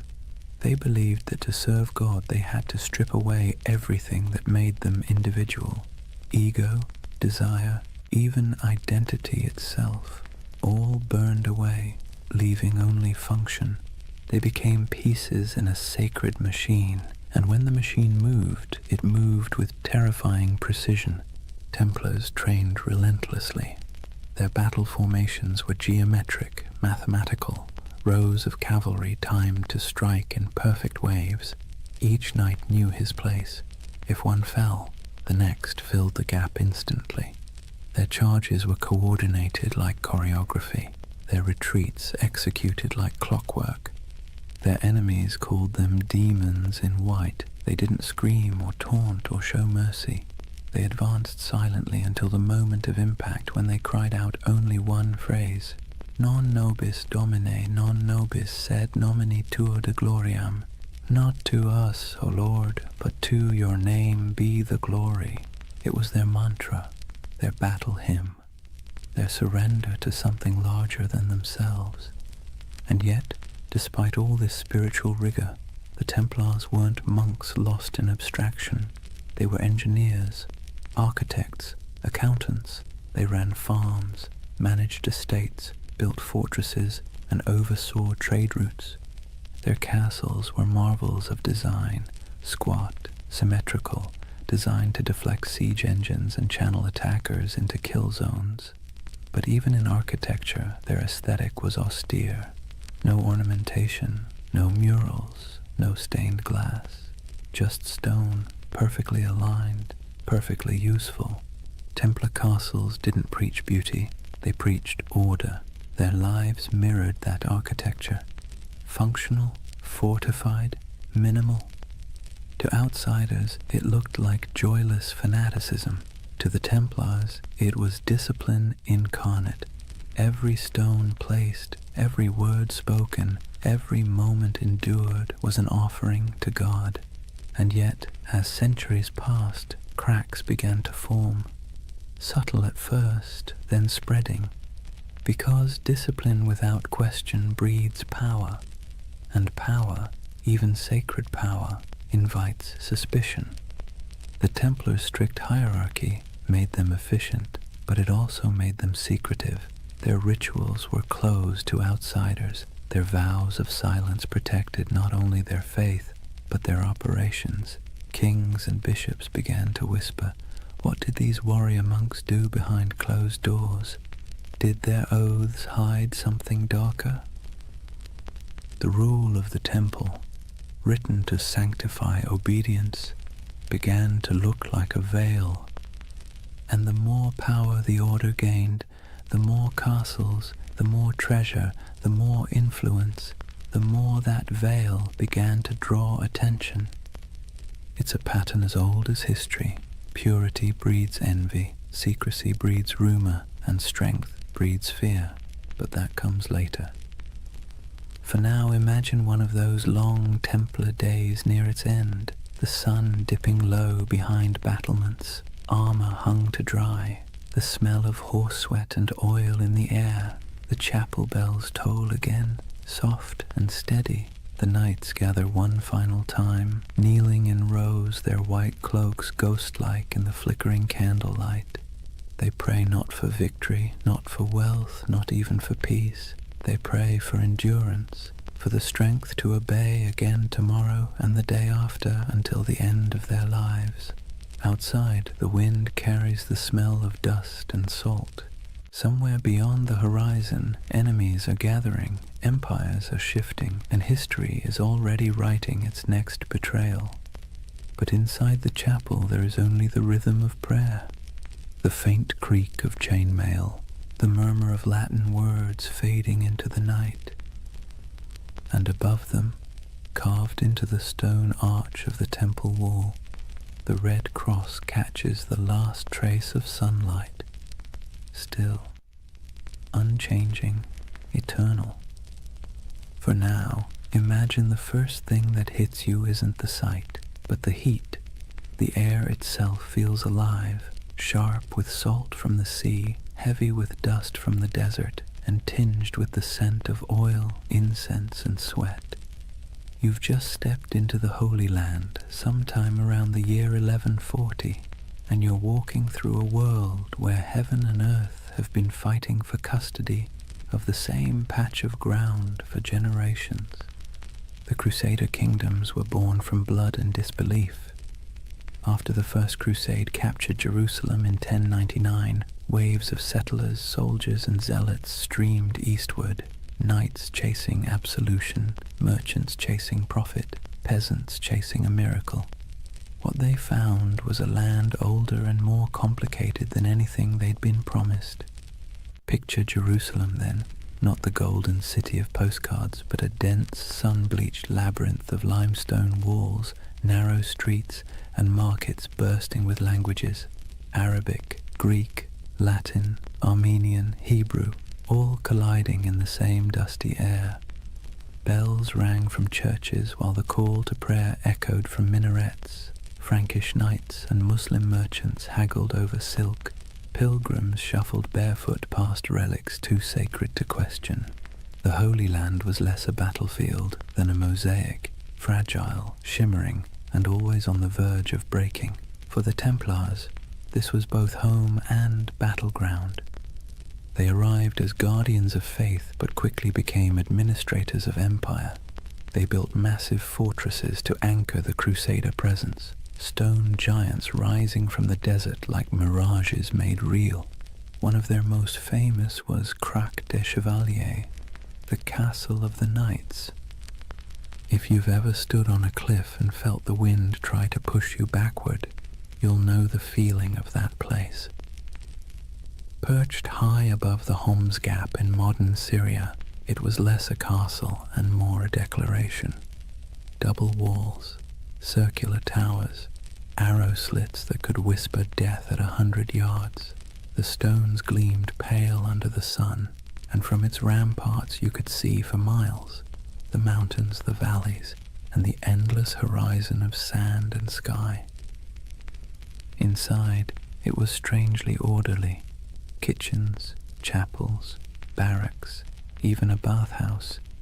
You could live there for months without stepping outside, which was convenient, since stepping outside usually meant someone was trying to kill you. The Templars' castles weren't built to impress. They were built to endure. They were a theology of stone, faith expressed in geometry. The Crusader kingdoms themselves were strange hybrids, part European colony, part medieval experiment. French nobles ruled over Middle Eastern cities filled with Syrians, Greeks, and Jews. Mosques stood beside cathedrals. Crusader coins bore Latin inscriptions on one side and Arabic ones on the other. In some ways it worked. Trade flowed, cultures mixed, and for a brief shimmering moment East and West coexisted, not peacefully, but practically. Templars thrived in that liminal space. They spoke local languages, made deals with Muslim rulers, and hired Arab engineers to fortify their walls. Despite their reputation as fanatics, the Templars were pragmatists. They had to be. The Holy Land wasn't a sermon, it was survival. Still, survival came at a price. The heat wore on them, the endless patrols through sand and rock, the smell of blood baked into armor, the weight of divine expectation pressing down like the sun itself. Every campaign was a pilgrimage of exhaustion. Imagine a Templar caravan winding across the desert. Horses sweating beneath white banners marked with red crosses, sand grinding in every crevice of armor. They march in silence except for the creak of leather, the occasional clink of mail. Ahead lies an enemy they can't see, only the shimmer of heat on the horizon. By nightfall they camp beneath a vault of stars so clear it feels like a cathedral of light. Prayers are murmured, wounds are tended. The men sleep on bare ground, swords within reach, their faith both pillow and weapon. In this land even the air felt charged with contradiction, sacred and savage all at once, and nowhere was that clearer than in Jerusalem itself. For a brief century the city stood under Christian control, a jewel of Christendom wrapped in ancient dust. The Templars' headquarters was no ordinary building. It was the Al-Aqsa Mosque, believed at the time to stand on the ruins of Solomon's temple.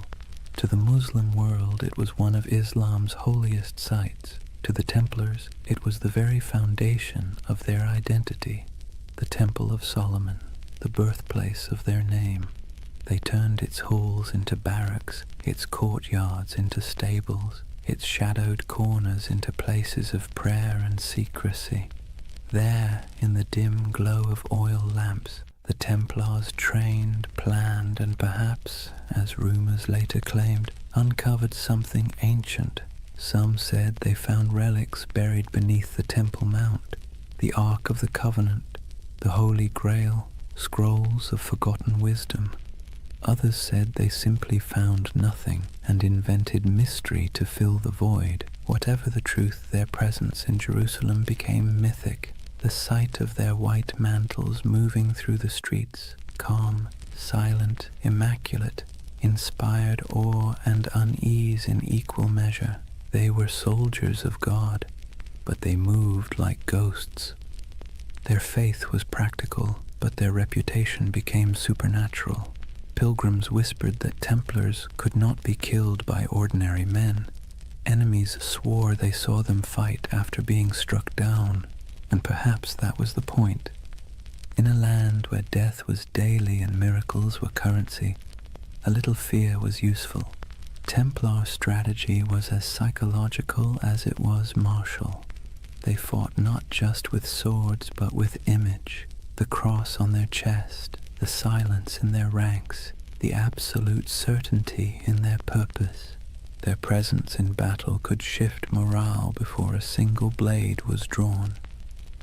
When the call to arms came, whether at Ascalon, Damascus, or Hattin, the Templars rode out not as individuals but as one unbroken will.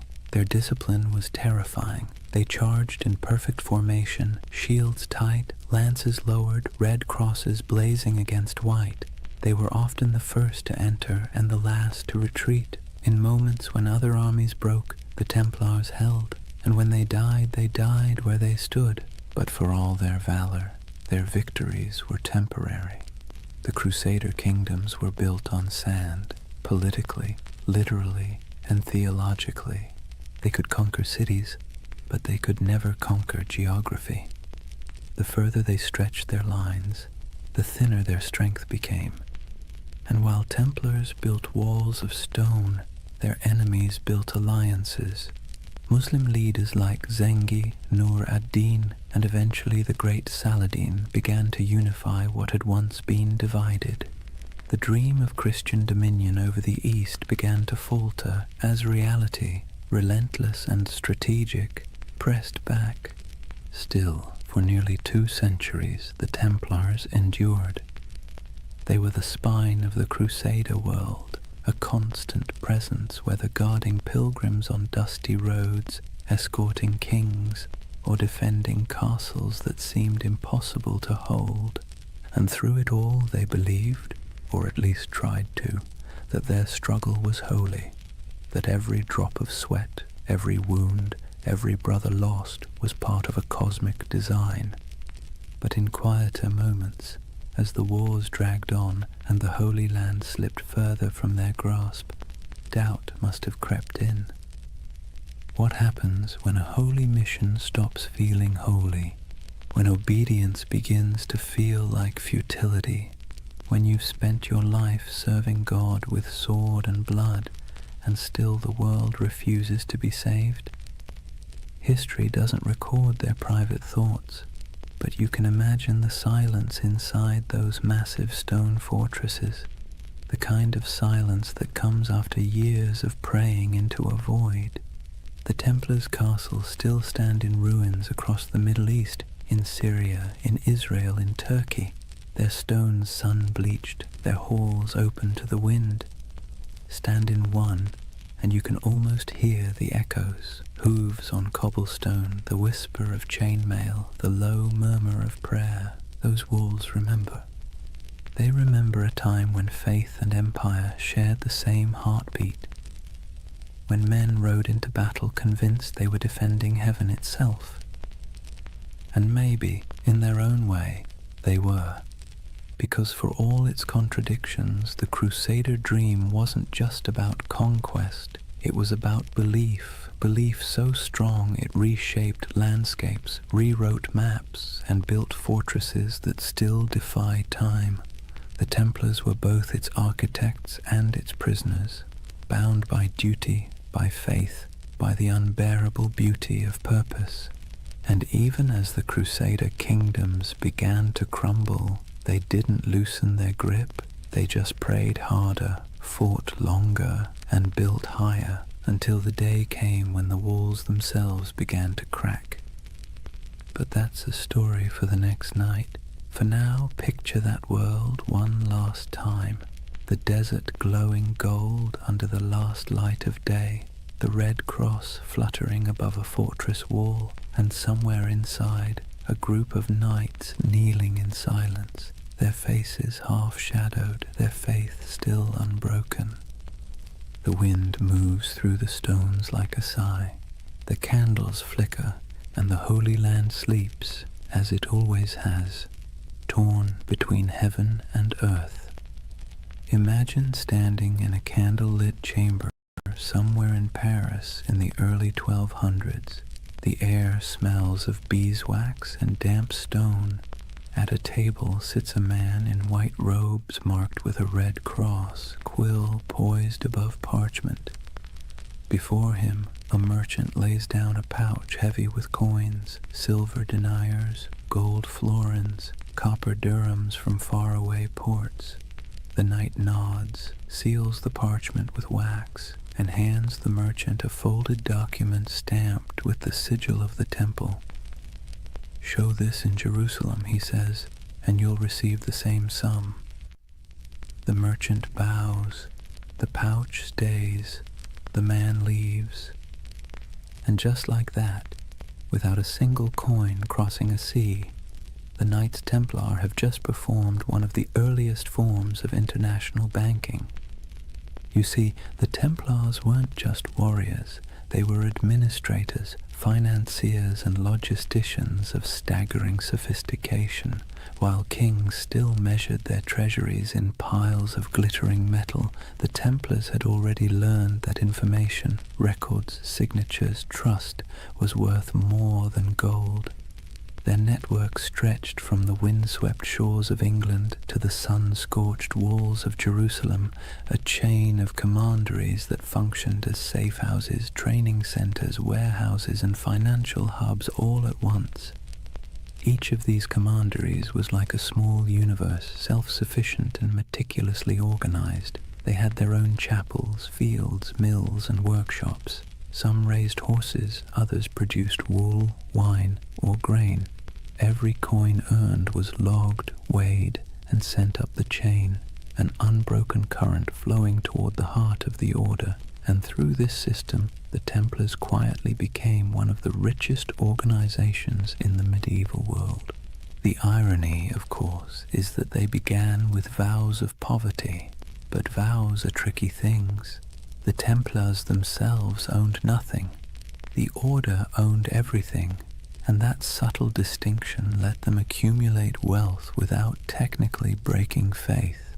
Their financial system worked with an elegance that modern bankers would envy.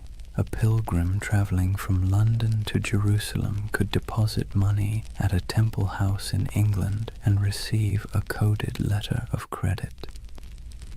Along the route, through Paris, Marseille, Acre, and finally to the Holy City, Templar commanderies would honor the note, deduct expenses, and mark it in ledgers kept under strict guard. The traveler never had to risk carrying his fortune across pirate-infested seas or bandit-strewn roads. In a way, the Templars invented something that feels astonishingly modern, a secure international trust network, and unlike kings or nobles, they were trusted by everyone. Christian, Jew, Muslim, it didn't matter. The Red Cross was as good as a vault door. The Templar ledger became a passport through chaos. Picture the roads of Europe in the 13th century, narrow tracks winding through forests and mountains, lined with monasteries, taverns, and thieves. Now picture a convoy of Templar couriers riding fast, cloaked in white, armed but calm. They carried more than messages. They carried secrets, diplomatic letters, royal decrees, coded inventories, even treaties.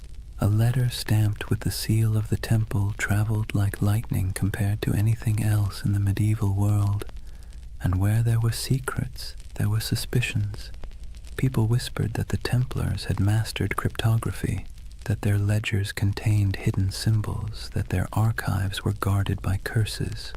In truth, it was discipline, not magic, that kept their system running. But to the medieval mind, efficiency itself felt supernatural. Each regional commandery reported to a central master, who in turn answered to the Grand Master in Jerusalem and later Paris. The chain of communication was ironclad, the discipline absolute. Orders passed down with the precision of a monastic liturgy. Every brother knew his rank, his duty, and the exact limits of his authority. Templar correspondence reveals a world that hummed like a machine. Cargoes of wheat, shipments of crossbow bolts, barrels of wine, all recorded, all accounted for.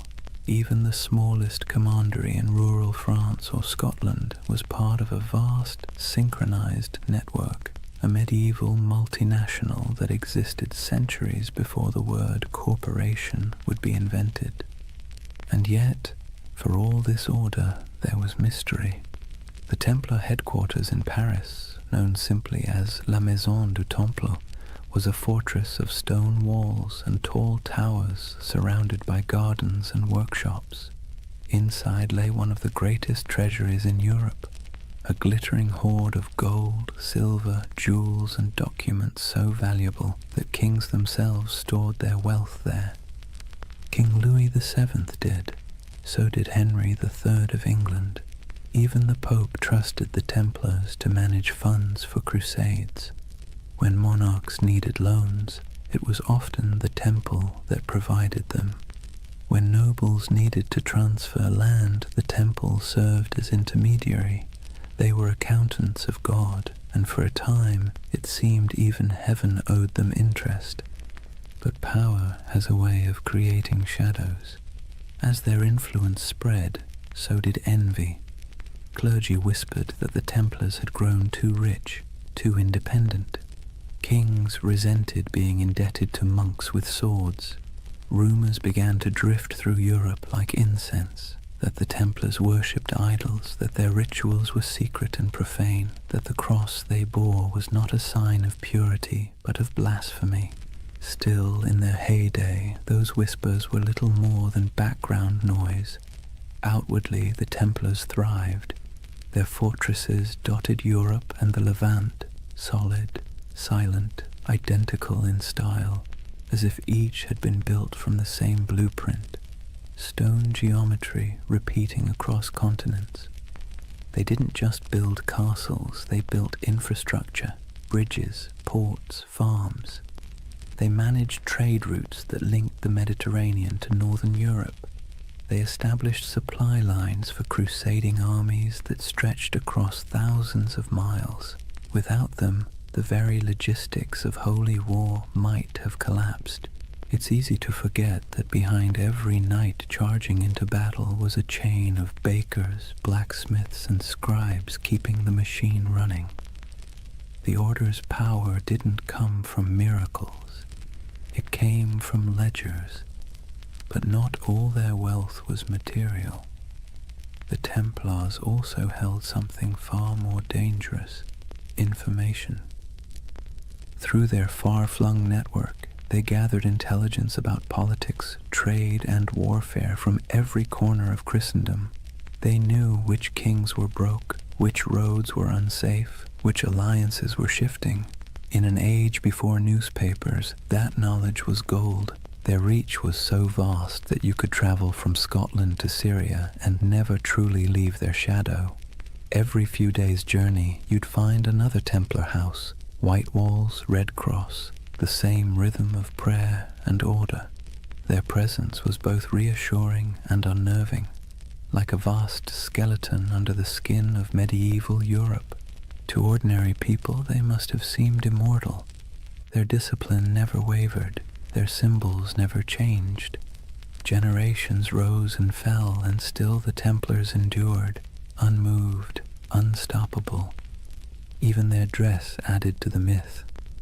While nobles flaunted velvet and jewels, Templars wore plain wool, dyed white for purity.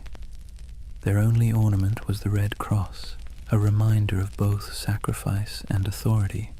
When they moved through a town, heads bowed, they looked less like men than like an idea, one that walked and breathed and collected rent.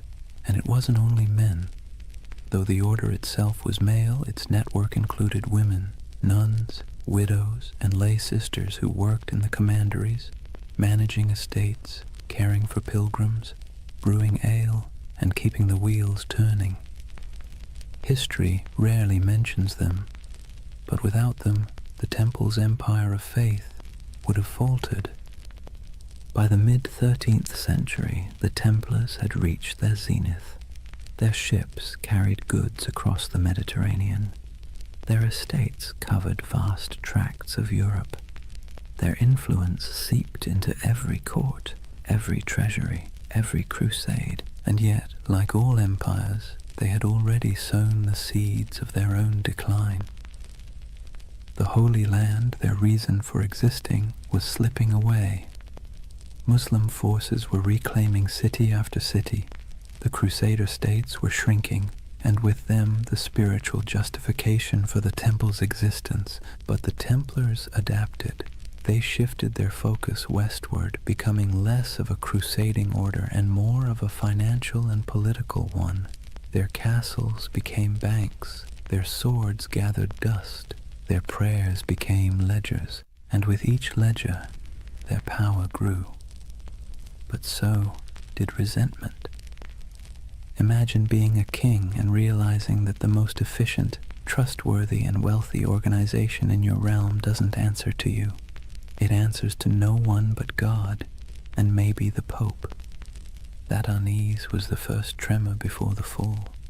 But for now, in the candlelit rooms of the 1200s, the world still looked stable. Templar scribes bent over parchment, quills scratched, coins clinked softly in wooden chests. Outside, the moonlight shimmered on stone, and the red cross of the order fluttered faintly in the night wind. It was a world of precision, discipline, and quiet ambition. A world that believed itself eternal. And perhaps, for a while, it was. Picture a long stone hall lit by morning light through narrow slits in the wall. The air smells faintly of straw and cold iron. Dozens of men kneel side by side, white mantles draped over their shoulders, red crosses stark against the fabric. No one speaks. The only sounds are the shuffle of boots, the whisper of breath, and the faint crackle of a torch. It's not a church exactly, not a barracks either. It's both, and that contradiction is the essence of the Knights Templar. Discipline was their creed. Every movement, every word, every thought was governed by the rule of the temple, a sprawling set of commandments written in the early 12th century that blended the rigidity of a monastery with the brutality of a battlefield. And yet, for all its severity, there was beauty in that order, a rhythm that shaped their days like the tolling of distant bells. They rose before dawn to pray, their voices echoing in unison. Then came the chores, feeding horses, sharpening weapons, tending armor, mending cloaks, cleaning wounds. Breakfast was simple: bread, sometimes watered wine, rarely meat. Then training, endless training, sword drills in formation, mounted charges across dusty fields, bow practice until fingers blistered. To the outside world, they were holy warriors. To themselves, they were servants of God, of each other, and of discipline itself. Templars lived by vows of poverty, chastity, and obedience, but those words meant something very different in their world. Poverty meant no personal possessions, but the order itself owned vast estates. Chastity meant avoiding women entirely, even in conversation, an easier rule to write than to live by. And obedience meant complete submission to one's commander, even unto death. That last vow was the hardest, and the one that defined them. A Templar didn't fight for victory. He fought to obey. If ordered to hold a line, he held it. If ordered to die, he died. There was no hesitation, no bargaining, no emotion. In battle, this made them terrifying. Other soldiers might panic, flee, or waver. The Templars never broke formation. Even when surrounded, they fought in silence, red crosses vanishing one by one into the dust. It's tempting to romanticize that kind of devotion, but there was nothing romantic about it. It was hard, mechanical, and often lonely. Templars were forbidden to embrace their own brothers without permission, forbidden to joke or sing frivolously, forbidden to play games of chance. Even laughter was discouraged, except in moderation. Their armor, too, reflected that restraint, plain, functional, unadorned. No bright colors, no gilded crests, only the red cross sewn near the heart. It was said that when the Templars rode into battle, the sound of their charge was unlike anything else. Not the roar of chaos, but the low thunder of synchronized hooves, a kind of terrible harmony. They weren't the largest army in the Crusades, nor the most numerous, but they were the most feared, because the enemy knew they wouldn't stop. Every Templar learned to fight and die as part of something greater, and that mindset extended beyond the battlefield. Inside their commanderies, every task, no matter how small, was done with the same ritual precision.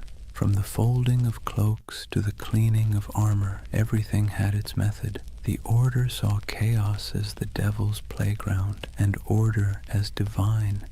Imagine the life of a young recruit, a sergeant or a serving brother, joining the temple.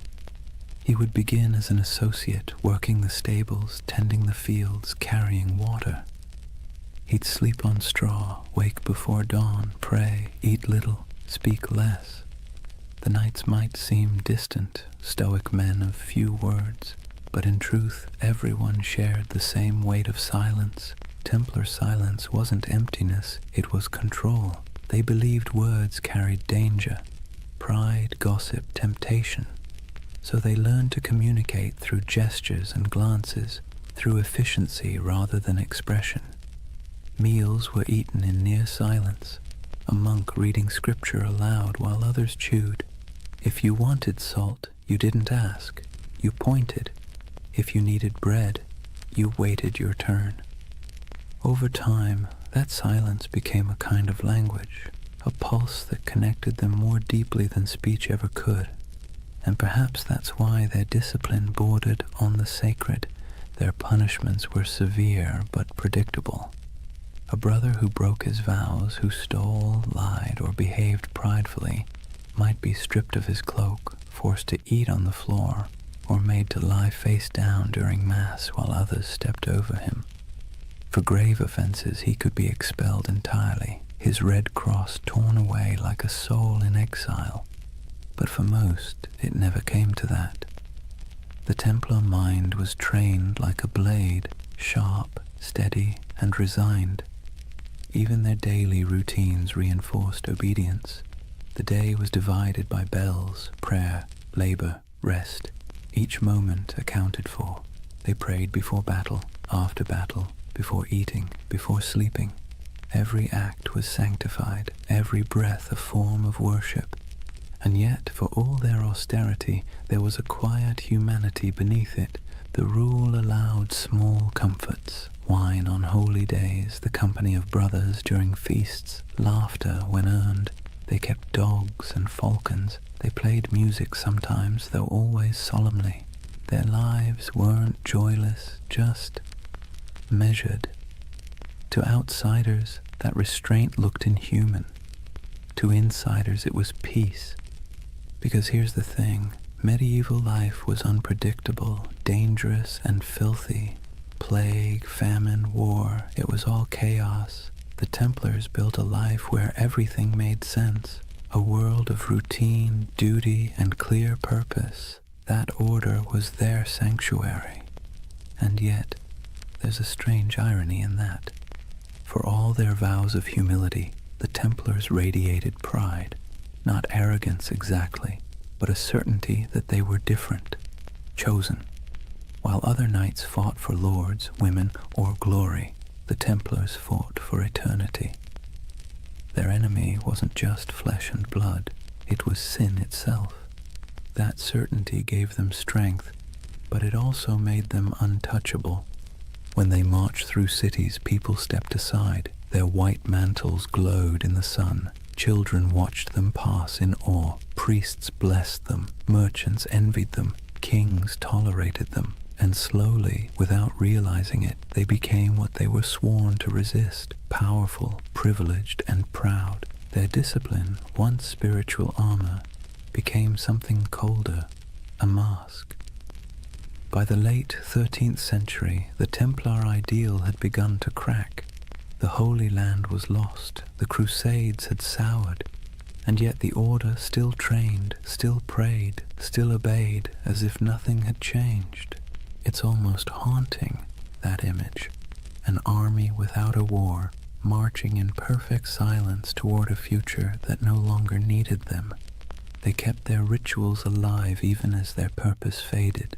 The morning prayers, the vows, the cold meals, the endless drills, like monks in armor performing the same liturgy long after the congregation had gone home.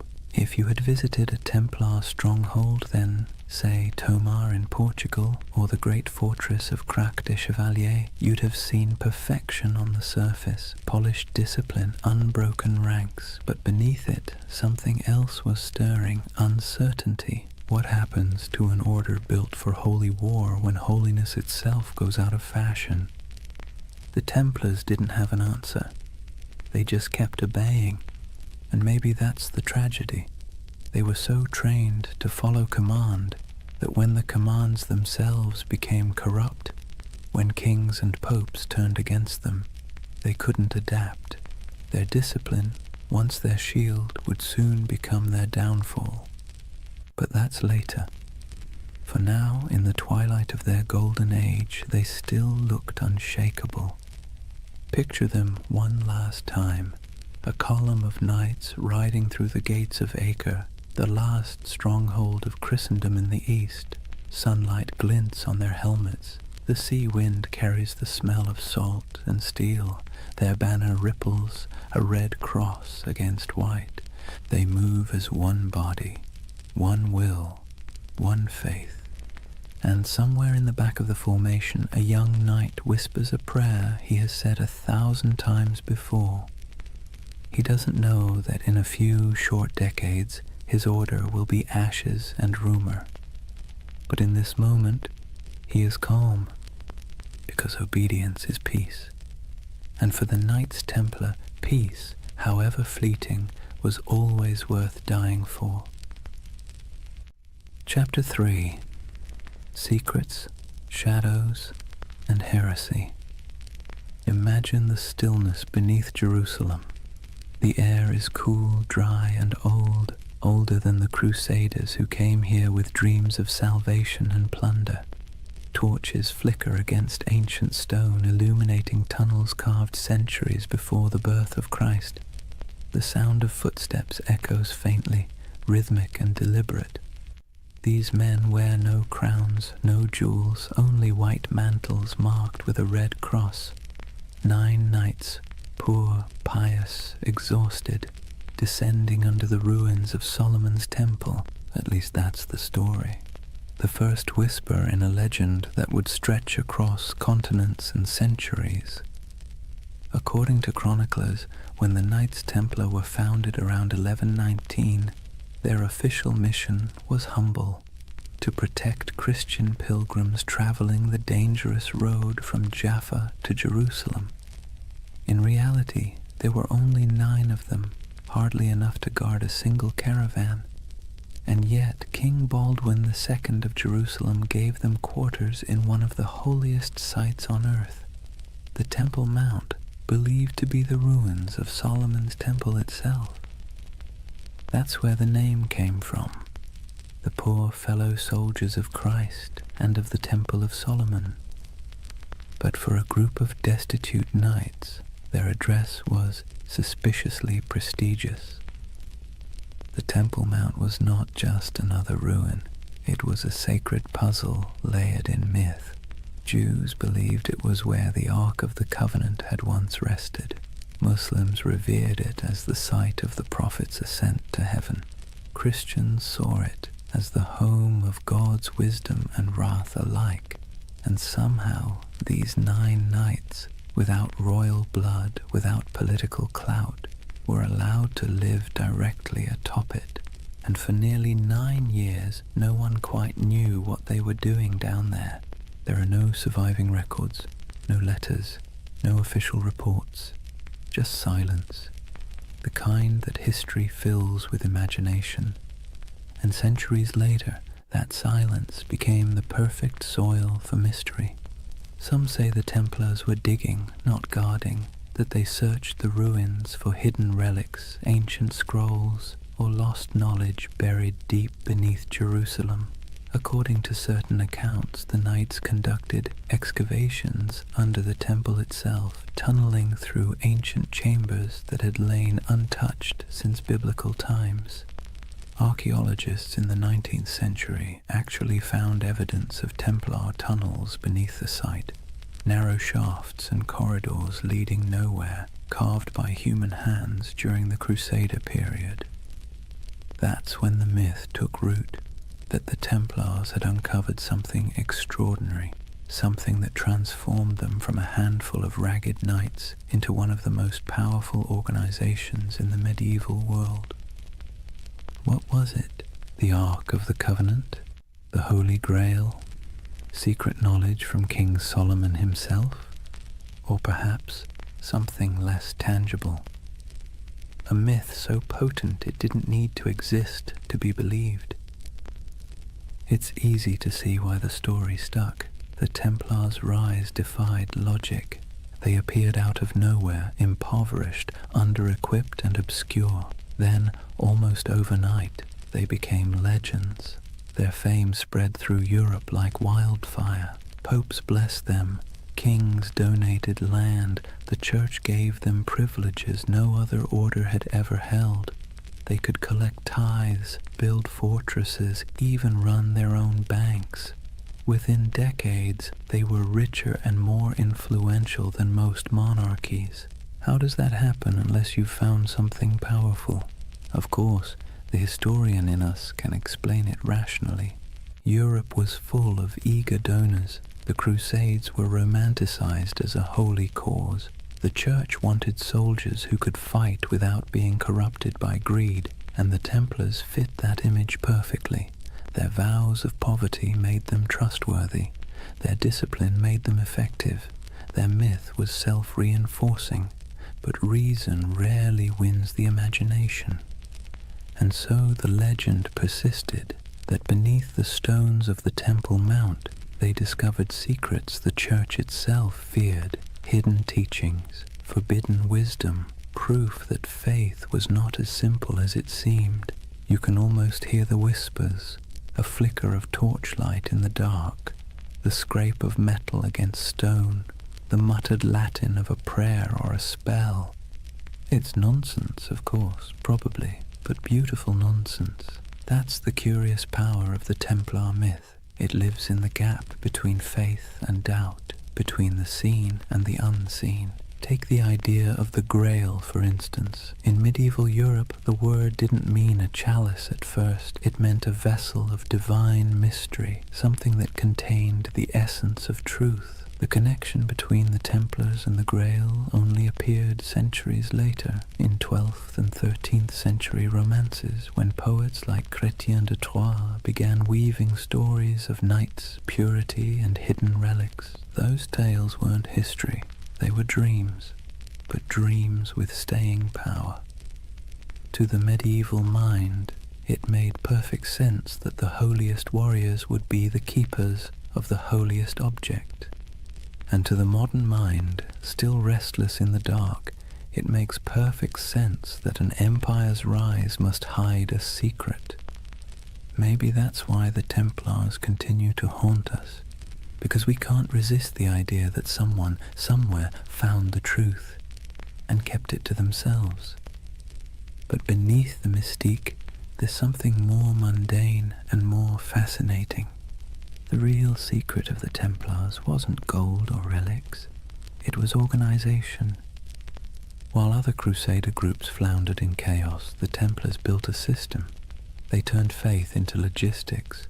They mastered record-keeping, finance, communication, and property management at a level Europe had never seen before. Their commanderies stretched from Scotland to Syria, forming a network that could move money, men, and messages faster than any king's court. They were medieval globalists, an early blueprint for the international corporation. That was their real treasure, their true grail, not buried under Jerusalem, but written in ledgers and sealed with wax. Still, it's fun to imagine the other version, the one where those 9 knights, by flickering torchlight, brushed away centuries of dust and found something that made them more than soldiers, something that whispered of destiny, because that's the romantic engine of the Templar myth, that somewhere in their cold discipline and rigid faith, they touched a kind of forbidden light. Maybe it wasn't treasure, maybe it was understanding. The Church would later accuse them of heresy, of denying Christ, of spitting on the cross, of worshipping strange idols, all of which sound absurd, until you remember how much they changed between those first 9 knights and the empire they became. Power always transforms faith, sometimes subtly, sometimes completely, and perhaps in those long tunnels beneath the temple, the transformation began. There's a moment, halfway between legend and history, when we can almost see it. 9 men on their knees, torches flickering, the stones around them whispering echoes of the past. They think they're praying, but maybe, in that silence, something ancient is listening. And maybe that's why the myth still holds us, because even if the Templars never found the Ark, or the Grail, or any secret knowledge at all, they still uncovered something remarkable, the power of belief itself. They discovered how mystery can move empires. Imagine a candle-lit chapel deep in the hills of France. The walls are rough stone, the air thick with incense and dust. In the dim light, the symbol of the Red Cross flickers faintly across banners and shields stacked neatly against the wall. A handful of knights kneel in silence before an altar, not before the crucifix, but before something older, stranger, covered in a cloth of deep red. No one speaks, only the low chant of prayer, rhythmic and hypnotic, filling the space like the hum of bees in a summer field. This is the image that has haunted storytellers for centuries. The idea that the Knights Templar possessed secret knowledge, perhaps even a relic of impossible power. And like all the best myths, it's never quite clear whether we want it to be true, or whether we enjoy believing it's hidden. The legend of the Holy Grail, for instance, didn't actually begin with the Bible. It began with poets. Around the late 12th century, when the Templars were at their most powerful, a French poet named Chrétien de Troyes wrote of a mysterious grail, a shining vessel carried in a sacred procession. capable of granting eternal nourishment and divine wisdom. He never called it holy, nor said it was a cup. Later, writers turned it into the chalice of Christ, the cup of the Last Supper, or the vessel that caught his blood at the crucifixion. But in Chrétien's day, the Grail was simply something too sacred to name directly. And in that ambiguity, the Templars found a shadow, because who else fit the image better? Knights of divine mystery, warriors of impossible devotion, a brotherhood whose rituals were secret, whose vows were absolute, and whose origins lay under the ruins of Solomon's temple. To a medieval audience it made perfect sense. If the Grail existed, it was the Templars who kept it. Over the centuries, the Grail and the Templars fused together into a single enduring myth, a marriage of chivalry and mysticism that no amount of historical evidence has ever been able to undo. The truth, though, is both smaller and more interesting. The Templars were bureaucrats of the divine. They didn't sit around sipping from golden chalices or unlocking cosmic secrets. They balanced books. They managed estates. They wrote letters in crisp Latin. They were the spiritual accountants of a holy empire. But because they lived in an age obsessed with relics, bones of saints, drops of Christ's blood, splinters of the true cross, they were inevitably drawn into the world of the sacred object. They guarded reliquaries. They escorted pilgrims who sought miraculous artifacts. They helped fund and protect monasteries where fragments of supposed holy items were displayed. So when rumors spread that they had discovered ancient scrolls beneath the Temple of Solomon, texts written by early Jews, Gnostics, or even pre-Christian mystics, the stories stuck. The scroll myth would grow and mutate over time. Some later accounts, centuries after the Templars were gone, claimed they had found the Book of Thoth, an Egyptian text of divine wisdom. Others said they uncovered teachings from the lost tribes of Israel, and some whispered of alchemical diagrams, maps of the cosmos itself, hidden away from the church to protect humanity from knowledge it wasn't ready to bear. Of course, there's no evidence for any of this, but myths thrive where evidence fails, and perhaps that's what made the Templars so irresistible to later imaginations. They embodied that perfect combination of real power and secret silence. The Church itself fueled much of it, unintentionally, because the Templars, though loyal to Rome, answered to no king, no bishop, no worldly authority. They were free to move money, land, and information across borders. They could send coded letters that no one else could read. They had their own internal justice system, their own chapels, their own prayers. In other words, they looked a lot like the very thing the Church feared most, a second church. And that's when suspicion began to bloom. Whispers spread that the Templars practiced strange rituals, that their initiations involved renouncing Christ, spitting on the cross, or worshipping a mysterious head called Baphomet, that their power came not from God but from something older. Most historians agree that these accusations were lies, propaganda created to destroy them later. But it's worth noting why those lies were so effective. Because they sounded plausible. Because secrecy always invites projection. If you give people a locked door, they will imagine what's behind it.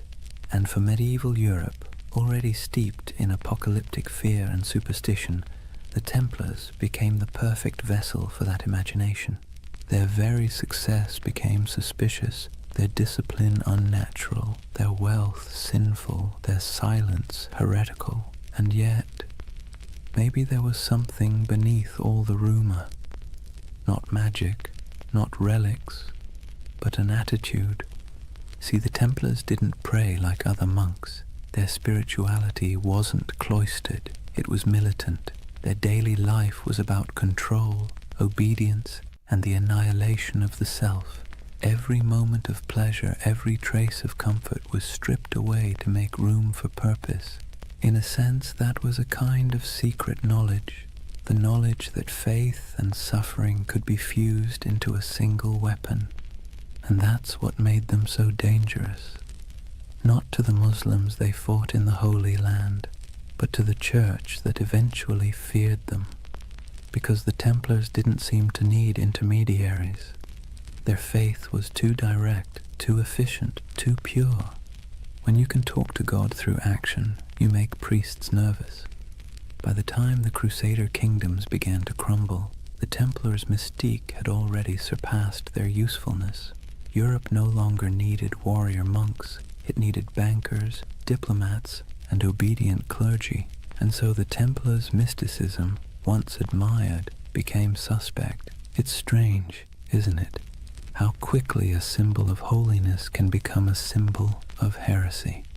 One century they were Christ's chosen, the next they were whispered to be sorcerers. But perhaps that's the price of mystery. The more tightly you guard your secrets, the easier it is for others to fill them with darkness. And in the quiet moments when we think of the Templars by torchlight, kneeling before something hidden under silk, we feel that same tension, that blend of awe and suspicion, that uneasy beauty of something half-believed. Because part of us wants to believe. We crave hidden truths. We need our mysteries, especially the ones that refuse to resolve. And maybe that's why, centuries later, the Templar myth is still alive, in Dan Brown novels, in video games, in conspiracy theories whispered on YouTube at 3 a.m., because it scratches that ancient itch, that somewhere, someone knows something we don't. It's funny how little we've changed. The medieval mind looked at the stars and imagined divine design. We look at old ruins and imagine lost technology. Both are acts of yearning, proof that we are wired to believe that history hides something from us. And perhaps the Templars were the first to realize that the greatest power isn't in what you know, but in what others think you might know. Theirs was a religion of silence, and silence in any age is seductive. Imagine the city of Jerusalem in the morning light. The walls are pale gold, dust drifting through narrow streets where merchants lift their shutters and donkeys stamp impatiently in the shade. From the hills beyond, the desert glows like a sea of faded fire.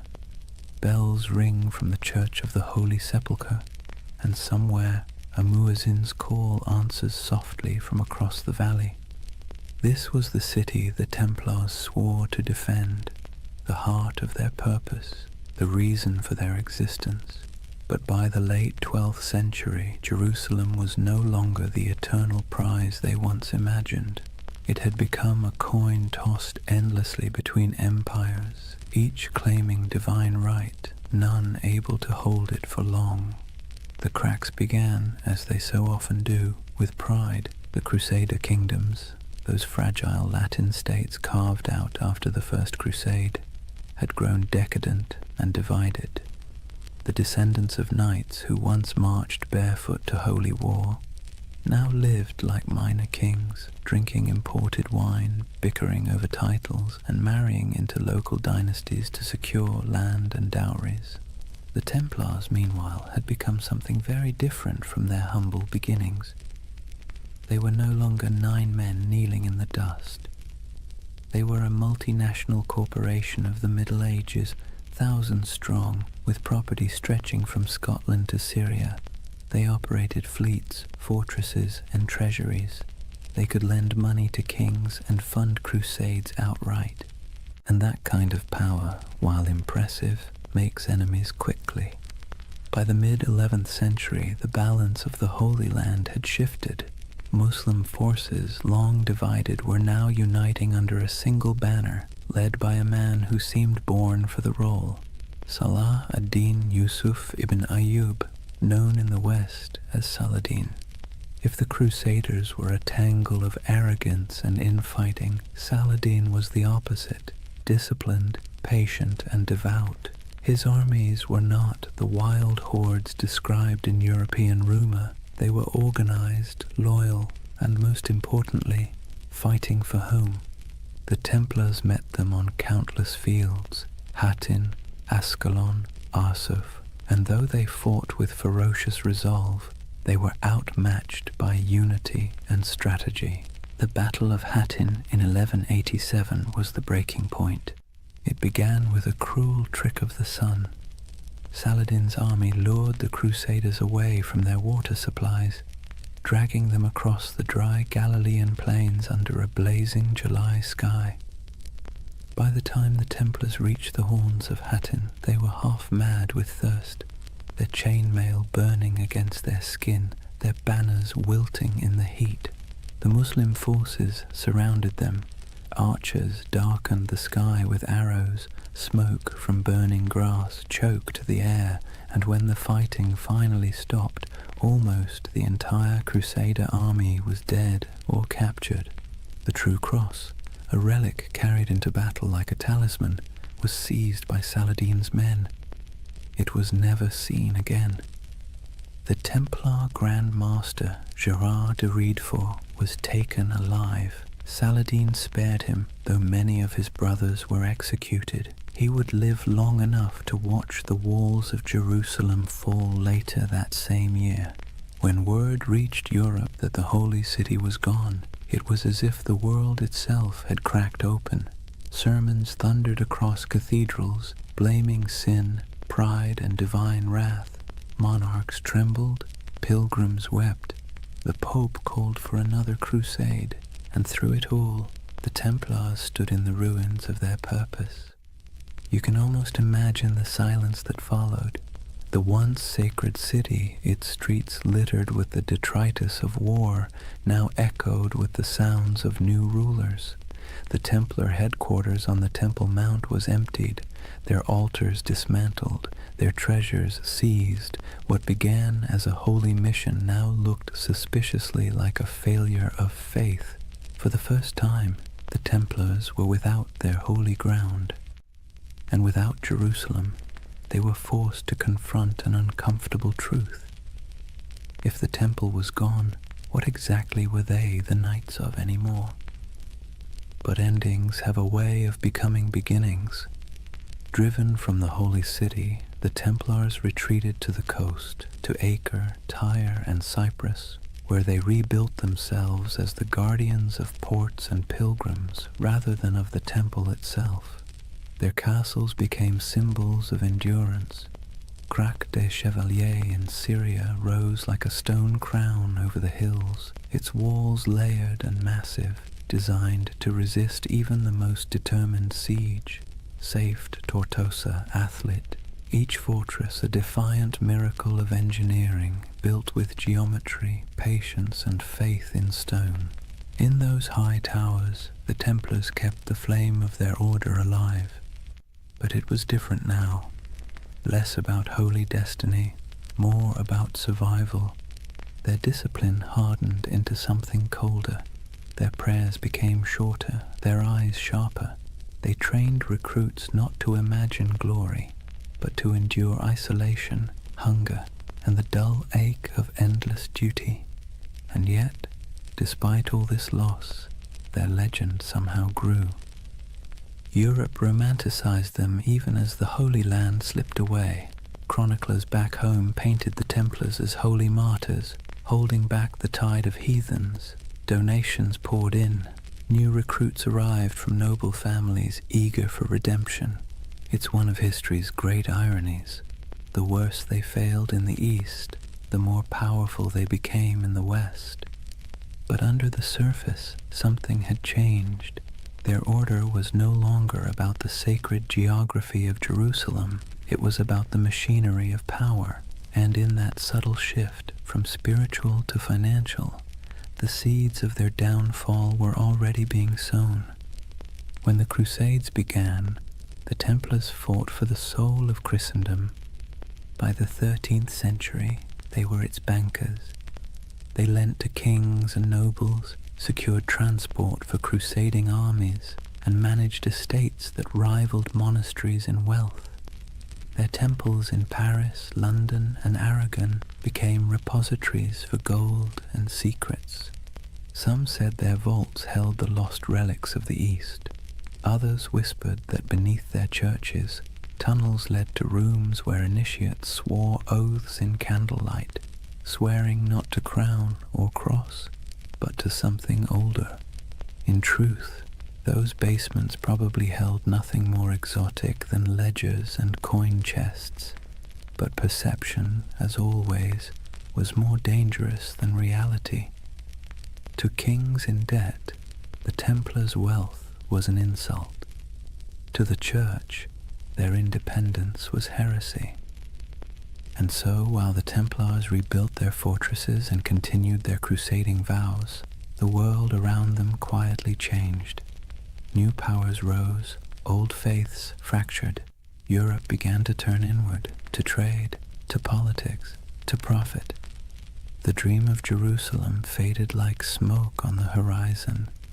The Templars became relics themselves, living fossils of an age of faith that no longer fit the world they helped create. And perhaps that's the tragedy at the heart of their story. They were men who built a system so efficient, so disciplined, that it outlasted their original purpose. Their creed was supposed to die with Jerusalem, but it didn't. It calcified. It spread through Europe's veins, into its banks, its armies, its bureaucracies. Even as they prayed for salvation, they were laying the groundwork for capitalism, for modern finance, for the idea that faith could be managed like currency. When you think about it, that might be their most heretical legacy of all. In the distance, though, back on those coastal walls, you can almost still hear the wind off the sea whistling through the battlements of Acre. The Templar banners still flutter there in imagination, crimson crosses fading against the salt air. They never stopped believing they could reclaim the Holy Land. They never stopped waiting for the day the horns would sound again. But faith, like empire, has tides, and the tide was already receding. Imagine standing on the ramparts of Acre at twilight. The sea stretches endlessly westward, glowing copper beneath the dying sun. Seagulls drift above the harbor where broken ships list in the water, their masts creaking softly. Behind you, the wind carries the scent of smoke and salt, and the low, steady hum of prayer from men who know the end is coming. This is the world of the final crusades, not the holy fire of the first generation, not the fevered marches of kings and saints, but a quieter, more desperate echo. The age of glory was over. What remained was a grim, bureaucratic persistence. Wars fought on borrowed faith, borrowed time, and borrowed money. By the late 13th century, the Kingdom of Jerusalem existed mostly on parchment and in memory. Its capital, if one could call it that, was Acre, a coastal city pressed between a restless sea and endless desert. It was crowded, rich, and tense, a city of pilgrims, traders, and soldiers living shoulder to shoulder in uneasy tolerance. Here the Knights Templar had built their final fortress, a marvel of engineering, all white stone and iron gates, its walls thicker than any catapult could breach. Within those walls, gold and relics were stored in vaults beneath torchlit halls. Above them, in chapels that echoed with Latin chants, the Templars still prayed for Jerusalem, though most knew they would never see it again. They had become the custodians of a dream already dying. The last crusades were not holy wars anymore. They were logistics operations, charters, supply lines, contracts. The romantic image of knights charging across the desert had long since been replaced by the grinding reality of politics. Kings back in Europe promised armies and delivered excuses. Popes issued bulls calling for redemption and sent none. The Templars and their rivals, the Knights Hospitaller, did what they could. They fortified the remaining coastal strongholds, trained recruits from France and England, and negotiated uneasy truces with Muslim rulers, who now viewed them less as enemies and more as relics of a fading age. For nearly a century, the Templars held their line. A few miles of coast, a handful of towers, and the weight of an entire lost empire on their shoulders. Then, in 1291, the inevitable came. A vast Mamluk army, disciplined, relentless, and armed with the confidence of history, swept across the plains toward Acre. Their banners blackened the horizon. Their engines rolled like thunder. Inside the city, panic spread like wildfire. Citizens fled to the harbor, merchants burned their ledgers, priests carried relics to the ships, whispering prayers that no one believed would work. The Templars, as always, took their positions. From the battlements, they could see the Mamluk campfires stretching endlessly into the desert night. The siege began with drums, then fire, then days of unbroken assault. It was not the glorious last stand of legend. It was chaos. Stones crashed into the towers, arrows rained like iron hail, walls cracked and bled dust. The Templars fought with methodical silence, their discipline unbroken even as everything around them burned. Eyewitnesses would later write that when the outer wall finally collapsed, the sound was like a mountain giving way. Within days, Acre was gone. The Templar fortress fell piece by piece, and those who survived fled to their ships, carrying little more than their order's banner and the bitter taste of failure. When the city burned behind them, so did the last true Crusader stronghold in the Holy Land. It was over. The Crusades had lasted nearly 2 centuries, and now, after all the pilgrimages, sieges, and sermons, the Holy Land was once again entirely in Muslim hands. For the Templars, the loss was more than strategic, it was existential. They returned to Europe as an army without a battlefield, an order without a purpose. Their castles in the east were gone, their mission obsolete, but they were still wealthy, still disciplined, and still bound by vows that made them useful or dangerous, depending on who was watching. They settled mostly on the island of Cyprus, rebuilding their headquarters there. From its harbors, they continued to dream of returning to the Holy Land, though it was clear to everyone that the age of crusades had passed. But faith is a stubborn thing. The Templars still believed that their duty was not complete. They trained, prayed, and planned as if the next crusade was always just one papal decree away. And Europe for a while humored them. Popes still called them the sword of the church. Kings still borrowed their money. Peasants still whispered prayers for them. But under the surface, the world was changing. Trade was replacing war. Cities were replacing castles. Banks were replacing swords. And the Templars, with their vast holdings and network of treasuries, found themselves at the uncomfortable center of this transition.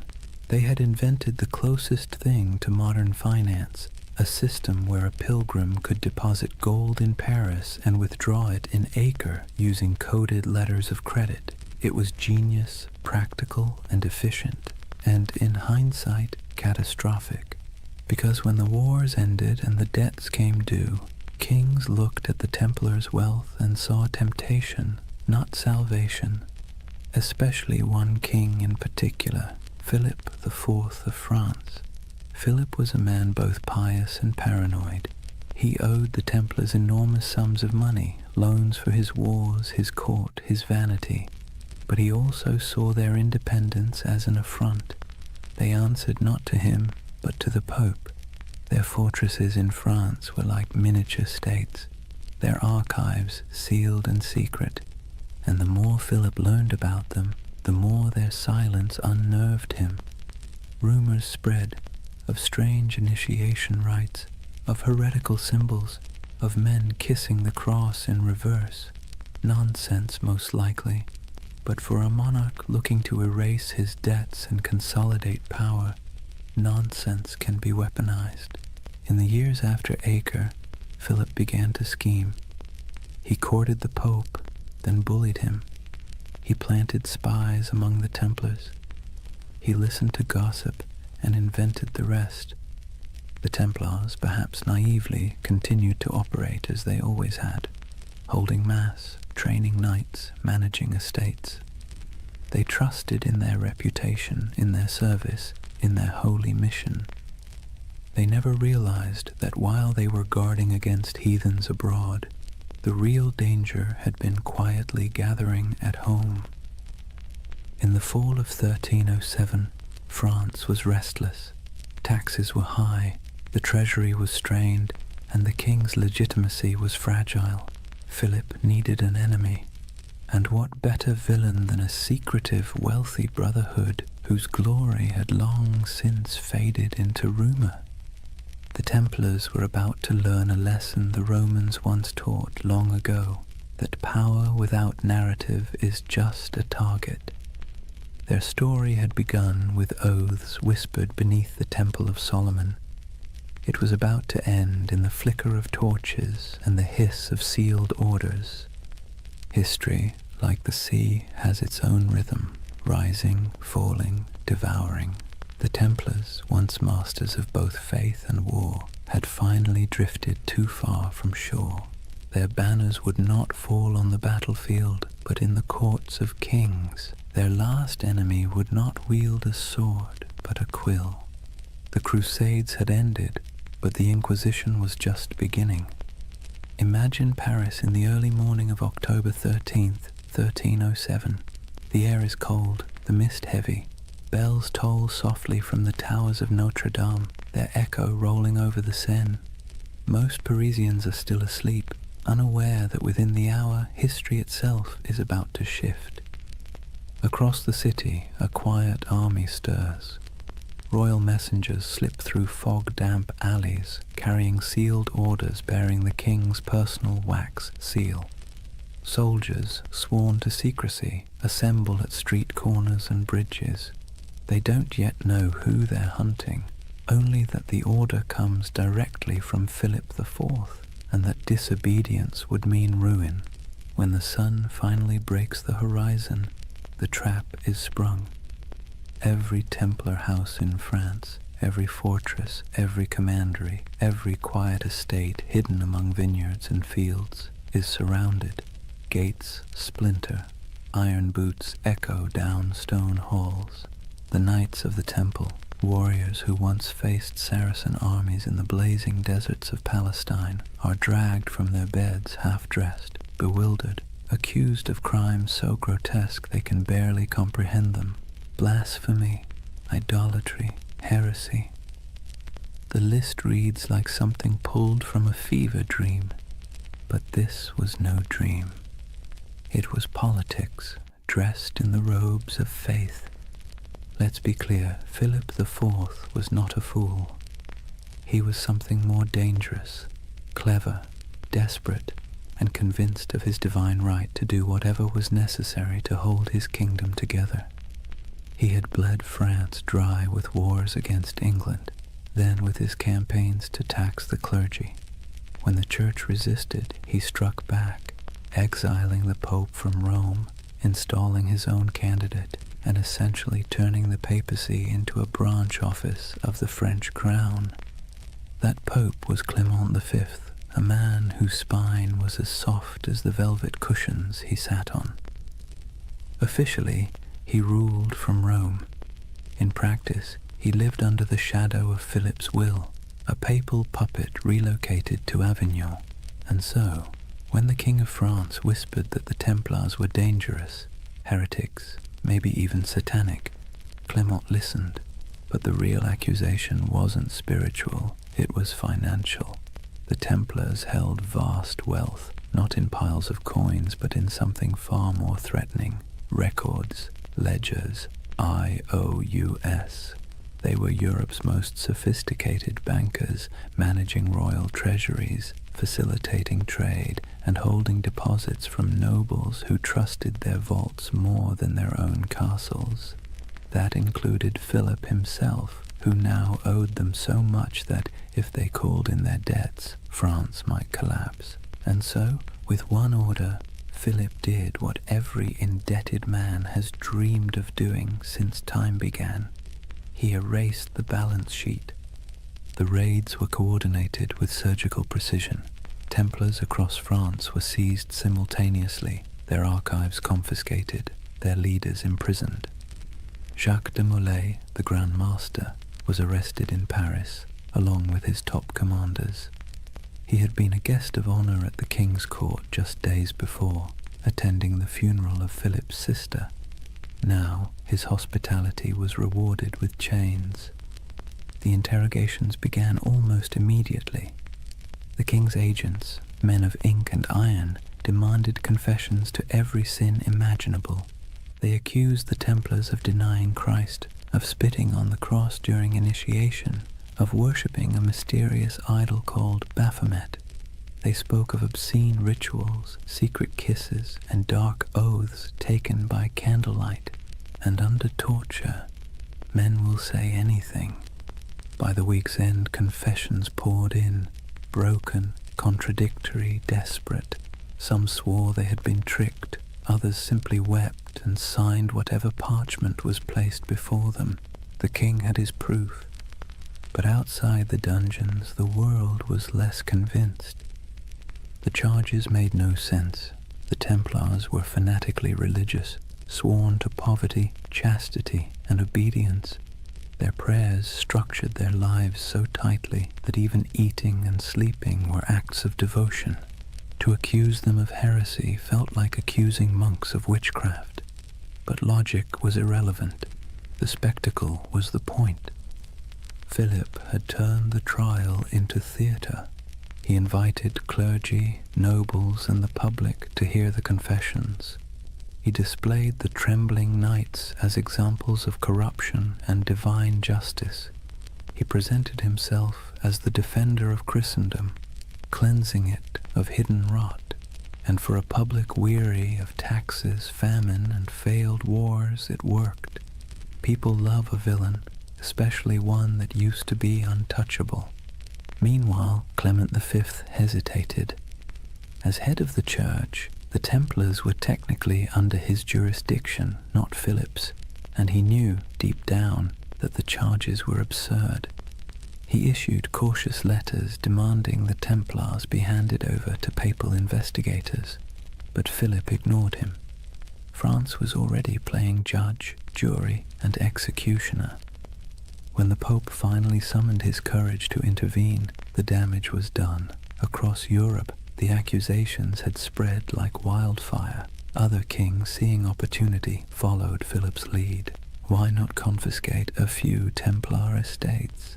Why not seize their gold, their horses, their lands? After all, if France was purging the heretics, who wanted to look soft on sin? One by one, Europe's monarchs turned on their former protectors. In England, Edward II hesitated at first. He actually liked the Templars, but papal pressure forced his hand. In Spain and Portugal, the order was dissolved and reborn under new names, with new insignia, to preserve their assets while appeasing the church. In Germany and Italy, their properties were quietly absorbed by the Hospitallers, rivals who had survived by being slightly less rich and slightly less suspicious. But in France, there was no mercy. The king's prisons overflowed with knights. Some recanted their forced confessions, and for that they were burned alive. Others were kept in darkness for years, their order formally disbanded by papal decree in 1312. As the walls closed in, Jacques de Molay remained calm. His life, by then, had been one long act of faith. He had fought in Outremer, negotiated with kings, and seen the fall of Acre. He knew what it was to lose everything. But this betrayal, this twisting of faith into a weapon, was something colder. He endured years of imprisonment, interrogation, and humiliation before being brought once more into public view. On March 18th, 1314, the king staged one final spectacle. Mole and 3 senior Templars were led onto a platform erected on the Ile de la Cité, a small island in the Seine, directly across from the royal palace. The crowd gathered in silence, expecting confessions and repentance. But instead the old man, gaunt, weary, his hair turned white in prison, stood tall and spoke words that would echo for centuries. He retracted every confession, declared the order innocent, condemned the lies, the cruelty, the injustice. The crowd gasped. The executioners hesitated. Even Philip's officials seemed unsure what to do. But the king, unmoved, ordered the fires lit immediately, and as the flames climbed, witnesses said Jacques de Molay did not scream. He stood, unmoving, until the smoke swallowed him. According to legend, with his final breath, he called down a curse, summoning the Pope and the King to meet him before God within a year. It sounds like myth, but here's the strange part. Both men did die within 12 months. Philip collapsed suddenly during a hunting trip. Clement succumbed to illness not long after. Their bodies, it was said, refused to rest peacefully. One burned, one desecrated by lightning. History, for once, indulged in poetic justice, and so ended the Knights Templar, at least on paper. Their castles were seized, their treasure vanished, their order dissolved, but their legend, that refused to die. Whispers began immediately, of ships slipping away from La Rochelle under cover of night, carrying gold, relics, and sacred texts, of surviving knights who fled north to Scotland or vanished into the Alps, of secret brotherhoods, the Freemasons, the Rosicrucians, who claimed descent from the last guardians of the temple. It's hard to tell where history ends and myth begins. Maybe they're the same thing now, a story too powerful to stay buried. The fires of Paris went out, the ashes scattered. But in the imagination of every generation since, the Templars never stopped riding. Their red crosses still gleam faintly in the dark corners of our collective memory, where faith and conspiracy meet like two mirrors reflecting forever. Chapter 4. The Fall, the Curse, and the Immortal Legend. Take a deep breath and picture it again. Paris, 1314. The sun setting behind the grey spires, the river glinting like a blade, the crowd dispersing after the execution, their murmurs fading into the wind. For a moment, the city feels hollow. The flames have gone out, the smoke has thinned, and all that remains of the Knights Templar is the faint scent of burning oak and the whisper of rumour. It should have ended there, but history, like fire, has a way of smouldering long after the last spark dies. They say Jacques de Molay's final words were a curse. He called out from the pyre, summoning Pope Clement and King Philip to appear before the judgment of God within a year. The legend says his voice did not tremble. It carried through the crowd, past the walls of Paris, past the gilded windows of the royal palace, carried by the smoke as if heaven itself were listening. And then, as the flames consumed him, something strange happened. The air shifted. The crowd fell silent. Even the guards who had lit the pyre looked uneasy, like men who had just seen something they shouldn't have. You can almost hear the echo, soft, defiant, and final. Within 1 year you will answer before God. It's the kind of line that sounds too neat to be true. And yet, history, either by coincidence or poetic design, obliged. Within a month, the Pope fell ill. Clement V's body gave out after years of stress, guilt, and compromise. His corpse was placed in a monastery awaiting burial.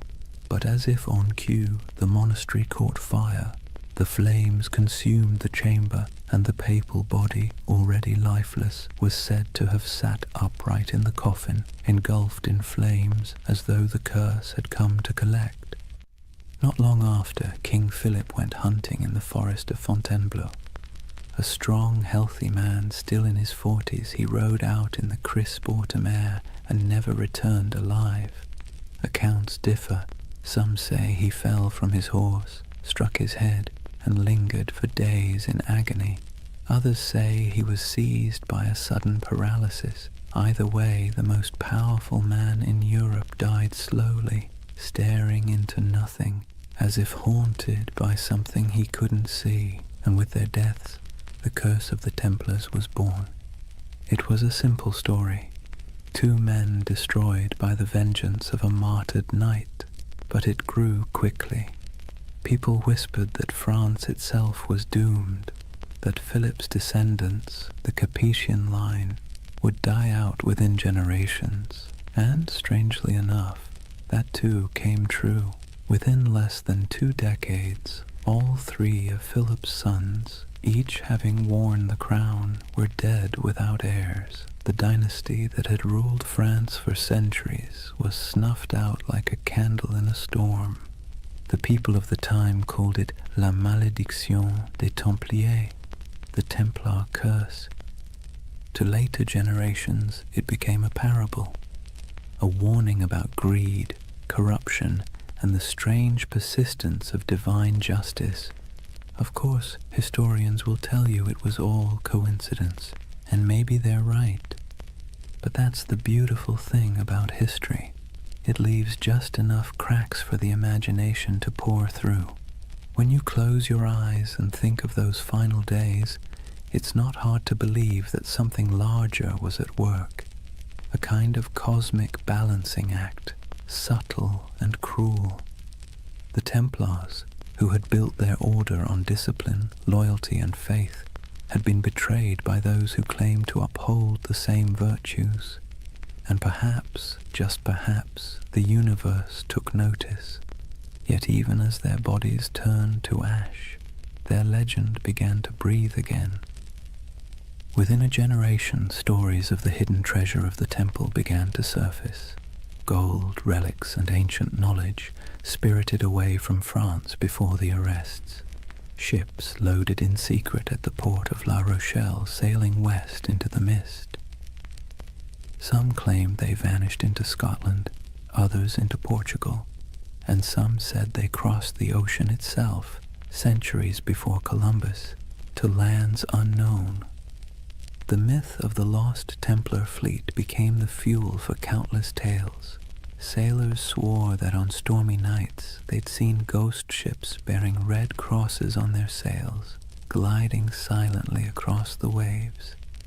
Monks whispered of secret vaults beneath cathedrals where the last Templars hid sacred relics, and among peasants and pilgrims alike a quiet belief took root. The Templars were not dead. They had merely gone underground, waiting for the world to be ready again. It was an idea too romantic, too mysterious to fade. The church had tried to erase the order's name, to burn their banners, melt their seals, and scrub their records. But the Templars had built something deeper than stone. They had built a story, one that couldn't be killed with fire or buried in royal decrees. And the story began to change shape. In the Middle Ages, people whispered that the Templars had discovered the Holy Grail beneath the ruins of Solomon's temple, that the treasure they carried was not gold, but knowledge, secret doctrines, ancient scrolls, perhaps even relics of Christ himself. These weren't just bedtime stories, they were expressions of longing for a lost wisdom, a purer faith, a world where the sacred and the powerful were one and the same. It's strange, isn't it? The church destroyed them for being too secretive, too independent, and yet that very secrecy made them immortal. The less we knew, the more we wondered. And wonder, as every myth maker knows, is the soil in which legends grow. By the 14th century, the Templars were ghosts. By the 15th, they were saints of imagination. By the 18th, they had been reborn entirely, absorbed into the rituals of the Freemasons, who borrowed their symbols, their oaths, and their mystique. Masonic lodges across Europe adopted the Red Cross, the sword, and the language of brotherhood. In their dimly lit halls, among candles and geometry, men in powdered wigs whispered oaths not unlike those once spoken in Jerusalem. And in those flickering moments, the Templars lived again, not as soldiers, but as symbols, symbols of resistance, of hidden knowledge, of purity lost and truth buried beneath the weight of time. Somewhere along the way, their story stopped being about history at all. It became about us, about our hunger for mystery, our suspicion of power, our desire to believe that somewhere in the forgotten corners of time, the pure and the brave are still watching. And that brings us back to that fateful Friday, the 13th of October, 1307, the day that superstition itself was born.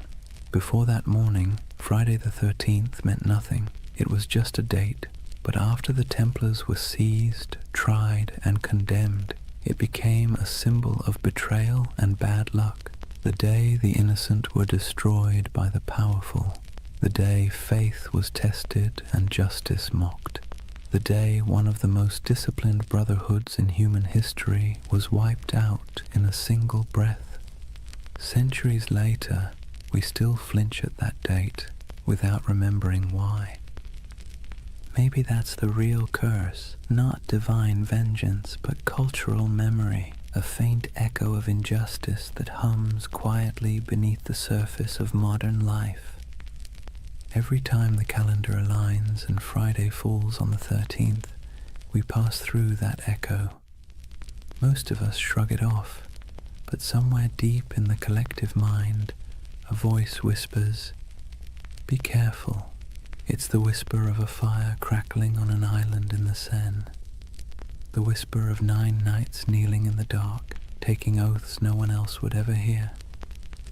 History loves to bury its ghosts, but ghosts, if nothing else, are patient, and so the legend of the Templars endures, not as a warning, not as dogma, but as a lullaby for the restless, a story that reminds us that even in corruption, there can be faith. Even in endings, there can be echoes. That the night, however dark, always remembers the shape of its stars. Close your eyes for a moment and imagine the sea, a cold wind blowing from the west, the smell of salt, iron, and rain. It's October of 1307, just days after the arrests began. France is tightening like a fist. Across the countryside, Templar commanderies, once bustling with horses, treasure, and prayer, now sit silent under royal seals. Soldiers ransack vaults, priests pore over ledgers, and the knights, those who survive the sudden sweep, vanish like smoke. Or at least, that's what history says. But if you listen carefully, beneath the crackle of parchment and the scratching of quills, you'll hear the ocean whispering another version. At the western edge of France, in the port of La Rochelle, witnesses claim they saw something strange. A convoy of ships flying the Red Cross of the Temple quietly slipped out to sea just before the arrests. The official records say nothing, but rumors say otherwise. Some say the ships were loaded with gold, silver, relics, and documents, everything the order held sacred. Others say they carried only men, brothers who refused to die in chains. Either way, when the king's men arrived to confiscate the Templar fleet, the docks were empty. Every ship was gone, vanished into the grey Atlantic mist. Where did they go? That question has haunted historians for centuries. Some claim they sailed north to Scotland, where King Robert the Bruce, excommunicated by the church, might have welcomed the outlawed knights. Scotland, after all, was in rebellion. Its land was cold, rugged, and far from papal reach. It's said that on the eve of Bannockburn in 1314, the same year Jacques de Molay was burned, a small band of armoured riders appeared on the battlefield, carrying the Red Cross. They turned the tide against the English, then disappeared as swiftly as they came. Is it true? Probably not, but as every good myth knows, plausibility is optional when the imagination takes hold. Others believe the Templars went west, farther than any Christian ship had gone, that they reached the shores of Portugal, and from there, the New World itself, centuries before Columbus. In Portugal, after all, the Templar legacy is easy to trace. King Denis, who admired the order's discipline and skill, quietly rebranded them as a new brotherhood, the Order of Christ. Same men, same property, same goals, different name. Under that new banner, they built fortresses, trained explorers, and financed voyages. Centuries later, one of their spiritual heirs, a man named Prince Henry the Navigator, would launch the Age of Exploration, and the Red Cross of the Templars would appear again, painted on the sails of caravels bound for Africa, India, and beyond. You've seen it before, even if you didn't notice it. The ships of Columbus, the sails of Vasco da Gama, the Red Cross fluttering against the wind. A silent inheritance, passed from the knights who once guarded pilgrims to the sailors who remapped the world. And so, some say, the Templars never truly vanished. They evolved. They traded swords for sextants and Jerusalem for the horizon. But there's another theory, quieter, stranger, almost tender in its melancholy, that many of the surviving Templars simply went home. Imagine them. Men in their 40s or 50s, scarred from years of crusade, watching everything they believed in collapse. Some fled across borders, shaving their beards, burning their mantles, blending back into ordinary life. A few became monks in other orders. A few became mercenaries fighting in wars for causes that meant less to them than the discipline itself. And some perhaps wandered until they disappeared entirely. It's easy to picture one, an old knight on a country road in Burgundy, walking beside a thin horse, whispering the prayers he'd once spoken in Latin under vaulted stone. The world had moved on, but his habits hadn't. He still woke before dawn. He still ate in silence. He still believed that somewhere, somehow, the temple would rise again. History doesn't record their names, but you can almost feel their absence, like a missing note in a song. Meanwhile, in the cities, the myth began to grow. People whispered that the knights had gone underground, forming secret brotherhoods that passed their wisdom down through generations. Some pointed to the Freemasons, whose ceremonies echoed Templar oaths of loyalty and secrecy. Others to the Rosicrucians, the mystics of the Renaissance who claimed to guard ancient knowledge. And later still, to shadowy organizations whispered about in smoky taverns, societies of men who spoke in symbols, who wore rings marked with crosses, and who always seemed to know more than they should. Whether any of it was true didn't matter. What mattered was that the idea felt true, because deep down, humanity hates endings. We don't like to believe that things simply stop, that great movements vanish overnight. We'd rather imagine that somewhere, beneath the surface, the story continues. And maybe it does. In Scotland, legends grew of hidden lodges beneath cathedrals, where descendants of the Templars met by candlelight. In Spain and Portugal, old families claimed to possess relics from the temple, swords, seals, and parchments that no historian could trace. And in France, the ghost stories began. Peasants said that on stormy nights they saw riders in white cloaks galloping through the woods near old commanderies, their torches flickering like stars. No hoofbeats, no voices, just the wind, the rain, and the sound of metal brushing against metal. The church called it superstition, but the peasants knew better. They said it was the Templars, still keeping watch. Centuries later, during the French Revolution, when mobs looted churches and burned archives, strange things were found. Stone carvings of Templar crosses hidden behind altars, letters sealed with wax bearing the order's symbol, and cryptic diagrams suggesting that not everything had been destroyed. Even Napoleon, the great skeptic, was rumored to have been fascinated by them. When he invaded Egypt in 1798, he brought with him not just soldiers, but scholars, engineers, and, oddly enough, men obsessed with the Templar myth. They saw the pyramids, the ruins of ancient Alexandria, and believed they were walking in the same footsteps as those mysterious knights who had once dug beneath Solomon's temple. It was as if every century rediscovered the Templars anew, each generation projecting its own dreams onto their ghost. For the Renaissance, they were seekers of hidden wisdom. For the Enlightenment, martyrs of superstition. For the modern age, symbols of rebellion against authority. And through it all, their image never changed. White cloaks, red crosses, silent resolve. The perfect blend of purity and menace. That's the strange paradox of the Knights Templar. They began as humble monks sworn to poverty and ended as eternal figures of power.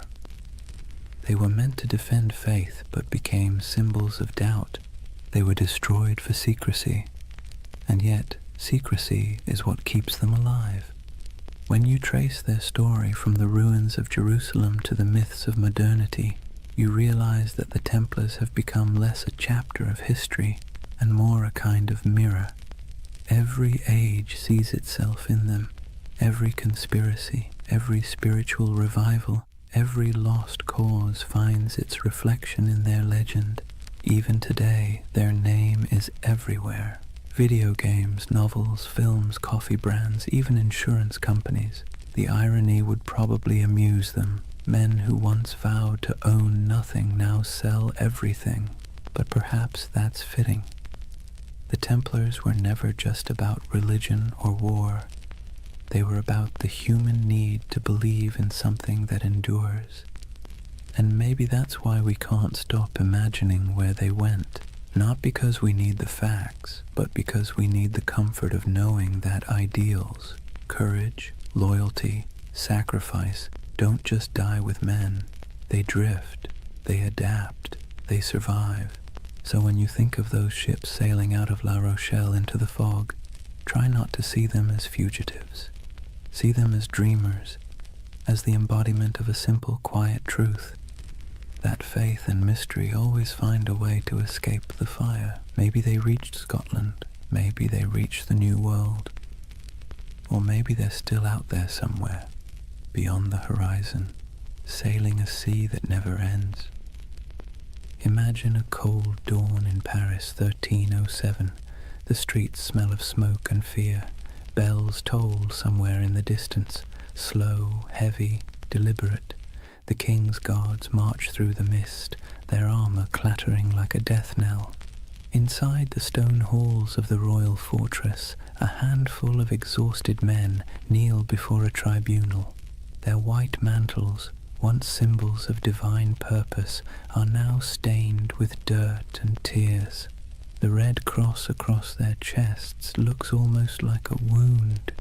These are the Knights Templar, the once unbreakable brotherhood now accused of heresy, blasphemy, and witchcraft.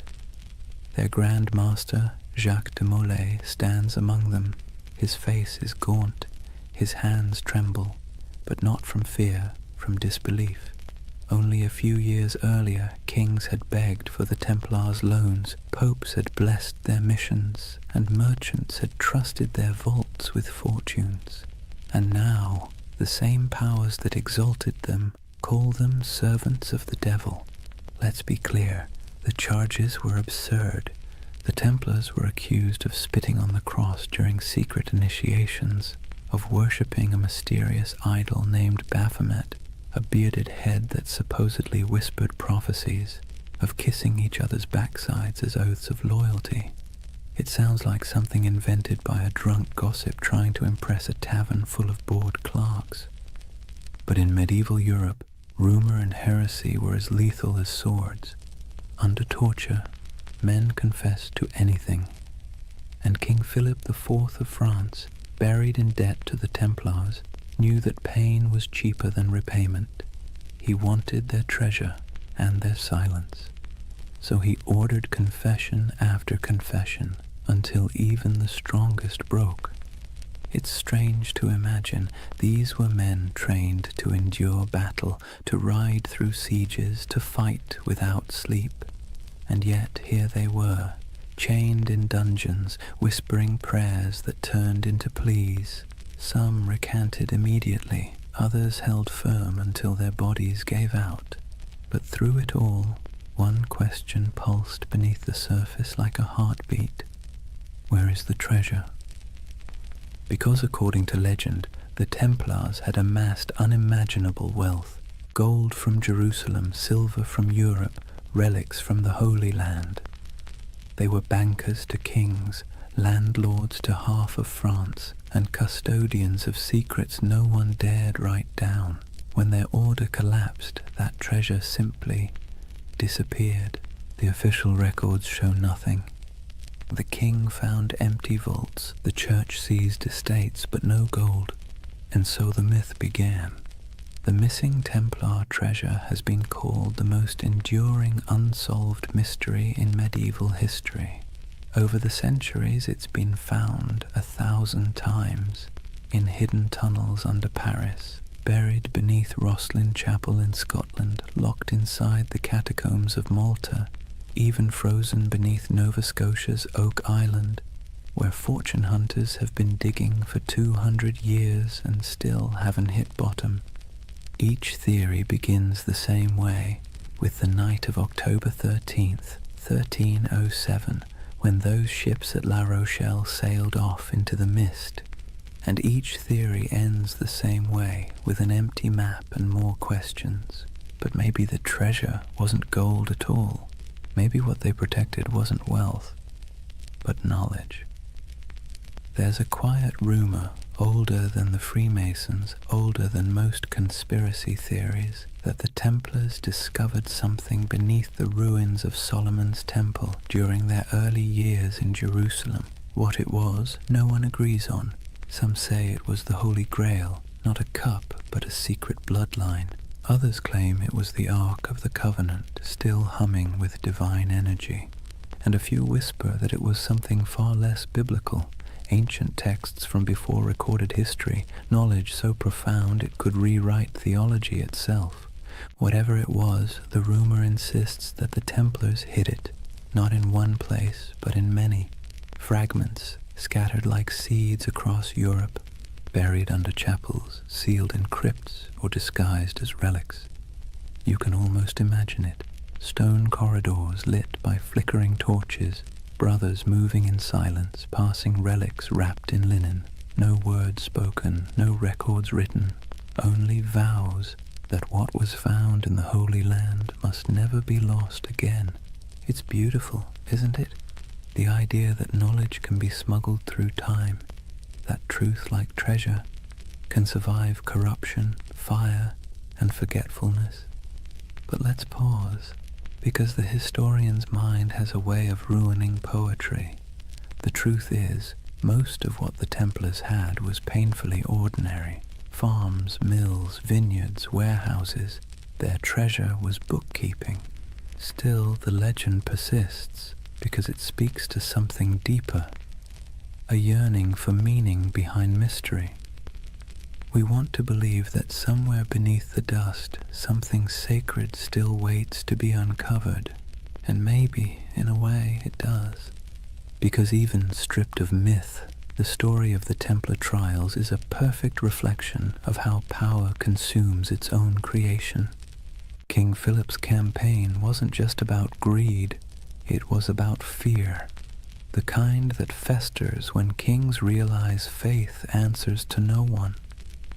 The Templars had grown too independent. Their wealth was international. Their loyalty was to God, not to any throne. They were an early version of globalization, efficient, disciplined, untaxed. They'd become everything monarchs hate, powerful, moral, and incorruptible.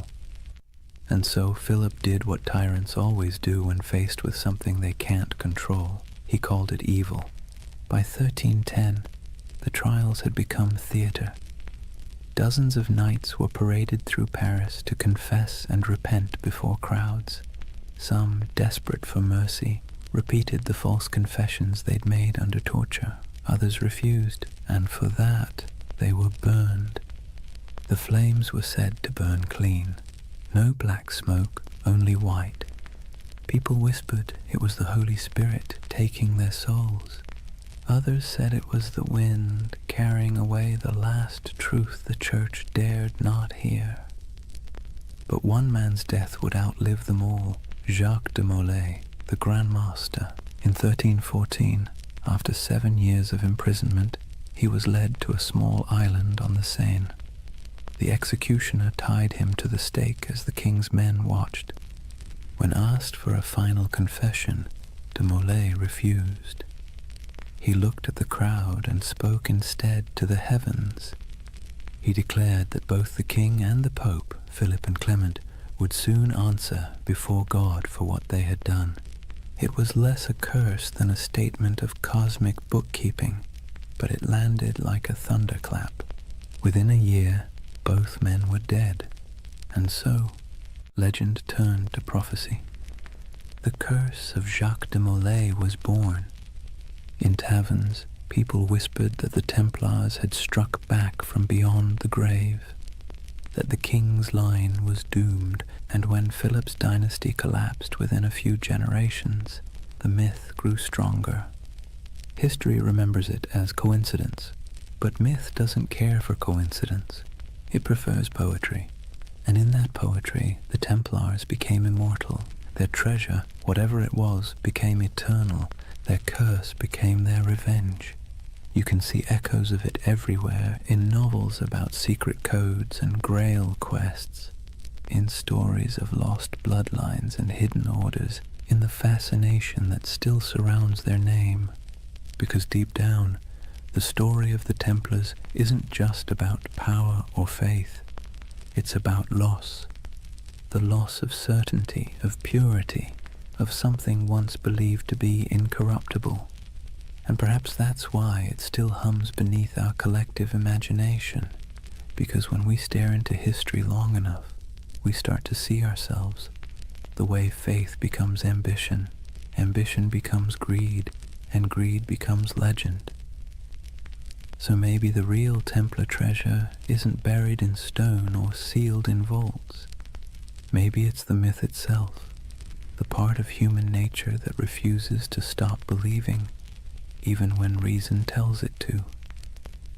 The belief that something holy might still be hidden under all this noise and dust, that even in ruin there's a secret worth protecting, and somewhere, under moonlight or memory, a ship still drifts through fog, carrying not gold, but the weight of a promise, the promise that no truth ever really disappears. It just waits to be rediscovered. Picture this, the flames dying down on that island in the Seine, the crowd dispersing into the night, their faces glowing with the reflected orange of what they'd just witnessed. And above it all, the black smoke curling toward the spires of Paris, drifting into legend. Jacques de Molay was dead, but his curse, if you believe in such things, had already taken root. The chroniclers of the time, even the cautious ones, couldn't ignore what happened next. Within months, Pope Clement V was dead of illness. Within a year, King Philip IV was thrown from his horse and died suddenly. No heirs, no fortune, no redemption. It was as if the fire had leapt from de Molay's pyre into the royal bloodline itself.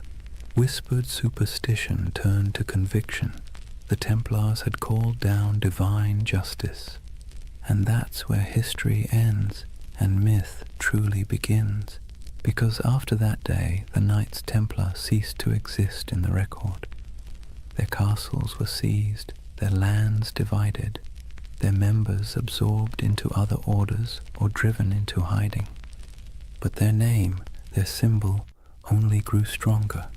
You can destroy a building, you can hang a man, but you can't kill an idea that has already become a myth. Let's be honest. The world loves a good mystery wrapped in moral ambiguity. The Templars were the perfect storm, part saint, part sinner, disciplined yet secretive, blessed yet cursed. And so, century after century, their shadow kept resurfacing in new disguises. In medieval Germany, people whispered that the Templars had gone underground, literally tunneling beneath mountains to guard their hidden treasure. In Scotland, they were said to have joined Robert the Bruce at the Battle of Bannockburn, their white mantles glowing like ghosts as they charged across the misty fields. In Portugal, they supposedly rebranded as the Order of Christ, quietly sailing under new banners as Europe's age of exploration began.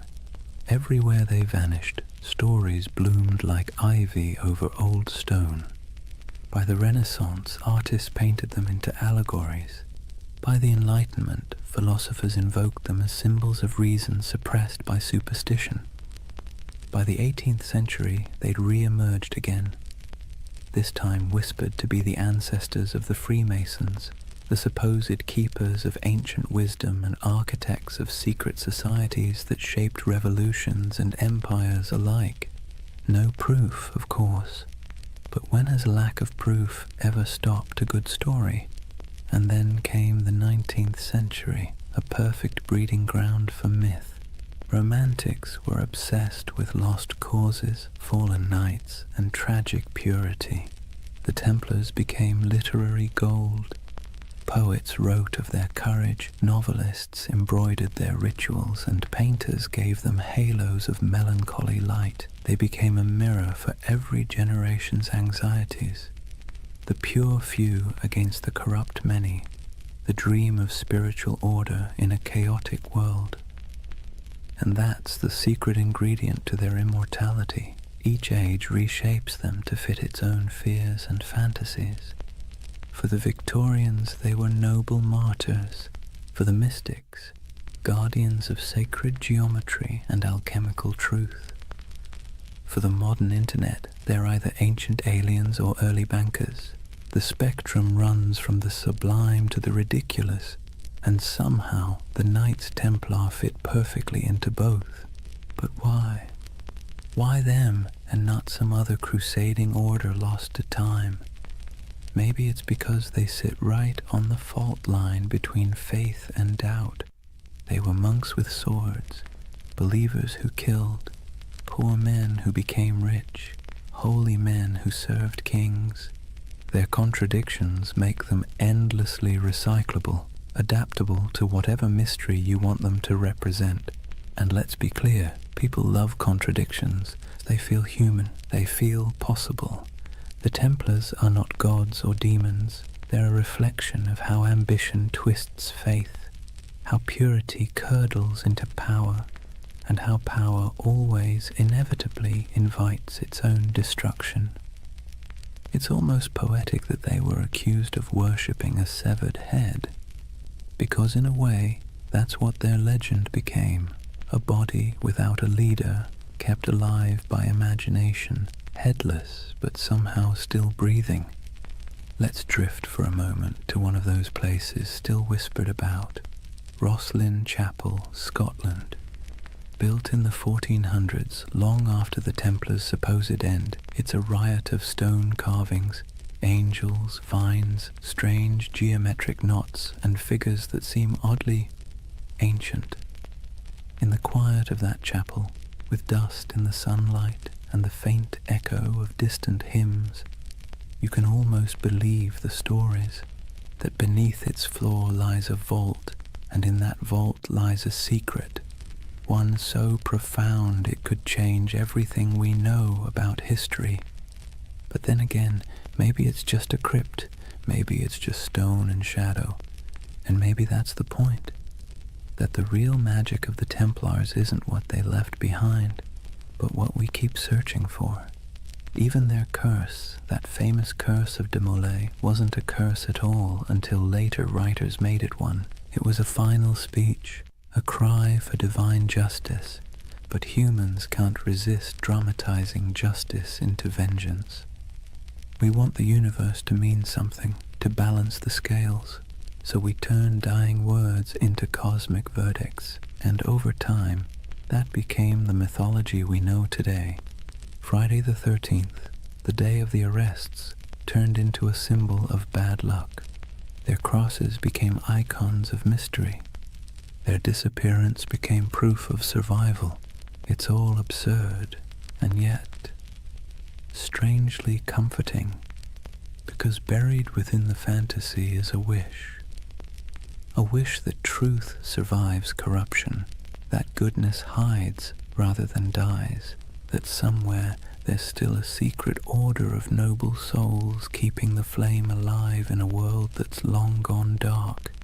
And who knows, maybe that's true, not in the literal sense, but in the sense that stories are secret orders. Each retelling keeps the memory alive. Each listener becomes an initiate, one more person who knows that once there were men who tried to turn faith into action and paid the price. So when you hear their name, the Knights Templar, maybe don't imagine treasure or curses or cryptic symbols. Imagine something quieter, a group of men kneeling under torchlight, making promises they could never keep but tried to anyway. Imagine their breath clouding in the cold air, their armor cold against their skin, their hearts probably as uncertain as yours or mine. And perhaps in that uncertainty lies their true immortality, because we don't remember them as saints or villains. We remember them as the dream that somewhere in the chaos of history, people once believed they could create something pure, something incorruptible, something worth dying for. And though their towers have fallen and their banners turned to dust, the idea still flickers in stone carvings, in folk tales, in the glow of every conspiracy theory forum at 3 a.m. The Templars endure not because they were flawless, but because they were human. And humans have always dreamed of perfection, even as we fall short of it. So when you finally close your eyes tonight, imagine the world they left behind. Imagine the quiet after the fire, the soft sound of waves against forgotten shores. Somewhere a candle burns low, somewhere an oath is whispered again, and somewhere in the deep rhythm of history, the order still rides, not in armor, but in memory, because the truth is, nothing truly holy ever dies. It simply changes shape and waits to be remembered. So now we reach the end, or rather, the echo. The story of the Knights Templar doesn't really end. It simply fades like candlelight in a long corridor, stretching further and further into shadow. If you've stayed with me through this entire journey, through crusades and curses, through deserts and dungeons, take a moment to notice the quiet. The world they built and the world they lost are both long gone, but the silence they left behind still hums with meaning. Imagine it, Europe asleep under frost, old cathedrals creaking with age, the moonlight brushing against statues of long-forgotten knights. In that stillness, you can almost hear them, the faint clink of armor, the whisper of prayer, the soft murmur of devotion and doubt braided together. because that's what the Templars really were. Not gods, not monsters, just men standing at the fragile intersection between the sacred and the human. They tried to build heaven with earthly tools, swords, stone, oaths, and hope. And like everyone who's ever reached too high, they fell. But falling doesn't mean failure. It just means the dream became too heavy for the age that held it. History loves to paint the Templars as symbols of greed, of purity, of secrets, of sin. But perhaps they were simply mirrors, reflecting what every civilization fears most. That no matter how powerful we become, or how righteous we think we are, time will eventually unmake us, fold us back into silence. And yet, the beauty is that silence isn't nothing. It's the space where memory lives, it's where myths breathe, and it's where you, right now, can find peace. As you drift, think of how strange it is that the same stones that witnessed their vows now lie beneath traffic, beneath cities, beneath centuries of dust. But if you look closely, the pattern is still there, in church floor tiles, in the geometry of modern skylines, in the lingering idea that faith, when coupled with discipline, can move empires. Every age finds its Templars, not in armor, but in conviction, not guarding pilgrims, but guarding truth, or art, or compassion, or whatever fragile thing seems worth defending in their time. Maybe you've been one of them without realizing it, someone trying to build something pure in a world that doesn't always reward purity. So tonight, as the story fades, let the noise of history recede behind you. The clash of swords, the whispers of betrayal, the long sermons and louder silences. Let them dissolve into the steady rhythm of your breath, because this is what remains when the myths fall quiet. A reminder that even the grandest empires, the greatest orders, and the most secret brotherhoods eventually return to stillness.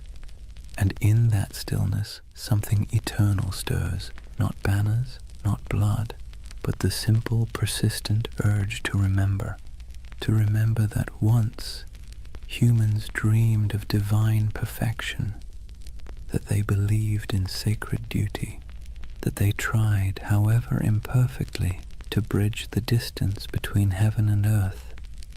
And maybe that's enough. If you close your eyes now, you might see them one last time, riding slowly into the horizon, the sun setting behind them, their white mantles glowing faintly in the fading light. No words, no music, just the sound of hooves in the sand, steady as a heartbeat. And then, quiet, the kind of quiet that carries centuries. So let the world of the Templars drift away. The wars, the treasures, the secrets, what's left is only peace, soft, steady, endless peace. Thank you for joining this journey through time, for wandering through cathedrals, deserts, and dreams. If you enjoyed this story and want to hear more journeys through history to help you sleep, please subscribe. And before you drift off completely, tell me what's keeping you up tonight. Maybe next time we'll dream through that too. For now, rest easy. You're safe. History will keep its secrets until morning. Good night.